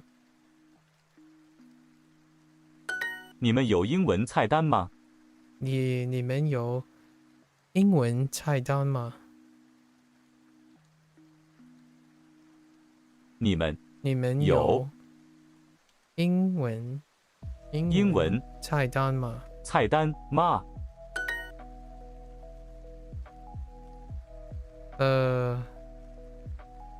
游戏便宜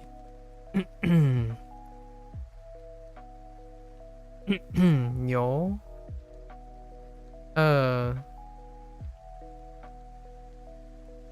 Wait. No, that's 午饭 not 牛。午饭菜单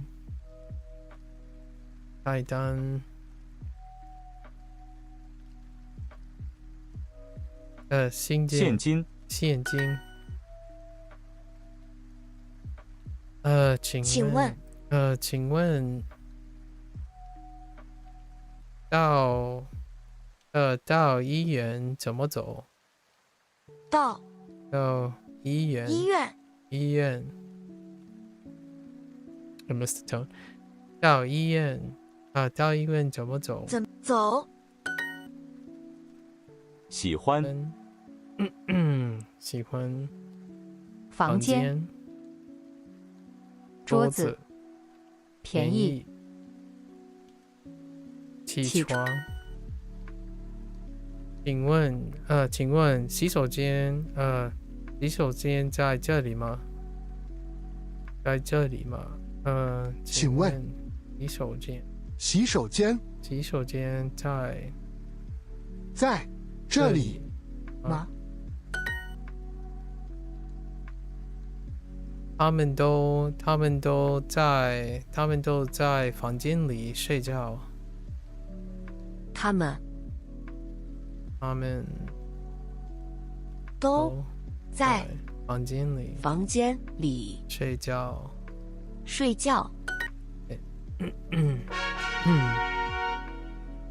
Alright. 白色的衣服很难洗。白色的衣服很难洗。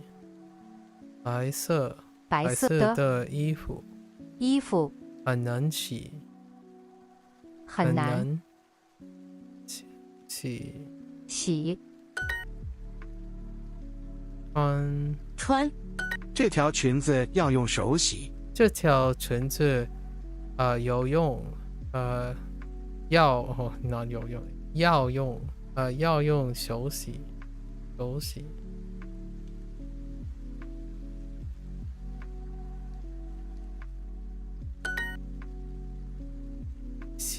洗。这条裙子太长了。这条裙子太长了。这条裙子太长了。色。随。带。然。红。短。洗。盐。短。穿。色。随。这条裙子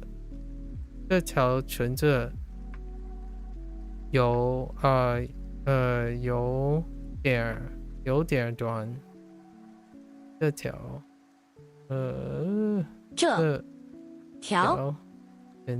裙子有点短。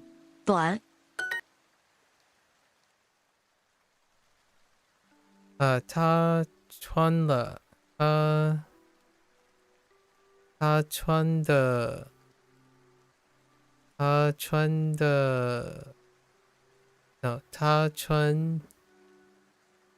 黄色的衣服不好看。他穿黄色。Dang it！ 黄色的衣服。That's opinion issue。黄的衣服不好看。What is your favorite？ 你最喜欢的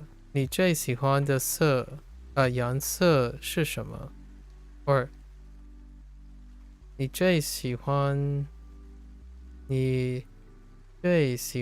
颜色？No， 你最喜欢什么颜色？你最喜欢什么颜色？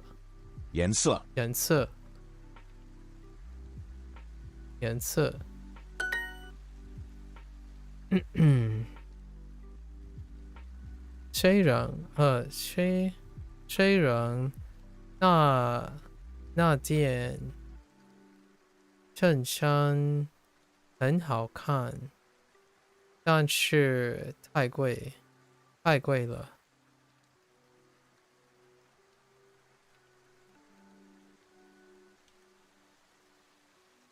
虽然那件衬衫衬衫很好看，好看，但是太贵了，太了。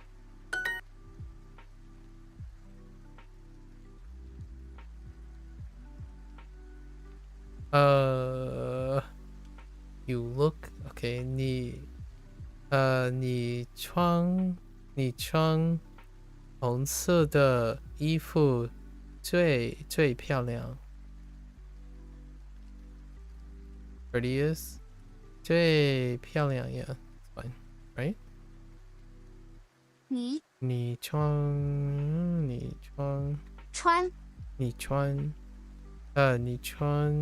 红色的衣服最漂亮。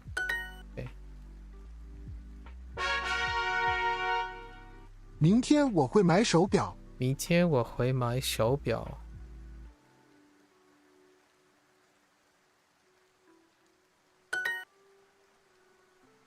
表，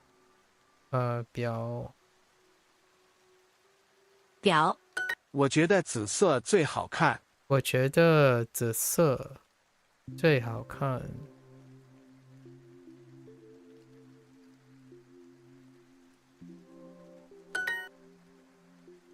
卖，手表已经卖完了。手表已经卖完了。已经。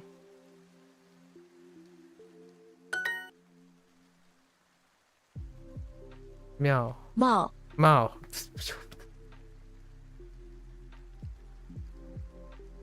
，sorry.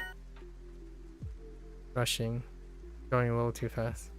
小表已经卖完了。手表已经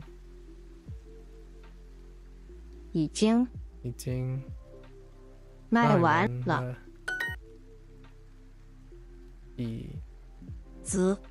Oh my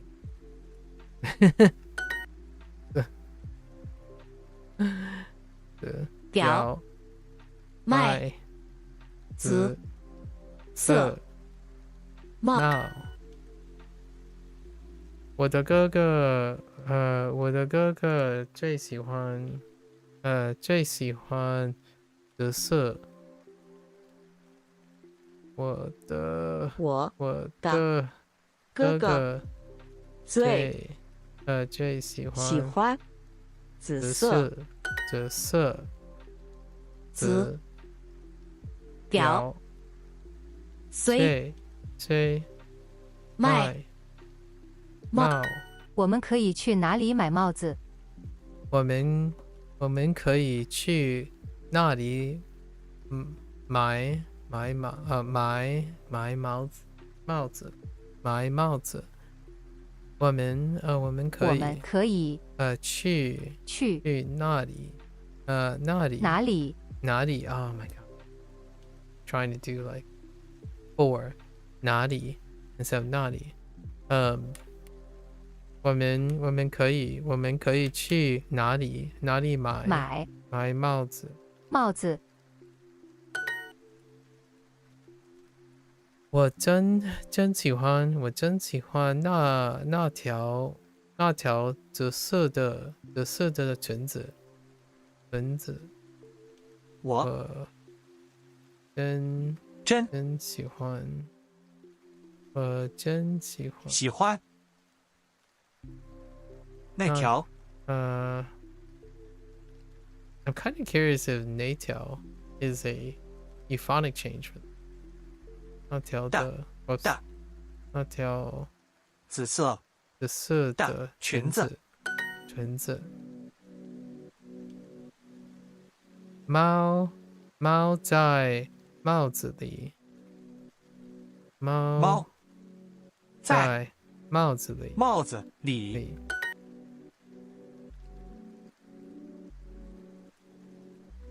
我们可以去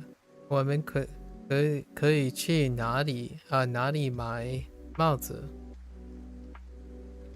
我们可以去哪里买帽子？帽子。 That's quick. That's fast. I think I only spent like 30 minutes. What the heck? 白色的衣服很难洗。白色的衣服很难洗。白色的衣服很难洗。他穿黄色的衣服不好看。他穿黄色的衣服不好看。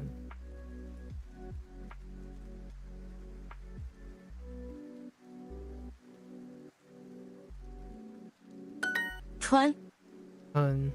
我觉得紫色最好看。我觉得紫色最好看。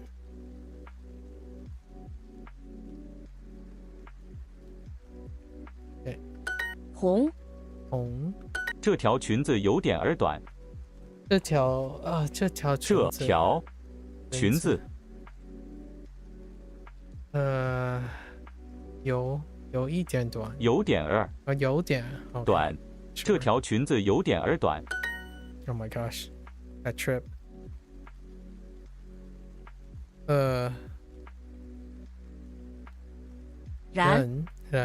，oops.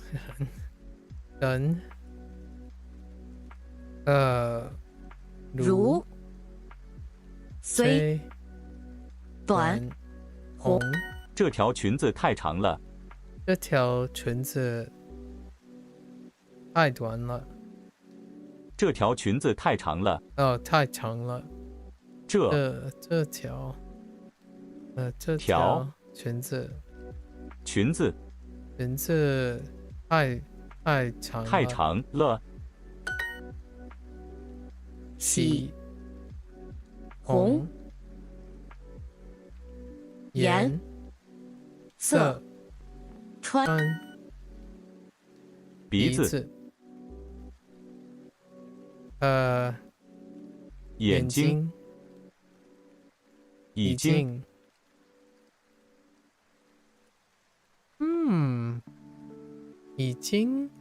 I guess it's for one.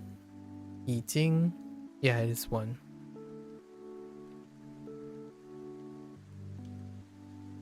手表帽子。谁让那件灯箱很好看，但是太贵了。虽然那件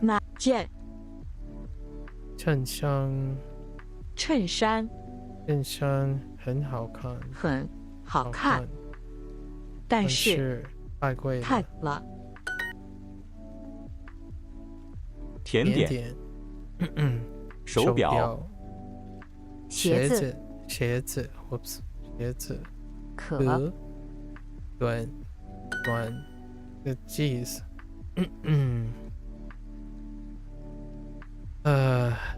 你穿红色的衣服最漂亮。眼睛手表已经 I gotta look this up.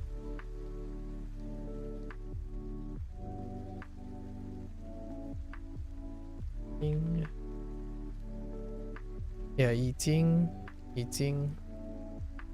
短慢 one. 你最喜欢什么颜色？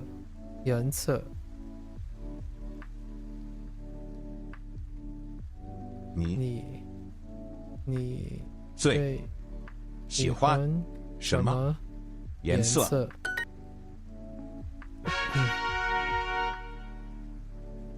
？Well, Okay, we'll do this for another 19 minutes, right? That'll give us about an hour, I suppose, or like a total of an hour. My one. Man, Chinese goes. 卖完 Honestly. 卖 Although there is half the lessons. 卖完卖完 Real talk. 卖完卖完卖完 Okay.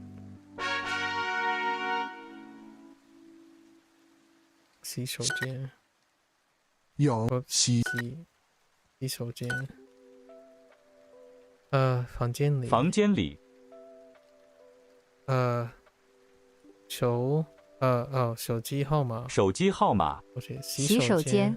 洗张。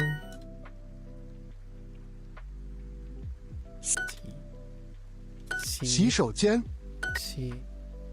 洗手间。洗手间。洗手机号码。站。洗手间。洗手洗。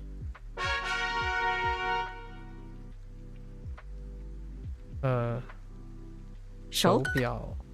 手表手表。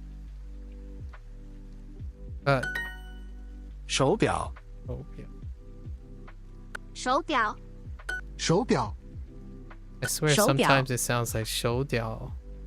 All the 手表 and 手表 are very close. 手表 手表 Kind of curious.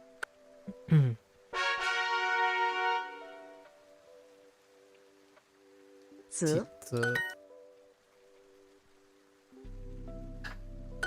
色紫色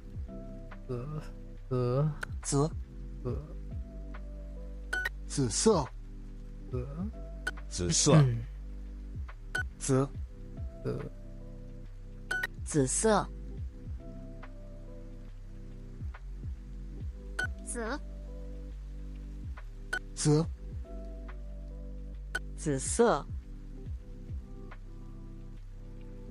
紫 Okay. Up and away.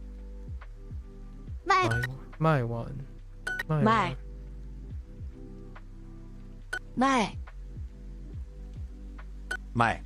卖完卖完卖完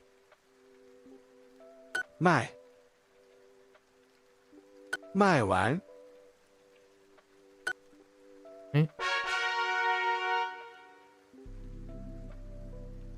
手表手表手表手表手表手表手表手表手表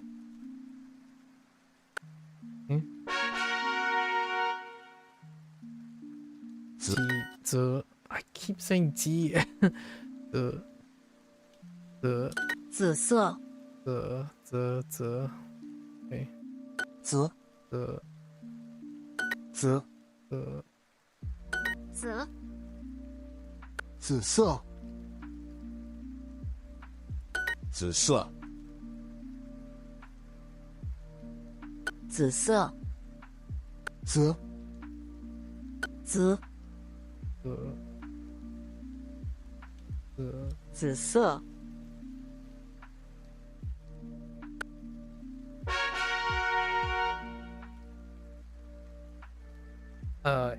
I after Z is a special case, so it's not Z, it's gotta get used to that. 卖卖卖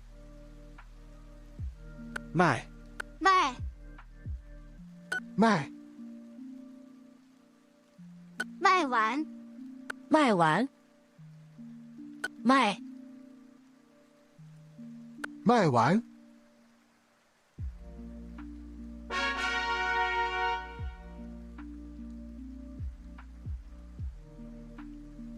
抢抢穿长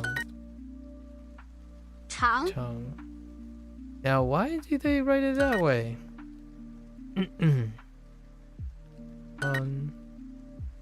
穿爱难长好长长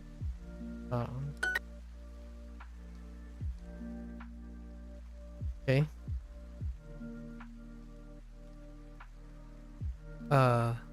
错收长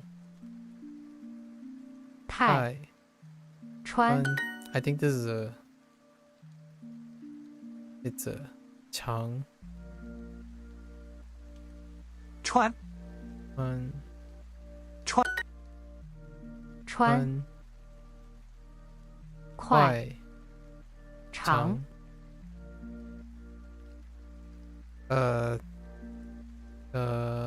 瓜难长穿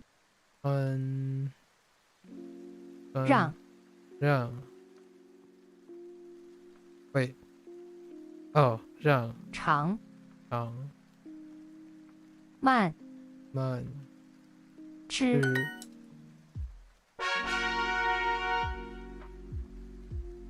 Okay. 洗手间手洗洗手间洗 You know? Oh, 洗手 the wash hand. Oh, never mind. 洗洗手间手洗房间里手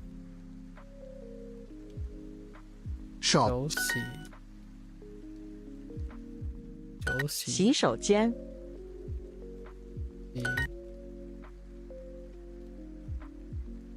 洗手间手洗洗手间洗房间里手机号码手洗手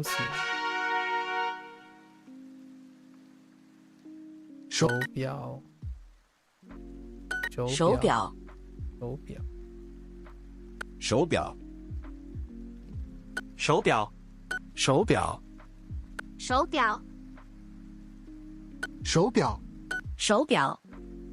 手表手表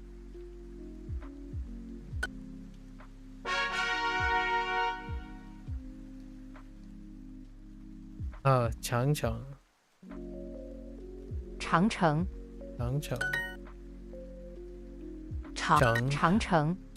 sorry 长城长长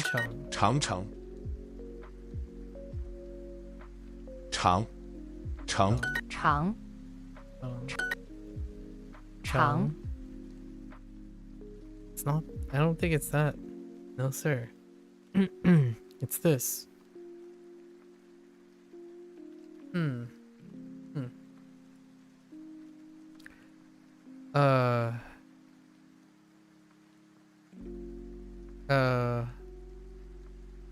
What?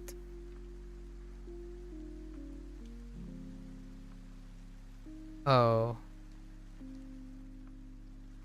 Wait, what? Oh, 放学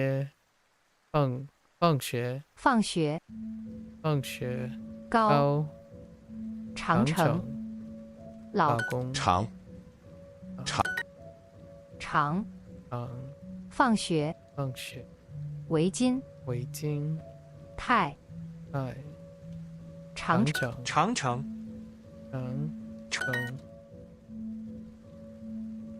错长城吃完吃完哦，wrong turn，吃完长不错，长长城长城不好不好，不好意思不好意思，长长让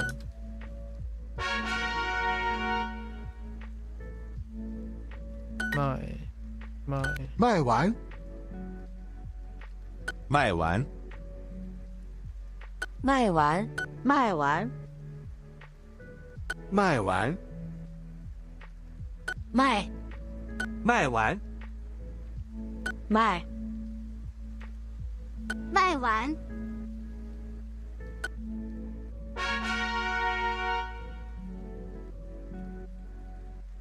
手机号码，手机号码，号手手机号码，电话号码，手洗手洗手机号码，手机号码，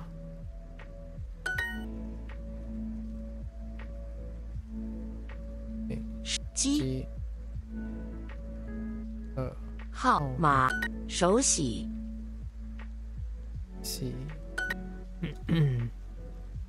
手飞机票，手机号码，照相机手洗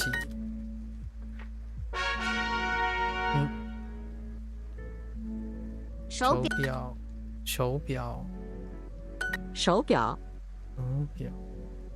手表手表手表手表手表手表手表手表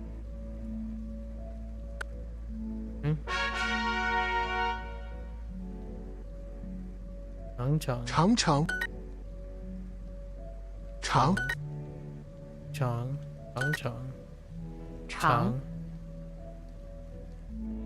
中请看如果长城长城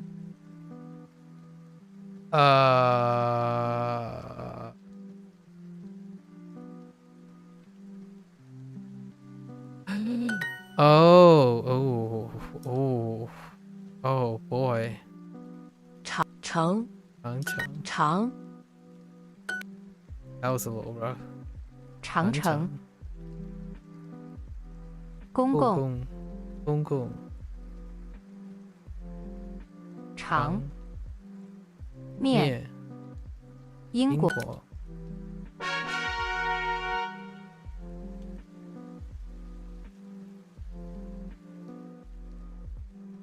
这 right 这卖这 What's wrong tongue 快卖子高是子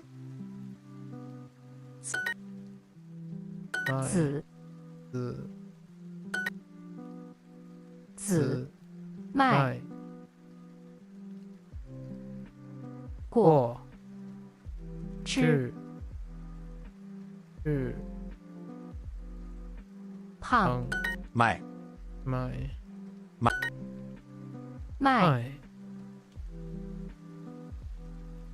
黄请子高子错OK 蓝子卖行买 What the 卖 Oh. Oh, okay. Right. 卖完。卖完。买单。卖。买。喂。买。卖。卖。对。杯子。杯子。卖。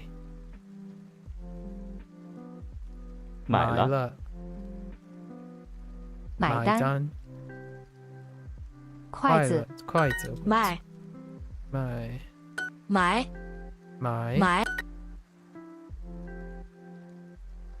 卖完。卖完。买单。买了。肚子。勺子。买了。买。卖完。床。谁？买了。卖。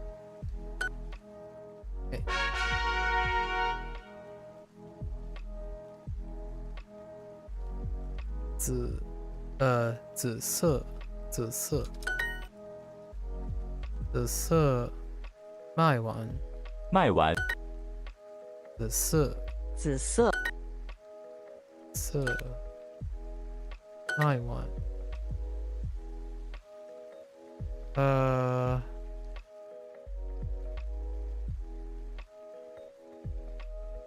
慢。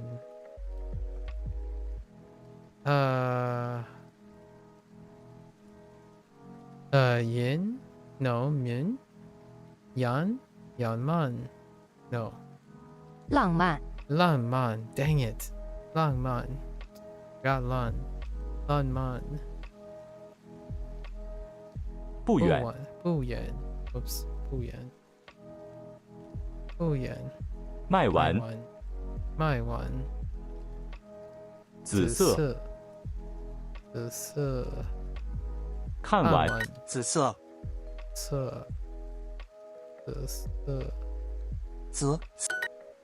What was it 浪漫 dang it 浪漫卖完紫色颜色紫色看完绿色卖完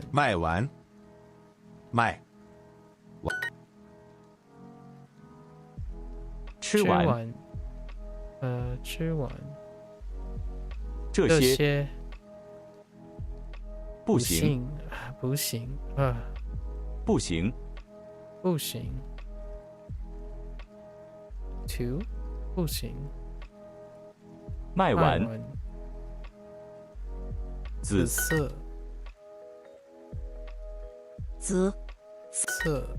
看完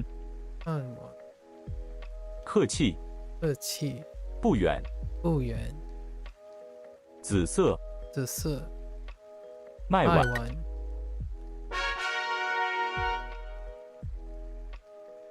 Alright, we're going all the way. It's fine. 颜色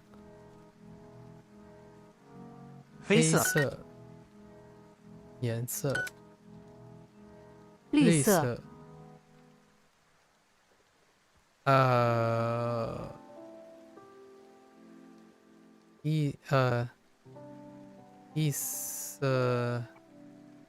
异色 wait oh 名字 wait 名字 holy heck 名字颜色黑色一次黑色颜色颜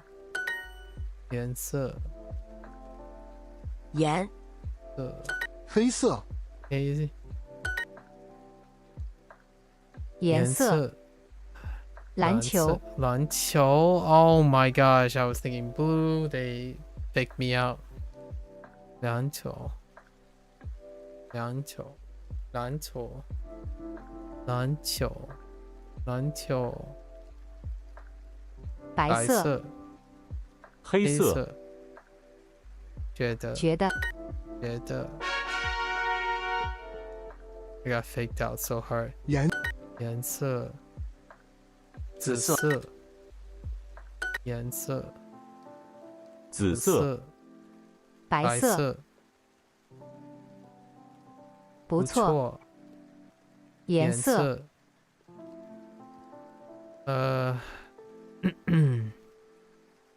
姐姐。紫色。紫色。颜色。颜色。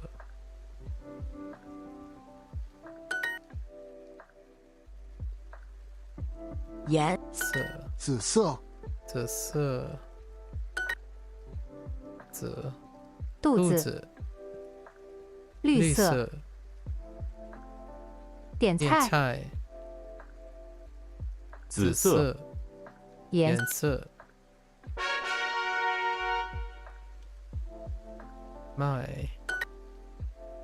卖完。卖。吃。吃。卖完。卖。留。看完。卖。卖。卖。卖。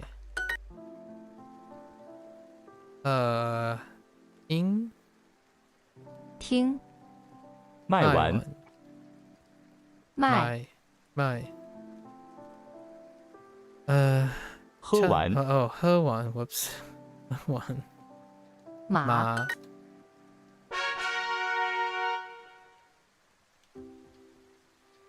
完。卖完。完 ，sure。完。年。看完。卖完。毛。猫 ，oops。卖完。完。卖完。国。完。看完。卖完。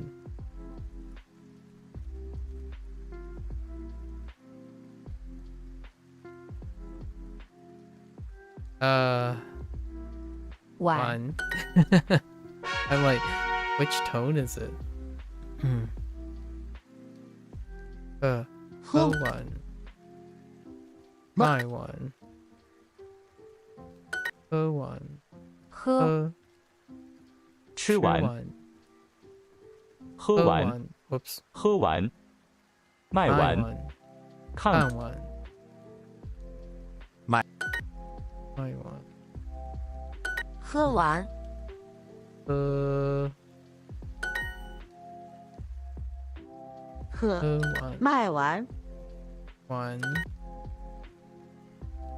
看完。卖完。不让。喝完。吃完。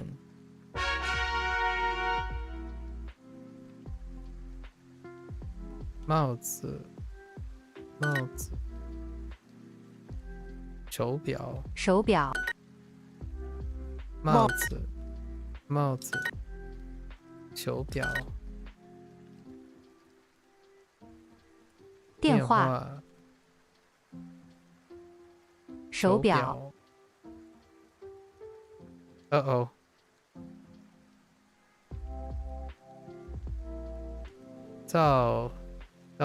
照片。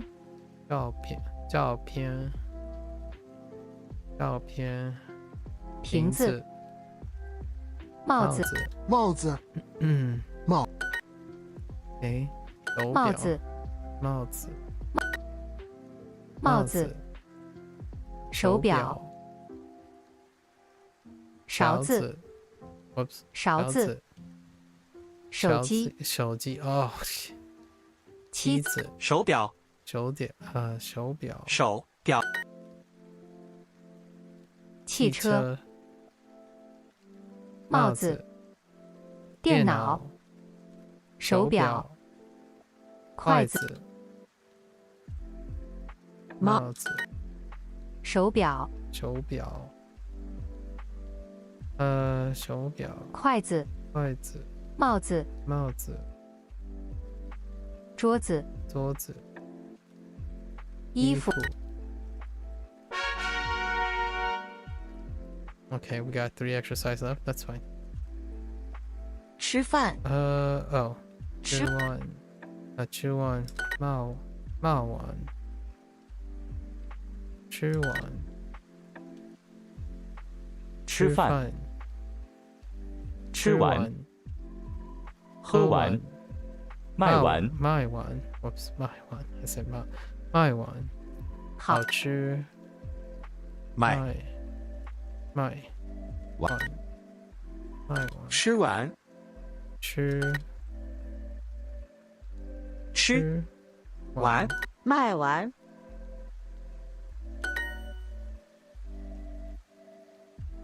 吃饭、吃完、看完、卖完、喝完、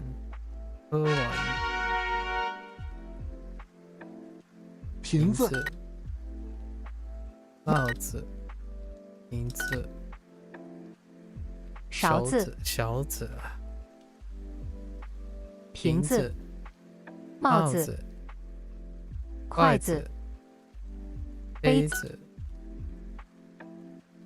帽子、瓶子、瓶子、杯、 Oops. 杯、瓶子、帽子、杯子、孩子、勺子、瓶子、帽子。 Okay, one more. 手表、手机、手机号码、洗手间、手表、手表、手表、洗手间、手表、手洗、手机号码。Okay, well, oh, there's still one more. Just kidding. 手洗、手表、手洗、手表、手洗、洗手间、手机号码、手表、手洗、手表、洗、手机号码、手表、手洗、手。 All right, now we did it. Okay. All right, we're fine. We did it. That's the end. Keep on task. Burn the midnight oil. The midnight oil. 3 hours after. So, we had a great conversation. Twice, actually, today. Well, thanks for hanging out. Thanks for chilling. If you're gonna watch this later, see ya. Right? So until next time, 再见. Right, take care, stay safe, stay healthy, right? Get the things you need to do finished, right? As best as you can, and have fun, and constantly enjoy the things you choose to do. I'll catch you guys on the next one. Bye bye.